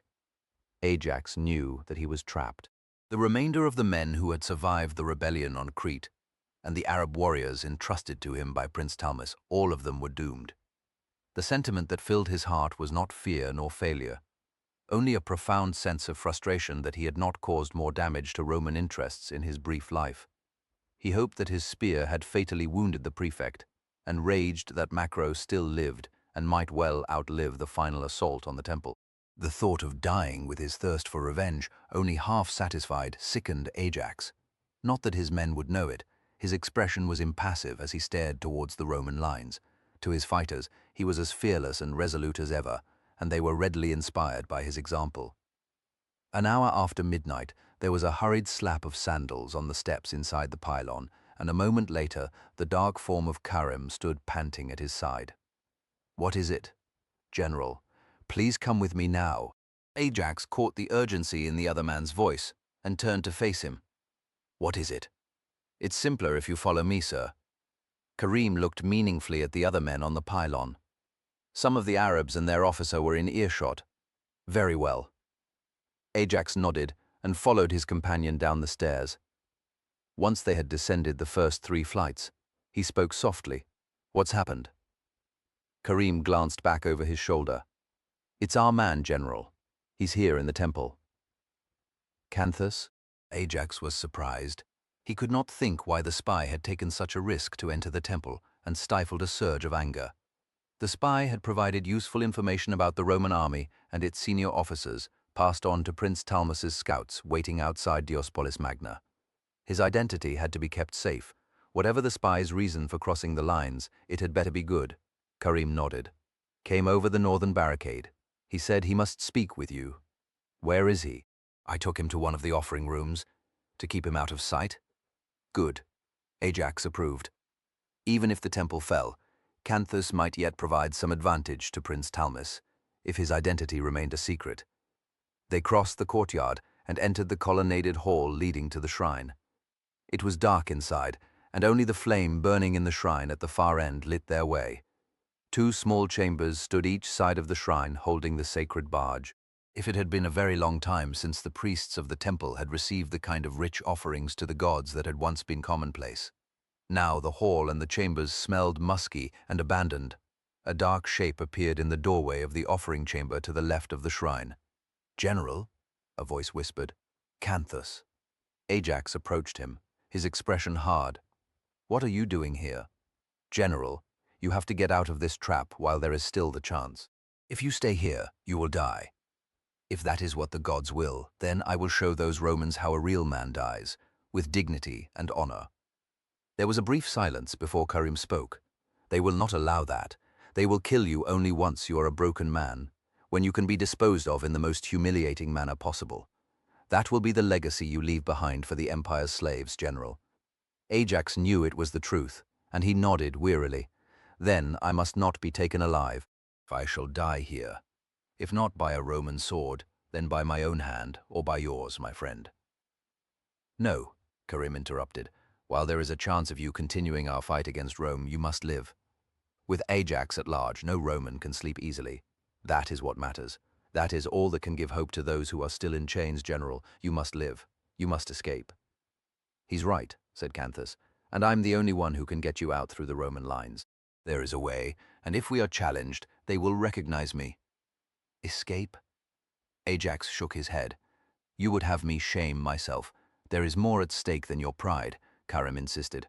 Sometimes a man becomes more than himself. He becomes an inspiration. His name is a weapon in the hearts of those who follow him, and a threat to his enemies. This is true even if he dies, Ajax countered. If you die, then all that you might still achieve, all your name might yet stand for, is lost.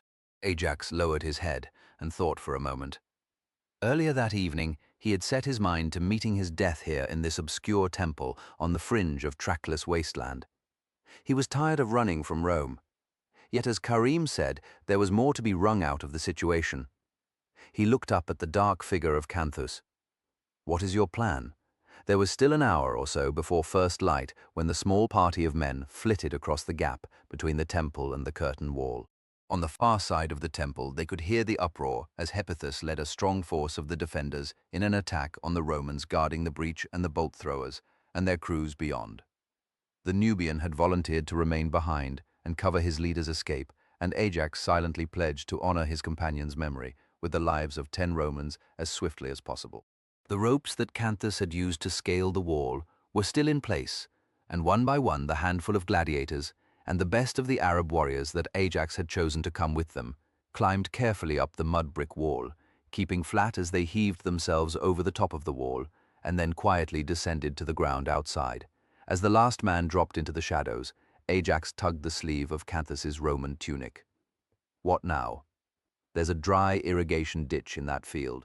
Canthus pointed to a vaguely delineated area of wheat a short distance from the wall. You follow me and stay as low as you can. There are 2 Roman outposts about 100 paces either side of the ditch. Once we get past them, then the ditch joins a wider irrigation channel.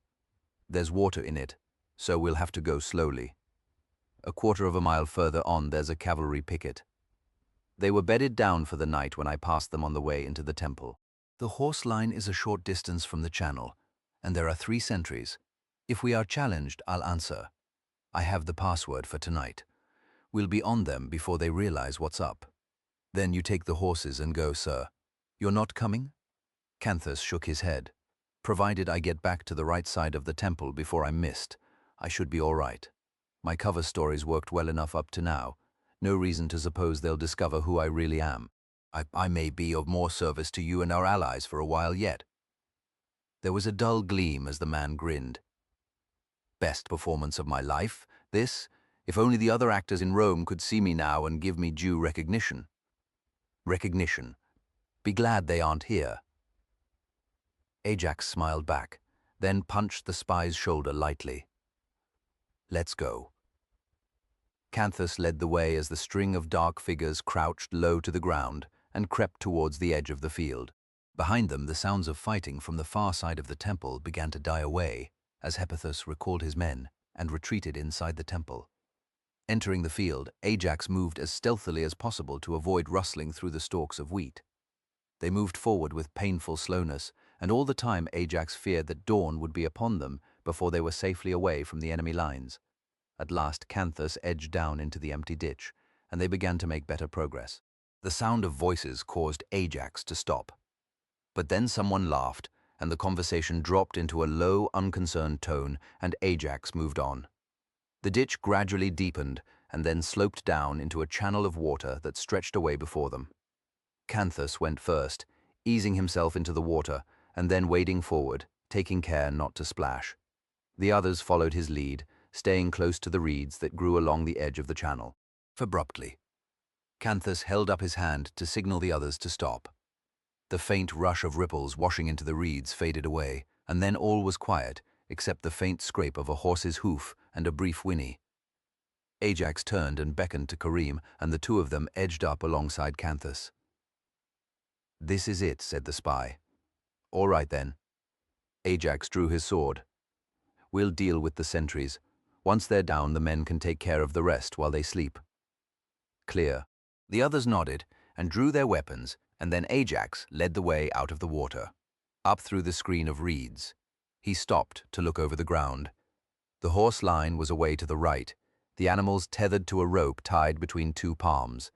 Two of the sentries were talking together beside the mounts, while the dark shapes of their comrades were scattered a short distance away. Some of the men were snoring. Beyond them, a solitary figure strolled slowly up and down. Ajax indicated him. "That one's yours, Karim. Work your way round there and silence him. I'll count to 100 before we move on the other two." Karim nodded, and then went down into a crouch and moved slowly past the sleeping Romans as he crept into the shadows of a handful of date palms and disappeared from view. Ajax counted off at a measured pace and then nudged Canthus. "Come on."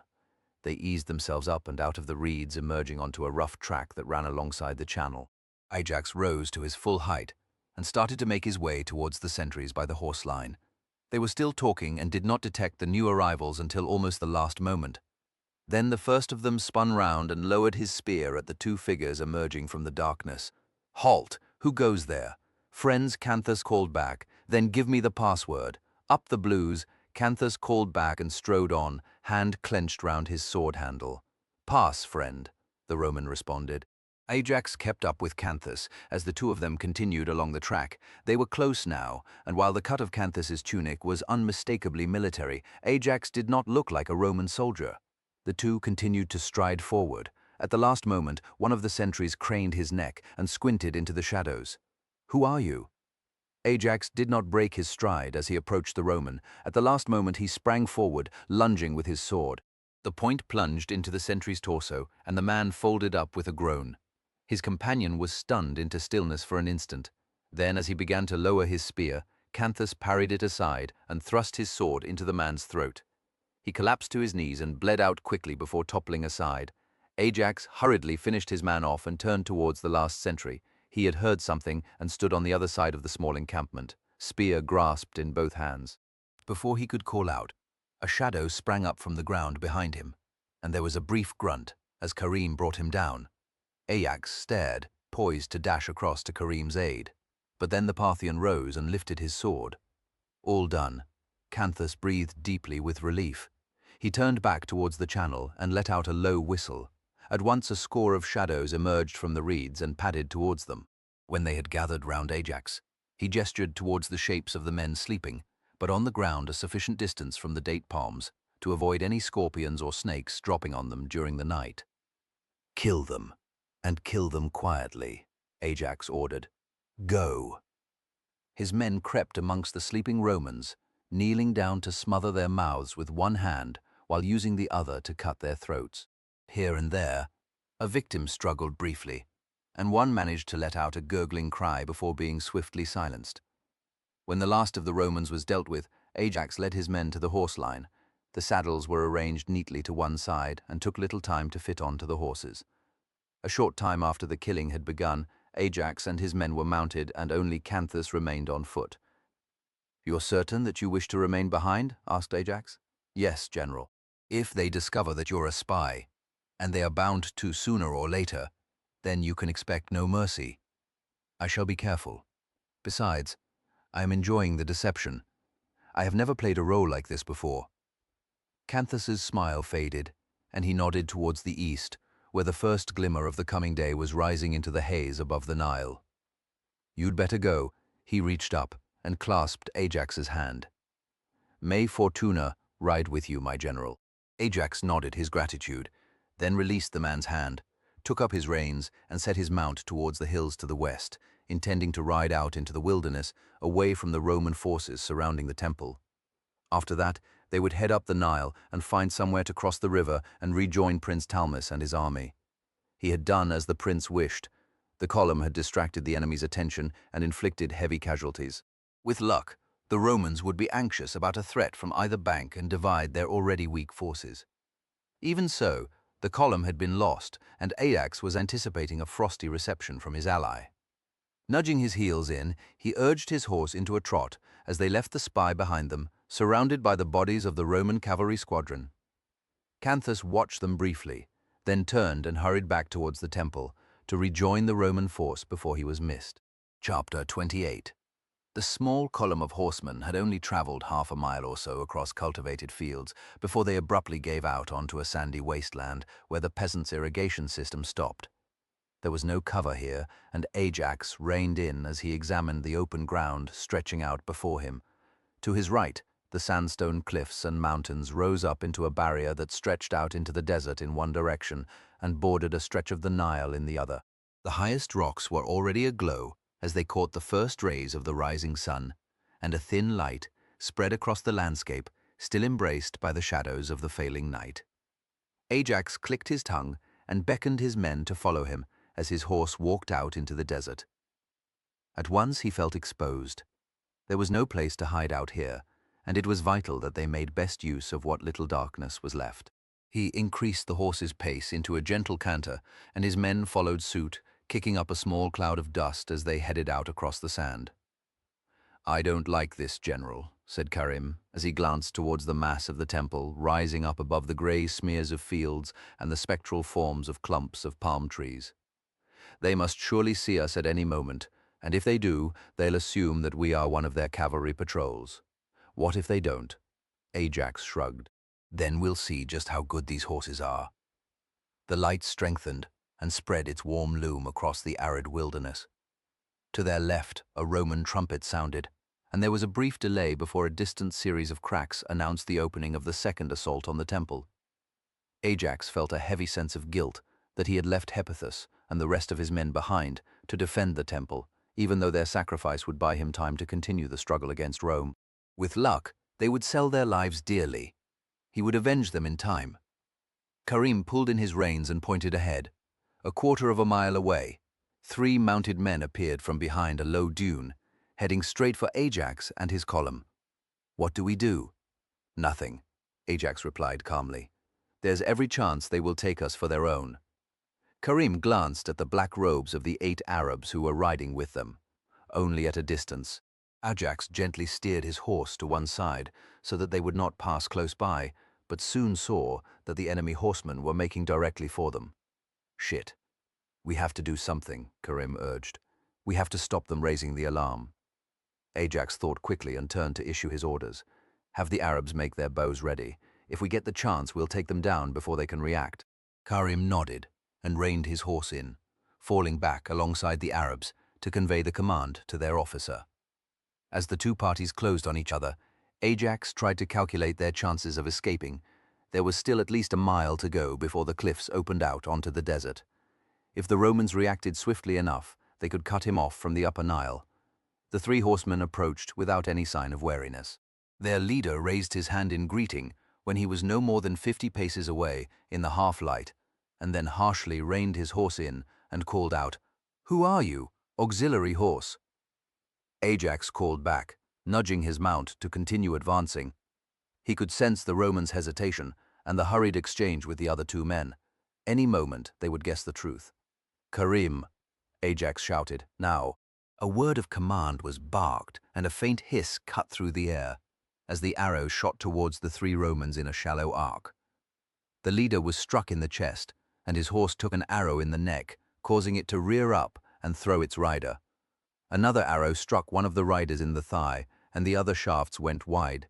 The 3rd Roman turned and instantly kicked his heels in, galloping towards the temple a few hundred paces away. His surviving comrade struggled to pull out the arrow, giving the archers time to string a second volley. This time he was struck in the chest and face and toppled from his saddle into the sand, sending up a small cloud of dust.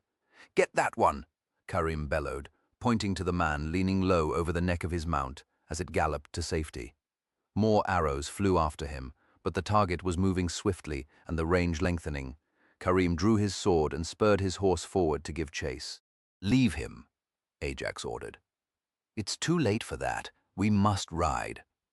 Reluctantly sheathing his sword, Karim ordered the archers to cease shooting, and then the column broke into a gallop, making for the gap between the mountains and the farmland. As they rode, Ajax cast frequent glances towards the temple and saw that the enemy horseman had reached an outpost. He gesticulated anxiously as he made his report. The shrill note of a horn carried on the cool morning air, and then another. There was still a quarter of a mile to go before the desert opened out, when Karim called to him and pointed towards the Nile. Two squadrons of enemy cavalry were racing out from the Roman lines, one heading towards Ajax and his men, while the other angled out across the strip of desert, aiming to cut them off. It took Ajax only an instant to see that they would not reach the gap in time, and he raised his arm to halt his men. They stopped their beasts in a swirl of dust. Ajax glanced round. There was only one direction left to them now. North. Follow me. He pulled savagely on the reins and wheeled his mount round before spurring it away from the trap being set for them by the two Roman squadrons. The rest of the gladiators and Arabs turned and raced after him, thundering across the sand, the sunlit cliffs to their left and the orange haze to their right, through which peered the gleaming gold curve of the sun, low on the horizon. Ajax leaned forward, feeling the mane of the horse whip his chin as it galloped. Head extended. He felt a bitterness poison his heart at the prospect of being chased down and forced to fight or surrender. His Roman enemies would be sure to relate how he had abandoned his men and run for his life. The only way to avoid such an outcome was to escape and fight on. That was all that mattered now. The second Roman squadron abandoned the bid to cut them off and turned to join the chase. 60 men against Ajax's 20. There was no question of turning to fight, he realized. That would doom them to certain defeat. As they pounded along the arid ground beside the cliffs, Ajax saw a defile winding up into the hills to his left. If it led to the top of the rocky plateau, there was still a chance of cutting round the Romans and rejoining Prince Talmus. If not, then at least it would give him and his men a chance to fight on a narrow front and face their pursuers on more even terms. He indicated the head of the defile and yelled to Karim, "Over there." The party of horsemen headed towards the rising ground. A dusty track lay ahead, and Ajax took this as a good sign. All tracks led somewhere, and there was a good chance that there was a route out of the defile. Looking back over his shoulder, he saw that the closer of the two enemy squadrons was no more than a third of a mile behind them, closer than it had been a moment earlier. He calculated grimly. The track wound up into the rocky ground, and the sounds of hoofbeats echoed off the parched stone. Soon the bends in the route hid their pursuers from view, and Ajax wondered if there might be a chance to branch off the track and lose them. However, there proved to be little opportunity for such a ruse, as the only paths leading away were too narrow and steep for the horses. Then, just over a mile into what had become a gorge, the track widened out into an open space, surrounded by towering cliffs and jumbles of boulders. Here and there, Ajax could see small openings in the rock, like caves. The track seemed to end abruptly at the foot of a tall cliff. There was no sign of life. Nothing moved about them, and a profound sense of stillness and foreboding seemed to fill the hot air trapped in the large natural arena. "What is this place?" asked Karim. "Those caves, they're not natural. Someone has cut them out of the rock. Look there." He pointed towards a larger entrance, half hidden behind a giant boulder. The shaded interior was framed by square-cut masonry, which was covered with small carved symbols, like the ones Ajax had seen cut into the temple. He edged his horse closer and peered into the tunnel. The walls had been painted, and they stretched off into the shadows out of sight. Before he could examine the cave any further, one of his men called out and pointed back down the track. Ajax and his party strained their ears, and then they heard it, the clattering echo of hoofbeats. "Karim, take the archers and get up on that cliff." He indicated a jumble of rocks that formed the last bend in the track. "Wait until they draw level with you before you shoot." Karim nodded and hurriedly dismounted to take command of the Arabs. Ajax faced the rest of his men, all that remained of his followers from Crete. "The track just beyond the cliff is narrow. We can hold it well enough. Every one of us is worth 3 good Romans any day, and it seems there are plenty of tombs to go round." He gestured at the openings in the surrounding rocks, and his comrades laughed. "Let's make sure we fill them up with dead Romans." Ajax took up position in the middle of the track, and his men formed up on either side in a close line of men and horses. They drew their swords and raised the shields they had taken from the men they had killed earlier. The sound of hoofbeats echoed off the jagged and tumbling faces of the rocks in a disorientating clatter, and then Karim's voice added to the rising din. "Here they come! Make ready!" Ajax tightened the grip on his sword and clenched his thighs against the flanks of his mount. Then the first of the Romans appeared around the base of the cliff, the decurion commanding the squadron and the signifer.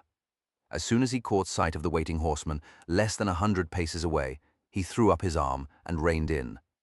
The rest of the squadron drew up, and then the decurion walked them forward as he shouted his commands for his men to make ready to charge.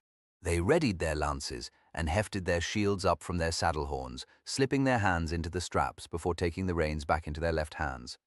Meanwhile, Ajax was watching Karim and his small party of archers as they notched their first arrows, extended their bow arms, and then drew back the arrows, took aim, and waited for the order to shoot. Karim was staring down from the cliff intently, marking the approach of the enemy, and as they drew abreast of his position, he raised his arm, held it there for a moment, and then swept it down. Loose arrows. A handful of the Romans looked up and round at the sound of his voice. Then the arrows struck home amid their ranks, plunging into horseflesh, glancing off shields and armor with loud raps, with one thudding home into the signifier's thigh, pinning it to his saddle.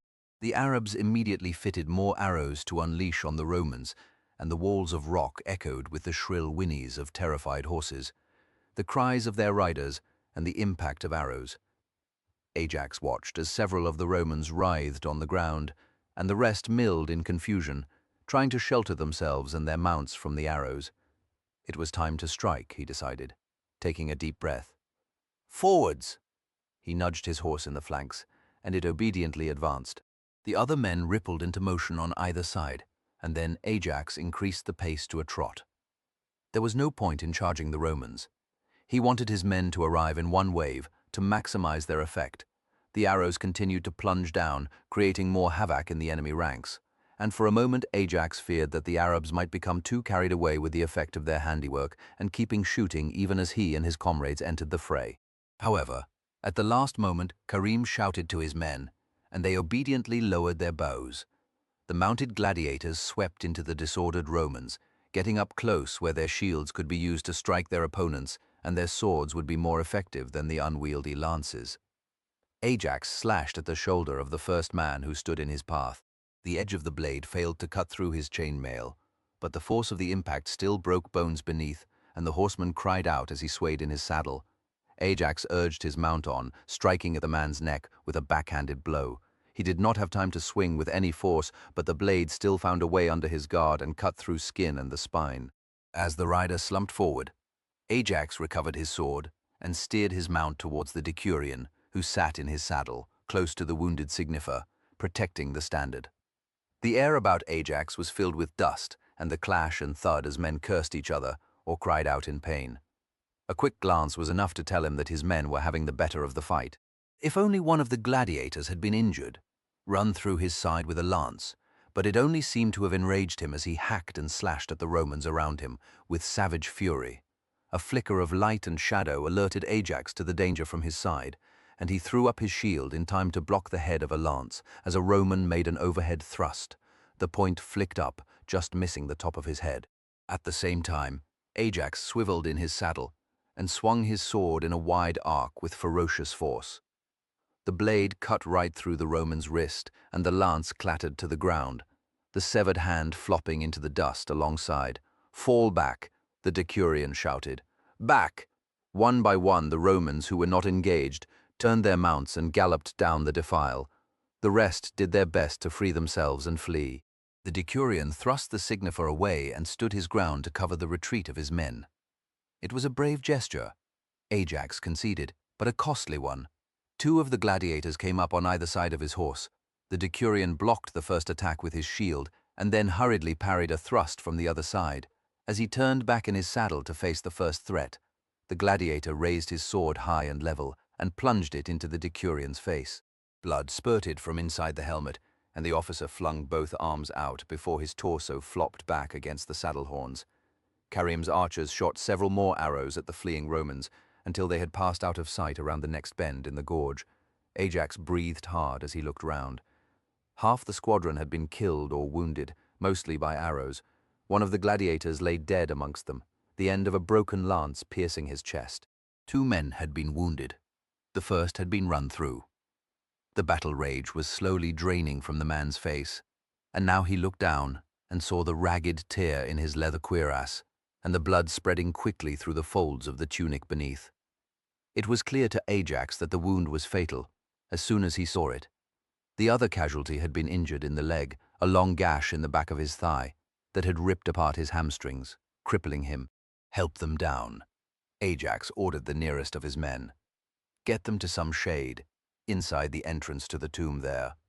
The rest of you, finish off their wounded."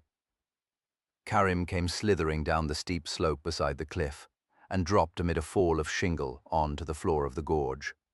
He smiled brilliantly at Ajax. That put paid to their pursuit. For now, Ajax sheathed his sword and lowered the strap of the shield onto his saddle horn before dismounting. "The survivors won't be charging up here blindly again, we can be sure of that. No, they'll keep watch on us while they send for reinforcements. Then we'd better find a way out of here." Ajax gestured towards the rocks towering on all sides. "Be my guest. The only way out is a steep climb on foot. We'd have to abandon the horses. Without them, we have no hope of escape." He looked round at the openings in the rocks and smiled grimly. "If we die here, then we die in the company of kings, my friend. Think on that." Karim pursed his lips. "That is a slender source of comfort, General. Frankly, I'd rather die somewhere a little less barren if I have to die at all." Ajax ignored him. He glanced at the entrances to the tombs. "When they come for us, we can still give them a good fight. Come, let's have a closer look." He strode towards the mouth of the tomb he had seen earlier, and after a brief hesitation, Karim followed him, not relishing the dark depths that stretched back into the cliffs. It seemed an ill omen to be trapped amid a valley of the dead. Chapter 29. "They put up quite a fight," said Macro, as they stood in the larger of the two courtyards in the temple. Cato, his left arm in a sling, nodded as he surveyed the bodies littering the ground. If it was late in the morning, and the air was already stifling, the cloying odor of blood added to the discomfort of the setting. Several legionaries were picking their way across the courtyard, looking for wounded comrades to carry into the columned hall where the chief surgeon had set up his field hospital. Any of the enemy wounded were quickly dispatched to put an end to their suffering. "Quite a fight," Macro repeated, arms on hips. "Now comes the fun part, finding the body of Ajax. I haven't seen him anywhere yet. I'll have to order a more thorough search, assuming he stayed to fight to the end." "You still think he had something to do with those horsemen that were seen earlier?" "It's possible."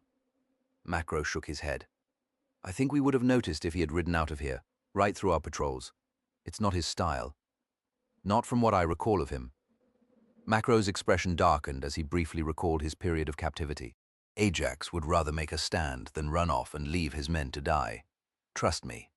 He's here. We just have to find him." Macro nudged a severed forearm with the toe of his boot. "Or what's left of him." He looked round the courtyard again and shook his head. "Have to hand it to them. This lot fought to the last. Not one prisoner. If the rest of the Nubian army is anything like this, then we'll have quite a fight on our hands when we finally meet." Cato pursed his lips. Despite what Macro said, the legionaries had had no difficulty in driving off the sortie that the enemy had made in the hour before dawn. They had made it as far as the breach and been held there while reinforcements were rushed forward to drive them back into the temple. None of the bolt throwers had been damaged. At dawn, the legate launched the second attack in person. He stood in the breach in full armor, sheltering behind a shield, as he bellowed the order for the bolt throwers and archers to commence bombarding the walls of the temple. This time, the missiles were loosed at close range, and the legionaries made short work of any Arabs who showed themselves on the walls of the temple and on top of the pylons. Safe from the danger of arrows, Macro led the first century forward again.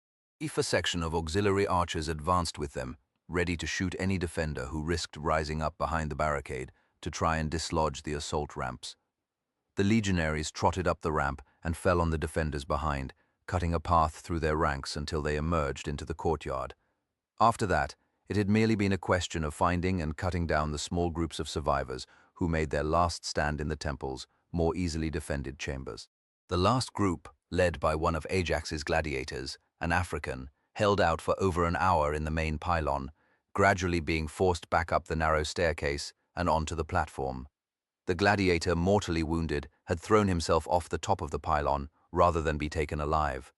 "Shame, you missed it." Macro looked at his friend closely. Cato had been too dazed to join the attack, and Macro had found Hemides, and told him to take care of the prefect in his absence. The priest helped Cato prop himself up against the trunk of a palm tree to watch the assault. Once the nausea passed and a surgeon's assistant strapped up his arm, Cato had dismissed Hamides and made his way inside the temple to find Macro. The latter continued in as sensitive a tone as he could manage. "I know you wanted to be there when we finished off that mad dog, Ajax." He paused.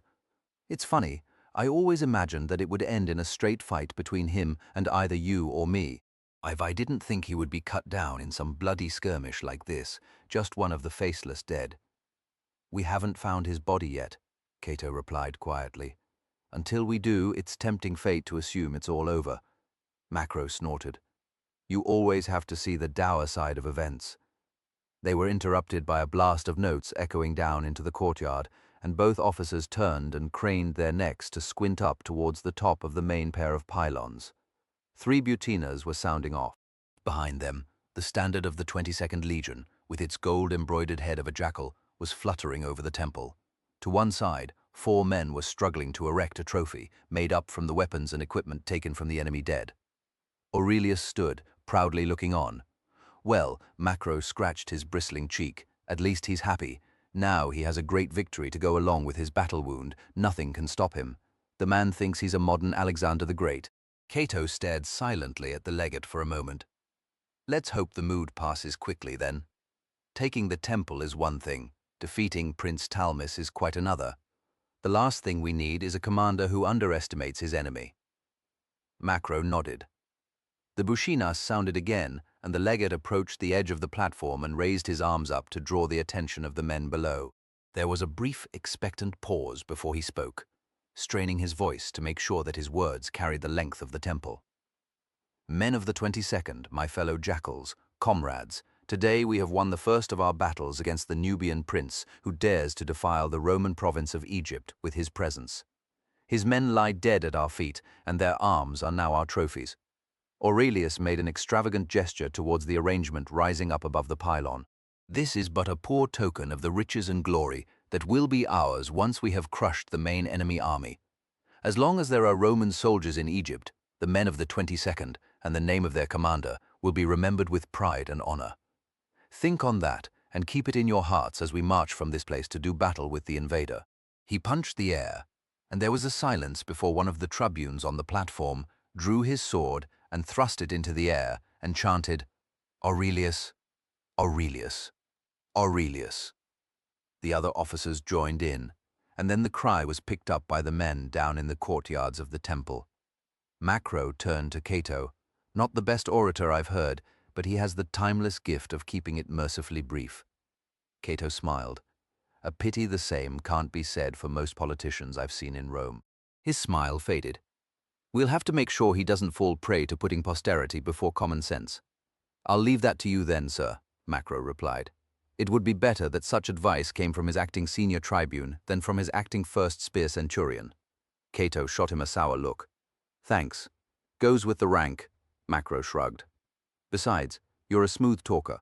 I'd lay good money that you could talk an Aventine whore into giving you a free shag, and then handing you a tip for the fine service." Cato frowned. "I'm not certain I have ambitions to be quite that rhetorically effective. It's early days. However, we have work to do." Macro turned to a section of his men who had just finished cheering the legate. "You lot over here at the double." They trotted over, and Macro gave them as detailed a description of Ajax as he could before sending them to search for his body. He promised a jar of wine to the man who found the gladiator and then dismissed them. As the men hurried away, suitably motivated to work through the growing stench of the bodies scattered through the temple, one of the orderlies from the headquarters staff approached Cato and saluted. "The legate sends his respects, sir, and requests that you and Centurion Macro attend him in the priest's quarters at the front of the temple." Cato exchanged a brief look of surprise with Macro. "Did he say why?" "No, sir, just that he wants all his senior officers summoned. As soon as possible," he added pointedly, then saluted and trotted off. Macro lowered his head and kicked a small stone away. What now? The accommodation built for the priests of the temple had once been a fairly elaborate affair, but centuries of neglect had left only a faint reminder of its riches. The heavens painted on the ceiling still retained their luster, but the chambers built around the courtyard were bare and sand-blown. The shallow pool that stood in the center had once reflected its surroundings, but the water had long since drained away, and a layer of silt almost covered the decorative tiles at the bottom. As Macro and Cato joined the other officers, the legate was standing at the far end of the pool, sketching a diagram in the silt with the point of his sword. His subordinates waited in silence until the legate had finished. Aurelius straightened up and sheathed his sword as he looked round at his officers with a broad smile. "There's no time to waste on platitudes and niceties, gentlemen, so I will come straight to the point. The enemy is on the run. Today's victory has given the Legion heart, and will dismay our foes when they hear of it. Now is the time to press home our advantage in a way that the enemy will least expect." He glanced at the nearest of his centurions and clicked his fingers. "Give me your vine cane." The officer hurriedly passed it to his commander, and Aurelius pointed the end at his diagram. The officers pressed forward for a better view. "This is the Nile from Diospolis Magna to the First Cataract. The Nubians' plan is now obvious. They divided their force to allow them to send this column round and take my army from both front and rear. We have put a stop to that scheme, and now we have an opportunity to pay them back in kind." Aurelius pointed towards Diospolis Magna. "I will lead the main force up the Nile to confront Prince Talmis. Since he outnumbers me, I am certain that he will stand his ground, especially if we can close on him before he becomes aware that we have crushed the column entrusted to the rebel gladiator. The enemy will think that we are walking into their trap." The legate paused, and then smiled cunningly as he sketched out the movements on his diagram. "However, it is we who will be springing a trap. As I lead the main advance down the eastern bank, Tribune Cato will take the auxiliary units and march swiftly down the western bank, cross over behind the Nubians and attack their rear. Caught between the two forces, they will be annihilated." He looked up, his eyes wide with excitement. "It is as elegant a plan as it is simple. I am sure you all grasp that." He paused, as if that he was ready to entertain comments, or perhaps he was daring any of his officers to defy him, Cato mused. He eased himself forward, wincing as his bruised arm brushed past Junius. "Sir, permission to speak?" "Of course, Tribune." Cato looked down at the sand map as he framed his thoughts. The legate's enthusiasm for his plan was evident. He would need careful handling. Cato looked up and met the legate's gaze directly. "Your plan has the virtue of turning the tables on the enemy, sir. That much is clear.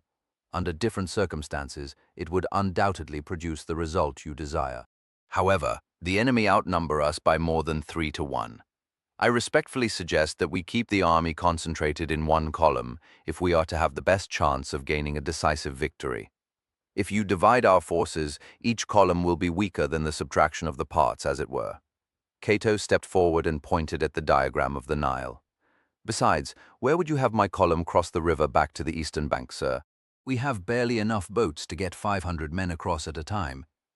You saw how much trouble we faced landing against a far weaker force than I will have to overcome next time.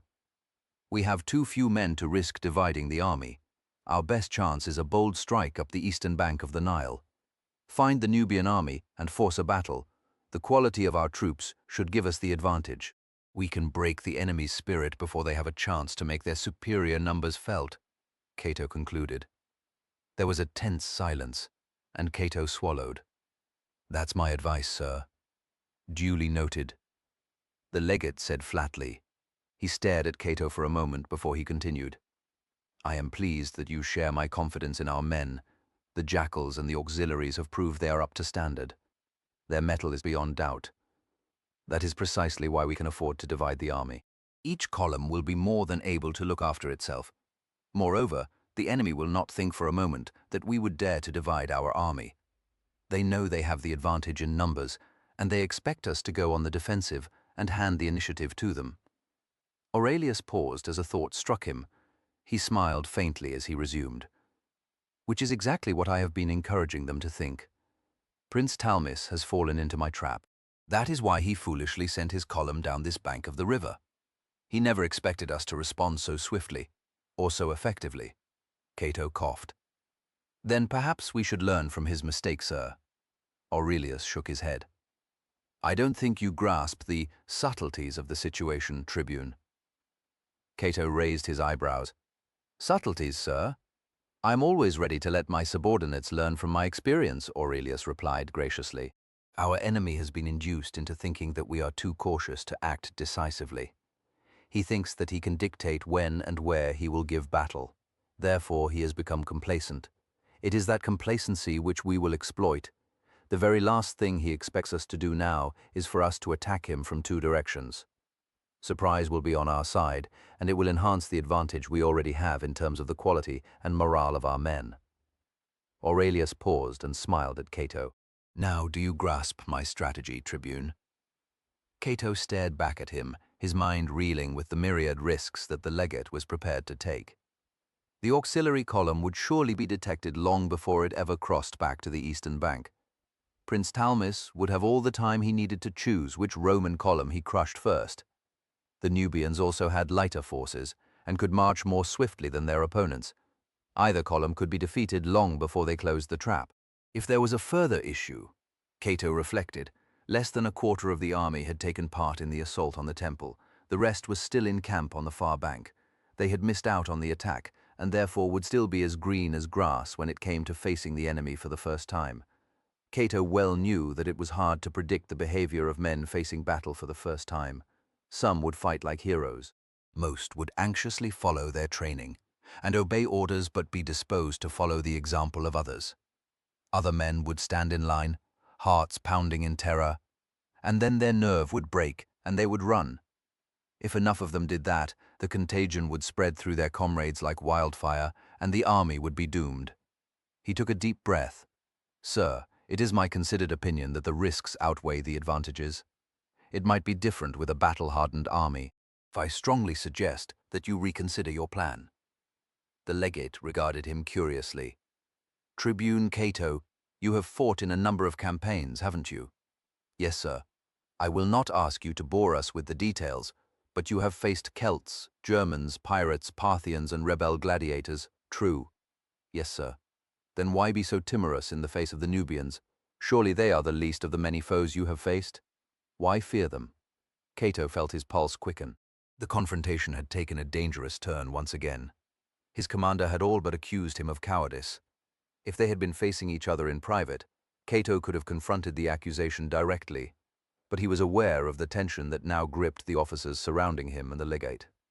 If he rounded on the man now, then Aurelius would be forced to apologize to him or dismiss him. An apology would damage his authority irreparably, so the legate would have no choice but to get rid of Cato and send him back to Alexandria. That would remove any opportunity for Cato to change his superior's mind with regard to his campaign plan. It would result in disaster. Cato was convinced of it. He knew that he must swallow his pride for the sake of army, his friend Macro, and the fate of the province. I do not fear the Nubians, sir, he responded evenly. I am merely offering you my professional opinion, based upon my years of service to Rome. And how many years is that, exactly? Cato felt furious with himself. He had walked into a trap of his own making. Fool, he cursed himself. 7 years, sir. 7, Aurelius repeated with a half-smile. I served 10 years in the ranks before being promoted to centurion. Then another 12 years acquiring the seniority necessary to become first spear and finally camp prefect. I rather think that I have all the experience necessary to command the army as I see fit. 7 years. He shook his head and then swept his arm round, gesturing to all the other officers. I wonder, is there another man here with less experience than you, Tribune? Well, there was no response from the officers, and the legate turned back to Cato with a triumphant expression. I think that places your advice in the appropriate context. Wouldn't you agree? Cato did not reply. Anything, he said now, would damn him either way. He was conscious of the other men watching him closely, waiting for his response. He cleared his throat. I have given you my advice, sir. That is my professional duty. The command of the army is yours. It is up to you to give the orders for the campaign. That's right. The decision is made, and the time for consultation or dissent is over. Is that clear? Yes, sir. Perfectly. Then I expect you, and every one of my officers, to obey my orders without question from now on. Cato nodded. The legate was still for a moment and then nodded. Very well then, you will all receive your instructions once the headquarters staff at Karnak have them ready. In the meantime, ensure that your men are ready to advance the moment I give the word." The officers nodded and were waiting to be dismissed when a cavalry auxiliary entered the room and strode up to the prefect of the Alexandrian mounted cohort and quickly reported to him. The other officers looked on curiously as the prefect questioned the man and then dismissed him. "Something to tell us?" asked Aurelius. "Yes, sir. It seems that some of the defenders managed to escape us, sir. One of my squadrons was surprised last night. They were part of the perimeter we established round the temple. They were killed where they slept. One of the sentries was still alive when they were discovered this morning. Before he died, he said that one of the men who attacked them was in Roman uniform and used the knight's password to get close enough to surprise the sentries." "How did he get hold of the password?" asked Macro. Junius pursed his lips. "Perhaps he overheard some of our men use it around the temple." The cavalry prefect nodded. "It's possible anyway. The attackers must have been the mounted men we saw at first light. I sent 2 of my squadrons to pursue them. They made off towards the north into the hills. I've just heard that they've been caught in a dead end. We have them." Macro turned to Cato and muttered, "That could be Ajax, I suppose." "More than likely." Cato nodded. "By the gods, that man is like a ghost. A bloody ghost. How far away are they?" Aurelius asked the cavalry prefect. "No more than 4 miles, sir. My men are watching them. The leading squadron had the worst of the first encounter. The officer in charge has asked for reinforcements before he tries again." Cato stepped forward to intervene. "Excuse me, sir, but it's possible that Ajax is with them. He could have escaped with what's left of his band of rebels." So, Centurion Macro and I were tasked with tracking Ajax down. "I request permission to take charge of his capture, sir." Aurelius considered for a moment. "No, I will take command since I am here. Might as well complete the work I've started. I'll take the auxiliary horse and the archers, since they will be remaining on this side of the Nile in any case. The rest of the men can return to Karnak. However, I shan't deprive you of the pleasure of being in at the kill, Tribune, nor you, Centurion Macro." "Thank you, sir," Cato responded with forced politeness. "Then let's not waste a moment longer." The legate clapped his hands together. "It's time to put an end to this rebel Ajax. To arms, chapter 30. Cato and Macro were sitting in the shade of a rock. The horses of the auxiliary cavalry cohort were clustered together in whatever shelter they could find, while their riders sat on the ground, their cloaks propped up on sticks to provide some cover from the afternoon sun. They were waiting for the archers, together with Aurelius and his staff, to catch up before they attempted to attack Ajax and his men. 2 squadrons had been sent to find another route to the top of the plateau that overlooked the gorge to make certain that none of the enemy would escape. Even in the shade, Cato felt the sapping burden of the sun's glare.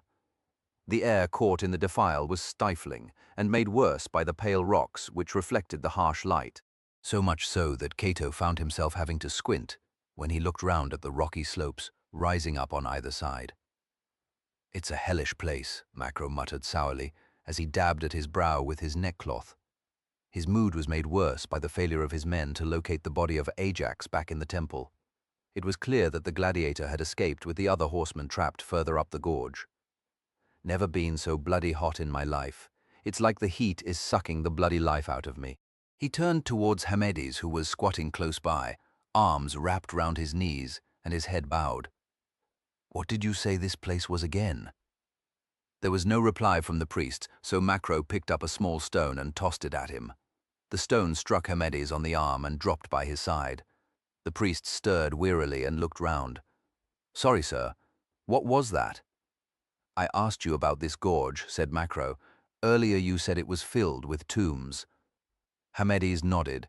"The tombs of the old kings and their high priests. Have you been here before then?" "Some days ago when I visited the temples on the west bank." "I remember," said Macro. "Thought it was a bloody silly time to go sightseeing. Anyway, about these tombs, what can you tell us? If they're anything like the temples that crop up all over the place, then they'll be quite a sight, I should think." "No, sir," Hamedes replied. "There's hardly anything to see, at least from the outside. Just holes in the rocks for the most part. They look more like cave openings than anything else." "Caves?" Macro snorted. You expect me to believe your lot stuffed their kings into holes in the ground when they died? Bollocks. They slapped them in the heart of those pyramids we passed near Memphis. Told me that yourself. Some of them, sir. Many of the others were buried here, together with their riches. Riches? Macro's eyes lit up. Hamades nodded. All the accoutrements they would need to take with them into the afterlife, but fashioned in gold and decorated with jewels. Of course, the tombs have been raided by thieves over the years, picked clean. Oh. Macro's expression turned to one of sullen disappointment. What are the tombs like? Asked Cato. How easily could they be defended? Defended? Hamades pursed his lips. They are just tunnels, sir, cut into the rocks. There are scores of them. Some of them are little more than caves at the end of short tunnels. Others were cut deep into the cliffs with columned chambers. I took a torch into a handful of them and went as far as I dared. Ajax's men might try and hide in them as a last resort. Cato took a sip from his canteen as he considered the priest's description. He tried to put himself in Ajax's position. The gladiator and his men had a limited supply of water. If they abandoned their horses and tried to climb out of the gorge, they would be faced by a long march across the plateau, then down to the desert before they could attempt to cut back towards the Nile. Even if they managed to evade the Roman forces on this side of the Nile, it was likely the heat and thirst would kill them long before they got to safety. On the other hand, if they hid deep inside one of the tombs, they would be sheltered from the sun and could survive for days before they were forced to emerge. If they timed it to come out at night, they might be able to slip past any soldiers still in the area looking for them. The more he thought about it, the more likely it seemed to Cato that his enemy would make use of the tombs. If they do try to hide, it could take quite a while to find the right tomb, and even then we'd have to winkle them out. I doubt the prospect of spending that long hunting them down is going to appeal to the legate, now that he's set his heart on putting a quick end to the Nubians. Macro looked up. You don't think he'll abandon the hunt? Not now, when we've got the last of them trapped, and Ajax with them, like as not. You heard Aurelius. He wants the army to march as soon as possible. He won't want to waste time hunting down a handful of fugitives. I'll not let Ajax get away again, Macro responded. Not this time. I don't care how long it takes. I'll search every bloody one of those tombs until I dig the bastard out. Cato fully shared his friend's desire to put paid to the rebel. However, there was no question of Aurelius giving them permission to spend several days searching for him. He turned to the priest and regarded him thoughtfully. This might also be the opportunity to resolve something that had been troubling him since he had first heard of Ajax's escape a few hours earlier. Hamades, sir, I have a job for you. I need someone to go forward and spy out the enemy's positions. If they go to ground when we attack, then I must know which tomb they are hiding in. Since you know the place, you're the obvious choice. Yes, sir. You'll need to make an indirect approach. Cato looked up at the crags and rocky outcrops that formed the sides of the gorge. It'll be hard going and dangerous if you are spotted. Will you volunteer? Hamades nodded at once. Yes, sir. I have as much of a debt to settle with Ajax as you do. Of course. Cato half smiled. I had little doubt you would agree. He turned to Macro. Centurion, I want you to go with him. Macro raised his eyebrows. Me? 2 pairs of eyes are better than 1. Hamades knows the ground. You know how best to use it. Go with him, and report back to me as soon as you have discovered which tomb the enemy are using. It'll be hot work. You can both leave your armor behind. Just take your swords. Macro opened his mouth to protest, then puffed his cheeks and nodded. As you command. Once the 2 men had struggled out of their chainmail armor and rebuckled their sword belts over their tunics, Cato sent Hamades to fetch some spare canteens from the nearest cavalry squadron.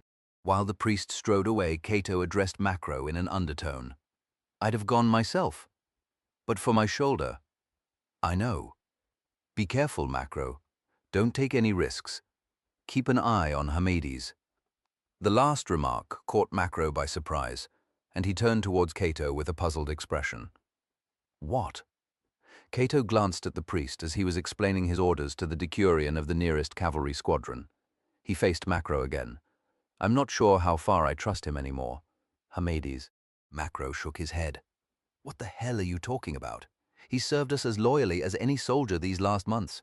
Besides, you know his story. Hamedes wants revenge just as we do. That's his story, Cato replied quietly. Macro let out a sharp, exasperated breath. You mind telling me what's brought this on? Hamedes had secured 2 spare canteens and was striding back towards them. I can't explain now, just do as I say. Go with him. Find out what you can about Ajax's position, and watch Hamedes closely. I may be jumping at shadows, I don't know, but just watch him, as you wish. But I'm telling you, Hamedes is all right. I feel it in my bones. He's no traitor. Macro stilled his tongue as the priest approached and handed him one of the canteens. Macro nodded his thanks and slung the strap over his shoulder, adjusted his sword belt, and then looked at Hamedes. Ready? Yes, sir. Then let's be off. Macro surveyed the sides of the gorge and then saw a small cut in an outcrop that seemed to offer a steep climb up to higher ground.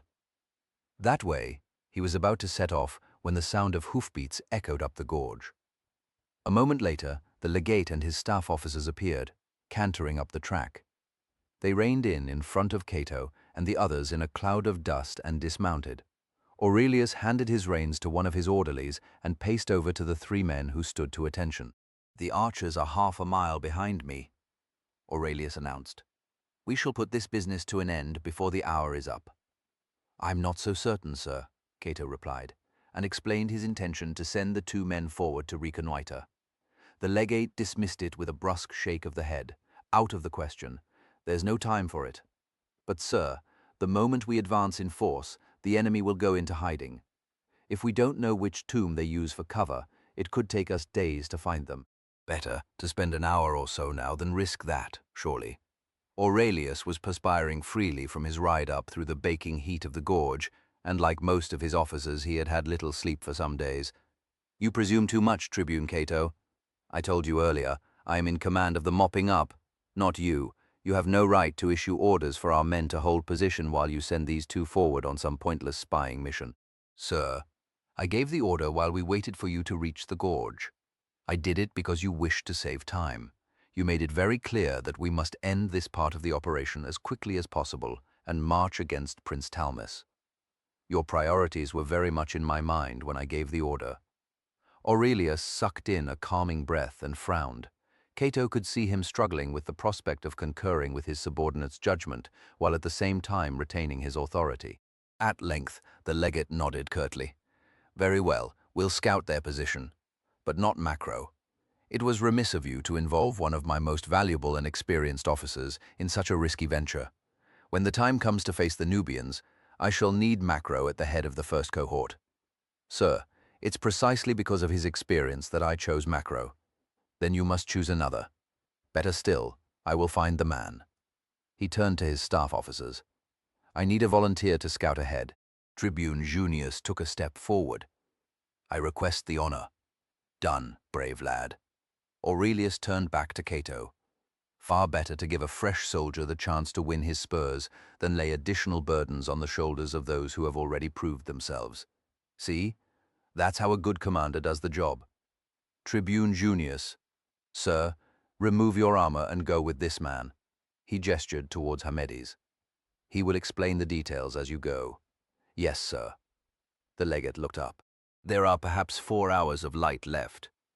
I shall give you 2 hours to return. That is when I shall give the order to storm the valley. For over an hour, the 2 men climbed higher into the rocks that towered above the gorge. They proceeded cautiously as they worked their way towards the small valley at the end of the track, taking care not to dislodge any large stone that might start a landslide and give away their position. Tribune Junius led the way, occasionally turning to Hamedes to ask for general directions. Above them, the sun edged towards the jagged summits at the end of the valley, and the heat wrapped itself around them like a burning vice, so that every breath felt labored, and even the occasional waft of air was warm and cloying. Soon their linen tunics were saturated with sweat and stuck to their skin. Then, as they crested a ridge that sloped down sharply towards the track, Junius froze and quickly eased himself down against the rock. "What is it, sir?" Hamedes asked in a hushed voice. "I see 'em," Junius whispered, frantically gesturing for the priest to join him. Hamedes shuffled forward and peered over the rocks, down into the valley. There was a large outcrop above the final bend of the track, and 4 men in black robes sat amongst the boulders, keeping watch. A short distance beyond, the track gave out onto an open space where the horses were hobbled. Dotted around the cliffs were several openings of various sizes. Two men with shields slung over their backs and armed with lances appeared from behind some rocks further along and strode towards the horses. Junius and Hamades watched for a moment longer. Then the tribune gestured towards an outcrop 100 paces further into the valley. Come on. The two crossed the ridge as stealthily as possible, all the time watching the lookouts below for any sign that they had been detected. However, the Arabs' attention was firmly fixed on the track, and they never once looked up the cliff above them. The two climbed along the rock cautiously, testing every handhold and step as they went. It was exhausting work, and by the time they had reached the outcrop, they were forced to stop and recover their strength. They took some water from their canteens, and then crept forward onto a flat slab, sticking out at a right angle from the cliff. The drop on the far side was sheer, and Hamades felt a twinge of dizziness as he looked straight down into the valley. The two enemy soldiers had reached the horses and sat close by in the shade, foreshortened into heads and limbs from the point of view of those spying on them. There was no sign of anyone else, and no clue as to where the rest of the men were concealed. Junius scratched his jaw anxiously. We have to get closer. Somewhere we can see the entrances of the tombs more easily. His companion gazed down the cliff and then pointed towards another outcrop where the valley divided, a spur heading off into the rocks to the north. There, sir. That should do. Junius followed the direction indicated, thought a moment, and then nodded. Right. They were making their way down the cliff when another figure emerged below them, striding towards the horses. Junius opened his mouth to say something, then paused and turned to Hamades. Recognize him? Hamades squinted a moment to be sure, and then nodded. Ajax. The gladiator stopped when he had a clear view of the horses and the lookouts in the rocks beyond. He cupped his hands to his mouth and called out, Any sign of movement? One of the Arabs turned and called back in accented Greek, Nothing, sir. Ajax was still for a moment thinking, then he called again. They're coming, sooner rather than later. Be sure to sound the alarm, and then make every arrow count. The Arab waved his hand in acknowledgement and turned back to keep watch on the track. Ajax made his way over to the men waiting with the horses. There was a muted exchange before the gladiator turned away and returned the way he had come. As he departed, the two rebels approached the horses. The first man took the reins and patted the horse's flank soothingly, while his companion went round to the other side, drew his sword and cut the animal's throat. It jerked back with a high-pitched whinny that was cut short by a strangled gurgle, as the blood coursed from the wound and splattered the dust and gravel between its hooves. It stood still for an instant, and then its legs trembled and gave way, and the animal collapsed.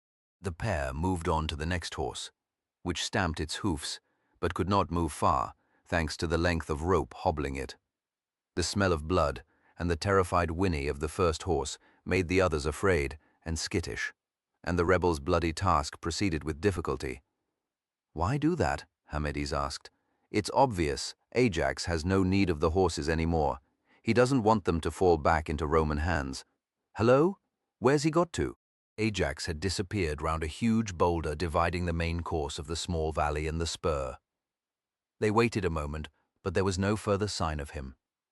The tribune drummed his fingers on the rock in front of him, and then turned to Hamades. Wait here. I'm going forward for a closer look. We have to know where he's gone. Hamades nodded. Make sure you stay out of sight, Junius continued softly, though there was an anxious edge to his voice. Give me until the sun reaches the top of those rocks. Then, if I haven't returned, get back to the column and report to the legate. Understood? Yes, sir. Junius edged forward, creeping through the jumbled rock on hands and knees, until he was lost from sight. Hamades stared after him for a while, but saw no more sign of the tribune. Below, the two men killed the last of the horses and then retreated back to the shade, leaving the bodies amid dark stains and pools of blood, where the flies and other small insects soon found them and began to feed. Hamades glanced once more in the direction that Junius had taken, and then cautiously made his way further down the slope towards the men. Chapter 31. Are you quite certain? The legate asked Hamades directly. Yes, sir. The priest nodded. I saw them enter the tomb, Ajax, and some of his men. What about you? Aurelius turned towards Tribune Junius. Can you confirm this? Junius shook his head. I went in a different direction, sir. Beyond the place where the priest says he saw this tomb, I went to the end of the track that led off from the main valley. I must have missed it, he confessed with a hint of shame in his voice. Just as well that the priest picked up on it, sir, or we'd never have located them. All the same, good work, both of you. The legate smiled at Hamades.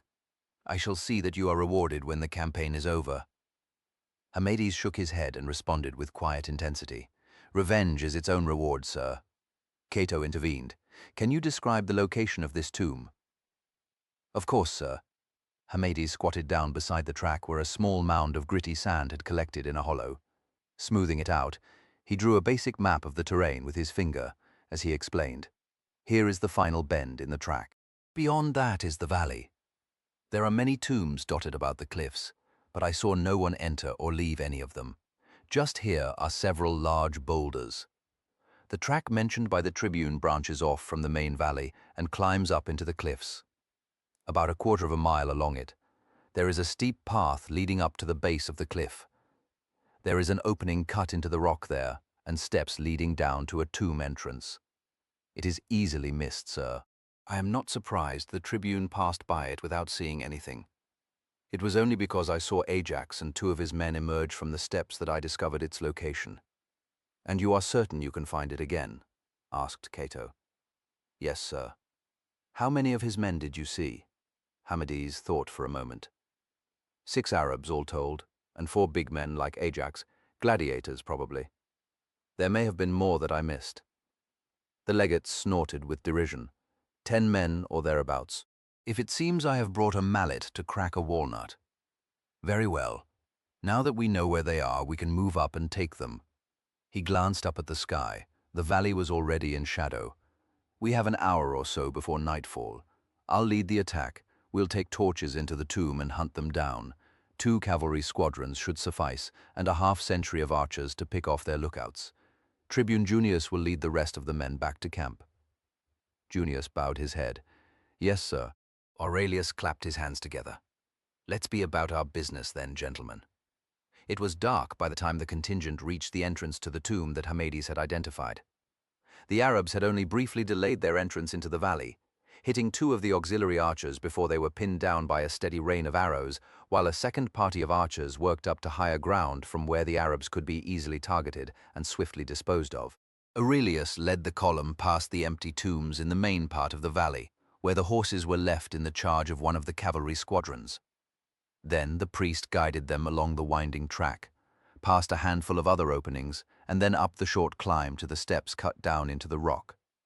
As they approached, the Romans saw a figure just inside the entrance to the tomb. He shouted a warning to his comrades before scurrying down the tunnel that led deep beneath the cliff. The leading section of auxiliaries made a rush down the steps before Macro bellowed at them to come back. What the hell do you think you're doing? It's pitch black down there. You go flying into the tunnel, and the first man that falls will break his bloody neck, and the rest of you will trip over him and go the same way. Get a fire going and make up some torches. He turned to Cato with a disgusted look. Idiots. Quite right. The legate nodded as he peered into the dark tunnel. We'll need illumination. Plenty of it. The last of the daylight faded in the heavens as the soldiers gathered some dry branches of vegetation that clung to cracks in the rock. One of the archers produced a tinderbox and struck his flints until he managed to coax a tiny flame onto the thin slivers of charred linen in the box. The fire quickly took once the flame was presented to the kindling, and soon the cliff above the entrance was aglow with the light from the flames that crackled up from the fire, burning a short distance from the mouth of the tomb. 20 men should suffice, Aurelius decided, and I'll take a section of archers. If the tunnels are straight, they should be able to get a few shots off if they get the chance. Make sure we have plenty of torches, Macro. Yes, sir. He gestured to the tightly bound bundles of dry twigs and brush piled to one side. I've already seen to that. Good man. Aurelius nodded approvingly, his gaze fixed on the entrance to the tomb. Macro realized that the legate was rapidly losing his enthusiasm to lead the party, now that he found himself staring into the dark hole wherein lurked a small group of desperate and deadly fugitives. "I'll lead the men if you like, sir," Macro suggested quietly. "No need for you to come." The legate tore his gaze away from the tomb and frowned at Macro. "Certainly not. A legate should share the same dangers as his men. Otherwise, he is not fit to command them." "Yes, sir. Shall we begin then?" "Yes. Yes, of course." Aurelius strode across to the bundle of torches and picked one up. He lowered it into the fire and let it catch light, then stood by the steps leading down to the tomb entrance. Macro lit another torch and detailed 2 of the archers to go first, one with an arrow notched, the other holding a torch. Macro was about to follow them when Cato paced over to pick up a torch. "You'd better stay here, sir," Macro said firmly. Cato shook his head. "I'm coming. Not with that arm in a sling. The first stretch of the tunnel looks steep. We'll need to keep a hand spare to stop stumbling. You'll only get in the way, sir. Be more of a hindrance than a help." Macro meant it in a kindly fashion, but Cato shot him a sour look. "Thanks. But if you think I'm prepared to sit by while you go up against Ajax, then you're mad." "The centurion's right," Aurelius interrupted. "You'll stay here with the rest of the men until it's over. That's an order." Cato's lips pressed together in a thin line for a moment before he responded through clenched teeth. "Yes, sir." He backed away and sat on a rock that overlooked the cut steps. He watched sullenly as the archers entered the tomb. Then Macro descended the stairs, followed by Harmades. Cato cleared his throat and called down, "Take care, Macro. Watch your back." Macro looked up at him briefly and grinned. Then he passed out of sight. The legate followed Harmades into the tomb. Then came the rest of the auxiliaries and archers, several of them carrying lit torches. The last man, bearing a coil of rope over his shoulder, entered the tunnel, and the bright glow of his torch wavered and faded. And then there was only the faint scrape of iron-nailed boots on the floor of the tunnel, and echoed comments which gradually faded away. Cato sat still for a moment, uneasy with the burden of his fears and suspicions. Then he glanced irritably down at his arm in the sling and slowly eased it free and attempted to flex it. At once, there was a red-hot shooting pain through his shoulder joint, and he groaned and stilled his arm. When the pain had receded, he eased the sling back on and looked down at the pitch-black entrance to the tunnel. Whatever happened in the tomb, there was nothing he could do about it now. Without Cato being aware of it, his left foot began to twitch in an agitated rhythm as he settled back on his rock and waited for Macro and the others to return. The passage was wide enough for 2 men to walk abreast, but the incline was steep, and Macro found that he had to step cautiously down the pitted rock surface to avoid slipping. By the wavering and flaring light of his torch and the one ahead of him held by the archer, he could see that the walls of the tunnel were painted with detailed depictions of the native gods and kings. Sometimes the kings, wearing the combined crowns of the upper and lower Nile realms, were making offerings to the gods. In other images, they were leading their armies to war. The images were interspersed with the incomprehensible but strangely beautiful script of the ancients that Macro had grown used to seeing on the religious buildings that dotted the province. The air in the tunnel was warm and damp-smelling, and the further they went down into the rock, the more the walls and roof seemed to close in about him. It was an illusion, he told himself. He had never liked enclosed spaces. And the fact that Ajax and his men lay in wait ahead only added to the burden of apprehension that settled on Macro. They had gone at least 100 paces when the floor of the tunnel evened out slightly and made the going easier. Macro glanced back to make sure that the others were not too bunched up, and then gave the order for the party to halt. The echoing footsteps slowly died away, and the tunnel fell silent. "What is it?" Aurelius whispered. "Why have you stopped?" "To listen, sir." Macro touched his finger to his lips, and then cocked his head to one side and stood still, straining his ears to detect any sound of movement from ahead above the rasp of his own breathing. At first there was nothing, then a faint rustling and soft whispers that made the hair rise up at the back of Macro's neck. He eased himself forward, past the archer holding his bow ready. The lead man held his torch out in front of him and was staring intently down the tunnel.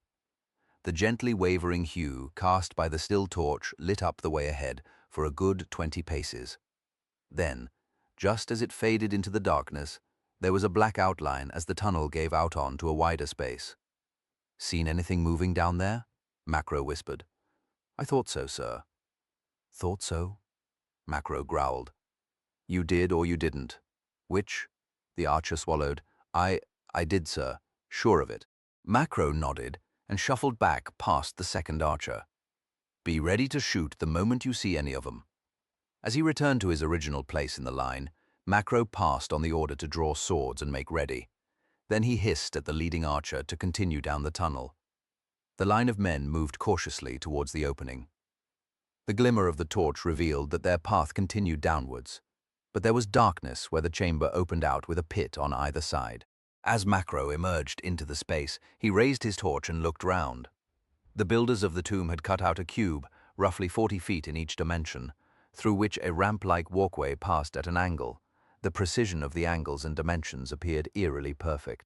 On either side of the ramp, there was a drop of about 20 feet, and by the light of the torch Macro could make out the spoil and rubbish that had been abandoned in the tomb by successive robbers and the curious who had dared to explore the darkened tunnel over the centuries.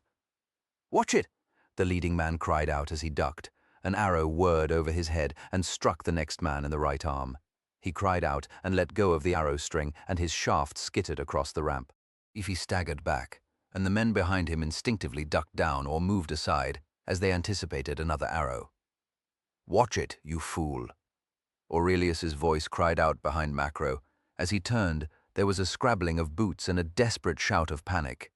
He glimpsed the legate teetering on the edge of the ramp, arms flailing, his torch flaring madly. Then he fell into the pit, the flames of the tumbling torch illuminating his swift descent, broken by a heavy thud that cut off his cry. "Shit," Macro snarled as he braced his feet and looked over the edge of the ramp.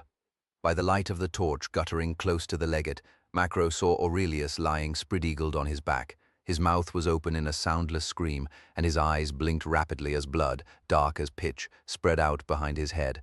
Another arrow shot up the tunnel, narrowly missing the two archers before it bounced off Macro's shield at an upward angle and clattered off the wall of the chamber. Macro quickly stepped past the wounded archer and lowered his shield to provide cover from the next arrow. A moment later, there was a loud crack, amplified by the surrounding rock, as a second arrow struck Macro's shield squarely and punched through the layers of leather and wood as it lodged. He grabbed the torch from the leading archer. "Get behind my shield and start shooting back." The man nodded and hurriedly plucked an arrow from his quiver, strung it, drew back, and then bobbed up just long enough to release the shaft down the tunnel. "Keep that up," Macro ordered, and then turned to look up the ramp. The wounded archer was shuffling back along the line of men who had pressed themselves to the ground, and where the ramp entered the tunnel, they hugged the walls. Hamides was crouched down a short distance behind Macro. "What happened to the legate?" asked Macro. "I don't know, sir. He was just ahead of me, then stumbled and must have lost his footing." "Right. Well, we have to get him out." Macro raised his voice and called back up the line. "Pass the rope forward." There was a brief delay during which another 3 arrows came flying up from the depths of the tomb, 2 striking Macro's shield while the third whipped past and splintered against the rock just beside the tunnel leading up to the tomb's entrance. Then the coil of rope appeared, passed from man to man, until Hamides took hold of it. Macro had already seen that there was nothing to tie the end to, and he pointed back up the tunnel. "Find an anchor man to tie it round his waist, and then have 4 more on the rope to take the strain." "Yes, sir. Let me go down and get the legate." "No, you take my shield." "I'll do it," Macro decided. Hamides came forward, squeezing between the archer and Macro, and took hold of the handle. Macro grasped his shoulder as he gave him his orders. "Move forward, nice and slow, like no more than 10 paces into the next section of tunnel. The archer goes with you. Keep harassing whoever it is that's down there taking potshots. Clear." Hamides and the archer nodded. "Then get on with it." As soon as the rope was ready, Macro tied a loop in the end and put his boot in. He eased himself over the edge, clinging to the rope with both hands as his men took the strain and began to lower him into the pit. As soon as his boot touched the ground, Macro let go and scrambled across the rubble to the legate. Aurelius's eyes had closed, and his breathing was swift and shallow. Macro carefully examined his body and felt a swelling around the legate's leg and the misshapen bend to his left arm. The back of his head was drenched in blood and felt pulpy. Aurelius let out a long, deep groan, and Macro withdrew his hands. You're in a bad way, old son. Macro shook his head sadly. Best get you out of here quickly. He pulled the rope over, called for some slack, and then fastened it around the legate's chest under his arms. Pull him up, nice and gently. The rope creaked under the burden as Macro guided the legate's body into the air. Halfway up, he began to tremble wildly and let out a series of breathless grunts. Then he reached the ramp, and the auxiliaries pulled him up the tunnel and returned the end of the rope to Macro. When he had climbed back up, Macro took a deep breath and gave his orders. Get the legate and the wounded man out of the tomb. Tribune Cato can have them taken straight back to the main camp. Meanwhile, we'll settle our business here. Macro made his way into the tunnel and rejoined Hamedes. The archer was squatting down beside the priest, making no attempt to shoot down the tunnel. What the hell have you stopped for? Macro demanded. There's been nothing coming the other way for a while now, sir, the archer explained. Fair enough. Macro relented. Let's push on. Hamedes, you take charge of the torch, keep it as high as you can, with Macro holding the shield to the front and the torch held up and to the side, while the archer fitted another arrow. The three men continued slowly down the tunnel, followed by the rest of the small force. Soon, Macro could discern another chamber ahead of them. This time, the space was illuminated, as the defenders had lit some torches of their own. Another arrow whipped up the tunnel towards them, going to the side where it ricocheted off the wall. Macro kept moving. Now he could clearly hear voices ahead of them. He continued forward to the threshold of the new chamber, and by the light of a torch left burning on the ground, he could see that it was larger than the one they had passed through earlier, but had a solid floor with square columns running down its length, also cut from the rock. There was no sign of the defenders. Macro waited for the rest of his men to join him and prepared to charge into the chamber as soon as he gave the order.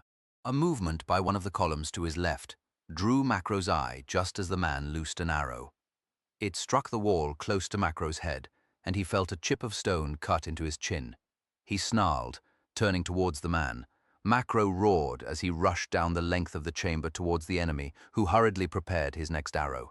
He just had time to raise the bow, draw the string, and release the arrow before Macro reached him. The arrow zipped past Macro's ear, and then he smashed his shield into his opponent, sending him flying back. He hit the floor with a solid thud. Macro looked quickly from side to side, but there was no movement except for the auxiliary soldiers spilling out into the chamber. By the light of the torches, Macro saw that the man he had downed had a large stained dressing on his thigh. Near him, on the floor of the chamber, was a makeshift walking stick fashioned from a cavalry lance. He had recovered from the blow and was already reaching for his bow. Macro stepped forward and kicked it away. The man reached for the dagger in his belt instead, drawing it and making a wild slash at Macro's leg. Macro parried the blow and stepped outside the range of the dagger. Drop it. The gladiator shuffled away until he reached the wall of the chamber, and then he leaned back and held the dagger out, ready to strike again. I said drop it. Fuck you, Roman, the rebel spat. If you want it, come and get it. He held the knife up, daring Macro. With an impatient sigh, Macro stepped forward, parried the dagger low on his shield, and then thrust his blade into the man's chest. He gasped under the impact, then slumped aside as Macro wrenched the blade free and turned away. Any more of them here? None of his men replied, and Macro frowned as he sheathed his sword. Where the hell are they all? Where is Ajax, sir? Over here. Macro found one of his men pointing to a small opening on the far side of the chamber. There was a short slope down into yet another chamber. Macro squatted and cocked his head for a better look. There was no sign of any movement. He tried to listen, but the footsteps of his men and their muttering filled the chamber. Stand still, Macro bellowed. As the last echo faded away, he listened again. There was no sound from the chamber. Nothing. Then he heard it, the faintest of sounds, like a dog panting in the distance. Ajax, you are trapped. I'll give you one chance to surrender. Then we're coming for you and your men. Ajax, you hear me? There came no reply as he had expected, and Macro listened again, and then muttered, Damn! He turned back to his men. I'm going down there. I'll call for you if I need help. If there's any trouble, then you pile in and take no prisoners. Got it? Macro sheathed his sword and took one of the torches held by his men and inspected the passage more closely. It was steeper than the others they had descended, but no more than 20 feet in length. The floor of another chamber opened out beyond. Macro tested his boots at the top of the ramp, but it was clear that he would not be able to keep his feet if he tried to walk down. If instead he crouched down, pushing his shield out at a shallow angle in front of him, and held the torch aloft in his sword hand. "Be careful, sir," said Hamades. Macro smiled at him. "Here I go." Macro shifted his weight and began to slide down the tunnel, his nailed boots scraping over the stone. The rush of air made the torch burn brighter, filling the narrow passage with a fiery glow. Then he entered the chamber and took half a step forward to establish his balance as he reached flat ground. He quickly turned from side to side, waving the torch in front of him. The chamber was much smaller than the one above, with just 4 columns. There was a crudely fashioned ladder, some discarded cloaks and water skins lying on the ground, but no sign of anyone, nor any sign of another opening in its walls. Then he heard some scrabbling coming from the far corner of the chamber. Macro raised his torch towards it and saw a man sitting propped up against the wall. He wore only a loincloth, and like his comrade in the chamber above, he was wounded. He had a large dressing covering his stomach. He held a dagger in his hand, but made no attempt to raise it towards Macro. The centurion cautiously approached him, and the glow of the torch revealed the man's glistening skin and the sweat that dripped from his brow. His chest rose and fell in short jerks as he struggled to breathe. He shut his eyes for an instant and then blinked them open, trying to focus on Macro. "Where are they?" Macro asked him. "Where are Ajax and the others?" "Gone," the man rasped, and then licked his lips and smiled faintly as he repeated, "Gone?" "Where?" Macro asked harshly. "They were in this cave." "Where are they?" The other man shook his head. "Are you Centurion Macro?" The man struggled to get the words out. "What if I am? He, Ajax, told me to give you a message." The man smiled weakly. "He said to tell you that he's fucked you before, and now he's fucked you again, and he'll fuck you for as long as he lives." Macro stared at the dying man for a moment, his mind and heart filling with blind rage. The torch dropped from his hand, and he snatched out his sword before he even realized that he had done so. With a cry of hatred and anger that tore at his throat, Macro raised the blade and smashed it down on the other man's head, so brutally that skin, skull, and brains exploded into one gory welter, as the edge of his sword cleaved the man's skull from the top of his cranium right down to his jaw. Macro yanked his sword free and raised it to strike again, his lips curled back in a savage snarl, but the man was quite dead. Macro's sword hung, poised over the body, blood dripping from its edge. He breathed in and out through his nose, his nostrils flaring. Slowly reason returned to him, and he backed away from the body. He took one look round the cave in the hope of seeing something, some clue that would reveal the presence of Ajax, but there was nothing. Macro turned back to the entrance to the chamber and called up to Hamades. "Lower me the rope. It's all over. We're done here." "And Ajax?" "Ajax." Macro shook his head. "Not here. It's like he just vanished." "Chapter 32. Will he live?" asked Cato. The surgeon did not answer immediately, but sat still on his stool beside the legate's bed and considered his patient. Outside, dawn was breaking, and the Buccinas were rousing the men in the camp at Karnak. Macro and Cato stood to one side of the surgeon, sand and dust griming their faces. They had returned from the far bank, with the 2 Roman casualties, during the early hours. Aurelius had been carried down to the river on a stretcher fashioned from 2 cavalry lances and some cloaks. As soon as the boat crossed to the landing platform, the legate was rushed up to the infirmary, while the archer went to have his wounded arm cleaned and dressed. It took an hour for the surgeon to set the legate's broken limbs as well as he could, and then splint them. The head wound was a more complicated affair, and the blood had to be carefully washed away before the wound could be cleaned and examined. Aurelius lay on his side, his body tightly packed with bolsters so that he did not move. His breathing was ragged, and Cato could see that the back of his head was badly misshapen beneath a thin linen dressing through which the blood was slowly seeping. "Live?" The surgeon looked up from his patient. "I doubt it. If he's lost a lot of blood and some brain matter. It came away when I was removing the skull fragments. I've put in a brass plate and sewn the scalp up.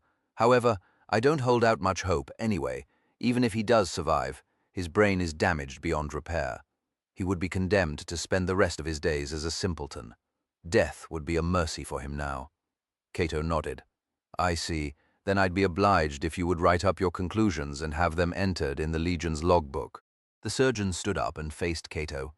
Sir, I have a hospital full of wounded men following the actions of the previous 2 days.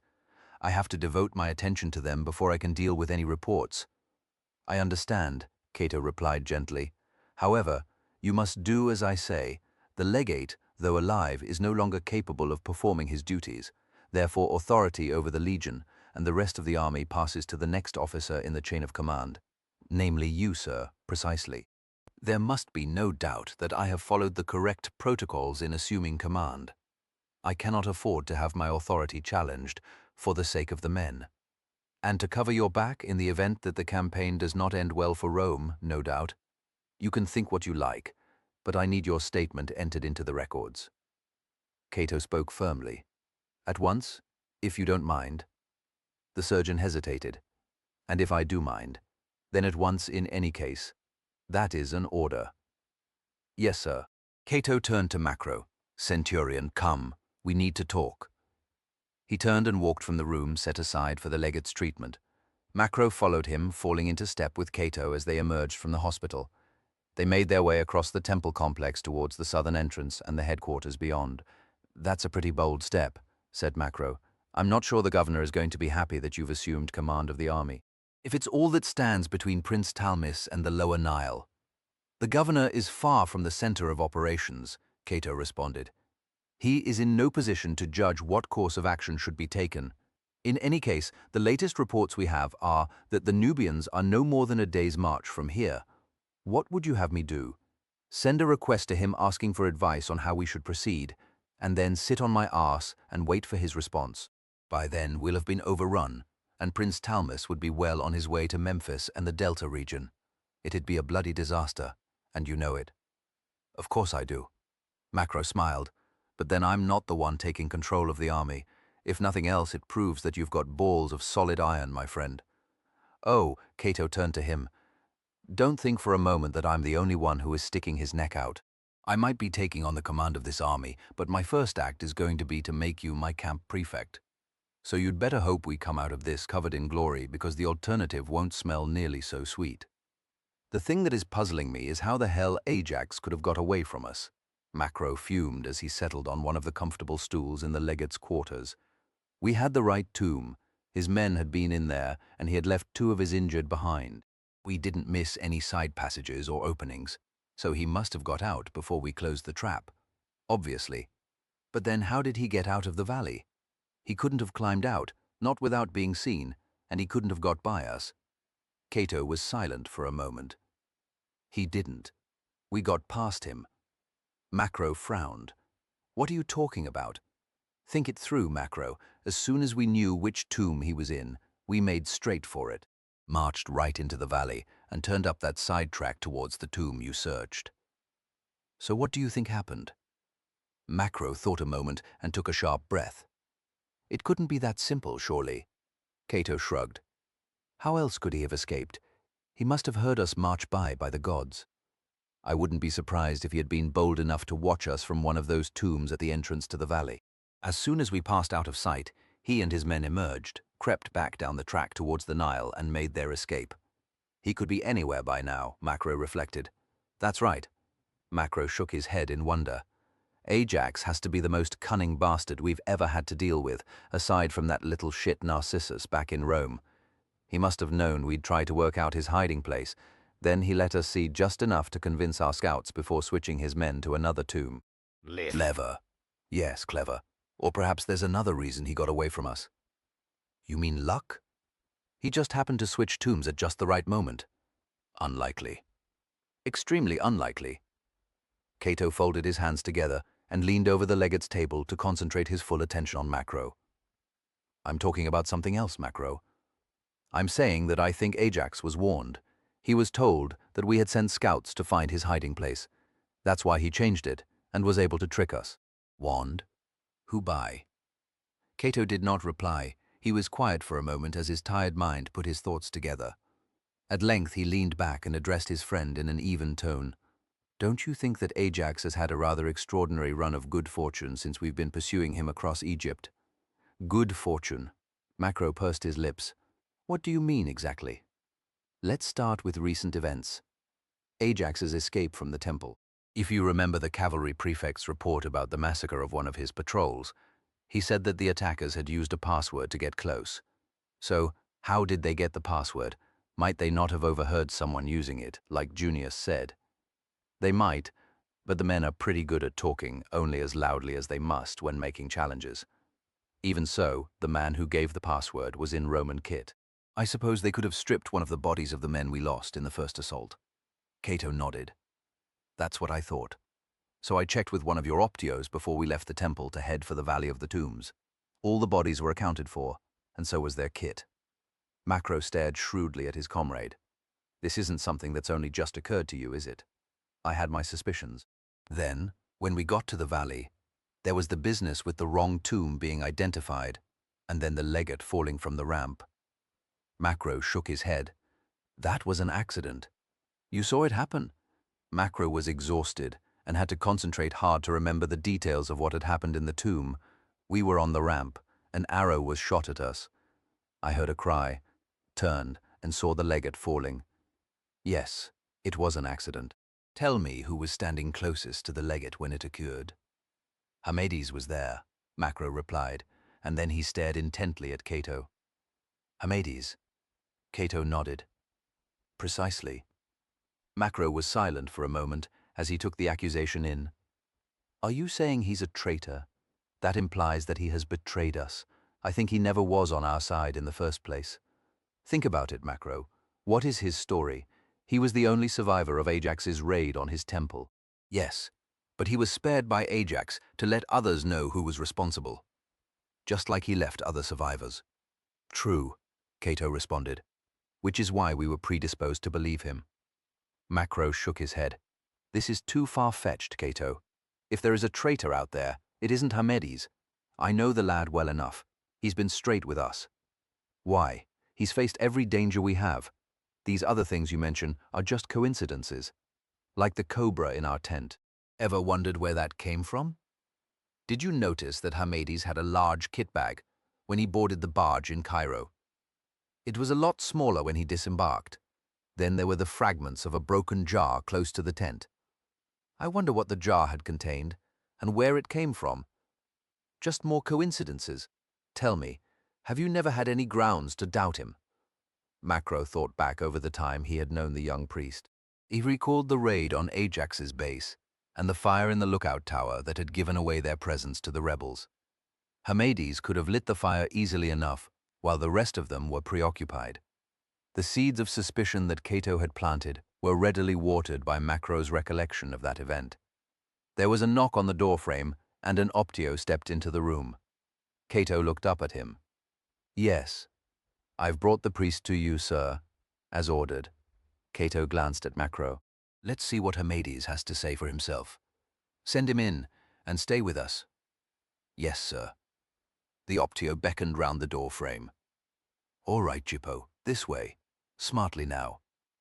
Hamades entered the room, wearing a tunic. He looked dazed, as if he had just been woken. He smiled as he saw Macro and Cato. How can I help you, sirs? Cato stared at him without any expression and sat back in his chair. You can tell me what your real name is for a start.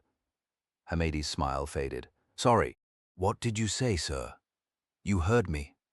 I want to know your real name. Hamades opened his mouth, closed it, and looked helplessly at Macro. I don't understand. Cato puffed irritably. Let's try another tack. How long have you known Ajax? Did you join his rebellion in Crete, or did he recruit you from amongst the slaves of the ships he has raided since then? Hamades swallowed anxiously. Sir, I am a humble priest. I have every reason to hate Ajax as much as you do. He butchered my brother priests and looted our sacred temple. I am Hamades. You have to believe me, sir. Please, I swear to you, on all that I hold holy, I am no spy. Believe me. Cato smiled coldly at him. By the gods, you would make a fine actor. No doubt that is why Ajax picked you for the task.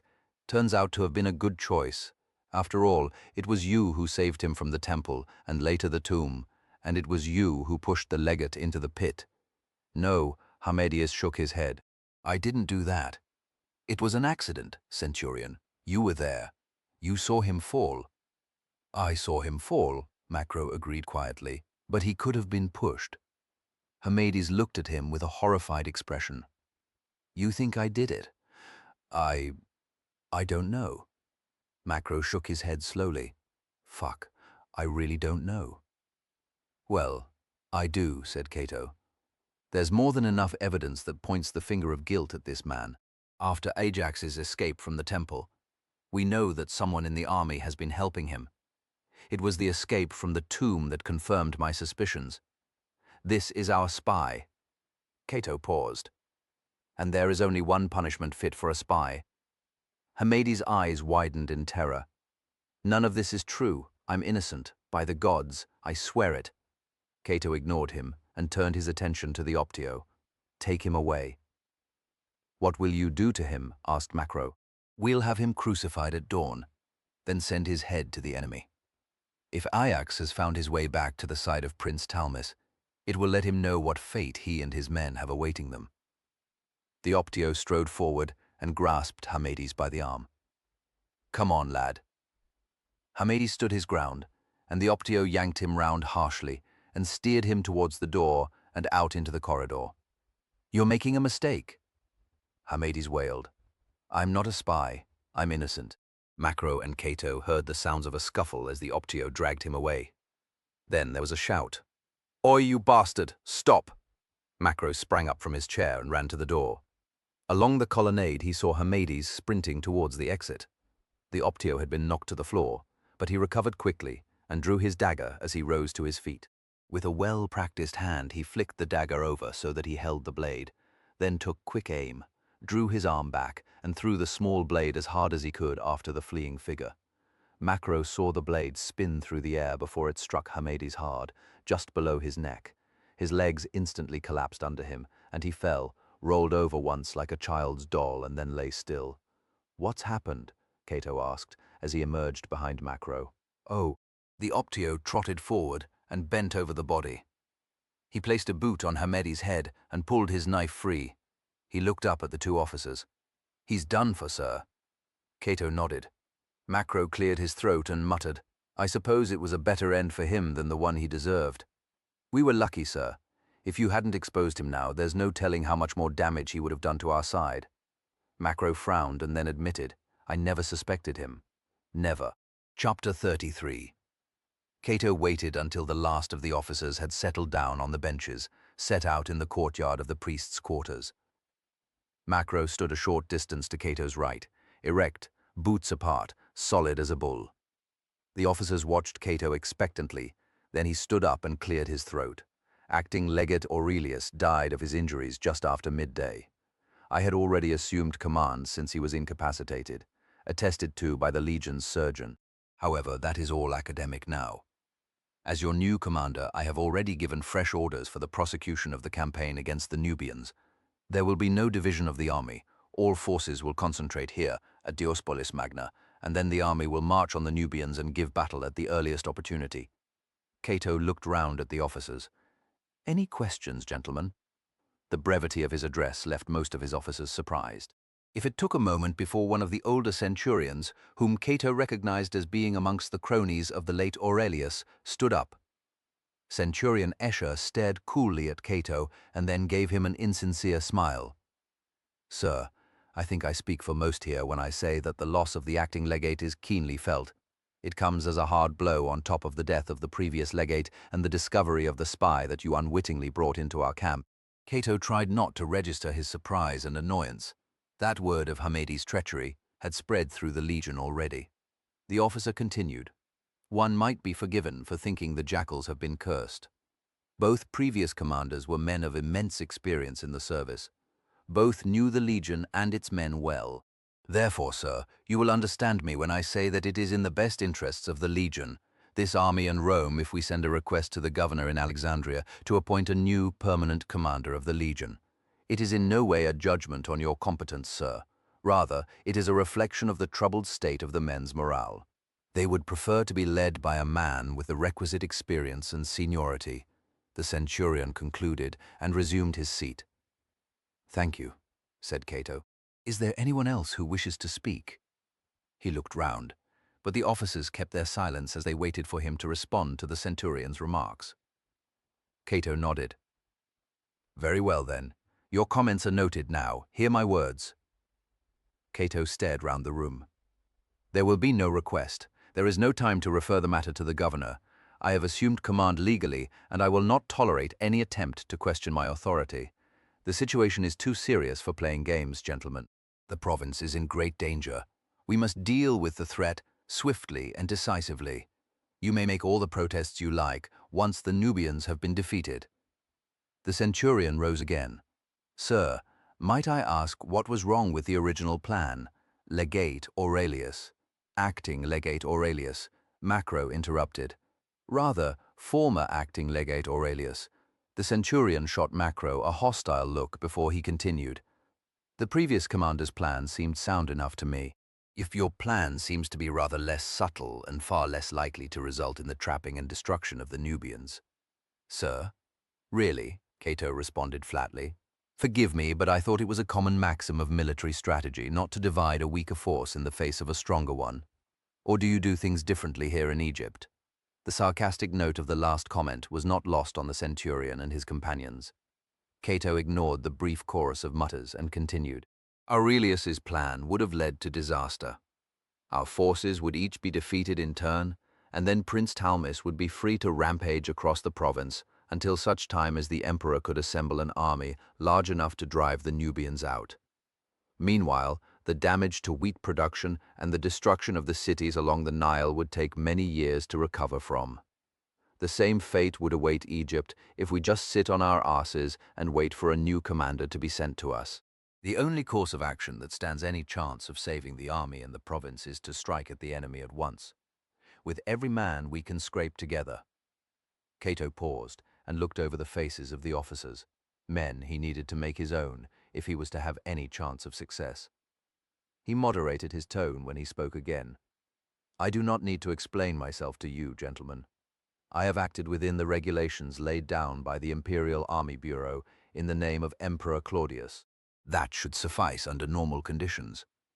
I accept that our situation is somewhat irregular, but then when is war ever a neat and tidy affair? Until recent days, the 22nd Legion has been a garrison unit. The only action many of you and your men have seen is a minor skirmish as part of some police action or some punitive raid against brigands. Frankly, compared to the other legions that Centurion Macro and I have had the honor of serving with, the jackals are second-rate. To be sure, the men are trained and exercised according to regulations, but they lack combat experience. That is the only true test of a soldier's value. It is a hard-won attribute. Now, some of the men have had the chance to prove themselves in the assault on the temple, and they did well enough, but most of the men and officers are still to be tested, including you, Centurion Asia. I do not say this out of any desire to undermine you, but as a statement of fact. The other fact that cannot be disputed is that both Centurion Macro and I have had considerable campaign and battle experience. If anything, you should feel reassured that we will be leading you into battle. I cannot think of a more courageous example than Centurion Macro to inspire the men who follow him." Macro stirred uneasily at his friend's words, then fixed his face in a stern expression and stood stock still.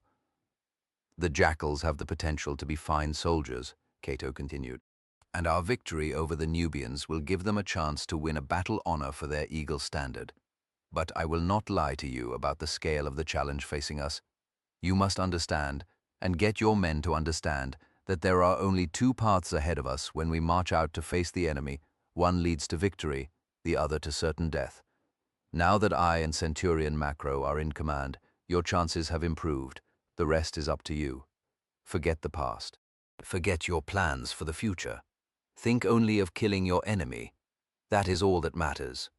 It's a simple enough philosophy, gentlemen, and it has worked well enough for Centurion Macro and me over the years we have served together. Isn't that so?" "Yes, sir." Macro nodded. Cato took a deep breath and looked round at his officers, seeing some spark of determination in their expressions. That was good, he reflected. Some of his words had struck home. He had done what he could to instill the right state of mind in his officers and stiffen their resolve in the face of the great test to come. The army marches from Karnak at first light. Tomorrow. You have the rest of the day to prepare your men, equipment, and supplies. Dismissed. The officers stood up and began to make their way out of the courtyard, many of them conversing in low voices. Macro stood still until the last of them had left, and then let his shoulders droop a little as he exhaled in a long, weary sigh. "What do you think?" asked Cato. "Oh, you were on fine form, lad. I have to say that I've heard the victory or death routine more than once before. So have you. It's an old line, but, so help me, it still stirs the blood." I meant, what do you think about our officers?" Macro jerked his thumb towards the entrance to the courtyard. "That lot? Not the best I've ever come across, and possibly not the worst." "That doesn't sound very encouraging." "Oh, they'll fight when the time comes." Macro shrugged nonchalantly. After all, what choice have they got? None, as it happens.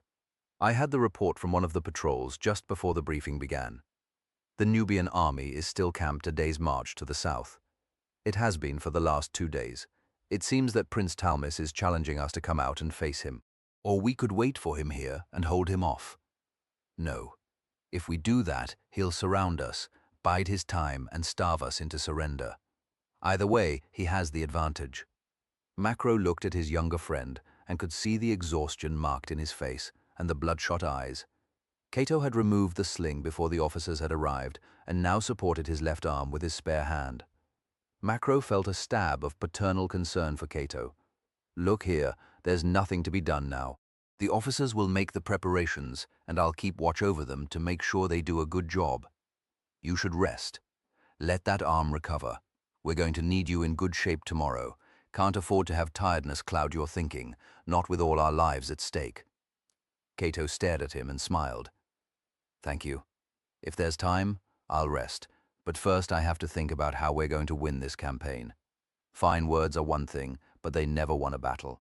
And after that business with Hamades, I can understand why they might question my judgment." Bollocks. Hamades was a spy. Spies are supposed to be good at winning trust. In any case, he didn't fool you in the end. You saw through him and put a stop to his treachery. Macro concluded bitterly. Cato looked at him and saw that his friend was struggling to hide his true feelings. "His betrayal hit you hard, didn't it?" "Yes, I liked the lad. I thought he showed real guts in going into that valley to find Ajax's lair. Now, I know it was all a sham. That bastard fooled me good and proper." Cato felt the need to offer his friend some crumb of comfort. "For what it's worth, I think he admired you, despite being your enemy. Even if that's true, what does it matter? Hamades was Ajax's man. If I'd known, then I'd have killed him with my bare hands without hesitation. I feel a bit of a fool, Cato. That's all there is to it. Good riddance." "Yes, of course." Cato nodded and knew it would be best to drop the subject. "Macro, I need your help. I fear that we're in for the hardest battle we have ever fought." The first rays of the rising sun were angling across the low hills to the east as the Romans marched out of the camp at Karnak. The auxiliary cavalry led the way, its squadrons stretched out across the army to screen its advance. The main column was led by an auxiliary infantry cohort. Then came the legionaries, weighted down by their armor and the kit fixed to their marching yokes.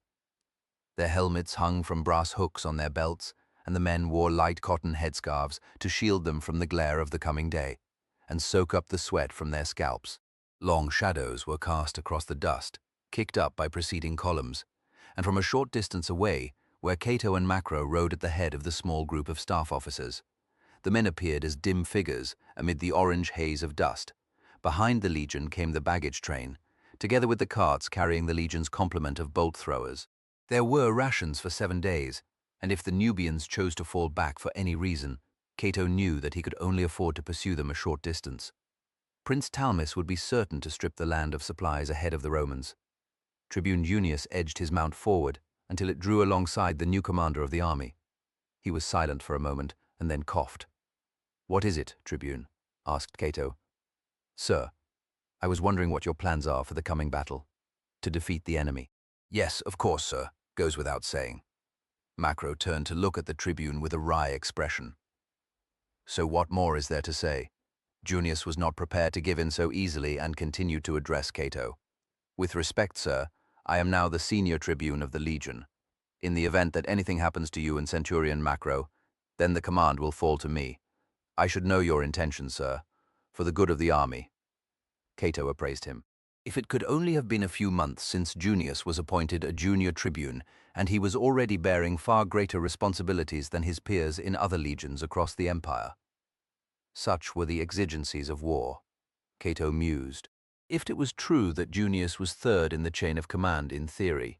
Yet, although the centurions had accepted his own assumption of the legate's role, Cato doubted they would tolerate having to obey this callow youth, who had as much military experience as a raw recruit. Cato shook his head. You'll know my intentions in good time, Tribune. As for the prospect of having the command of the army foisted on you, I advise you to be careful what you wish for. You know how the saying goes? Yes, sir. But I need to be ready. If misfortune should strike you and Macro. Misfortune? That's a nice euphemism. Cato chuckled dryly. Learn the trade as fully as you can, Junius. Listen to the veterans and profit from their experience. Then you can think about command. For now, this is on-the-job training for you. That's all. You are not ready. If I fall, Macro takes over. If he falls, then it must be another man, not you, despite regulations. Oh, a look of bitter disappointment clouded the tribune's face. I only want to serve Rome, sir, as devoutly as I can. Devoutly? Macro chuckled. This is the army, lad, not a religious cult. There's far more to it than rituals, ceremonies, and mumbo-jumbo. We don't play at what we do. It's life and death for us, and that means we have to be sure that the men are commanded by those who know what they're doing. See? Junius glared at Macro for a moment, and then swallowed and nodded.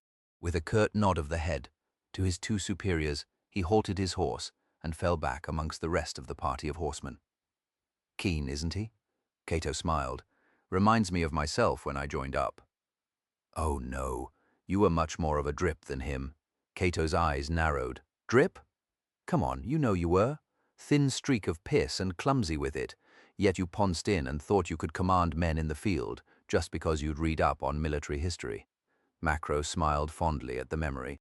The army was the making of you, and you know it. Cato glanced round to make sure that the other officers were out of earshot of this rather frank appraisal of his early days in the service of Rome, and then turned back to Macro. It is true I might not have been ideal material for the Second Legion, but I learned quickly enough. Of course, I was lucky to have a fine mentor. True, Macro agreed, dispensing with false modesty. Cato jerked his head back towards the others. Given time, Junius will work out as well as I did. Better, in fact, given his senatorial background. Perhaps we should be careful how we speak to him, Cato mused. One day he is sure to outrank us, and then he might not be forgiving for past slights. If today's little exchange still weighs on his mind years from now, then, frankly, he doesn't deserve to rise to senior rank. I've seen generals come and go, Cato, and the small-minded ones never lasted long in post. That's one of the advantages of having an emperor, I guess. Macro scratched his ear. Claudius can dismiss any man who's not up to the job. He can afford to choose the best. The emperor doesn't have to worry about appeasing political factions and dancing to their tune all the time. Now, who's being green? Cato laughed. You really think emperors are above politics? Why do you think the biggest armies are always entrusted to close relatives of the imperial family? And why do emperors watch their other generals like hawks? That's why we were sent out to the Eastern Empire in the first place, to keep an eye on Governor Longinus in Syria. Politics doesn't stop at the camp gate. Emperor Claudius knows that better than most of his predecessors. The army handed him the throne, and he's rewarded them with handsome donatives ever since, to make sure they know he hasn't forgotten it. Politics, Cato sighed. It's what we must wade through all our lives. Like a sewer, then, Macro concluded with a grin, and Cato responded in kind. They rode on in silence for a moment before Cato spoke again. Junius will turn out all right, I think. I hope so. You doubt him? Macro pursed his lips briefly. I don't know. He's just a little too keen to please. He's trying too hard to prove himself. That can be dangerous to him and the men he may command one day, assuming he lives long enough, Cato replied quietly. Surviving the next few days may well prove something of a challenge. The army halted an hour before noon, and the men fell out and set down their packs before seeking whatever shade they could find. Those without had to make do with shelters made from their cloaks propped up on the end of their javelins. The men rested through the hottest part of the day, while the ground around them baked. Cato and his officers were resting in the shade of a plantation of date palms when a lone cavalryman came galloping down the road into the column, leaving a fine haze of dust in his wake. The few soldiers still on the road backed away and then watched him briefly, wondering what his hurry could signify. The rider reined in and slipped off the back of his horse and ran up to the Optio in command of the headquarters guard to make his report. The Optio waved him through, and a moment later he stood stiffly in front of Cato, chest heaving from his exertions. "Beg to report, sir. The Nubian army has been sighted." The other officers stirred and rose to their feet as Cato asked, "Where?" The cavalryman quickly estimated. "Just over 8 miles from here, sir." "Are they on the march?" "Yes, sir. The Nubians are advancing towards us." 8 miles, Macro muttered. "Close enough if you intend to give battle today, sir." "Not today." Cato looked round at the landscape. A short distance beyond the date, palms stretched an expanse of arable land, less than a mile in width from the river to a line of barren hills stretching off into the desert. He pointed it out to Macro and the others. "That is where we'll make our stand. The ground is pliable enough to make a marching camp. Macro, give the orders at once. I want our men behind field defenses before the Nubians arrive." "Yes, sir." Macro saluted and trotted off to find the senior surveyor and his assistants. Shortly after, they galloped off, trailing a string of mules laden with marking posts and surveying kit. Cato watched them briefly and then turned to his staff officers. "Get the men back on their feet. I want them ready to make camp the moment Macro's men have marked the perimeter." The haze smearing the horizon between the river and the desert marked the approach of the Nubian host long before the first of its men came in sight of the Roman camp. The legionaries were still constructing the palisade and the watchtowers as the first Nubian patrols appeared, small groups of men mounted on camels who stopped short of the Roman pickets and waited for the rest of the army to catch up. As the sun dipped towards the western horizon, it bathed the landscape in a lurid red and picked out the armor, weapons and banners of the enemy glinting at the base of the dust cloud that slowly advanced towards the Roman position. The soldiers doubled their efforts to complete the defenses in time. In addition to the ditch and rampart, they had dug lines of small pits with angled wooden stakes at the bottom in front of the camp. At each corner of the wall, a platform of palm logs packed down with earth had been raised to serve as mounts for the bolt throwers. When the main defenses were completed, Cato gave the order for the patrols to pull back, and the auxiliary cavalrymen turned away from the enemy and rode back into the camp, and then the gates were sealed. The army was formed up in case Prince Talmus decided to attack as soon as he reached the Roman defenses. The men and their officers stood and waited as the enemy host came on. The main Nubian column began to divide into 3, and soon the breadth of land between the Nile and the hills presented an unbroken line of enemy infantry, interspersed with columns of mounted warriors on horses and camels. As he stood in one of the watchtowers, Cato sensed the anxiety in his soldiers watching from the palisade. The men of the 22nd and the auxiliaries had never faced such a threat before, and few of them had ever fought in a battle. He just hoped that their training and discipline would be enough to ensure that they stood their ground when the time came to face the Nubians in battle. "An impressive sight," said Macro, at his side. "But numbers aren't everything, eh?" Cato did not reply as he scrutinized the dense ranks of the enemy. For the most part, they appeared to be lightly armed, but there were several formations of soldiers who marched well and carried large oval shields and were equipped with an assortment of helmets and armor. There were also large formations of men carrying bundles of javelins. Few of the Nubians seemed to be armed with bows, and Cato took some small comfort from that. There was a distant blare of horns, and the Nubian army halted. Above them, the haze slowly wafted to one side on the evening breeze blowing across the Nile. "What do you think they'll do now, sir?" asked Junius. "Will they attack?" "I doubt it, Tribune," Cato replied. "We're in a strong position, and any attack would cost Prince Talmus dearly. Despite their number, few of his men are trained soldiers. If his first assault fails, and he suffers heavy casualties, it will hit the spirits of his men hard." Macro pointed there. We'll know what the Nubians intend soon enough. Cato and Junius turned to see a party of horsemen riding out from the Nubian army, straight down the dusty road that ran along the bank of the Nile.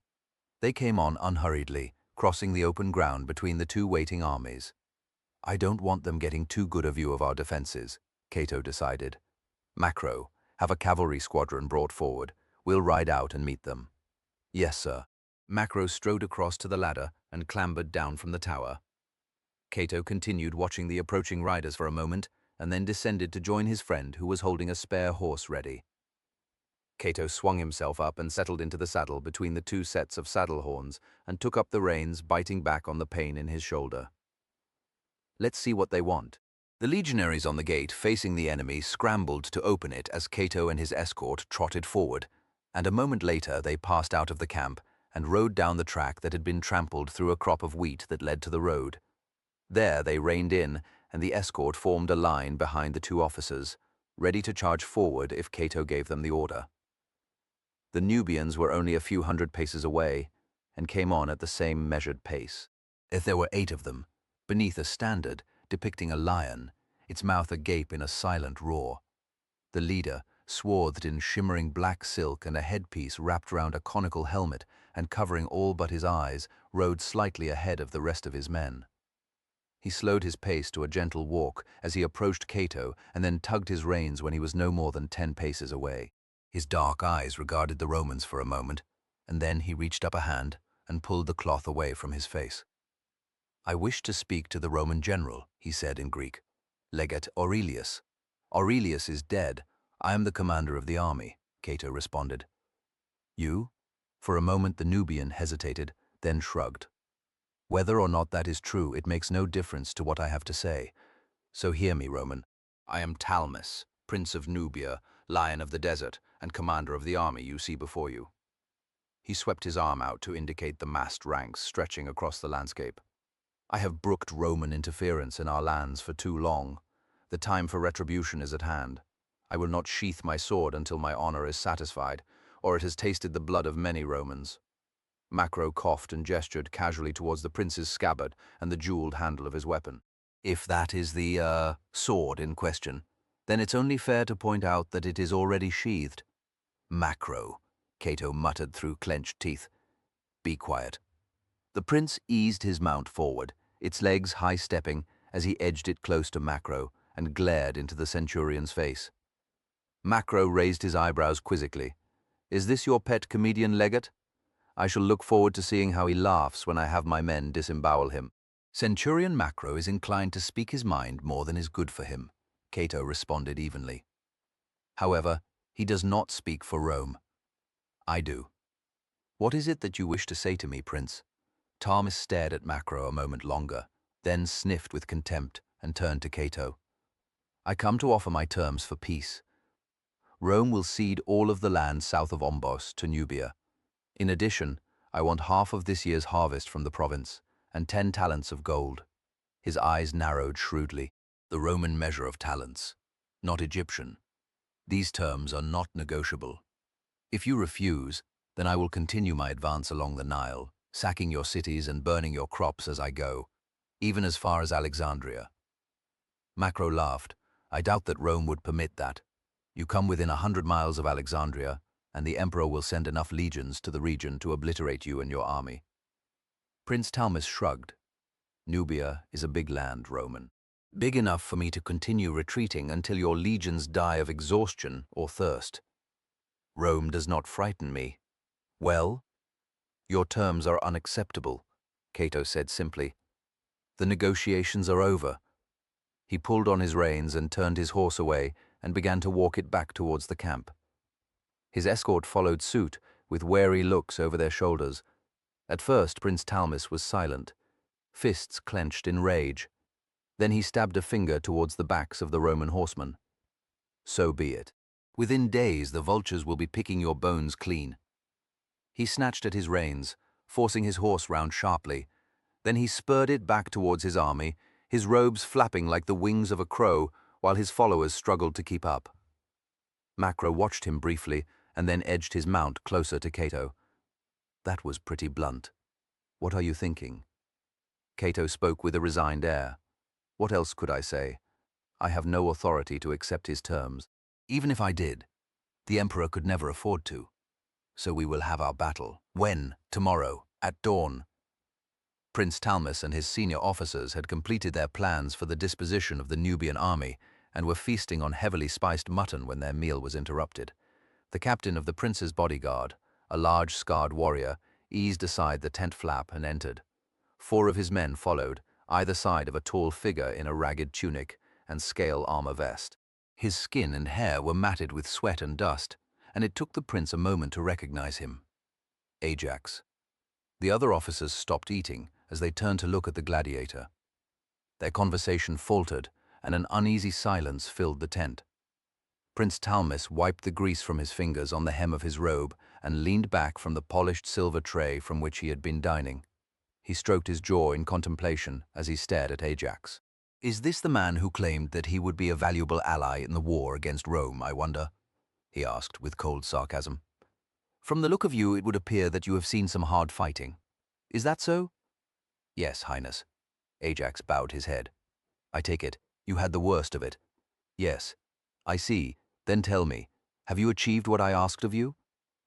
Ajax, weary as he was, stood stiffly at full height, dominating the bodyguards who stood around him. "My men have killed and wounded many of the Romans as you wished, Highness. We took one of their forts, slaughtered its garrison, and burned it to the ground." "And what of our casualties?"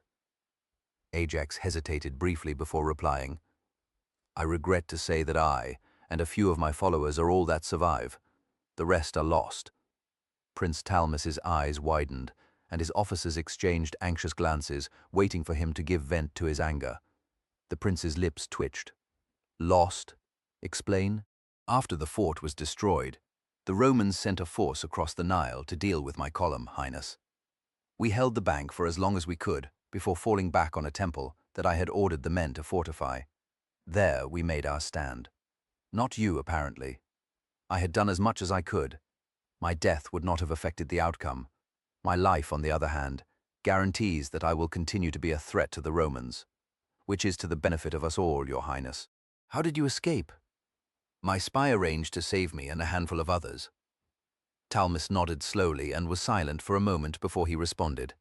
"So, you have cost me 500 men. Is this what you meant by being of use to me?" "You, your men, and your spy have failed me," he concluded in a tone of contempt. "We have killed many Romans, Highness, and I succeeded in holding back their advance for 2 days, as you wished." "That is so, but I do not consider the loss of 500 of my men a success. In any case, I have the enemy where I want them now, so your usefulness to me has been played out, gladiator." Ajax's eyes narrowed, and he replied in a low, even tone. "What do you mean by that?" "Your Highness, the Romans will be crushed tomorrow, so I will have no more need of you. If you had been one of my officers, I would have had your head by now for the unnecessary loss of a considerable number of my men. In order to fulfill your orders, the loss was unavoidable, Highness." "I wonder. And I am not one of your officers," Ajax went on. "I am Ajax, commander of the slave revolt on Crete. While I live, Rome trembles," Ajax blustered. "If you kill me, you only serve the interests of Rome." "Perhaps," Talmus conceded. "However, your execution will provide a valuable example to the rest of my men of the price of failing me. But I have not failed you." "I disagree. If it is possible that your death will suit my purposes better than your continued service." Ajax glared at the prince. "You called me an ally. A prince has no allies. He has only servants and enemies. It is up to him how to use his servants." The gladiator spat on the ground in contempt. At once the captain of the guard turned and struck him on the side of the head. Then he stood, fist clenched, daring the gladiator to defy the prince again. Ajax shook his head to clear the dizziness caused by the blow. He looked at the prince and spoke in a low voice. "You are making a mistake, Highness. Kill me, and you kill the hope of all those slaves who wait to rise up against Rome." "Be silent, gladiator," the prince commanded. "One more word and your life is forfeit." He pressed his lips together in a cruel, thin line as he stared at Ajax. The other men in the tent dared not move as they waited for their master to continue. At length, the prince raised a finger and pointed at the gladiator. Your fate is mine to decide. It may be true that I have more to gain by keeping you alive and letting you spread your poison through the Emperor's domains. I will think on it. For now, you are my prisoner. I need to ponder on your fate." He clicked his fingers at the captain of his bodyguard. "Take this slave away. Place him under close guard, somewhere safe. He is not to be harmed, nor is he to escape. If he does, you will answer for it with your life.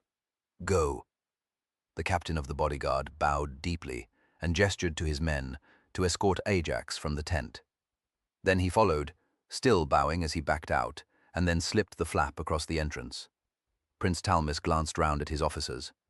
None was prepared to meet his eye. They sat still and silent. He smiled with cold satisfaction at their obeisance, and then reached for his wine goblet. "Gentlemen, a toast!" He raised his goblet, and immediately the other men scrambled for theirs and held them ready. "Death to Rome," Talmis called out. His officers echoed his toast in a loud bellow and outside. Those soldiers who heard the toast smiled as they turned to stare at the campfires of the Roman camp, dwarfed by the flares from the Nubian army sprawling across the dark landscape. Chapter 34. In the hour before dawn, Cato sent out the auxiliary cavalry to attack the enemy outposts to divert their attention, while the rest of the Roman army filed out of the marching camp. By the wan light of the stars, they passed through the defense lines to take up their positions across the strip of open land a short distance beyond where the gap between the hills and the dense growth of palms and reeds along the riverbank was narrowest.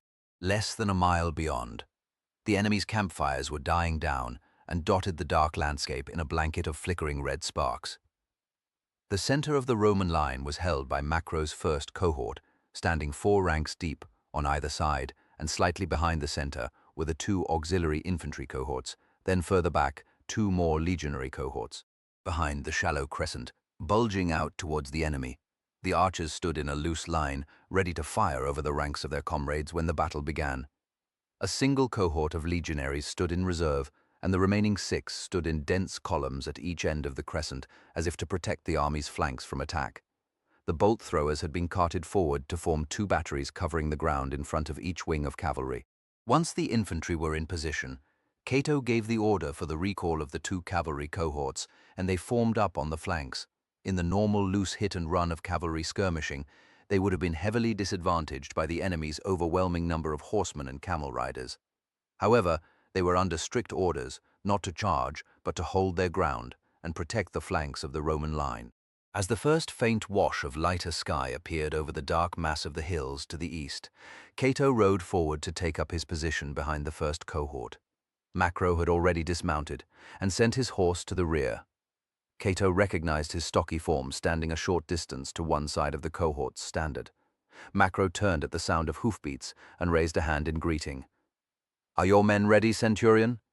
Cato called out loud enough for others to hear. "Champing at the bit, sir," Macro replied lightly. "Keen as anything to get stuck in."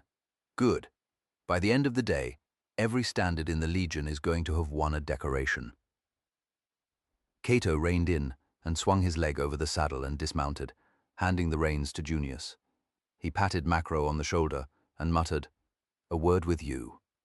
When they were beyond earshot, Cato spoke softly.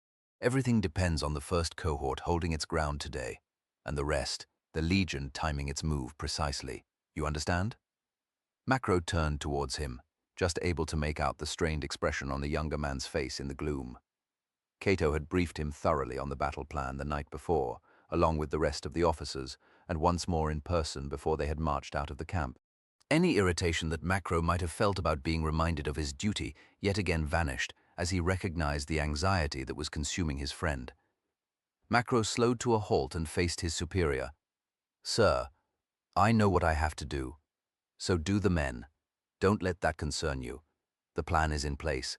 All that is left now is to wait for the enemy. And when the Nubians come, the men will do their duty. This is what they have trained for. When the fighting starts, that will be what governs their actions." Cato stared back. Despite Macro's reassurance, he could not assuage his fears over the coming battle. He was not afraid for himself. No, he corrected himself. There was always the dread of a crippling wound and a long, drawn-out death amid the carnage of the battlefield. or worse, mutilation and survival, that would leave him an object of pity and ridicule. That prospect always haunted him before a battle, and Cato had made himself charge forward with his comrades, or stand his ground, in spite of it, for the simple reason that he feared shame more than anything. That had always been a burden of his close friendship with Macro, he recognized. He never wanted to betray the confidence that Macro placed in him. Now that he was responsible for the lives of thousands, the burden had increased. Macro and all the other men looked to him, Cato, to lead them to victory or die at their side. Cato did not consider himself a brave individual. He could already feel the unsettled flutters in the pit of his stomach and the cold sweat pricking out down his spine. He wondered why he had not become used to it after so many years of fighting. What was it in him that preyed on his mind, thrusting forward terrifying images from past battles, as well as imagined scenes of dreadful vividness? For Cato, it seemed that there were two sides of his being locked in a perpetual struggle. The Cato he wanted to be, courageous, bold and respected, unburdened by self-doubt, and that other, truer version, fearful, anxious and agonizingly sensitive to the view other people had of him.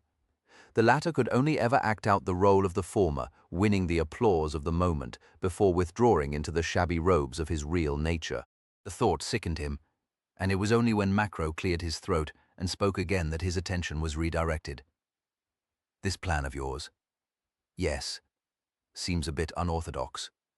Mind me asking how you came to think it up?" "It's not my idea," Cato admitted. "I remember something I read in Livius, the historian." "That's right." Macro raised a hand and rubbed his brow. "You, think that we are refighting another battle, then? Something from history, which you've got out of a book?" "More or less. A similar situation in many respects. An outnumbered army taking on and crushing the enemy," Cato explained. "I expect you've heard of the Battle of Cannae?" "Yes, thank you," Macro replied patiently. "But it didn't work out terribly well for our lads, as I recall."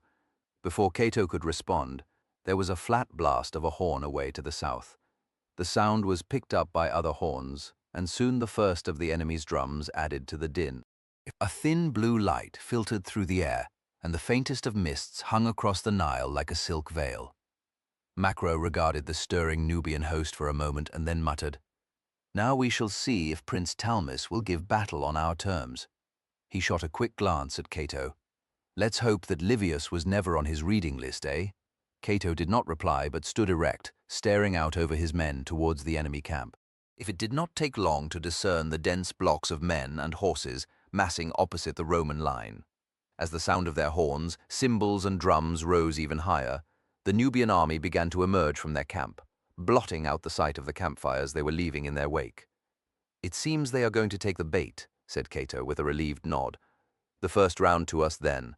I'd better return to my command post." He turned and smiled at Macro.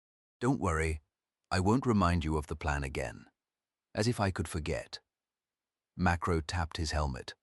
The skull might be as thick as oak, but the brain still works. They clasped each other's forearms, and then Cato strode swiftly back towards his horse and climbed into the saddle. He waved a hand at Macro and urged his mount into a trot as he headed back towards the small cluster of officers sitting in their saddles to one side of the reserve cohort. Macro watched him a moment, then went through the familiar routine of checking each strap and buckle of his armor and weapons. Satisfied that all was well, he handed his vine cane to one of the medical orderlies who was passing by with a bag stuffed with linen strips to dress wounds. "Look after that for me," he growled. "I'll want it back after the battle. Any harm comes to it and I'll use what's left of it to break your back." The orderly took the vine cane reluctantly and continued on his way, holding the stick out to one side, as if it might bite him. Macro grinned briefly at the sight and then took a deep breath and strode across to the Optio in the first cohort's color party, who was minding his shield. Macro grasped the handle and lifted it. He eased his way between two of the sentries and strode out some 10 paces in front of the Roman line. He stared ahead, his gaze slowly sweeping round as he took in the enemy battle line trudging towards them. The dust kicked up by the Nubians was already smudging the air above them. Macro turned his back on them and examined the men of the first cohort. They were all picked men, the best of the legion, and they would be the first of the infantry to come into contact with the enemy. Macro drew a deep breath and addressed them. It is about now that some of you may be rethinking your decision to pursue a military career. The comment brought forth some tense smiles from the men he could see most clearly in the pale light. A few even laughed. But there were some, he noted, whose expressions remained frozen. For those men, I promise that I will consider your application for a discharge as soon as I am off duty. If in fairness I should tell you that by the end of the day, with your first major battle under your belt, and a jug of wine in your bellies, and the spoils of war in your knapsacks, you will be feeling like bloody heroes, and the very idea of getting a discharge will be the last thing on your mind. Macro paused. You chose to join the Jackals. The Legion has given you the best training any soldier can get. You have the best kit of any army. And now, thank the gods, you have finally got a chance to put everything you have learned into practice. Relish the moment, men. This is the great test of your lives today. You find out what it means to be a legionary and take your place in the ranks of the finest brotherhood of warriors in the entire world. Macro jabbed his thumb towards the enemy. That lot think they're going to have us for breakfast. If they know they outnumber us, and they think that all their horns and drums are going to make us shake at the knees. Macro sneered. He paused briefly and hardened his tone. I will tell you now, there is nothing more dangerous than a Roman army sword, and a trained man who knows how to use it. He drew his blade and raised it aloft. So let them know who they are up against. Let them know who crafts their doom. Let them know so that the few who survive and run from the battlefield when the day is out will spread the word about the men who destroyed them today. Up the Jackals! Macro bellowed, punching his sword up. Up the Jackals! The men took up the cry, most with genuine enthusiasm, and the remainder following their lead until they, too, were caught up in the shouted chorus, and their pulses quickened with the excitement of the moment. The cheering spread to the rest of the Legion, and then the auxiliary cohorts who had been attached to the 22nd added their voices. The cry of the Roman army challenged the horns, drums, cymbals, and wailed ululations of the host, marching across the level ground to meet them. Macro turned to look at the Nubians briefly and then strode back through the ranks to rejoin the color party. Cato glanced towards his friend and found some faint reassurance in the knowledge that Macro could be trusted to inspire the men he led to follow his example. It was vital that the first cohort did not break under the weight of the enemy attack.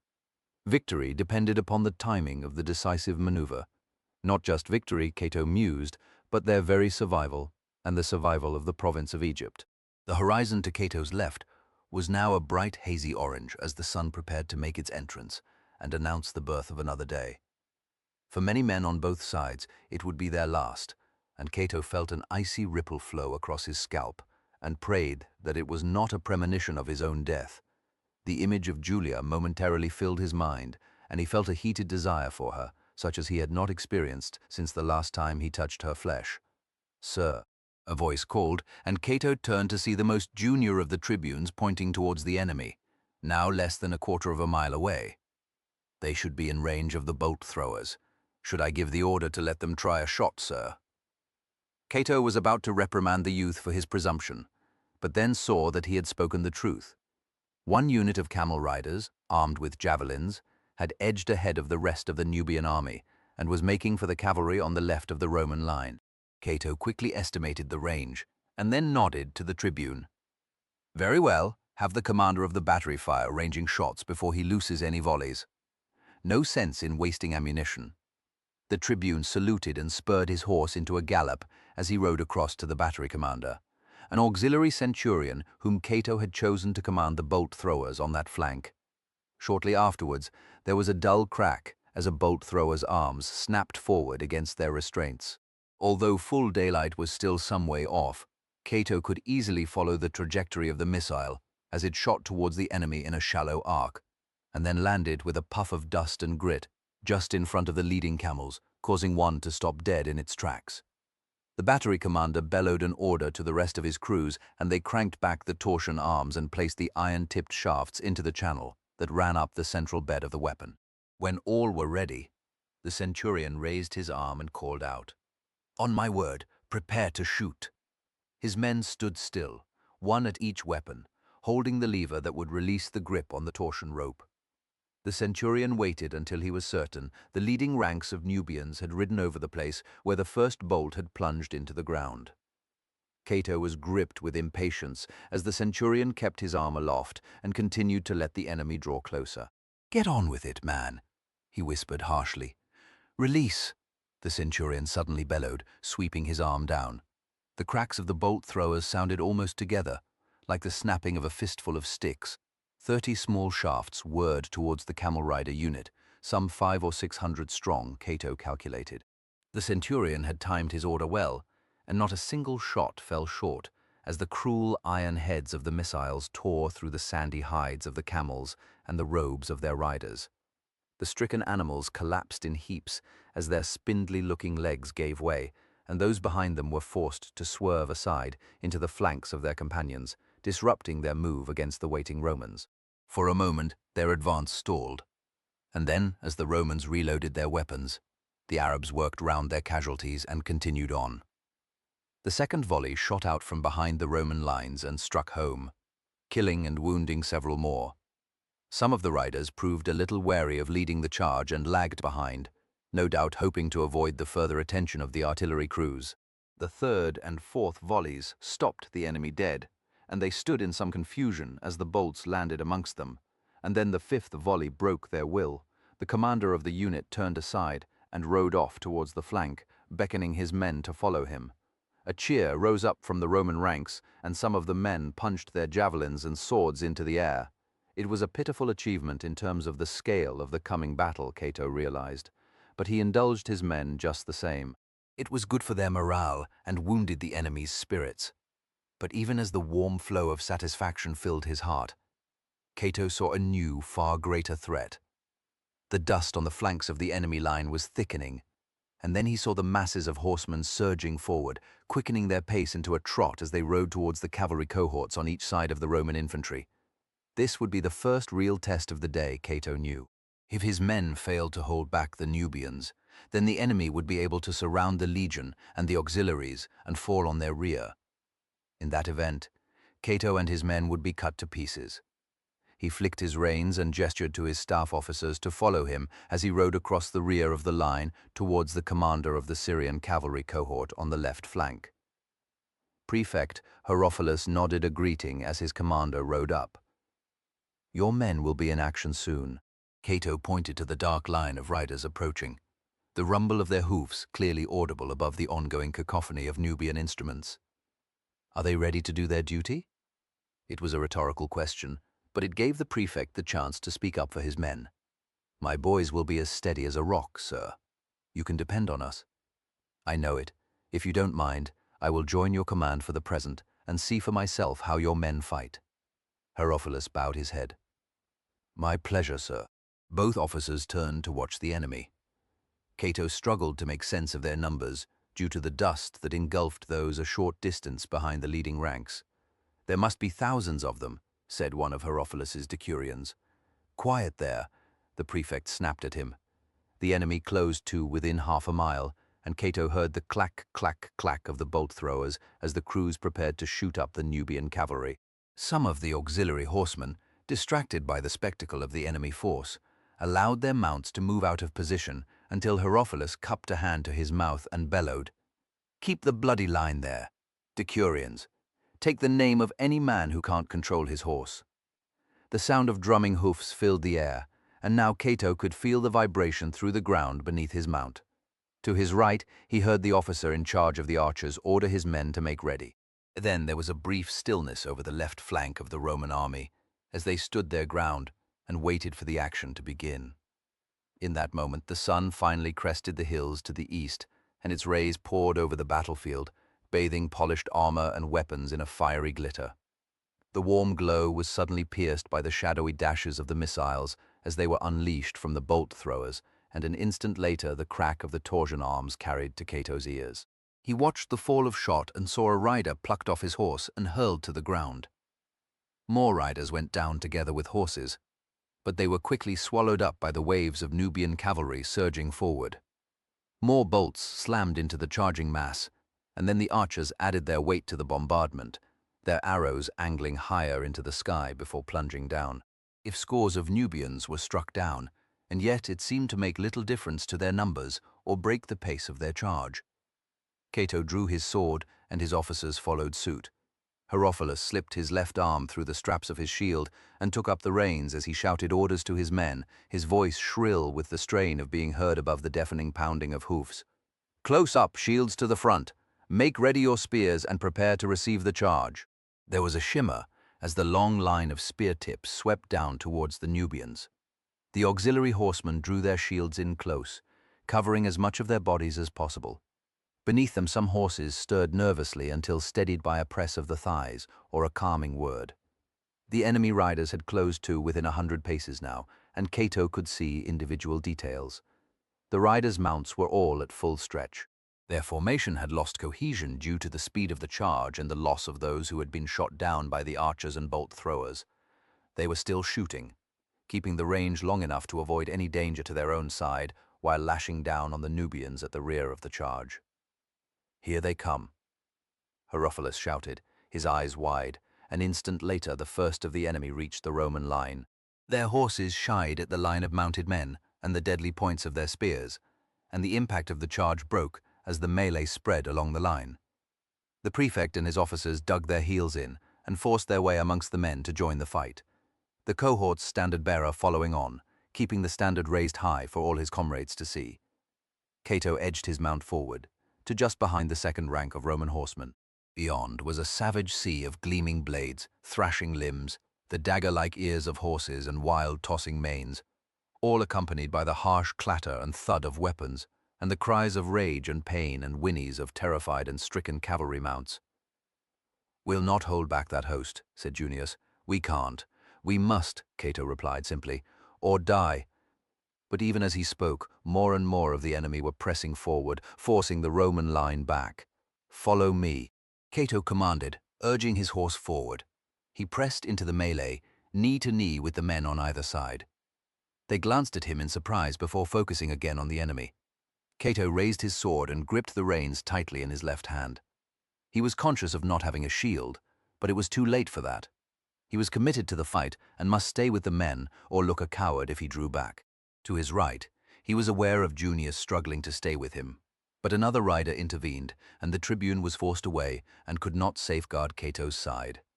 A gap opened up between two auxiliaries directly ahead, and Cato edged his mount into the space, fixing his gaze on the nearest of the Nubians, a lean figure with an ebony face split by brilliant white as he bared his teeth.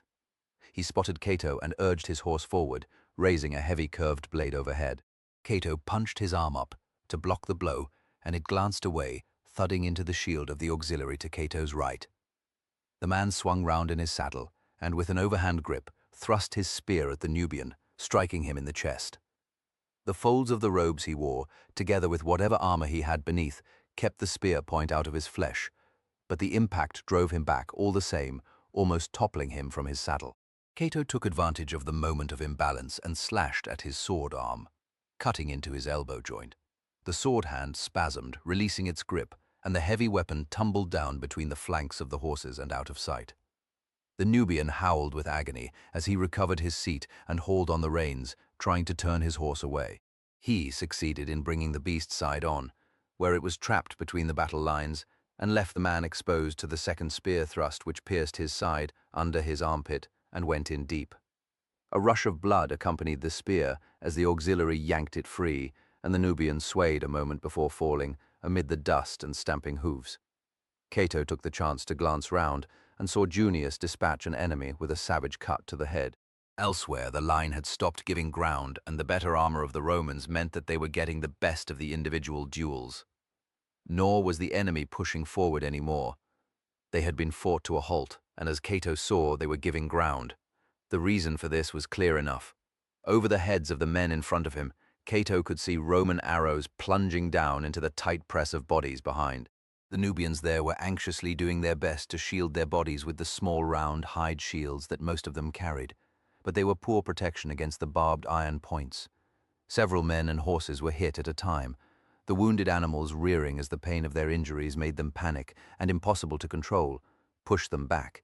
Cato roared, edging his mount forward, pressing up against the riderless horse and forcing it aside.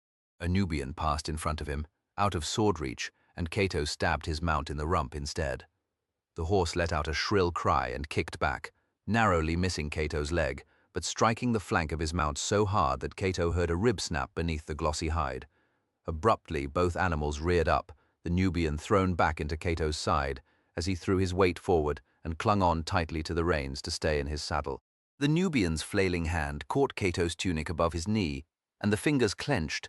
Cato felt himself shift to the side, and the terrifying prospect of falling to the ground and being trampled seized him.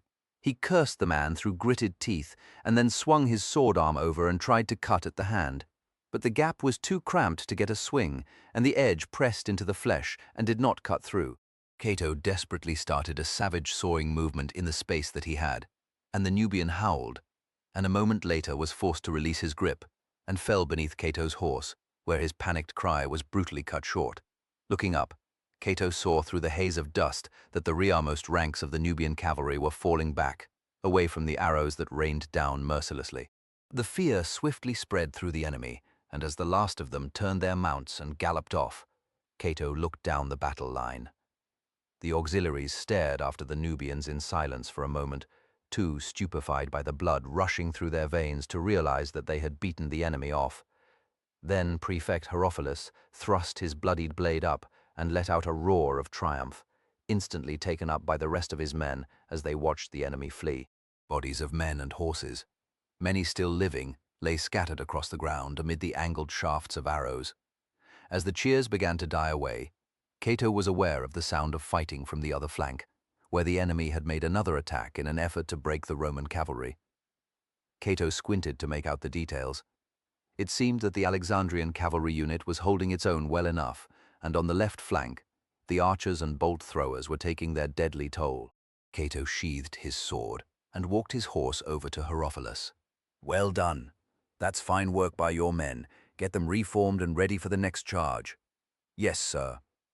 Cato beckoned to Junius and the others, and then trotted back towards the center of the line. He made a quick estimate of the cohort's losses. No more than a tenth of the cavalry had been lost in the first struggle, but the Nubians would surely make another charge. Each time they did, the cohort's strength would be whittled down. The Nubian army must be broken before such attrition broke the Roman cavalry. The small party of officers made their way across the rear of the Roman line and returned to the center. Macro looked back and nodded a relieved acknowledgement that Cato was still alive, then turned to face the front. Over the helmets of the first cohort, Cato could see the main bulk of the enemy army advancing straight at them, no more than half a mile away, dense blocks of infantry, with the most heavily armored making up the center of the line under the banner of Prince Talmus. Cato wondered if Ajax was there amongst them, with the last of his followers from Crete. For an instant he fervently hoped that fate would give him, or Macro, the chance to face the gladiator one last time to settle the consuming hatred that had brought all three men to this battlefield on the fringe of the empire. He thrust thoughts of Ajax aside and turned to one of his orderlies. "Tell the commanders of both bolt-thrower batteries to target the enemy infantry as soon as they come within range. The same order to the archers. Go." The officer nodded and wheeled his mount around and galloped off. Cato turned his attention back to the Nubians. It was impossible to gauge their number through the haze of dust rising up a short distance behind the leading ranks. If this was Prince Talmus's main blow, then there could be more than 20,000 men tramping across the level ground towards the Roman line, 3 men to each of Cato's. The sheer weight of numbers would be certain to drive the small army back, which was what Cato had allowed for, indeed counted on, in his plan. The steady rhythm of the enemy's drums and the clash of cymbals and blare of horns swelled in volume as the host advanced. Once the centurions were satisfied that the lines of their men were dressed as smartly as possible, they took up their places at the right of their commands and waited in silence. The Nubians were now close enough for Cato to make out their officers, shouting encouragement and waving their men on with their gleaming swords. There was a moment when Cato felt tempted to say something, some word of comfort to the men around him, but he realized it would only betray the anxiety that bound his stomach in a vice-like knot. Far better to remain silent and seem calm and imperturbable in the face of an approaching sea of enemies. On both sides, the crews of the bolt-throwers began to ratchet back the torsion arms with a sharp metallic clatter. Then the heavy iron-tipped shafts, as long as a man's arm were loaded onto the weapons, and there was a brief pause before the order bellowed out, "Loose." The brief chorus of cracks drowned out the enemy instruments as a veil of missiles seemed to waft up and over the intervening ground before disappearing in amongst the Nubian foot soldiers. Cato well knew the damage that such a volley could wreak amongst dense formations of men, and yet the enemy came on without any sign of hesitation or diminution of their battle cries. It was as if the host had simply absorbed the missiles rather than lost scores of men, pierced through and hurled back against their comrades by the force of the impact. A second volley arsed towards the enemy, and this time the bolts struck some of the leading men, tearing through 2 or 3 at a time. Then the dead and wounded were lost from sight as their companions stepped round or over them, and continued the advance. At just over 200 paces, the Roman archers loosed their first arrows, with a sound like a rush of wind through the leaves of some great tree. The arrows lifted high into the air and then dashed down amid the enemy, and still they came on at an unbroken pace, hefting their shields round and grasping their weapons firmly as they closed on the waiting Romans. "Front rank," Macro called out. "Prepare javelins." The first line of legionaries raised their javelins in an overhand grip, shifting side on to the Nubians as they took 2 steps forward and waited for Macro's order to hurl their weapons. Just within 100 paces of the Roman line, the Nubians shuffled to a halt. They continued to yell their cries and taunts and waved their weapons to challenge their foe. "What are they waiting for?" asked one of the tribunes. "Why don't they charge?" Cato knew why well enough and drew a deep breath. "Stand by to receive missiles." Chapter 35. As the order was hurriedly repeated down the line, a mix of sling-hot and arrows began to rise up over the head of the front ranks of Nubians. They were shooting blind, Cato realized, with a small measure of relief. Even so, some of their missiles were bound to strike home. He turned to his officers. "Better dismount, gentlemen. Take what cover you can find." As he dropped down from his saddle, Cato gestured for one of the command post orderlies to bring him a shield, and he swiftly raised it up as the first of the enemy. Slingshot began to whip down, smacking into the sandy ground. All around, the arrows and slingshot clattered off the shields of the legionaries. A handful of arrows pierced the leather covers and lodged in the layers of laminated wood, while other missiles succeeded in striking home. Close by, Cato saw an Optio's head snap back as he caught a deflection off the top of his shield. The slingshot shattered his skull, and the man fell to the ground and lay still. More men were struck, the majority wounded, but some killed outright, amid the ranks of the legion. Macro's cohort, being the largest and nearest to the enemy, took the brunt of the damage, keeping a watchful eye out for any missiles. Cato was gratified by the sight of the men closing ranks wherever one of their comrades was struck down. The exchange of missiles from both sides continued unabated for what seemed far longer than it actually was. Cato wondered how much his men could take before their ranks were thinned out enough for the enemy to break through on their first charge. Already over 100 of his men were down, he estimated, with more being hit all the while. And then the enemy's barrage slackened and died away, as they began to expend their ammunition.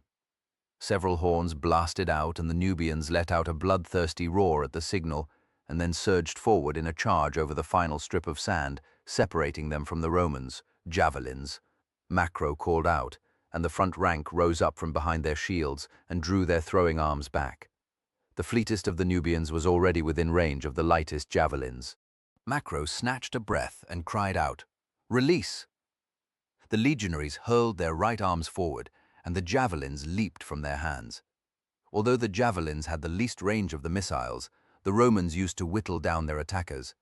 They were almost as lethal as the bolt throwers, and Macro watched with cool satisfaction as the first volley skewered many of the Nubians leading the charge.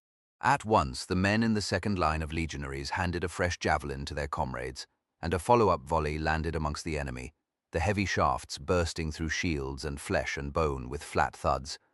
There was just time for a third release of javelins before the front ranks wrenched out their short swords, swiftly ordered their ranks, and presented their shields to the enemy. Macro took his place in the middle of the cohort, in the second rank, ready to enter the fight at the first opportunity. The Nubians, having suffered severe casualties in the final charge, were robbed of impetus as they struck the Roman line. arriving as individuals and small clusters of lightly armored warriors. Years of hard training had prepared the legionaries for close combat, and the Nubians were cut down from sword thrusts from the side as they attempted to duel the man directly in front of them. The advantage did not last long as more and more of the enemy joined the fight. As the enemy warriors surged forward against the bowed line of shields, Macro could not see an end to them before those at the back merged into the dust kicked up by thousands of feet. "Hold on, lads," he called out at the top of his voice. "Hold the line!" The legionaries alternated between quick thrusts with their nimble short swords and punching their heavy rectangular shields forward. The heavy chainmail and scale armor and sturdy helmets gave them far greater protection than most of the men opposed to them. Prince Talmus had few regular soldiers, and aside from some Eastern mercenaries and the Arabs, his army was mostly made up from tribesmen. They carried an assortment of spears, swords, and clubs, and carried flimsy hide shields. Consequently, they died in droves as they came up against the men of the first cohort and the auxiliaries on either side. The soldier in front of Macro made a thrust and then howled in agony as he withdrew his arm. A sword blow had nearly severed his wrist, and the useless fingers twitched and released the blade. Macro pushed past him as the legionary groaned and clutched his mutilated limb to his chest, blood spurting down the silvered scales of his armor. Macro crouched slightly, carrying his weight on the balls of his feet, ready to move swiftly. He held his shield up to protect his face and stared over the rim at his enemies as he held his sword poised. A large warrior in a thick leather cuirass held a heavy curved sword in both hands above his head. His eyes met Macro's, and he smiled savagely as he stretched his arms back to make a powerful blow. Then he slashed down. Macro saw that the blade would split his shield in two and take his left arm with it. He sprang forward, inside the arc of the massive blade, and slammed his shield into the man's chest and head. The Nubian's arm struck the rim of the shield, and the sword leaped from his hands, embedding the point in the sand behind Macro. He punched his blade into the Nubian's side, ripped it out, and thrust again, before stepping back into the line of the first cohort. The Nubian stumbled away, and was lost amid swirling robes of two Arabs, with spears who took his place in front of the centurion. They immediately jabbed at Macro, but their weapons were easily blocked by the shield, and Macro made no attempt to step forward and strike at them. Their futile blows thudded against the leather surface until the press of their comrades behind them forced them right up against the line of legionaries. This was the kind of fighting which the legionaries' equipment had been designed for, and at which the soldiers excelled. And all along the line the Nubians found themselves confronted by an unbroken wall of heavy shields, behind which well-armored men stood their ground, striking brutally into the ill-protected bodies packed together beyond the shields. Mortally wounded and injured, Nubians fell before the Roman line, and the terrified cries of the still living were stifled as their comrades trampled over them to get at the legionaries. Most were driven on by courage, hatred of Rome, and the prospect of looting the province. Others, even the cowards, had no choice as there was no way to escape the battle through the dense mass of bodies surging forward.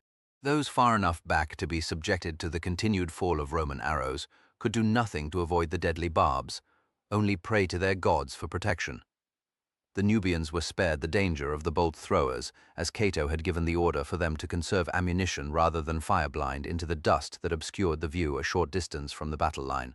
The crews were whipping their mule trains as the carts on which the bolt throwers were mounted were driven back to the second position. Cato had chosen the previous evening. Slowly, the vast numbers of the enemy began to tell, and the first cohort was forced to give ground, step by step. Men were falling, caught by spear thrusts through gaps in the shield wall, or sometimes overwhelmed when one of the Nubians managed to wrench a shield aside, long enough for one of his fellows to strike a blow at the legionary behind. Though the losses of the Nubians were far greater, Cato could see that the four-deep line with which the cohort had begun the battle was reduced to 3 men in most places. The bowed-out formation was steadily flattened, and then began to curve inwards as the more solid formations on either side of the first cohort still managed to hold their ground. Out on the wings, the cavalry cohorts were fighting off a second, half-hearted attack by the enemy horsemen. The battle was going to plan, Cato realized, and he promised a generous offering to Fortuna if luck continued to favor the side of Rome as the battle entered the decisive phase. If it all depended on Macro and the first cohort, holding their formation as they gradually fell back. "Sir, Cato turned to see an Optio standing beside his horse. "Yes. Message from the prefect Silas, sir. He begs to report that his archers are running out of arrows. Very well, tell the prefect to save what he has left and form his men up behind the reserves." "Yes, sir." The Optio saluted and turned to run back towards his unit.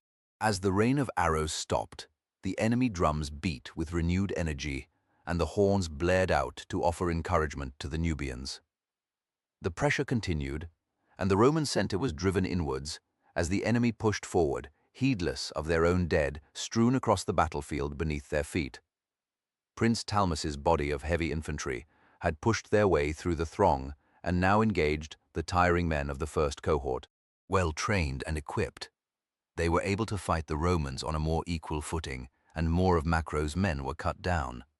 The line was growing perilously thin as Cato watched, yet he dare not give the order to spring the trap before he was certain the moment was right. "Sir," Junius shouted, thrusting his arm out, "they're going to break through." Cato turned and saw the threat at once. A short distance to the right of Macro's center, a single rank of legionaries was struggling to hold back the enemy. They thrust their shields forward, and their iron nail-shod boots scrabbled in the sand and grit as they desperately tried to stand their ground. But it was like holding back a flood with a line of sticks. One of the men slipped and went down on his knee.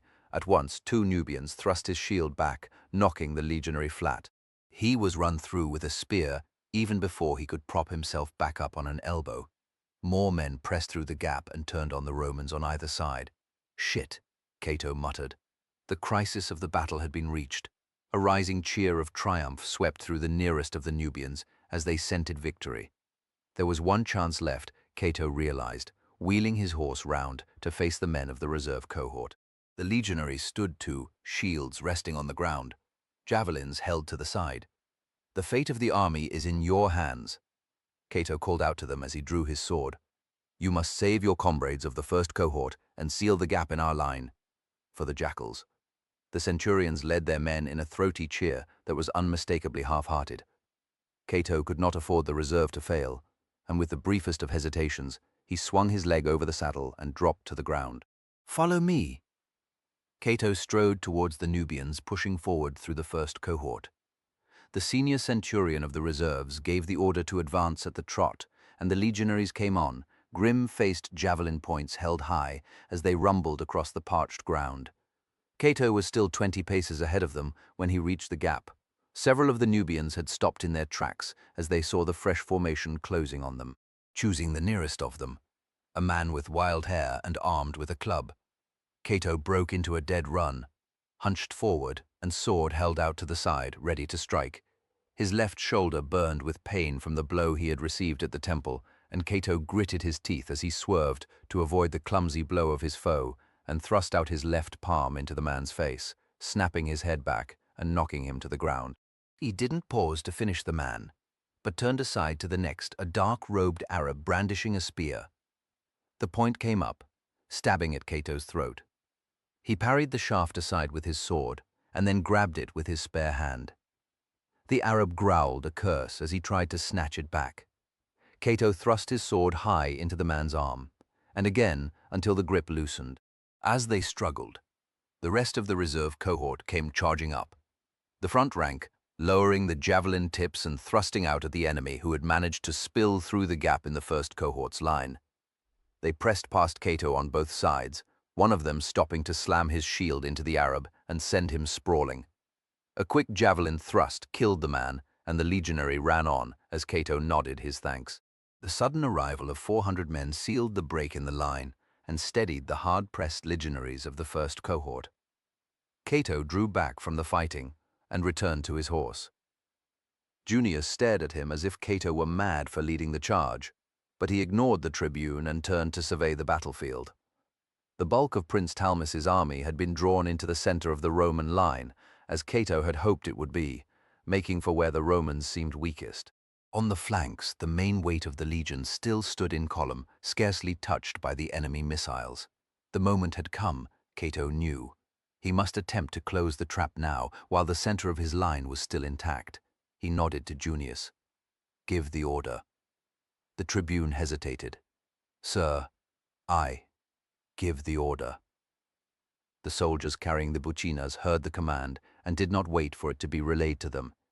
They pursed their lips and raised their mouthpieces and blew. 3 strident notes blasted out across the battlefield. The signal was repeated, and before the last note died away, the 2 columns of legionaries began to advance, fighting their way forward along the sides of the Nubian horde, out beyond the buckling line of the Roman units holding the center. Beyond them, the cavalry cohorts also advanced in echelon as they covered the flanks of the Roman army. At first, the Nubians appeared to be unconcerned by the columns of legionaries extending around the edge of the host. Those in the center were still convinced that victory was in their grasp. They fought like lions to break through the Roman line once again.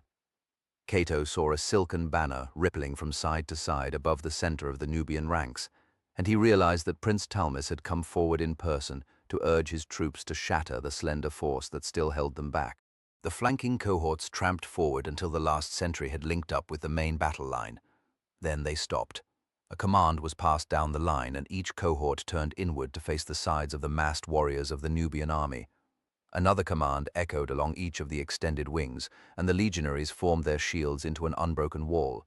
Then they advanced, pressing the enemy back before them and cutting down all those who came within reach of their short swords.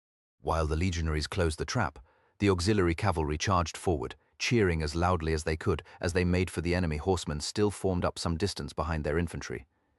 If the enemy's nerve held, no amount of noise and raw courage would save the outnumbered auxiliaries from eventual defeat. Cato had calculated that their sacrifice would buy enough time for the rest of the Nubian army to be defeated.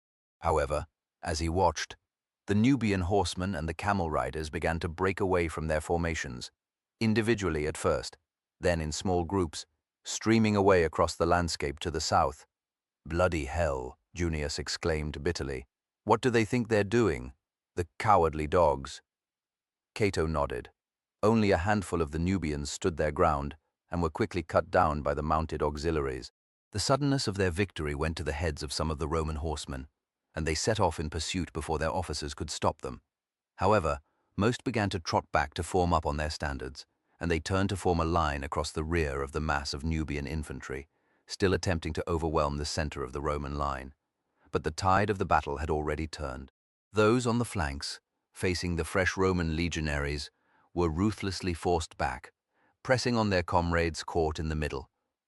There was nowhere to escape, and soon no way to move as the fearful Nubians were caught in a vice between the advancing Roman lines.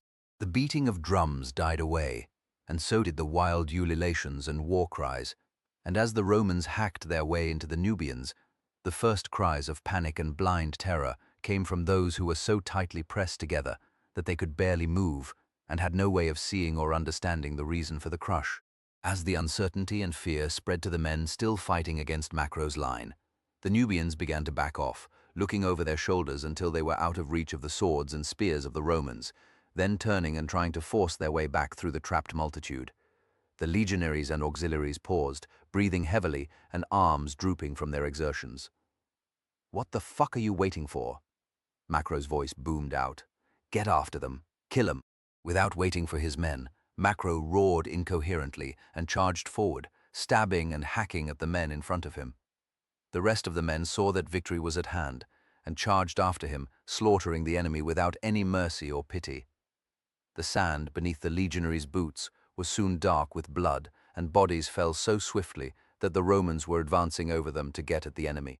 The wailing and desperate cries of anguish from the Nubians rose into the hot air as the heat of the sun made itself felt and added to the torment of those still caught in the closing trap. Cato saw that the banner of Prince Talmis still rose above the sea of dark-skinned figures, and he could just make out the tight ring of gleaming helmets as the prince's bodyguards struggled to extract their master from the massacre. "We should offer them terms," said Junius, and Cato glanced round to see the sickened expression on the tribune's face. "Sir, we should offer them terms. This is a bloodbath." Cato could understand his reaction, but there was nothing that could be done to end the slaughter. The Romans were outnumbered. If they paused in their deadly work, they would lose the initiative, and with it, the battle. They had no choice but to keep on killing. Cato shook his head. "This is war, Tribune. This is the face of battle, and you had best grow used to it." Some of the Nubians tried to surrender, throwing down their weapons and holding out their empty hands as they pleaded for their lives in their tongue. To no avail. They died alongside their comrades who fought on, hampered by the stifling press of men, which made it impossible for them to wield their weapons effectively. For more than an hour, it continued as the Roman cordon closed round those still trapped, Prince Talmus amongst them. The auxiliary cavalry had blocked their retreat and speared those who tried to get past them. Occasionally, small groups of fugitives did manage to thrust past the horsemen, but the survivors were allowed to escape, and the landscape to the south was dotted with figures running for their lives. As midday approached, the killing began to slacken as the Romans became too weary to continue the slaughter. Some of the Nubians took advantage of this and slipped between men who made no effort to stop them. Cato rode forward, and his horse had to pick its way carefully over the bodies as it crossed the killing ground. "Stand to, centurions, call your men to their standards." He saw Macro, spattered and smeared with crimson, leaning on his shield, chest heaving, as he gasped for breath. "Centurion, let the enemy pass, all except the prince and his bodyguard, and the gladiators. They mustn't escape. Understand?" Macro nodded, blinking away the sweat that dripped from his eyebrows. He pulled himself up and lifted his shield as he turned to address his men. "Form ranks." The men of the first cohort wearily trudged back to their standards and waited for orders. Cato felt a bitter weight in his heart as he saw that less than half of the men remained. The reserve cohort that had rushed to fill the gap had suffered a similar proportion of casualties. Macro waited until the last of his men was in position, and then ordered them to advance on the standard of Prince Talmus. Cato's horse shied at the mounds of bodies that lay in his path, and he dismounted and made his way to Macro's side. Well, the plan worked. Macro smiled wearily. "Never thought I'd see the day when I'd be grateful to Hannibal. It's not quite over yet." Cato nodded towards the knot of bodyguards gathered around the prince's standard. Macro shrugged. "They're finished, one way or another. Surrender or die, Talmus is ours." The Romans opened their ranks to let the last of the lightly armed Nubians and Arabs flee, and then closed in around the bodyguards. They were big men, with scale armor and conical helmets.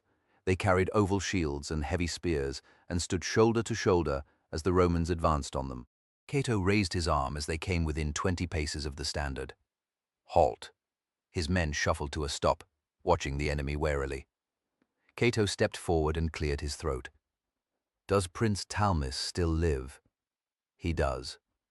An imposing figure edged his way into the front line of the bodyguards. Talmus wore a black cuirass over black robes, and his helmet and shoulders were covered with the hide of lion. His expression was cold and bitter as he stared out over the bodies heaped across the battlefield. The prince's eyes fixed on Cato. "What do you want with me, legate? My surrender?" "Yes, so that I can be displayed in Rome, no doubt, as a prize of your emperor." "That is for the emperor to decide," Cato responded. "My offer to you is simple. You and your men surrender, or I will be forced to have you cut down where you stand." "I don't think I will surrender," Talmus said slowly, and his dark lips twisted into a calculating smile. "You will let me return to Nubia freely, legate." Cato's brow furrowed. "And why would I do that?" "Because I have what you want. I have Ajax. I'll give you to him in exchange for free passage back across the frontier to Nubia." Cato felt his heart quicken. "Ajax is here with you."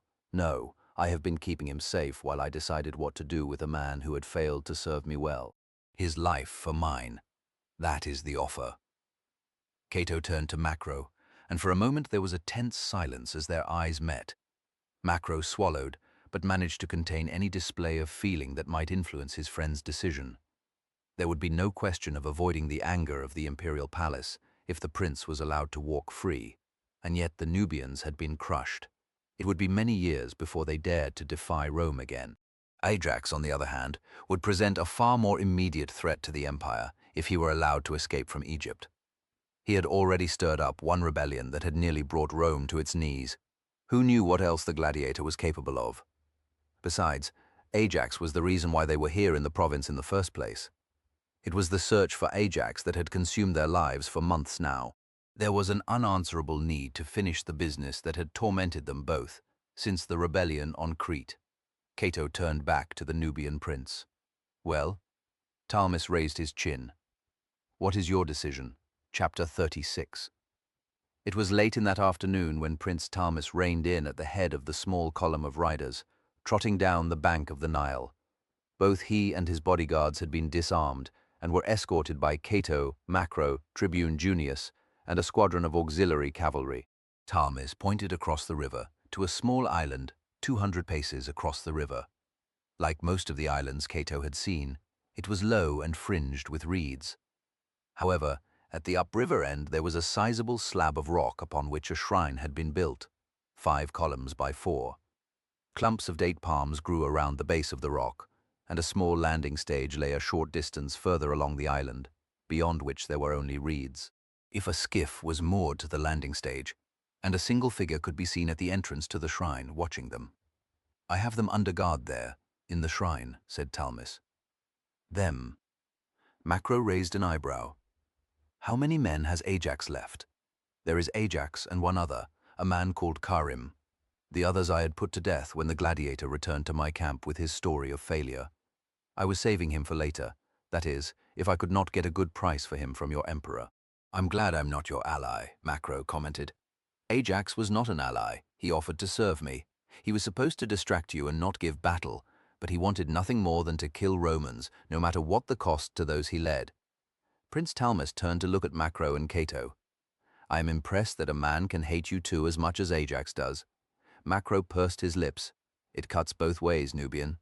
We have our own reasons for returning his feeling in kind. Truly? Talmis swatted an insect away from his cheek. He gestured to Macro to continue. That's enough, Cato interrupted. It'll be dark soon. I want to deal with Ajax before the day is out. He turned to the prince. How many of your men are there on the island? 6 of my best men. I will send their captain to them to explain the situation and recall the guards. Then the gladiator and his friend are yours, and you will free me and my men. Only when I have Ajax, Cato said firmly. Have your men bring the boat over. I'll go across with your captain and some of my troops to take charge of the captives. Your men can return first. Then you are free to go. I see. Talmis nodded and looked at him with a calculating expression. Legate, do you think your victory has ended my ambitions to seize the Upper Nile? No, but it will take time for you to mass another army. Then Rome will have sent more troops to the province and bolstered the defenses of the towns and forts along the Nile. You will have even less chance of success than you did this time. Cato looked at him steadily. I don't think Rome will have much to worry about from the Nubian quarter for a while. You're a spent force. Ajax, on the other hand, is not. That is the reason why I am prepared to trade your life for his. A frown flitted across the prince's face. Really? If I think you underestimate me, Roman. We shall see about that, perhaps sooner than you think. Prince Talmis turned to the captain of his bodyguards, and there was a quick exchange before the captain dismounted and climbed down the bank to the edge of the water. He raised a small horn to his lips and blew 4 times. 2 figures scurried down from the shrine, boarded the skiff, and set off across the current. Cato gestured to the commander of the cavalry escort to join him, and then spoke quietly to the decurion. I don't trust the prince. I want your 2 best men to come with me. Once we reach the island and have the prisoners, I'll give the signal for you to release the prince and his men. Yes, sir. And what'll the signal be? Cato thought briefly. I'll raise my sword and wave it from side to side. You'll see that well enough from here. Yes, sir. Cato glanced at the prince and his men. If they make any attempt to escape before the signal is given, kill the men. Take the prince alive if you can. Macro moved closer to Cato and muttered, What's to stop us killing him anyway? Once we have Ajax. Cato shook his head. Talmis poses little danger to Rome. I think that this defeat will weaken him. He'll be busy keeping his followers in line as it is. If we kill him, we give the Nubians a grievance that will need to be avenged. Macro shrugged. If you say so. Frankly, 1 more dead Nubian suits me fine. Cato nodded to the decurion. You have your orders. The decurion turned in his saddle to call back down the line. Castor. Decius, dismount, and escort the legate. The two tough-looking men swung down from their saddles and handed the reins to their comrades before unhooking their shields and trotting forward to the two officers. Cato dismounted and gestured to them to follow him.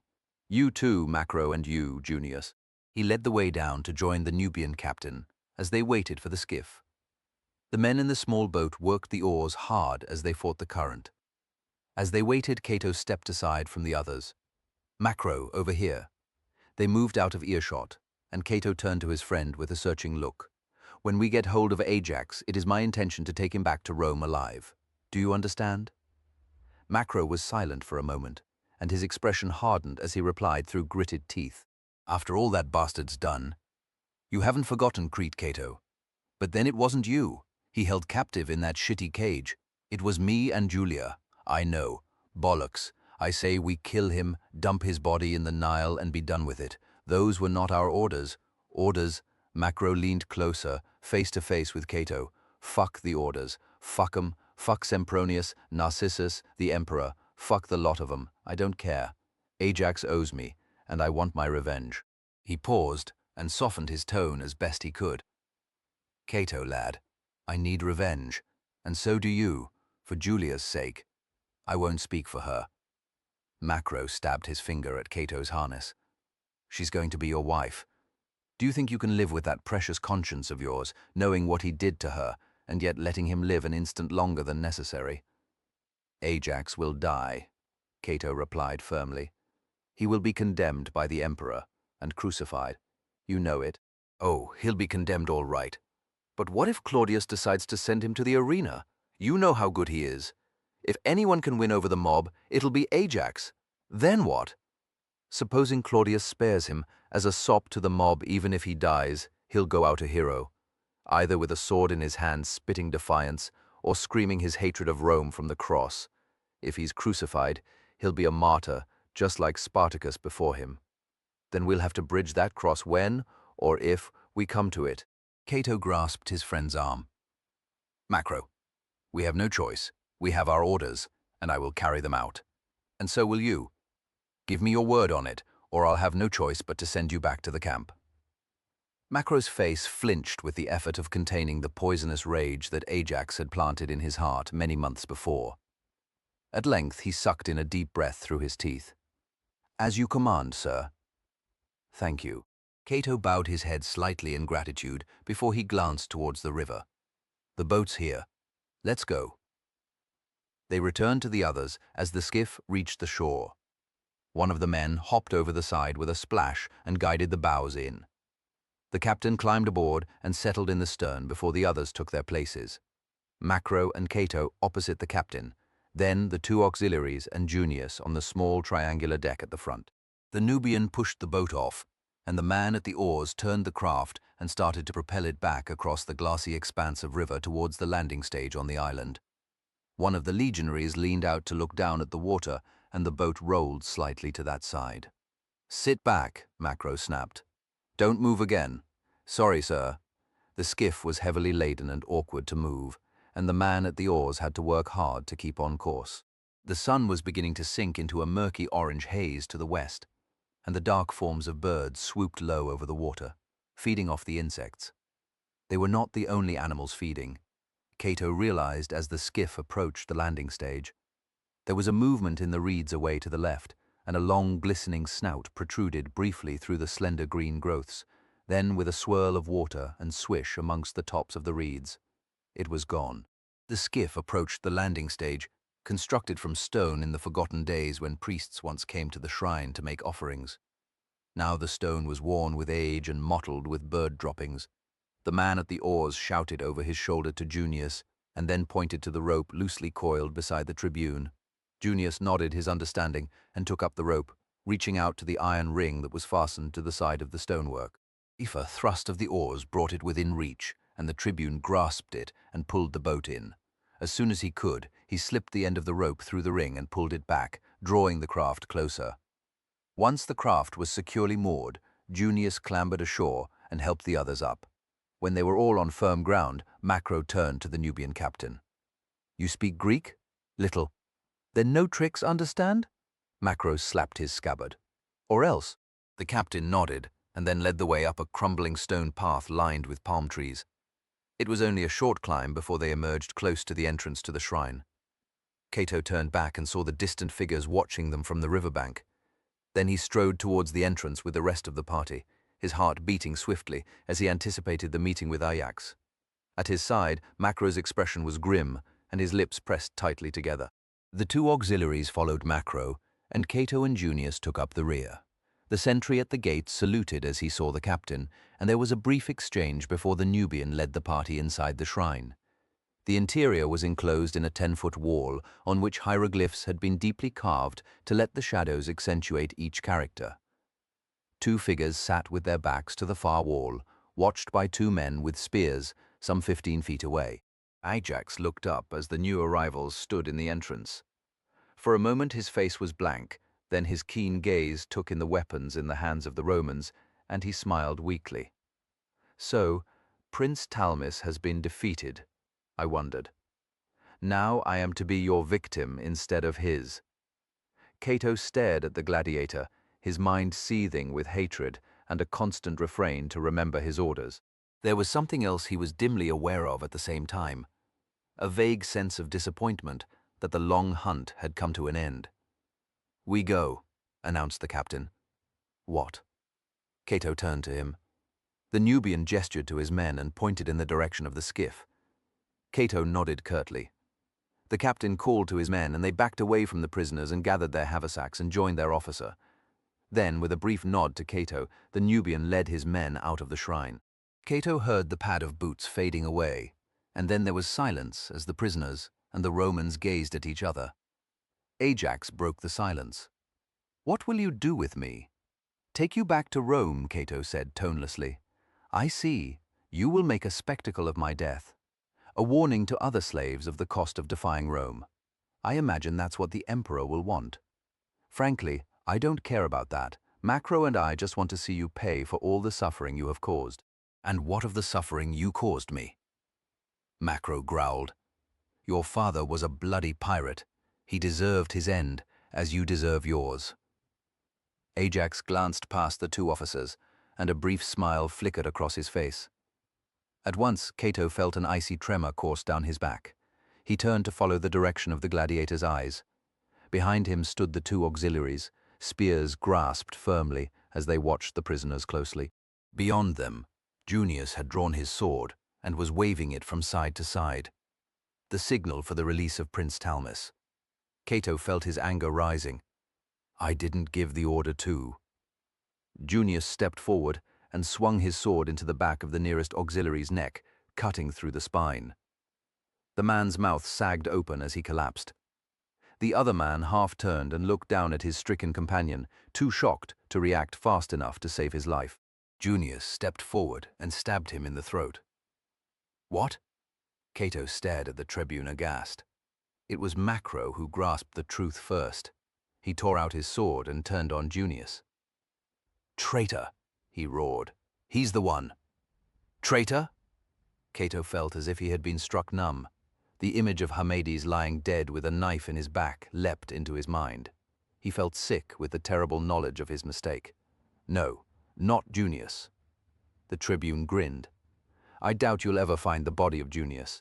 The jackals along the road from Memphis will have seen to that. That's where we caught him, on his way to join the legion." He threw his sword over Cato's head and ducked down to snatch up one of the auxiliary's spears. The sword thudded into the ground in front of Ajax, and he snatched it up and sprang to his feet, as did the other prisoner. Ajax laughed harshly. "My thanks, Canthus. You saved me again." Ajax pointed the sword at Cato. "The legate is mine. Deal with the centurion. Canthus." Cato felt sick, but still had enough presence of mind to draw his sword. The young man lowered the tip of his spear and thrust at Macro. His action was fast, and Macro only just had time to lurch to one side to avoid the weapon.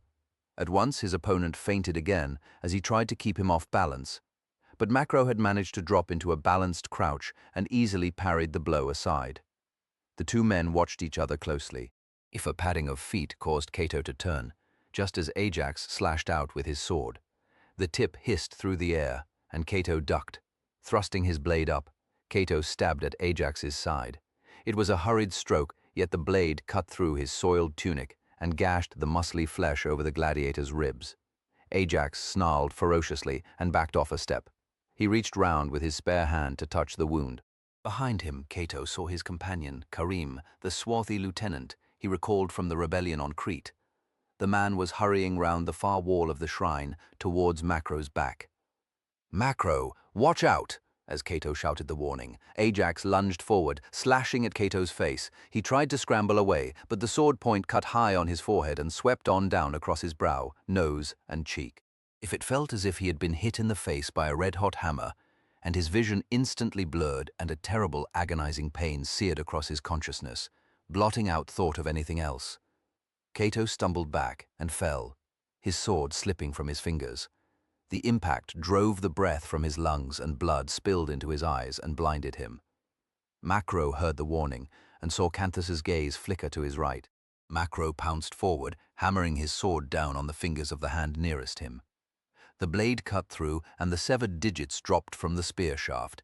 Canthus howled with pain. Macro ran on and with his full weight behind the punch smashed his fist into Canthus's face. As Canthus staggered under the blow, Macro struck with his sword, a savage blow to the side of his head that split his skull with a wet crack. Before Canthus hit the ground, Macro turned on the spot, bracing his feet and holding his sword point out. Karim could not check his sprint in time to avoid the weapon. The point plunged through his chest, shattering his sternum, driving the air from his lungs in a hot blast into Macro's face. Even so, the impetus of his charge drove his body on and both men crashed to the floor, the point of Macro's sword bursting out of the rebel's back. Karim glared down at the centurion as blood dripped from his open mouth. Both hands reached up, desperately feeling for the Roman's throat. Macro felt them begin to claw at his neck and heaved him aside, wrenching at the blade. There was a sudden blur of movement from the other side of the shrine as Ajax charged towards him. Macro slashed out with his sword, aiming it at the gladiator's knee. But Ajax's reflexes had been finely honed in the arena, and he leaped high to avoid the blow over Macro and the body of Karim, and ran on another 2 paces before scrambling to a stop and turning to face the centurion. Macro rolled onto his feet and rose in a crouch, sword held out to the side, ready. Neither man moved for a moment, and their breathing, the fading gasps of Karim and the moans of Cato, echoed softly off the ancient walls. Ajax licked his lips. "You should have killed me alongside my father." "Yes, I should," Macro muttered. "That was a mistake, which I intend to correct." He paced forward and swung at the gladiator. Ajax parried the blows and then counterattacked with a swift series of thrusts and cuts that tested Macro's swordsmanship and sharp reactions to the limit. Then he stepped back and they stared at each other in the failing light. The blood from Ajax's side was flowing freely, and he could feel the warm trickle running down the outside of his thigh. He knew that he would begin to weaken soon. The telltale chill already pricked at his skin. Soon his vision would begin to blur. The veteran instructor who had trained Ajax years before had drilled into his students the danger signs associated with wounds. As soon as a man knew that he was weakening, he must strike or soon be reduced to begging the mob for mercy.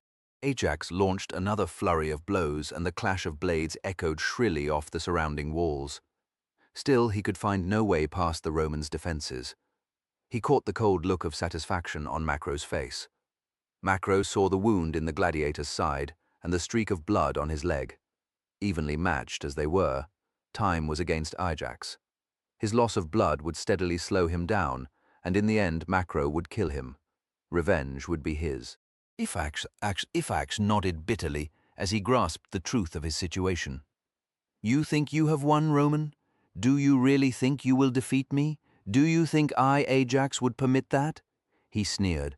"While I live, the flame of rebellion will burn in the hearts of slaves everywhere, and I live as long as you have no proof that I am dead. By that measure, you are defeated today." Before Macro could grasp his meaning, Ajax turned and sprinted towards the entrance and ran out into the dusk. "Shit." Macro glanced at Cato, momentarily torn by the urge to help his friend. Then he turned and ran after Ajax. The gladiator ignored the path leading down to the landing stage and headed across the cracked paving stones in front of the shrine, down the smoothed boulders and into the long grass. Macro followed him, losing ground thanks to his shorter legs.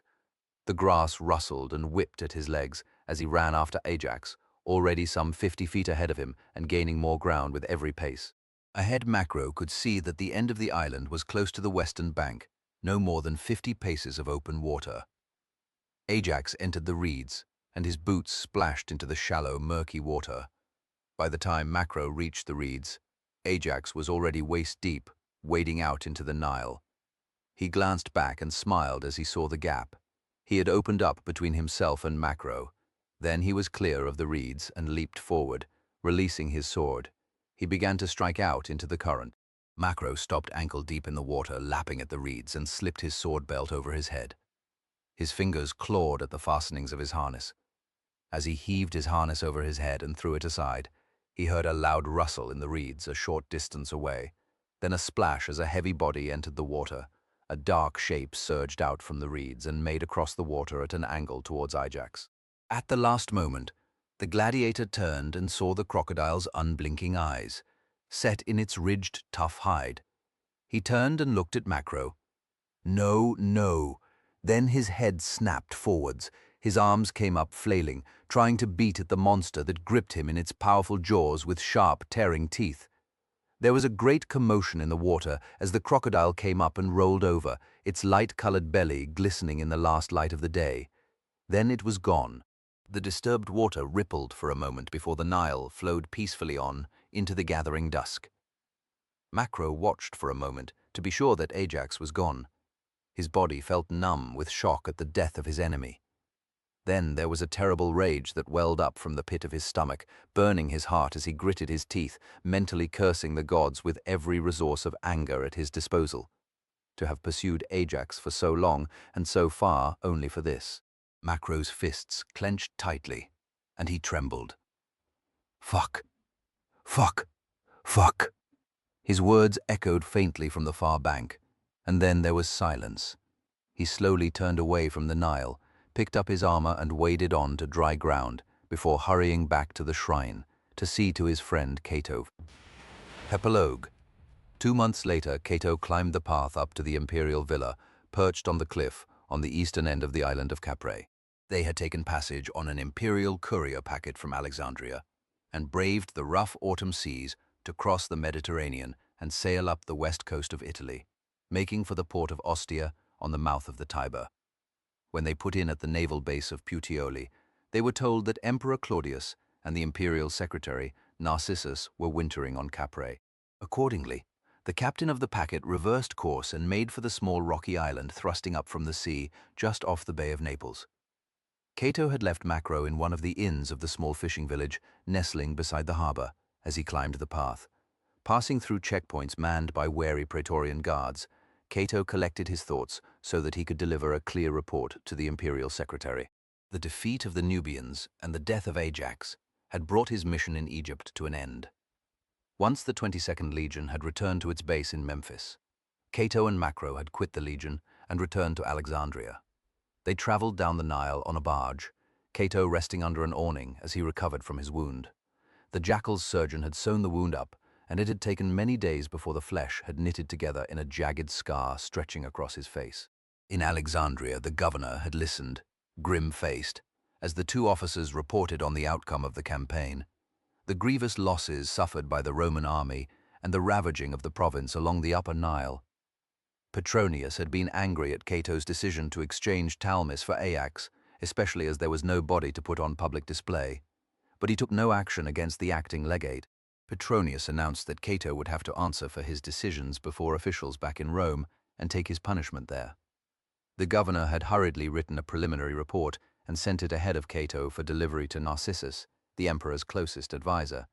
Throughout the voyage home, Cato's mood had become more and more despondent. He yearned to return to Julia's side. She was waiting for him at her father's house in Rome, and he could picture her vividly as he imagined himself stepping across the threshold and into her arms. Such thoughts were immediately soured by her reaction to the scar that now crossed his brow and cheek.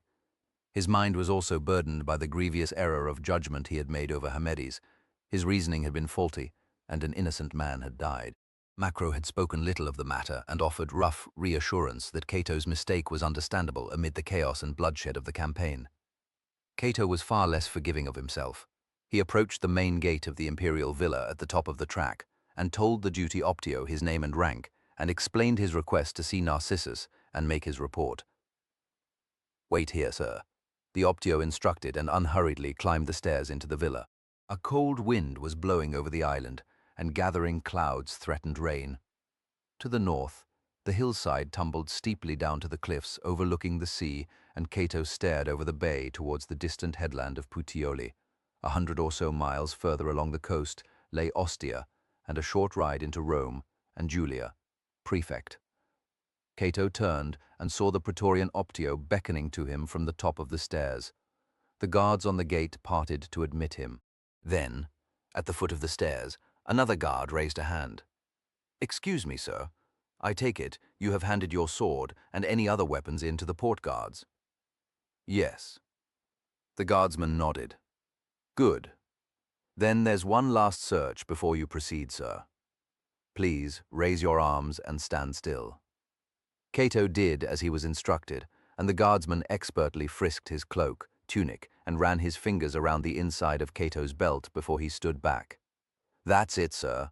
Cato advanced and climbed the stairs to the waiting Optio, who led him through a marble portico into the atrium of the villa. The space was dominated by a large, shallow pool with a tessellated image of Neptune and shoals of fish decorating the bottom. On the far side, a short colonnaded hall led out onto a terrace.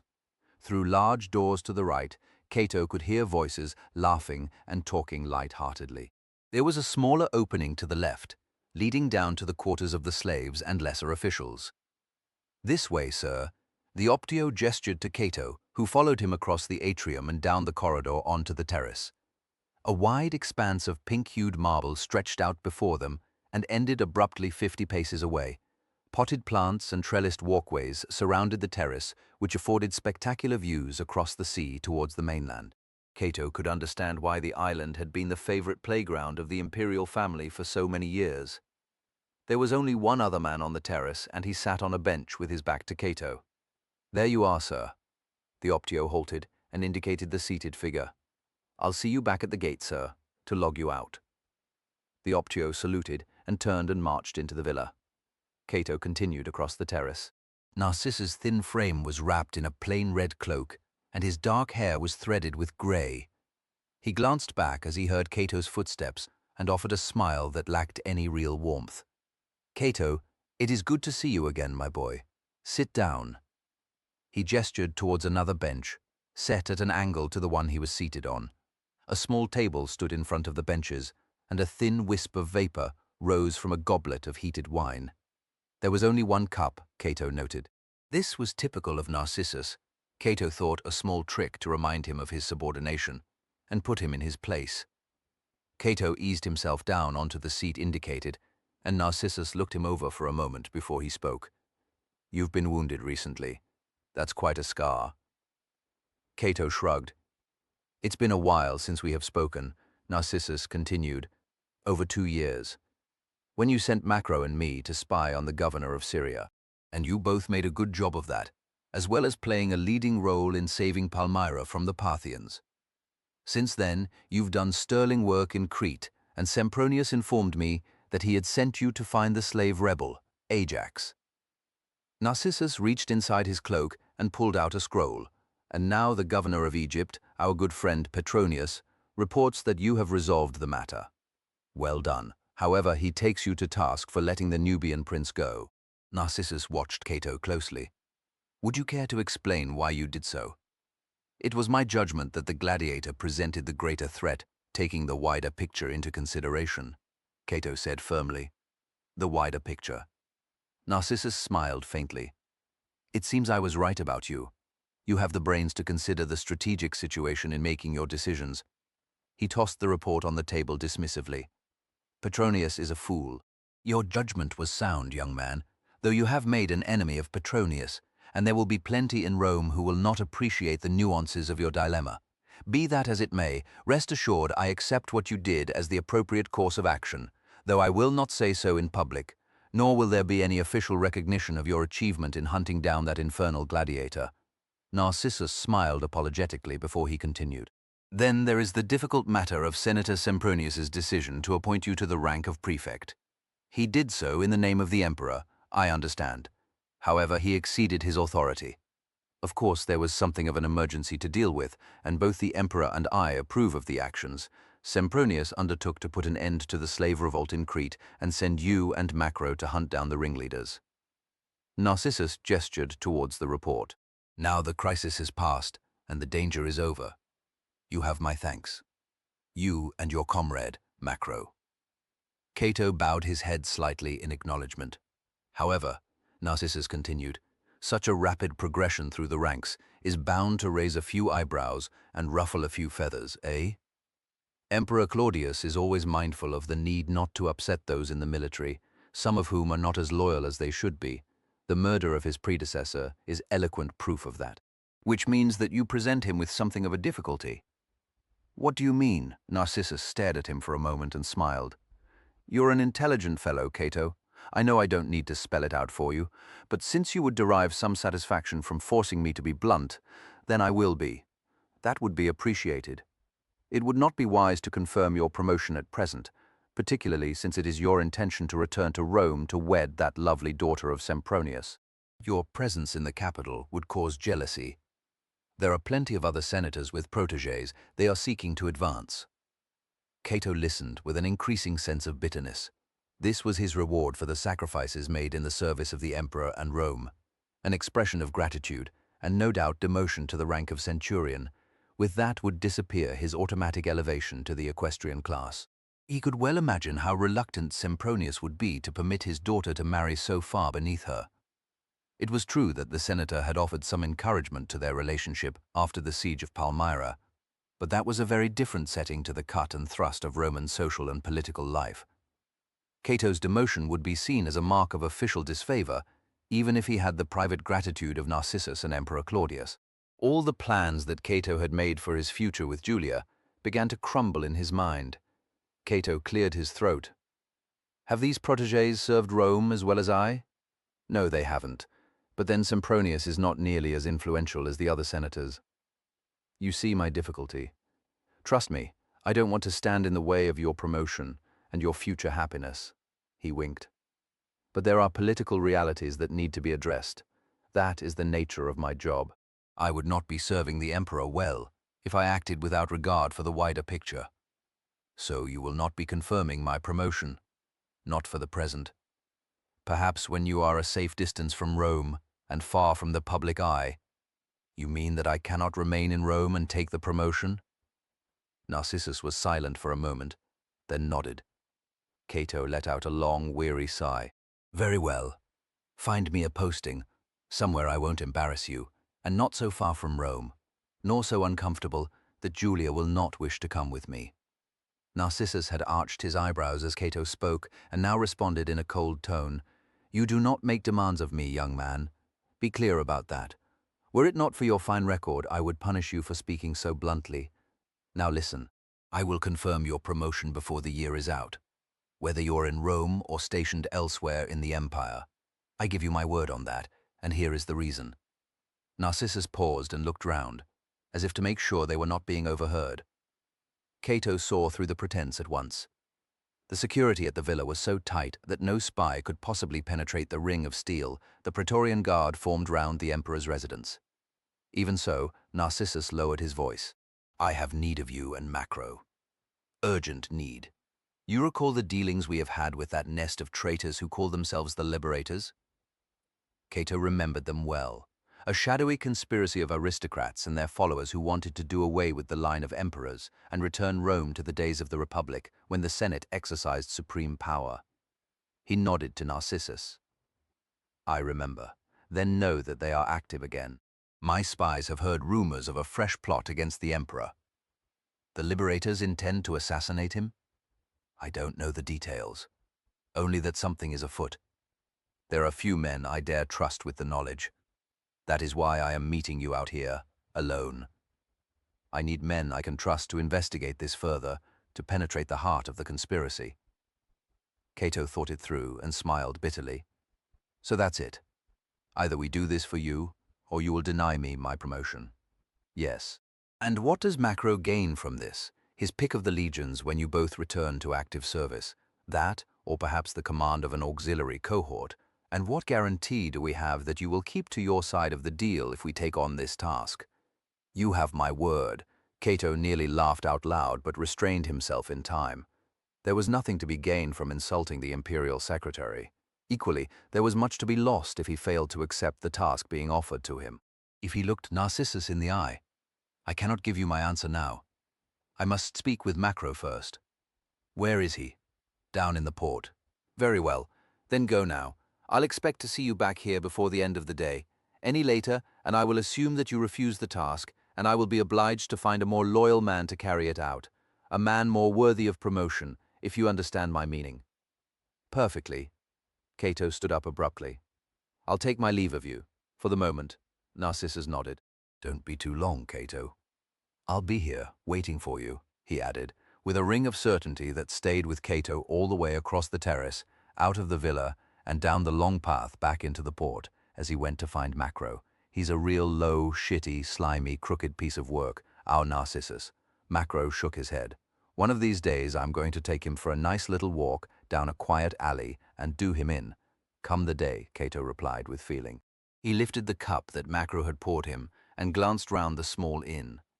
A handful of off-duty Praetorians were playing dice on a table on the far side of the room, dimly lit by the handful of oil lamps hanging from the beams.